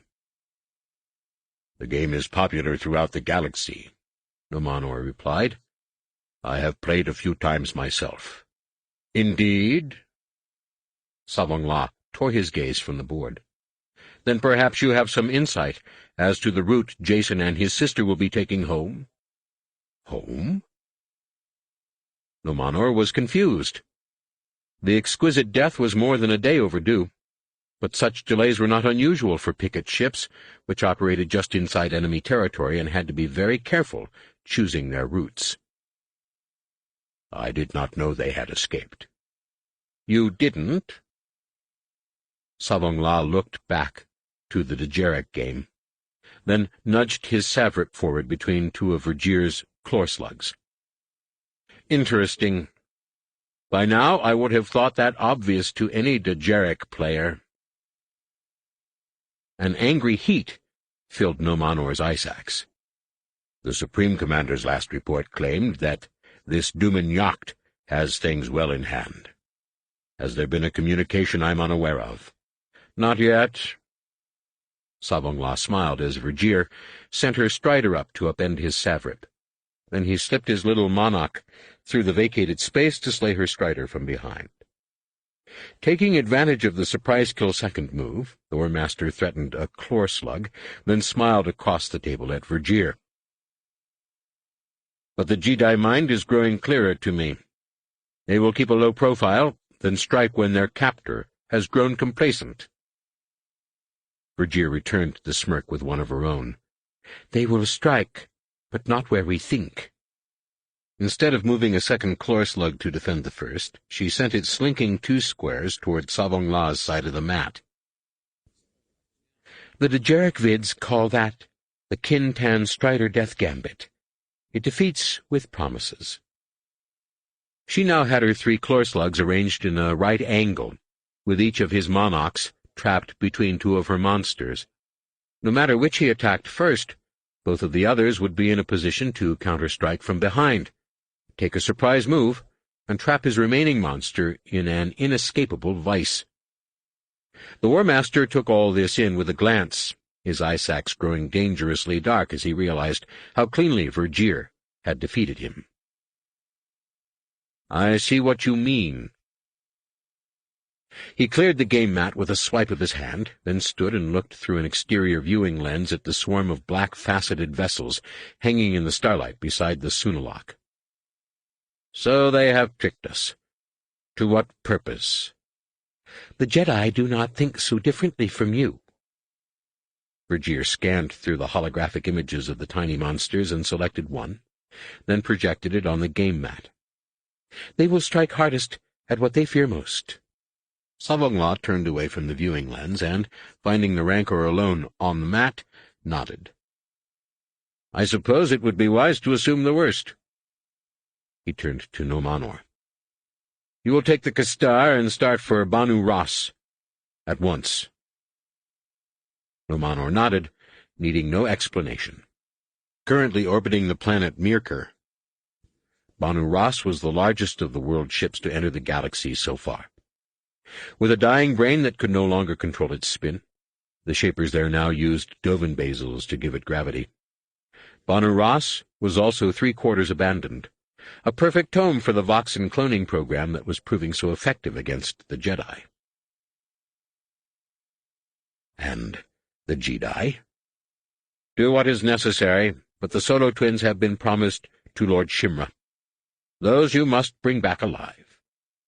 As you command. The feeling that filled Nomanor's heart was closer to triumph than joy. While the War Master had proven surprisingly tolerant of events on Coruscant, neither had he chastened Vergir for interfering with his mission. Nomanor crossed his fists over his breast and backed toward the door, already planning how he would convert this assignment into a sector prefecture. War Master, I believe this to be a mistake. Vergir spoke quietly, so that Nomanor would be forced to admit that he was eavesdropping if he wished to challenge her words. Given that your reputation with Lord Shimra is at stake, would it not be wiser to send someone with a more certain touch? Nomanor held his tongue, just barely, and continued to back toward the door, ears straining for the War Master's reply. If you are referring to events on Coruscant, I know what happened, Savongla said. Nomanor is not to blame. He did well to return to us at all. More to Nomanor's astonishment than his anger, Vergir continued to press. We must also consider the debacle with Elan and the Peace Brigade, and his failures against Mara Jade Skywalker. Nomanor has faced Jedi many times and done poorly. The door valve opened behind Nomanor, but he remained where he was, not so certain of his position that he could bring himself to depart. Savongla turned to face him. You understand what is at risk, Nomanor? Vergir's words are rooted in rivalry, but there is substance to what she says. If you are not confident of success, say so now, and let us find a better solution together. There is no cause for concern, War Master. Nomanor understood perfectly well what was at risk. His prefecture and perhaps his life. Now that I know you see through Vergir's intrigues, I have no doubts at all. Savong La's face darkened. And you did before? My master. I did not mean to say I doubted you, only my own understanding of your methods. Savong La motioned him back into the chamber. And what exactly did you not understand? The War Master's tone was sharp. And do not insult me again by lying. Nomanor took a deep breath and returned to the Dejeric mat. My master, the sentients of this galaxy also play another game called Sabak, where the chip cards change identities before their eyes. He cast a pointed glance at his rifle. Vergir was the infidel's prisoner for many weeks, and she has yet to provide a satisfactory explanation of her escape. The readers were satisfied, Vergir replied, as were all of Yun Harla's priests. They have not met Han Solo. Nomanor kept his eyes fixed on Savong La. He is not the type to let an enemy escape. He did not let me do anything, Vergir replied. There is more to me than you know. And they were in the middle of a battle caused by the ineptitude of your hirelings, Savong La added. More importantly, Vergir learned more during her captivity than how to play Dejeric. Her insights have saved thousands of vessels, and we have destroyed 3 New Republic fleets when she guessed correctly about their intentions. A small price for your favor. The retort was out of Nomanor's mouth almost before he realized it was in his mind. I certainly don't mean that Vergir is a traitor. Of course not, Savong La said. Only that I lack the judgment to tell if she were. Nomanor closed his eyes.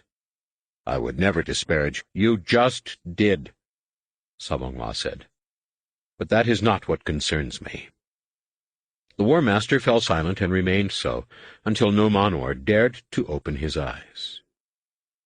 What concerns me is that you are foolish enough to think I do not see through you. Savong La studied Nomanor for a long time, then said, This assignment is more important than any other I have given you. I think it would be wise for you to take an advisor along. Having disparaged the War Master's judgment once that day, Nomanor knew better than to do so again. If the War Master thinks it wise, the War Master does.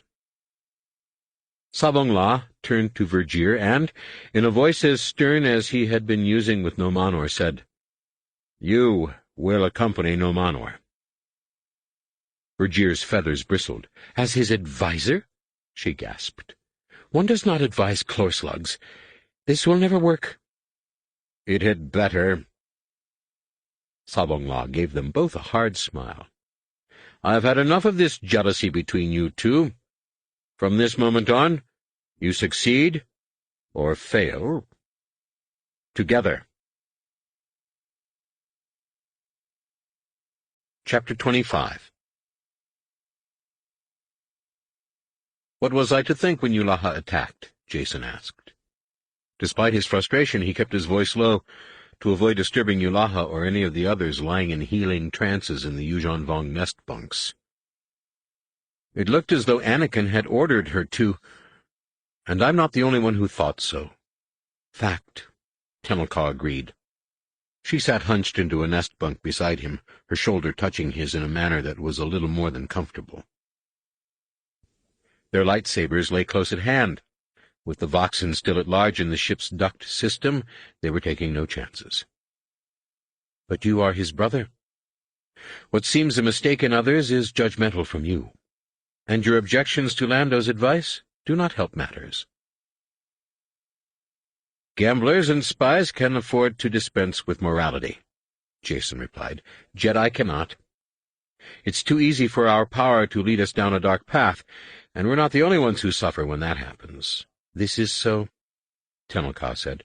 But, Jason, do you remember my first lightsaber? How could I forget? Jason asked, wondering where this was going. Tenel Ka had made the mistake of building her first lightsaber in a hurry, and a flawed crystal had caused it to fail during a sparring match with Jason. His blade had sliced off her left arm, his first painful lesson in the burden of wielding great power. For a long time I felt responsible for that accident. I still do, at least partly. But I don't see what that has to do with Anakin and me. The accident was no one's fault but mine. Tenel Ka tapped her chest with her one hand to emphasize the point. What I believed to be confidence in my fighting abilities was arrogance, and that is why I built a faulty lightsaber. Arrogance, Jason repeated. Try as he might, he could not quite see how his mistake resembled Tenel Ka's. And, do you believe you are the only Jedi among us who understands the danger of the dark side? Of course not. Most of us have had trouble with the Shadow Academy, and Zek even turned— Jason let the sentence trail off, finally comprehending Tenel Ka's point. Anakin knew the danger of the dark side as well as any of them. To believe him capable of ordering Yulaha's mad attack was to doubt more than his judgment. It was to doubt his very character. Jason shook his head in guilty regret. That was a mistake. A bad one. Fact. Tenel Ka bumped him with her shoulder. But there is no need to sulk. I will always be fond of you. Jason's stomach grew hollow. You think he's that angry? Tenel Ka rolled her eyes, then took a canister of Bacta lotion and slipped off the nest bunk to check on their insensate fellows. It was a joke, Jason. Ah. Jason grabbed his lightsaber and followed close behind. Aha! You have a lot to learn about jokes. She glanced at him over her shoulder. Actually, I thought it quite good. She came to Yulaha, who was breathing fitfully even in her healing trance, and lifted the Bith's blanket. Trust him to forgive, Jason, and things will return to normal. She rubbed a fresh coat of lotion over Yulaha's wounds. It wasn't nearly as effective as immersion in a tank, but it was better than almost anything else they could do for her. On the deck below, a Yuuzhan Vong targeting brain lay open on a wardroom table, its nutrient bath filling the chamber with the stink of rotten seaweed. Nestled in a nut-like shell no larger than a human fist, the organ was a tangle of axons and dendrons webbing together a gelatinous muddle of neuron clusters. Though Jaina found the structure of the biotic computer hopelessly bewildering, Lobaka was engrossed in dissecting the thing, using a small set of steristeel tools to snip here and move there, grunting in satisfaction as the fibers reattached themselves in new locations.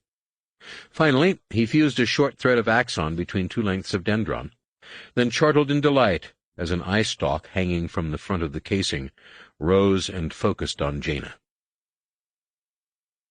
Lobaka growled a request, which MTD, recently retrieved from the equipment pod, translated as, Master Lobaka asks if you would be kind enough to circumnavigate the table.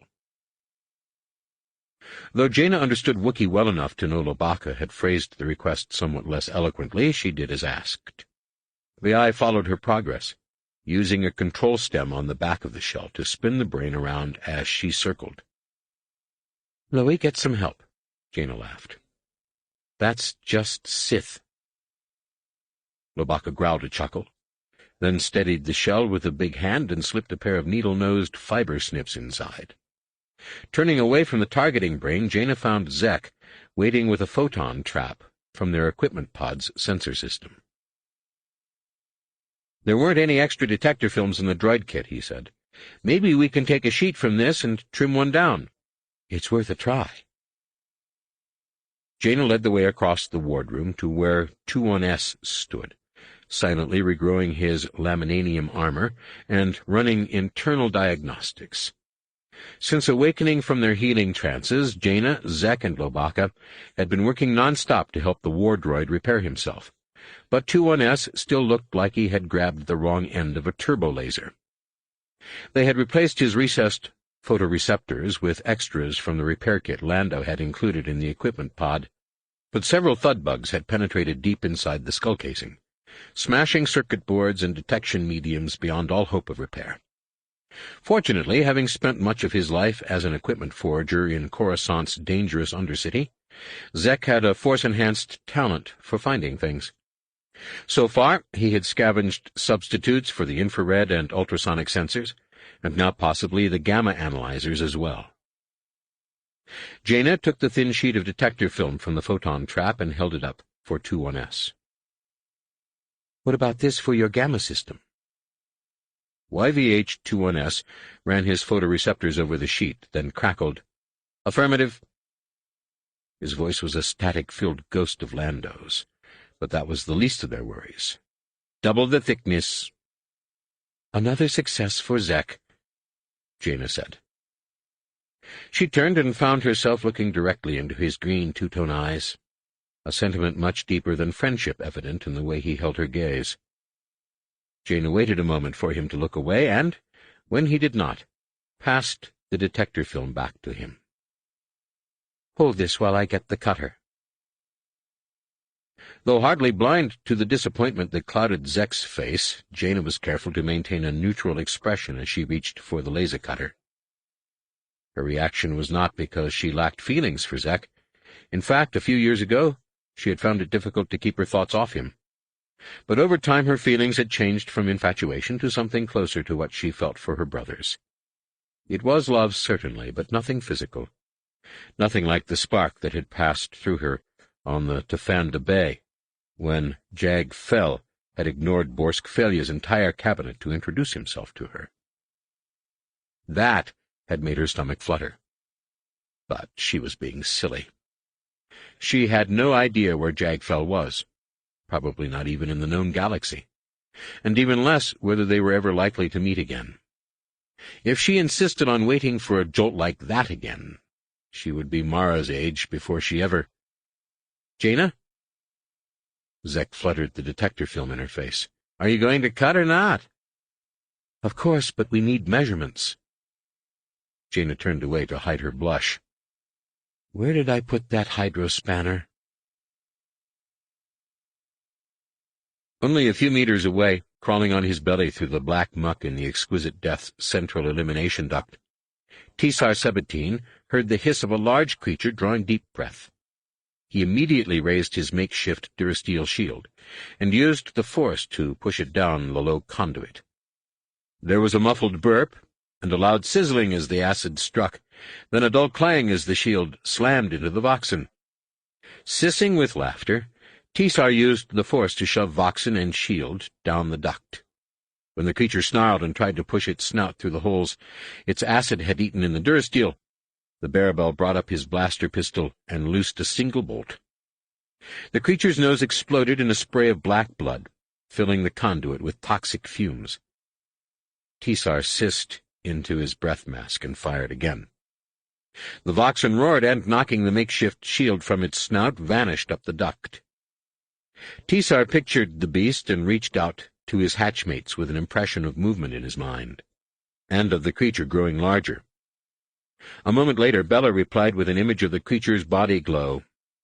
Like most Barabels, she could see into the infrared spectrum, and often tracked her prey by the heat of its body. She sent a sensation of impending danger, and Tisar knew he had to get clear.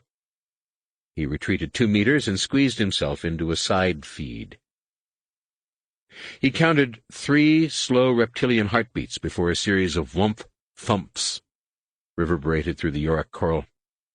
The duct lit with the flashing brilliance of his hatchmates' mini-cannons, arranged at right angles to each other at the next intersection, and he had to close his eyes. The Voxen's shrill screech sliced through the dank air like a lightsaber, then dropped in tone and began to undulate. Had they missed? Tisar wondered. How could they? The irritation his hatchmates shot his way convinced him they had not. His earplugs detected a sudden redshift in the Voxen's squeal and closed tight, sealing his ears against the disorienting impact of a compression wave. He experienced a deep, hard vibration in the pit of his stomach, but shared in the exhilaration of his hatchmates as they continued to pour bolts at their prey. By his cold blood, how he loved hunting with his hatchmates. Finally, the mini-cannons fell silent and his earplugs opened again. He flicked his tongue into the breath mask and smelled filter-scrubbed ozone and scorched uric coral, and an antiseptic coppery odor he recognized as detoxified Voxen blood. He sent a question sense the sisters' way, and received back only an impression of uncertainty. Though Tisar could not exactly feel his hatchmates' actions through the Force, he had lived with them side by side all his life, and intuitively knew they would be activating a glow stick to supplement their infrared vision. An image of smoking scales came to his mind, then of a Voxen's blaster-scorched leg. Then Anakin's voice came over a comlink. "Tisar, what's going on back there?" The sound of clicking claws sounded from around the corner, and Tisar thought, "Uh-oh." He worked a hand under his chest up toward the comlink clipped to his collar, at the same time worming his way backward down the duct. It was slow-going, for the side feed was little larger than Tisar himself, and he was crawling against the lay of his scales. Even through his thick jumpsuit, the rough walls kept catching the tips and bringing his progress to a painful halt. The Voxen's head appeared at the corner, a red heat silhouette barely 2 meters in front of him. "Tisar?" Anakin demanded. "What's going on back there?" Tisar fired at the Voxen and saw his bolt ricochet off. He should have scales like that.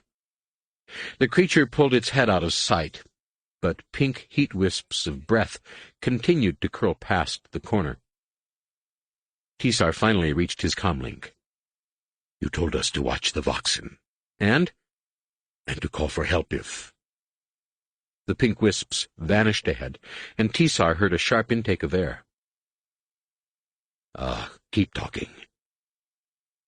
He ripped his comlink off and tossed it down the duct. Anakin's distant voice continued to demand an explanation, but Tisar squirmed away as fast as he could. A mangled snout pushed around the corner and buried the squawking instrument beneath a weak stream of acid. Tisar stopped moving and, using the Force to project his voice down the duct, screamed as loud as he could. He sensed approval from Kossoff and, through her, perceived Anakin's panic. He had to be on the comlink, screaming for Tisar to answer. Bella found this funny. Tisar could feel her sissing. He knew without looking that she would be creeping down the main duct behind the Voxen, lightsaber in hand. Kossoff was following along behind, a big T-21 repeating blaster pointed over her sister's shoulder. The Voxen hauled itself around the corner, its claws digging into the uric coral walls and pulling it forward. Tisar could not see its wounds in infrared, but the creature was definitely moving slowly and in great weariness. It paused at the small pit its acid had burned into the floor, then, not finding the expected body, raised its head and peered down the duct. Tisar resumed his retreat, firing blaster bolts into the creature's head. Many ricocheted off, but many burned through the armored scales and failed to kill it. Wasting no time with another of its screeches, the Voxen pursued him down the duct, stubby legs pulling it forward faster than the Barabel could retreat. For the first time, Tisar's scales rippled with fear. The beast learned from its mistakes. Big trouble, he thought. He sensed the alarm in his hatchmates and heard them begin to splash and rattle in the main duct as they tried to draw the Voxen's attention. Too clever for such antics, the creature pulled to within a meter of Tisar and let out a burp, but either its acid was depleted or the efflux tube had been burned shut. Nothing came out. Tisar fired point-blank and smelled scorched flesh. The Voxen lurched ahead, its mouth closing around the barrel of the Merson blaster. Tisar squeezed the trigger, then snarled in pain as the safety circuit sensed a clog in the emitter nozzle and shut down the actuating module. Releasing the weapon into the Voxen's mouth, he squirmed away, pressing his back against the duct roof in what he felt fairly certain would be a futile attempt to free his lightsaber. Bella's white blade hissed to life somewhere behind the Voxen, but the creature filled the duct so completely that only a few stray rays of light showed past. The beast lunged, Tisar barely saved his breath mask by jerking away, then lashed out and felt his finger talons sink into the thing's wounded snout. The Voxen continued to drag itself forward, its jaws snapping at the hand clawing on its muzzle. Tisar shoved its head against the wall. Tisar exuded triumph to his hatchmates. A heavy foot came forward to catch his elbow, its disease-tipped claws dimpling his jumpsuit's Molly-Tex lining and nearly pushing through. To his sense of triumph, he added urgency. The drone of Bella's blade grew louder, then vanished beneath the sharp crack of exploding detonite. An unexpected weight settled on Tisar's back, and suddenly the duct was filled with the soft green light of the bioluminescent wall lichen that illuminated the interior of the exquisite death. Tisar glimpsed the tangled mass of broken fang and scorched flesh that was the Voxen's mutilated snout, then felt himself rising through the top of the duct as someone levitated him into the cabin above. The blaster-scarred Voxen scrambled past beneath him, whole chunks of body missing, the stumps of 4 rear legs dragging uselessly behind. "You bantha head. It escaped." Tisar looked over and found himself staring into the blue eyes of Ganner Rysode, one of the largest and, to judge by his own attitude at least, most handsome of the human Jedi. "Now it will be twice as hard to kill." "Hunting season's over, my scaly friend." Ganner lowered Tisar to the passage floor, then called into the hole. "Come out of there, girls. Anakin wants us on the bridge." In the adjacent sleeping cabin, Raynar Thule awoke from his healing trance to find himself watching Errol's bare back as she sat up and stretched on the opposite side of a narrow walkway. Her skin was freckled and milky, with only the faintest hint of the acid scars and claw slashes he had come to know so well during the first Voxen watch. With the others deep in healing trances or busy learning to fly the ship, he and Errol had spent a great deal of time talking and rubbing Bacta lotion into each other's wounds. He had a dim memory of a long, lingering kiss just before they finally sank into their own bunks. But it seemed so hazy now it might have been only a dream. Errol lowered her arms and, glancing over her shoulder, caught him looking. Instead of covering up, she smiled and asked, "How do I look?" Raynar's teeth clacked as he snapped his jaw shut. Then he managed to stammer, "Fine." Maybe the kiss hadn't been a dream after all. Just great, in fact. Errol frowned and craned her neck to look down her back, then laughed and, still not covering up, said, "I was talking about my scars, young man. Are they healed?" "Oh, yes." Raynar wanted to drop back onto his bunk and sink into a healing trance. "That's what I meant." Errol looked doubtful. "Sure." She reached for her jumpsuit. "But it's okay. After all that back-to-rubbing, I don't think anyone on the strike team has any secrets." "No, I don't think so," Raynar said. Still, as he reached for his own jumpsuit, Raynar did try to hide his disappointment. Errol might be only a year or 2 older, but being called a young man had disabused him of any wrong impressions about their relationship. Tekli appeared from a few bunks down, her brown fur tousled and gray eyes sparkling as she buckled her equipment harness. "Sleep well?" she asked. "Yes, very," Raynar answered. "And you?" "Good." She gave him a tight smile, then lifted her brow as the ship gave a subtle shudder. "We must be coming out of hyperspace." Both Raynar and Tekli looked to Errol, who closed her green eyes and reached out with the Force. When she opened them a moment later, she looked just a little younger and more innocent than before. "I have to see some stars to be certain, but it feels right," she said. "We've reached Myrkur."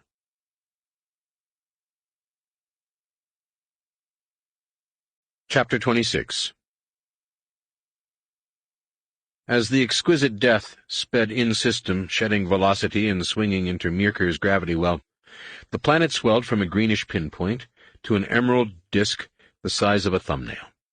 Though Anakin did not recall the world having a moon, the pearly fleck hanging beside it was too bright to be a background star and too steady to be an optical illusion.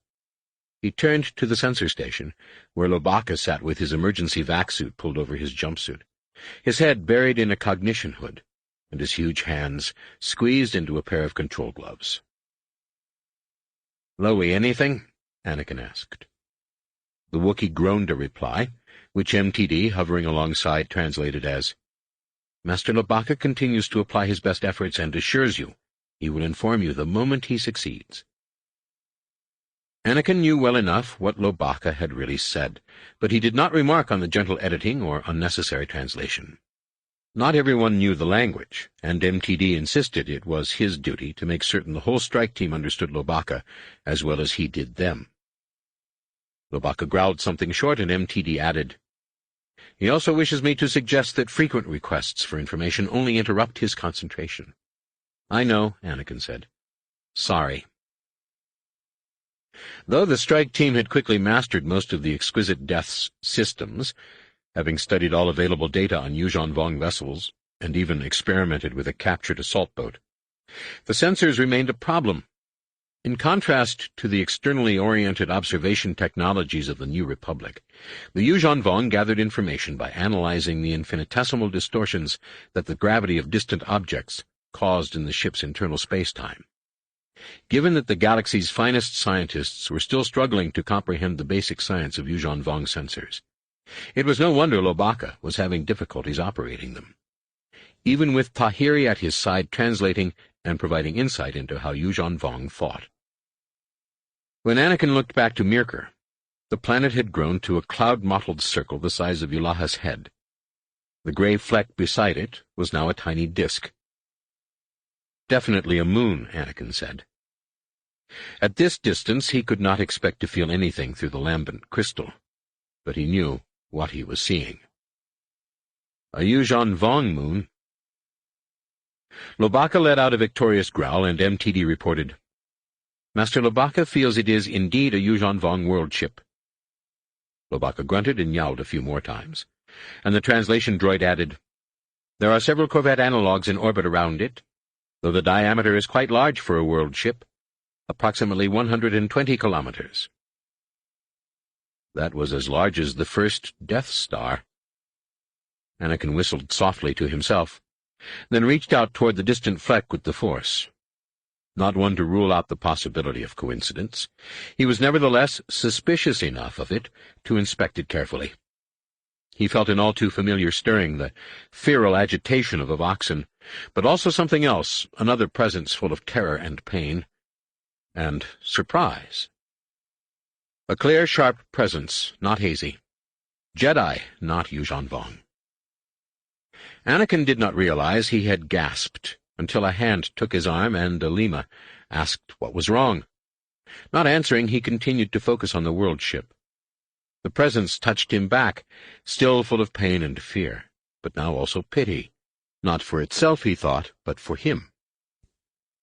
He filled his heart with comforting emotions, trying to project an aura of confidence and hope, though he knew the vagaries of the Force might not be capable of conveying the message he wanted. The presence at the other end maintained contact for only a moment longer before abruptly withdrawing, closing itself off to Anakin without any hint of whether it had comprehended what he was trying to communicate. Tahiri clasped his arm. "Anakin?" "There are Jedi there," he said, "with the Voxen." "Well, that puts Plan A right out the lock," Ganner said. Plan A called for them to sneak as close as possible to the cloning facility and destroy it with the beradium-packed missile, then use the resulting confusion to confirm the Queen's destruction and escape. "We'll have to try something else." "That is very brave, of course," Alima said. Standing beside the commander's chair opposite Tahiri, she laid a hand on Anakin's arm and turned to him with a look of entreaty. "But if we forego our best plan, we stand to lose more Jedi than we would save." Jason emerged from the back of the bridge, his eyes rolling at the Twi'lek's pouty tone. "Alima, I think Anakin knows what's at stake here." "I can handle this, Jason," Anakin said, doing his best to keep the irritation out of his voice. "And there is no need to remind me about the dark side. I understand the consequences of killing our own." "Anakin, I only meant, shouldn't you be at your battle station?" Anakin asked, deliberately cutting Jason off. He cast a meaningful look at both Alima and Tahiri, Shouldn't everyone? Jason's face reddened, and Tahiri's eyes narrowed, but all three retreated to their assigned places and left Anakin to his thoughts. This was one of those times Lando had warned them about, when any choice he made felt like the wrong one. But Lando did not have the Force to guide him, and Anakin still had a few minutes before he had to decide anything. If he waited, maybe things would work out for the better. They almost always did. Jaina swung the exquisite death into an approach pattern, and the edge of Mirker's enormous green disk began to slide across the port side of the bridge. From space, at least, there was no visible sign of Yuuzhan Vong planet shaping. It remained the same steam-shrouded forest world depicted in holovids. The world ship was rapidly filling the viewing dome, swelling from a little smaller than a Kuwati banquet plate to the size of a high-command conference table. A thin halo of twinkling stars hinted at the escape of radiant heat, while blotchy circles of gray and brown began to define the planetoid's pocked surface. Expecting the hailing Villip in front of him to activate at any moment, Anakin waved Tahiri close, then used the holoshroud unit on his equipment harness to cloak himself in the pre-recorded image of a Yuuzhan Vong warrior. Whether the tattoos and scarrings were appropriate for the commander of a Corvette analog vessel was anybody's guess. There seemed to be the right amount, but New Republic intelligence was still struggling to learn the significance, if any, of individual patterns. Lobaka moaned a warning from the sensor console, informing Anakin that a trio of Yuuzhan Vong corvettes had just appeared from the far side of Mirker, and were lining up for approach behind the exquisite death. Anakin ordered Jaina to continue as before. Though her face was hidden beneath the pilot's hood she wore to interface with the vessel, he could feel her apprehension. Not knowing the proper procedure for entering a Yuuzhan Vong base, they had opted to try an open approach, trusting that procedural mistakes would prove less alarming than a furtive advance. Jaina rolled them to starboard and angled into line behind a string of dark specks drifting across the face of the world ship, now so large that it completely filled the dome. Anakin and Yulaha activated a holocam and began feeding mapping information to her datapad. The long journey between galaxies had left the massive spacecraft dilapidated and spent.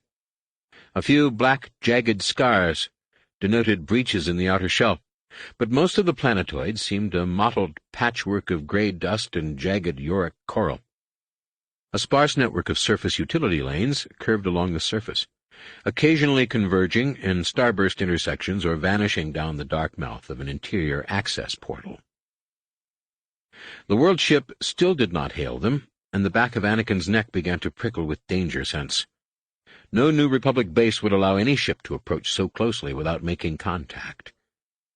Jaina maintained her spacing behind the other ships, following them around the curve of the planetoid. A complex of cone-shaped glacial peaks appeared on the horizon, protruding up through the outer shell, a little to the starboard of the long line of vessels they were following. Even with the naked eye, Anakin could see that the buildings emerged from the surface close to the city-sized square of a huge black pit. "Max-mag that, Yulaha," he said. "What's it like?" Yulaha turned her holocam on the complex and increased the magnification. "It appears to be some kind of spaceport," she wheezed. Though the Bith was much improved after her healing trance, she remained weak and colorless. "There is a large pit surrounded by many entrances, with what look to be loading facilities." "Abandoned, empty," Yulaha corrected. "No vessels in sight, but the landing pads are stacked with cargo pods and cages."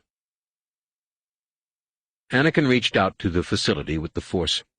He no longer felt the pained presence he had noticed before, but the hungry stirring of Voxen was still powerful.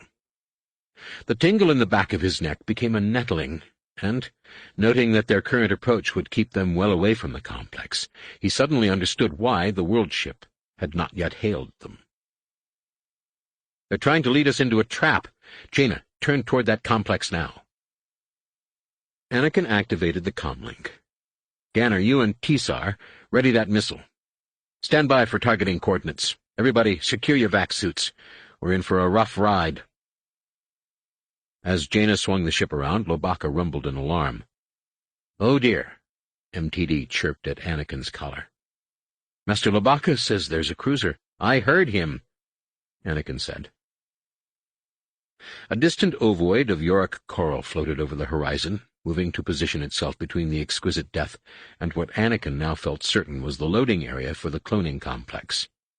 Lubaka warned that the corvettes coming from Mirkr were accelerating and spreading out, and the half-dozen vessels they had been following were turning toward the cruiser. When MTD attempted to repeat this information in BASIC, Anakin switched him off. One of the small villips next to the ship's hailing villip suddenly pushed through its aversion orifice, taking the shape of a lumpy Yuuzhan Vong head ringed around the brow by goiter-like growths. "Gadmadar, Ganar Rysode." Anakin turned to Tahiri for a translation, but the villip began to speak in BASIC before she could supply it. "Stroke the hailing villip, Jedi, so that we can speak." Before obeying, Anakin said, "Jaina, continue on course. Loey, get a targeting lock on that cruiser and feed the coordinates to Ganar and Tisar." The Yuuzhan Vong grew impatient. "It should be the leathery disk next to this one, Jedi." Anakin stroked the appropriate villip. Instead of averting, its central orifice opened and extended toward him a short tentacle with a black eye at the end. The Yuuzhan Vong, or rather his villip, raised his brow and started to demand something in his own language, then caught himself and smiled. "Very good, Ganar Rysode. I see we are not the only ones who use maskers." Seeing no reason to disabuse an enemy of his mistake, Anakin left the hollow shroud on. "I'm sure this is more than a social call, Shipmaster. Commander," the officer corrected. "It is my obligation to recover the vessel you have stolen." "Stolen?" Anakin asked. "We're just borrowing it. You can have it back when we finish." The commander's villip went blank for a moment, then frowned. "I fear it is needed now.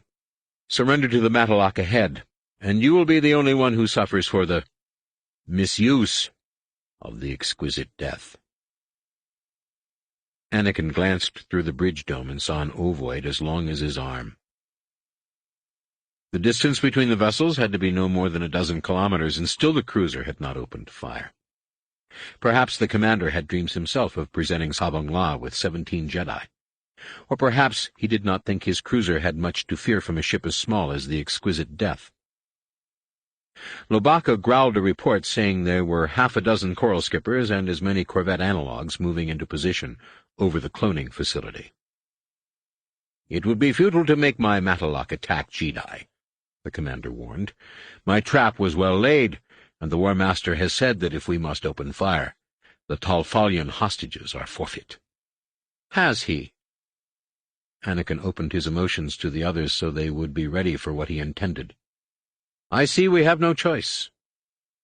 Hoping Luke had everything ready on his side of the galaxy, Anakin snatched his lightsaber from his belt and, thumbing the ignition switch, slashed the hailing villip apart. "Full ahead, Jaina." He activated his comlink. "Ganar target cruiser. Set fuse to proximity. Fire when ready." "Missile loose." The report came almost before the order was finished, but it took Anakin until the missile flashed past to realize Ganar had known what Anakin intended. The strike team had established its battle meld automatically, perhaps even unconsciously, as soon as the likelihood of combat became apparent. The missile's unexpected appearance confused the Yuuzhan Vong for only a few seconds. A flurry of plasma balls boiled out to intercept the missile, causing the droid brain to activate its countermeasure program. The missile diverted some of its power to shields and continued toward its target in an evasive corkscrew. Anakin did not need to tell his sister to circle around the target.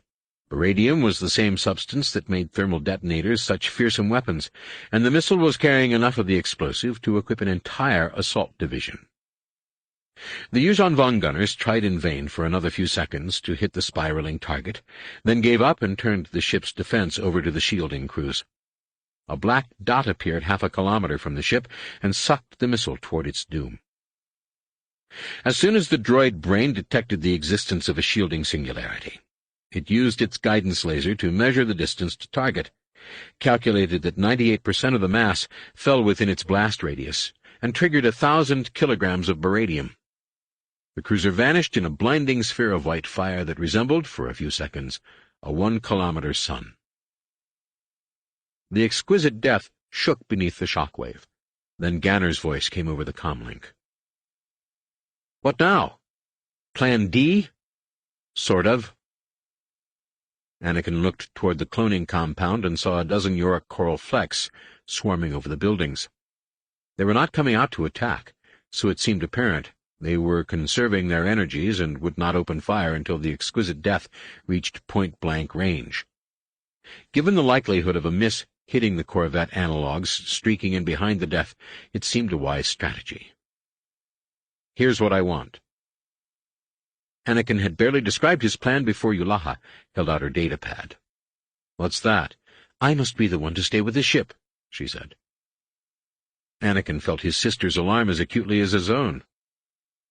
"No offense, Yulaha," Jaina said, "but you're hardly up to something like this." "Perhaps not, but I am a pilot, and the exquisite death is hardly a starfighter." Yulaha pressed the datapad into Anakin's hand. "As stated, your plan has a 21% success probability, with a casualty projection in excess of 90%. Without me to burden you on the ground, your success probability rises to almost 50%. "That high?" Anakin did not even want to hear the casualty projections. "Okay, but just drop 21S's shuttle and go. Do you need anything?" Yulaha thought for a moment, then said, "If there is time, I would like a length of metal tubing from the droid kit. Leave it in the corridor. Count on it." Anakin wanted to hug her, or shake her hand, or something, but that all seemed so final, so irrevocable. Instead, he sent Jaina after the rest of the team, already gathering in the first hold, then paused at the door valve and looked back. "No heroics, Yulaha. That's an order.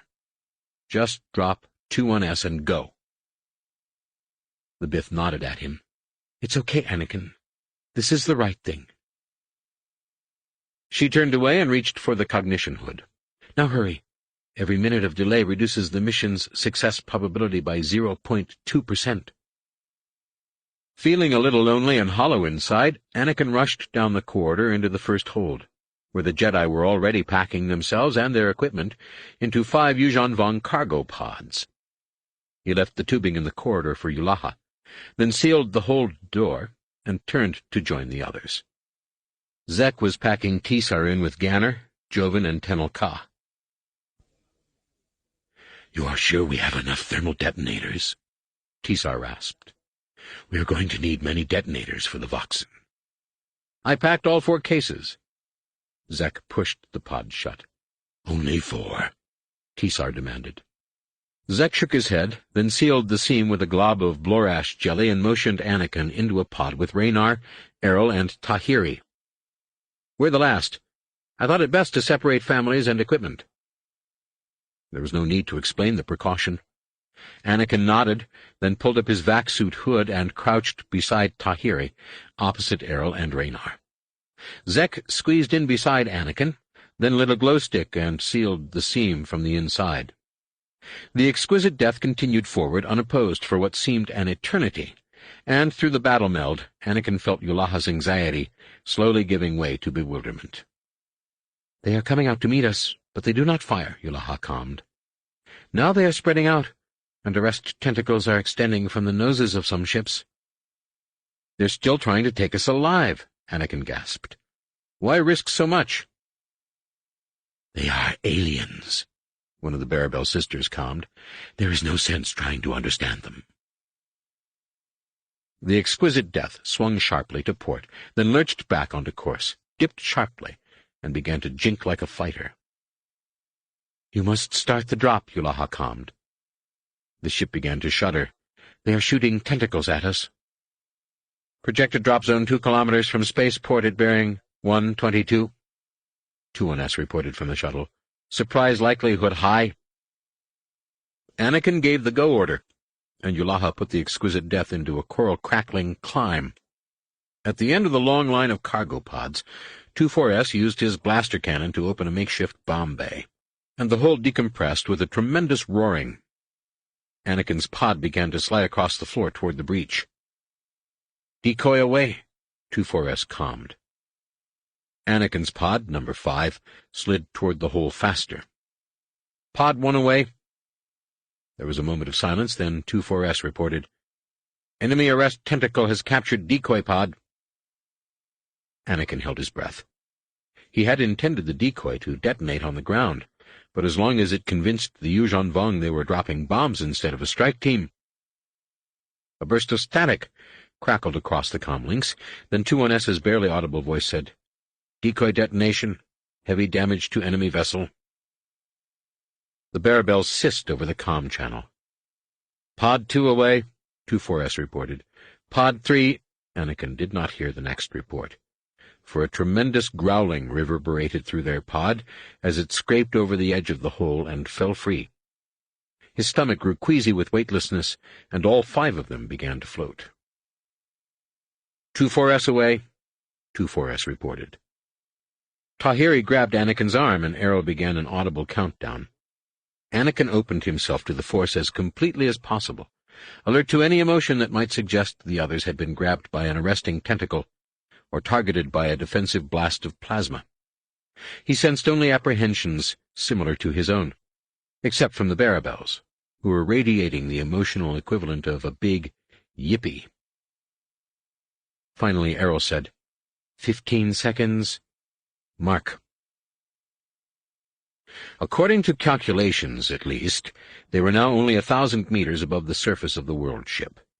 Anakin caught their vessel with the invisible hand of the Force, cushioning their descent just enough so that the deceleration kept them pinned to the floor. The war droids had calculated that a deceleration of approximately 1.5 standard gravities would not be overly noticeable, yet the resulting landing would be 99% survivable.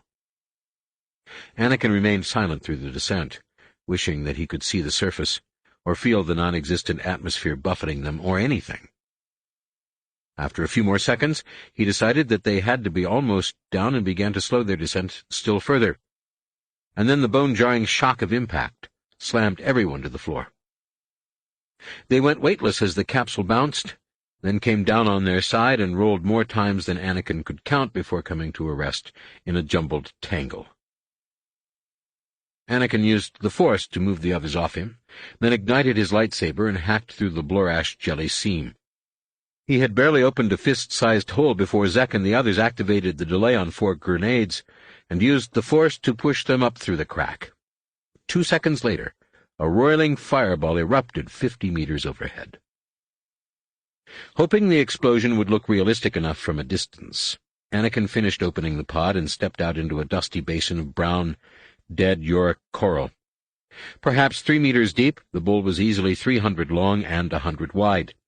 Probably not an impact crater, but the scar of some ancient mishap. In the far corner, almost directly opposite Anakin, sat the broken husk of a distant cargo pod, a group of minuscule figures scurrying around its base. One of the Jedi felt him watching and waved in greeting. Then all 4 turned and started in his direction. A moment later, the pod vanished in the brilliant flare of a thermal detonator. Anakin's attention was drawn skyward by a flash of movement. He looked up in time to see a small, unidentifiable shape arc into the near corner of the field, then erupt in a tremendous fireball. Thinking they were under fire from a Yuuzhan Vong warship, he almost dived for the ground, but stopped when he saw the black star-spangled camouflage armor of a Tendrando Arms YVH S-series war droid emerge from the dust cloud and come toward him at an impossibly fast run. Anakin assigned Raynar and Errol to unload their pod, and sent Zek to the basin rim to reconnoiter, then took a moment to concentrate on the others. He sensed a couple of fuzzy heads and a few aches and pains, but the team appeared to be 99% intact, just as the droids had promised. Anakin retrieved the electro-binoculars and turned them overhead. Without the blue glow of streaking ion drives to draw attention to the ships, it took a moment to locate the space battle, which had already drifted far across the sky toward Mirkor. YVH-21S was just parting ways with Yulaha, his lumpy black shuttle corkscrewing wildly back toward the world ship as the Bith veered off into deep space in the exquisite death. To Anakin's disappointment, the Yuuzhan Vong had swallowed the bait only partially. The Coral Skippers and 4 corvettes were surrounding 21S's shuttle, arrest tentacles lashing out to capture the careening rock. But the rest of the Yuuzhan Vong were pursuing the death. A pair of heavy steps came up beside Anakin. Then Ganner said over the vac suit comnet, "We're good to go, Anakin. We have the bearings to the spaceport, and 24S's sensors show no sign they realize we're here." Anakin lowered the electro-binoculars and turned away. He would have liked to stay and see whether they escaped. They deserved that much. But he knew neither 21S or Yulaha would want that. Every minute of delay reduced the mission's success probability by 0.2%. The strike team had traveled only 500 meters when 24S's metallic voice came over the comm channel. 21S reports 0 survivability rating, now optimizing. An orange fireball blossomed in the sky, drowning the droid's last 2 words in a tempest of electronic interference. Anakin raised the electro-binoculars in time to see a trio of enemy corvettes burst into white sprays of Yorick coral. The 4th vessel, a mere splinter at this distance, spiraled away out of control. "Loss ratio optimized," 24S reported. Anakin nodded and said, "Maximum efficiency." They all knew from the training sessions with 11A that it was the highest tribute that could be made to one of Lando's droids, and several Jedi repeated the compliment. They continued toward the spaceport, using the Force to smooth the dust behind them and keep it from billowing into the airless sky. A few minutes later, 24S detected 2 Coral Skippers approaching. The strike team had to conceal itself beneath the dust and wait as the pair swept over in a slow, curving search pattern. Once the pilots reached the drop zone, they would find 4 huge beradium craters and nothing to suggest the exquisite death had dropped anything but 4 poorly targeted bombs, and they would return to base laughing at their enemy's incompetence. Until then, the Jedi would have to wait and be patient. Though no one said as much, all of their thoughts were on Yulaha, alone in the exquisite death, with 5 corvette analogues and a host of skips on her tail. Though the Bith was growing more distant in the battle melt, Anakin could feel her consumed with the tasks at hand, weary and in pain, but without fear. At peace, even. Daring to hope Yulaha's tranquility meant she was escaping, Anakin raised the electro-binoculars as soon as the search craft were gone, and combed the darkness above for the exquisite death. But it was an impossible task. Even if he were looking in the right direction, by now the Bith and her pursuers would be too distant for electro-binoculars to detect. The strike team resumed its march. Yulaha's presence continued to fade, then finally vanished altogether. Anakin could tell by the surge of anxiety in the battle melt that the same fear had leapt into the minds of all the Jedi. Tahiri asked, "Is she?" "No," Jason interrupted. "We would have felt that." "Maybe she jumped to hyperspace," Anakin said. 24S? "Negative," the droid reported. "Exquisite death still within sensor range." Then the music started, a reedy, haunting melody that came to Anakin inside his mind.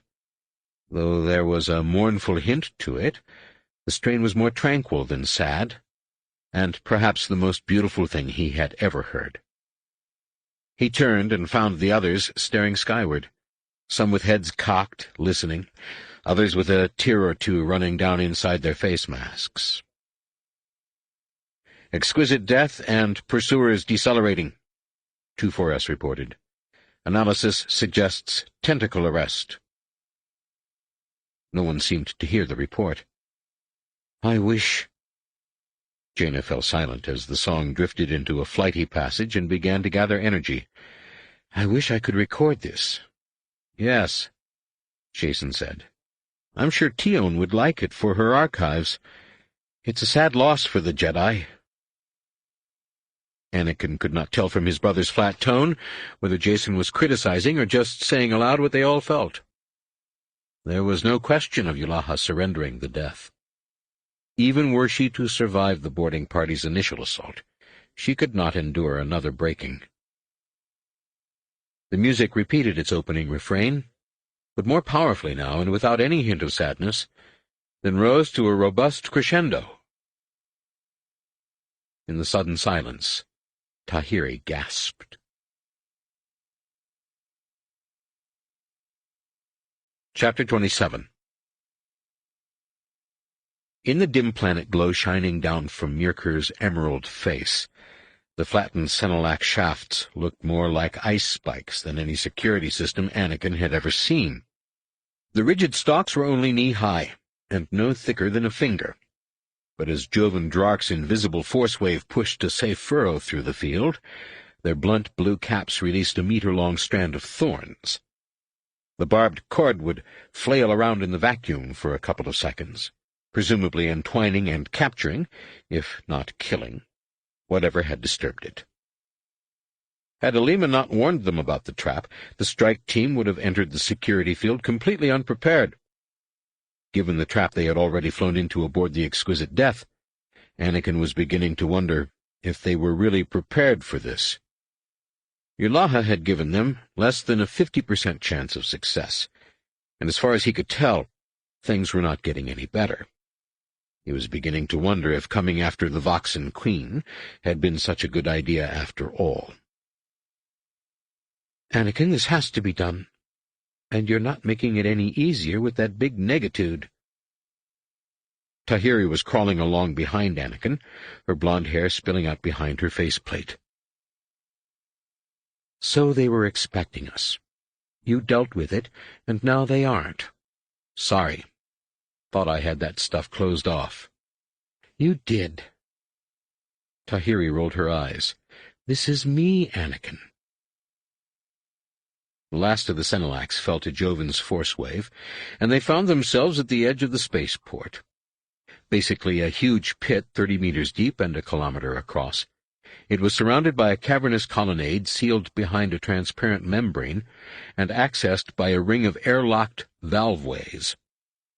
20 biotic berthing bays lay spaced evenly across the floor, all covered by retractable carapaces and sized to accommodate corvette analog vessels. On the near side of the spaceport, the latest rescue transport to return from the space battle was just berthing, the two halves of the bay carapace rising up to press themselves against the lumpy hull. Though Anakin and the others had not been able to see the battle as they stole across the world ship's pocked surface, the steady stream of rescue vessels returning from space told them that their comrades had put up a good fight. They also knew the outcome. 2-1S had burst-commed a final situation report to 2-4S, and they had all felt Yulaha's death, one of the reasons, no doubt, for Anakin's negitude. Perhaps 5 kilometers beyond the landing pit rose the hive-shaped glacial peaks they had seen from space. Anakin did not need to stretch out with the Force to know that was where the Voxen were kept. He could feel their hunger clearly, coming straight from that direction. The Jedi prisoner was another matter. He could not sense him, or her, or them, at all, even when he exerted himself. "Ysilamiri?" Alima asked. She crawled up beside him on the side opposite Tahiri, stopping so that the shoulder of her vac suit touched his. "If they've got a Jedi, they'd need Ysilamiri." Anakin was not really surprised to have the Twi'lek anticipating him. During the trip from the drop zone, the strike team had found itself acting in such harmony that at times it seemed they were sharing thoughts.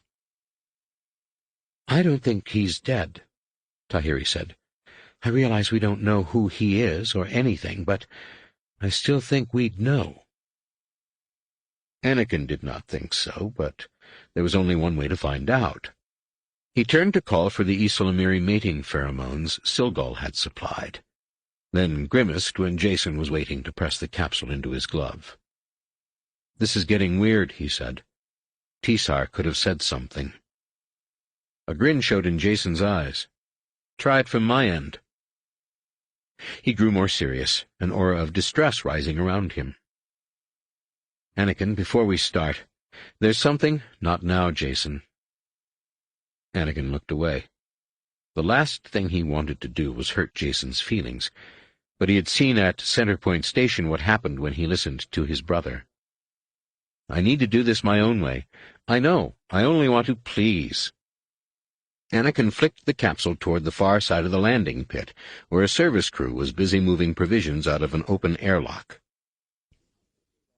In Mirker's greenish planet glow, he quickly lost sight of the tiny capsule, but felt it stop when it entered the lock and came to the inner valve. A few minutes later, the crew finished its task and entered the airlock together. Anakin started to tell the others to be ready, then thought better of it. They were. The outer valve was just closing when 24S reported, "Incoming vessel, enemy, frigate analog." The report meant the ship's arrival was imminent. As marvelous as YVH war droids were, their sensor package lacked the power for deep space detection. The news sent a prickle of danger sense down Anakin's spine, but he refused to be rushed. Until he knew where the Jedi was being kept, entering the spaceport would only place the captive, and themselves, at risk. Finally, a swarm of distant squiggles scurried out of an archway about a third of the way around the colonnade. More than a dozen Yuuzhan Vong followed, stooped over and half stumbling as they attempted to retrieve the escapees. One of the warriors grabbed a squirming form, then jerked his hand back and stomped the creature. Issa Lamiri had sharp teeth. It did not take long before all eyes, at least all eyes visible through the transparent membrane, were fixed on the disturbance. Anakin backed away from the edge and stood. When he turned to order the holoshrouds activated, he found himself facing a long line of what looked like Yuuzhan Vong. "I suppose you know the plan, too." "Straight to the Issa Lamiri house." Bella, or was it Kossoff, answered. "Then back. To steal the rescue shuttle," Ganner finished. "We've got it, Jedi. 24S and I will cover the descent." "Well, then." Anakin activated his own holoshroud and stepped over the edge, dropping alongside the wall and using the Force to cushion his landing. When he did not feel any surge of Yuuzhan Vong alarm through the lambent crystal, he turned to find himself standing before a ranker-sized airlock, a warren of murky tunnels and murkier doorways, barely visible through its translucent door valves. He could feel a handful of Yuuzhan Vong somewhere back in the darkness, but his sense of them was too fuzzy to tell whether they were alarmed by his sudden appearance, or even aware of it. Alima, Tisar, and the others began to arrive beside him. Knowing the Twi'lek to be the most experienced at infiltrating enemy lines, he assigned her to lead the way through the airlock, while he kept an eye on the rest of the spaceport. The landing pit appeared even larger from the floor than from above. In the murky green light, the excitement at the opposite end was visible only as a mass of shadows scurrying around behind the window membrane, and even figures in nearby warrens were difficult to see unless they were silhouetted against a patch of bioluminescent wall lichen. Only the rescue vessel, sitting pinched in its biotic berthing bay, was distinct and easy to see. By the time Anakin had completed his survey, Ganner and 24S were on the floor behind him. They followed the others through the airlock and let their face plates and breath masks hang over their collars, leaving their throat mics and earpieces in place so they could communicate quietly. Anakin took the lead and began to hurry along the colonnade at the fastest pace he could, without drawing too much attention. The power packs in their holoshrouds would last only 2 minutes before growing unreliable and needing to be changed. As they went by the rescue ship, they also passed a rampway leading down to a bustling work level under the landing pit. An unarmored Yuuzhan Vong started up the slope, gesturing at them and calling in his own language. A wave of alarm shot through the strike team, but it was quickly quelled when Jason used the battle meld to direct everyone's attention to Alima's unruffled composure. The Yuuzhan Vong reached the door and said something more insistent.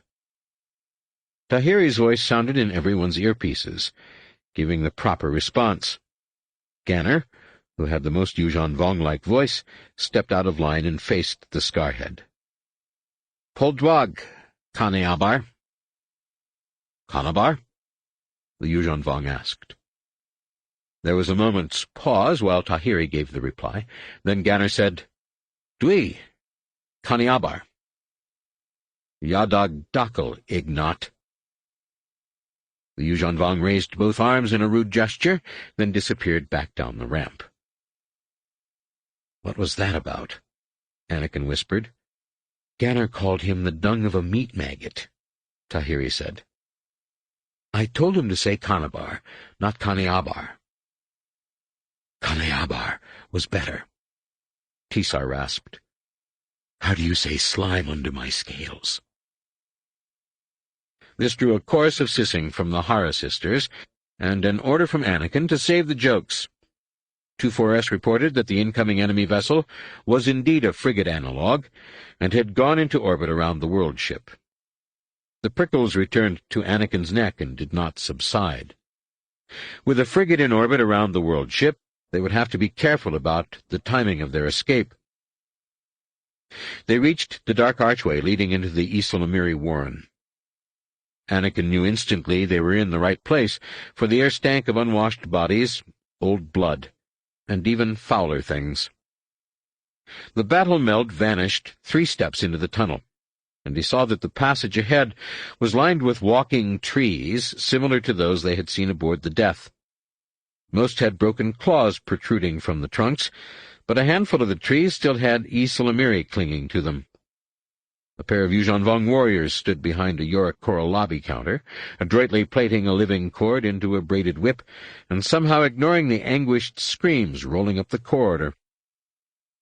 As Anakin approached, both warriors stopped work and crossed their arms over their chest. "Ramaga Korlat, Miganyam?" the taller one asked. Anakin walked straight to the gateway. "Ramaga Korlat?" the tallest guard asked again, now pulling his amphistaff off his waist and stepping to block Anakin's way. Anakin's answer was sharp, if not quite angry. "Kaneabar." The Yuuzhan Vong's saggy eyes looked more confused than angry, but he lowered his amphistaff toward Anakin's chest. "Yaga?" Anakin pointed his lightsaber and thumbed the activation switch. The crimson blade shot through the guard's throat and came out through his neck, narrowly missing the warrior behind him. This second Yuuzhan Vong hurled himself backward and opened his mouth to shout the alarm, but was interrupted by the snap hiss of Alima's silver lightsaber slicing through his head. Anakin switched off his holoshroud and made assignments, sending Jacen, Ganner, and 24S to watch the entrance, and Jaina, Raynar, and Errol to dispose of the remaining Ysalamiri.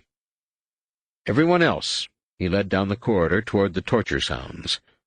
When he reached the doorway and peered around the corner, he found himself staring at a Yuuzhan Vong's Von Dune crab-armored chest. The warrior gave a startled cry and started to bring his amphistaff around, but Anakin was already slashing his lightsaber across the Yuuzhan Vong's throat. He kicked the collapsing body back into the chamber, then heard the telltale drone of thud bugs coming his way, and dived to the floor. He rolled over his shoulder, trying to scan the chamber as he moved. There was an Ysalamiri tree in one corner, and 2 figures spread-eagle against the rear wall, and 2 more figures moving on his right. He came up with his lightsaber in a high guard, then dropped flat as Tisar's mini-cannon bolts began whomphing past his head. The Ysalamiri tree erupted into splinters, and Anakin's contact with the Force returned as the Ysalamiri itself was vaporized. He heard the drone of a thud bug coming his way and allowed his Jedi senses to guide his lightsaber around to deflect it, then spun toward the source and found a Yuuzhan Vong charging him with amphistaff in hand. Before Anakin could parry, a bolt from Tisar's mini-cannon hurled the warrior across the room, and Alima rushed in to thrust her silver lightsaber through the shattered armor. Only one Yuuzhan Vong remained, smaller than most and thinner, with a spectral female face and a variety of hooked and serrated talons protruding from her 8 fingers, wrists, and even elbows. A shaper, Anakin stood and started toward her, but a web of shimmering energy lines crackled into existence around her body before he had taken 2 steps. He thought it was a personal shield of some kind, until her eyes widened and she spat something angry. Anakin focused his thoughts on the web and felt the familiar energies of the Force, but colder and tainted with darkness. He glanced toward the back wall, where the 2 prisoners still hung spread-eagle, each bleeding from a profusion of wounds. One, a powerfully built woman with dark hair and darker eyes, was glaring at the Shaper, quietly mouthing words Anakin did not understand. The Yuuzhan Vong tried to pluck a strand of the Force energy from her body, and succeeded only in severing 3 fingers. The dark woman smiled, and the web slowly began to shrink, slowly cutting into the Shaper's flesh. Anakin was overcome by a deep sense of wrongness, of hatred and anger, of evil. This woman was acting not out of wartime necessity, but out of bloodlust and vengeance. He started toward her. "No, this is wrong." She ignored him, and the Yuuzhan Vong screamed in anguish. Blood began to patter on the floor, and something larger as well. Anakin glanced back to see small cubes of flesh dropping off the body of the female Shaper. "Stop!" Anakin raised the butt of his lightsaber and stepped forward to enforce his command, but the Yuuzhan Vong's scream ended abruptly in a wettish plopping sound. When he glanced back, he found her body heaped on the floor in diced sections. The smell was as horrible as the sight, and he had to fight not to vomit. That was when Jason's voice came over his earpiece. "That frigate's sending down a shuttle, little brother." "Oh, okay." Anakin gasped. "Keep me posted." There was a pause. Then Jason asked, "Is something wrong?" "We're fine," Anakin said. "Just a surprise. I'll tell you later." An acknowledging click came over the comlink. Then Anakin turned to find Alima at the back wall, already freeing the dark woman from the Blorash jelly holding her in place. "A fascinating technique," the Twi'lek was cooing. "Do you think I could learn it?" "No, you couldn't," Anakin said. "That attack was cruel. Unnecessarily so." Alima spun on him, her pale Twi'lek eyes as cold and hard as a Hothan lake. "You may lecture me about cruel, when a Voxen has burnt the flesh from your sister's face." She turned back to the dark woman, who was now free of the wall. "Perhaps I want to be cruel." The woman gave her an encouraging smile. "There is nothing wrong with vengeance. It is a noble emotion, a powerful one." "Spoken like a true night-sister," Zek said, stepping into the chamber. He glanced from the dark woman to the young man, who was still hanging on the wall behind her. "Hello, Welk." Welk, a blond-haired human a year or 2 older than Anakin, narrowed his eyes at Zek. "Hello, traitor." "You 2 know each other?" Anakin asked. Zek nodded. "From the Shadow Academy. Welk here was Tamith Kai's best student. After Velas died, of course." "After you killed him," Welk corrected, glaring at Zek. "And Zek was the Darkest Knight, our leader until he betrayed the Second Imperium at Yavin 4. Anakin frowned at this. Though he had been too young to participate in the defense of the Jedi Academy when Tamith Kai's Dark Jedi attacked, many of the Jedi Knights on his strike team, including both of his siblings, Lobaka, Tenel Ka, and Raynar, had fought valiantly in the battle. They would not be happy to learn that they had just risked their lives to save one of the attackers. Tisar, who had never even been to Yavin 4, was the first to object. "We risked our lives to save Dark Jedi?" The Barabel trained his mini-cannon on the pair. "Blaster bolts." "Check that, Tisar." Anakin pushed the mini-cannon down, then turned to the dark woman. "Are there any Jedi?" "We are Jedi," she replied. Though she was oozing blood from 100 different wounds, The pain seemed to trouble the woman no more than it would a Yuuzhan Vong. "But in answer to your question, not alive. We were the ones you sensed when you entered the system." "All the same, there's no harm in looking around." Anakin nodded to Tisar and his hatchmates. "Be careful." "Do as you wish, young Solo." The woman smiled. "But there is no need to doubt us. We will be happy to help destroy the Voxen." "How do you know? You are certainly not here to rescue us."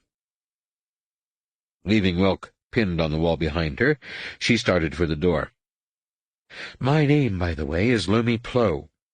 Perhaps I should start by telling you what we know of this place." Anakin raised his brow. "You aren't holding that to bargain? What makes you think we won't leave you?" Lomi regarded him coldly. "And who would be the Dark One then, Anakin?" Anakin was still trying to figure out how she knew his identity when his earpiece activated again. "We've got trouble, little brother." This time it was Ganner on the other end. "That shuttle? You won't believe who's on it." "I don't," Jason added. "It looks like No Manor."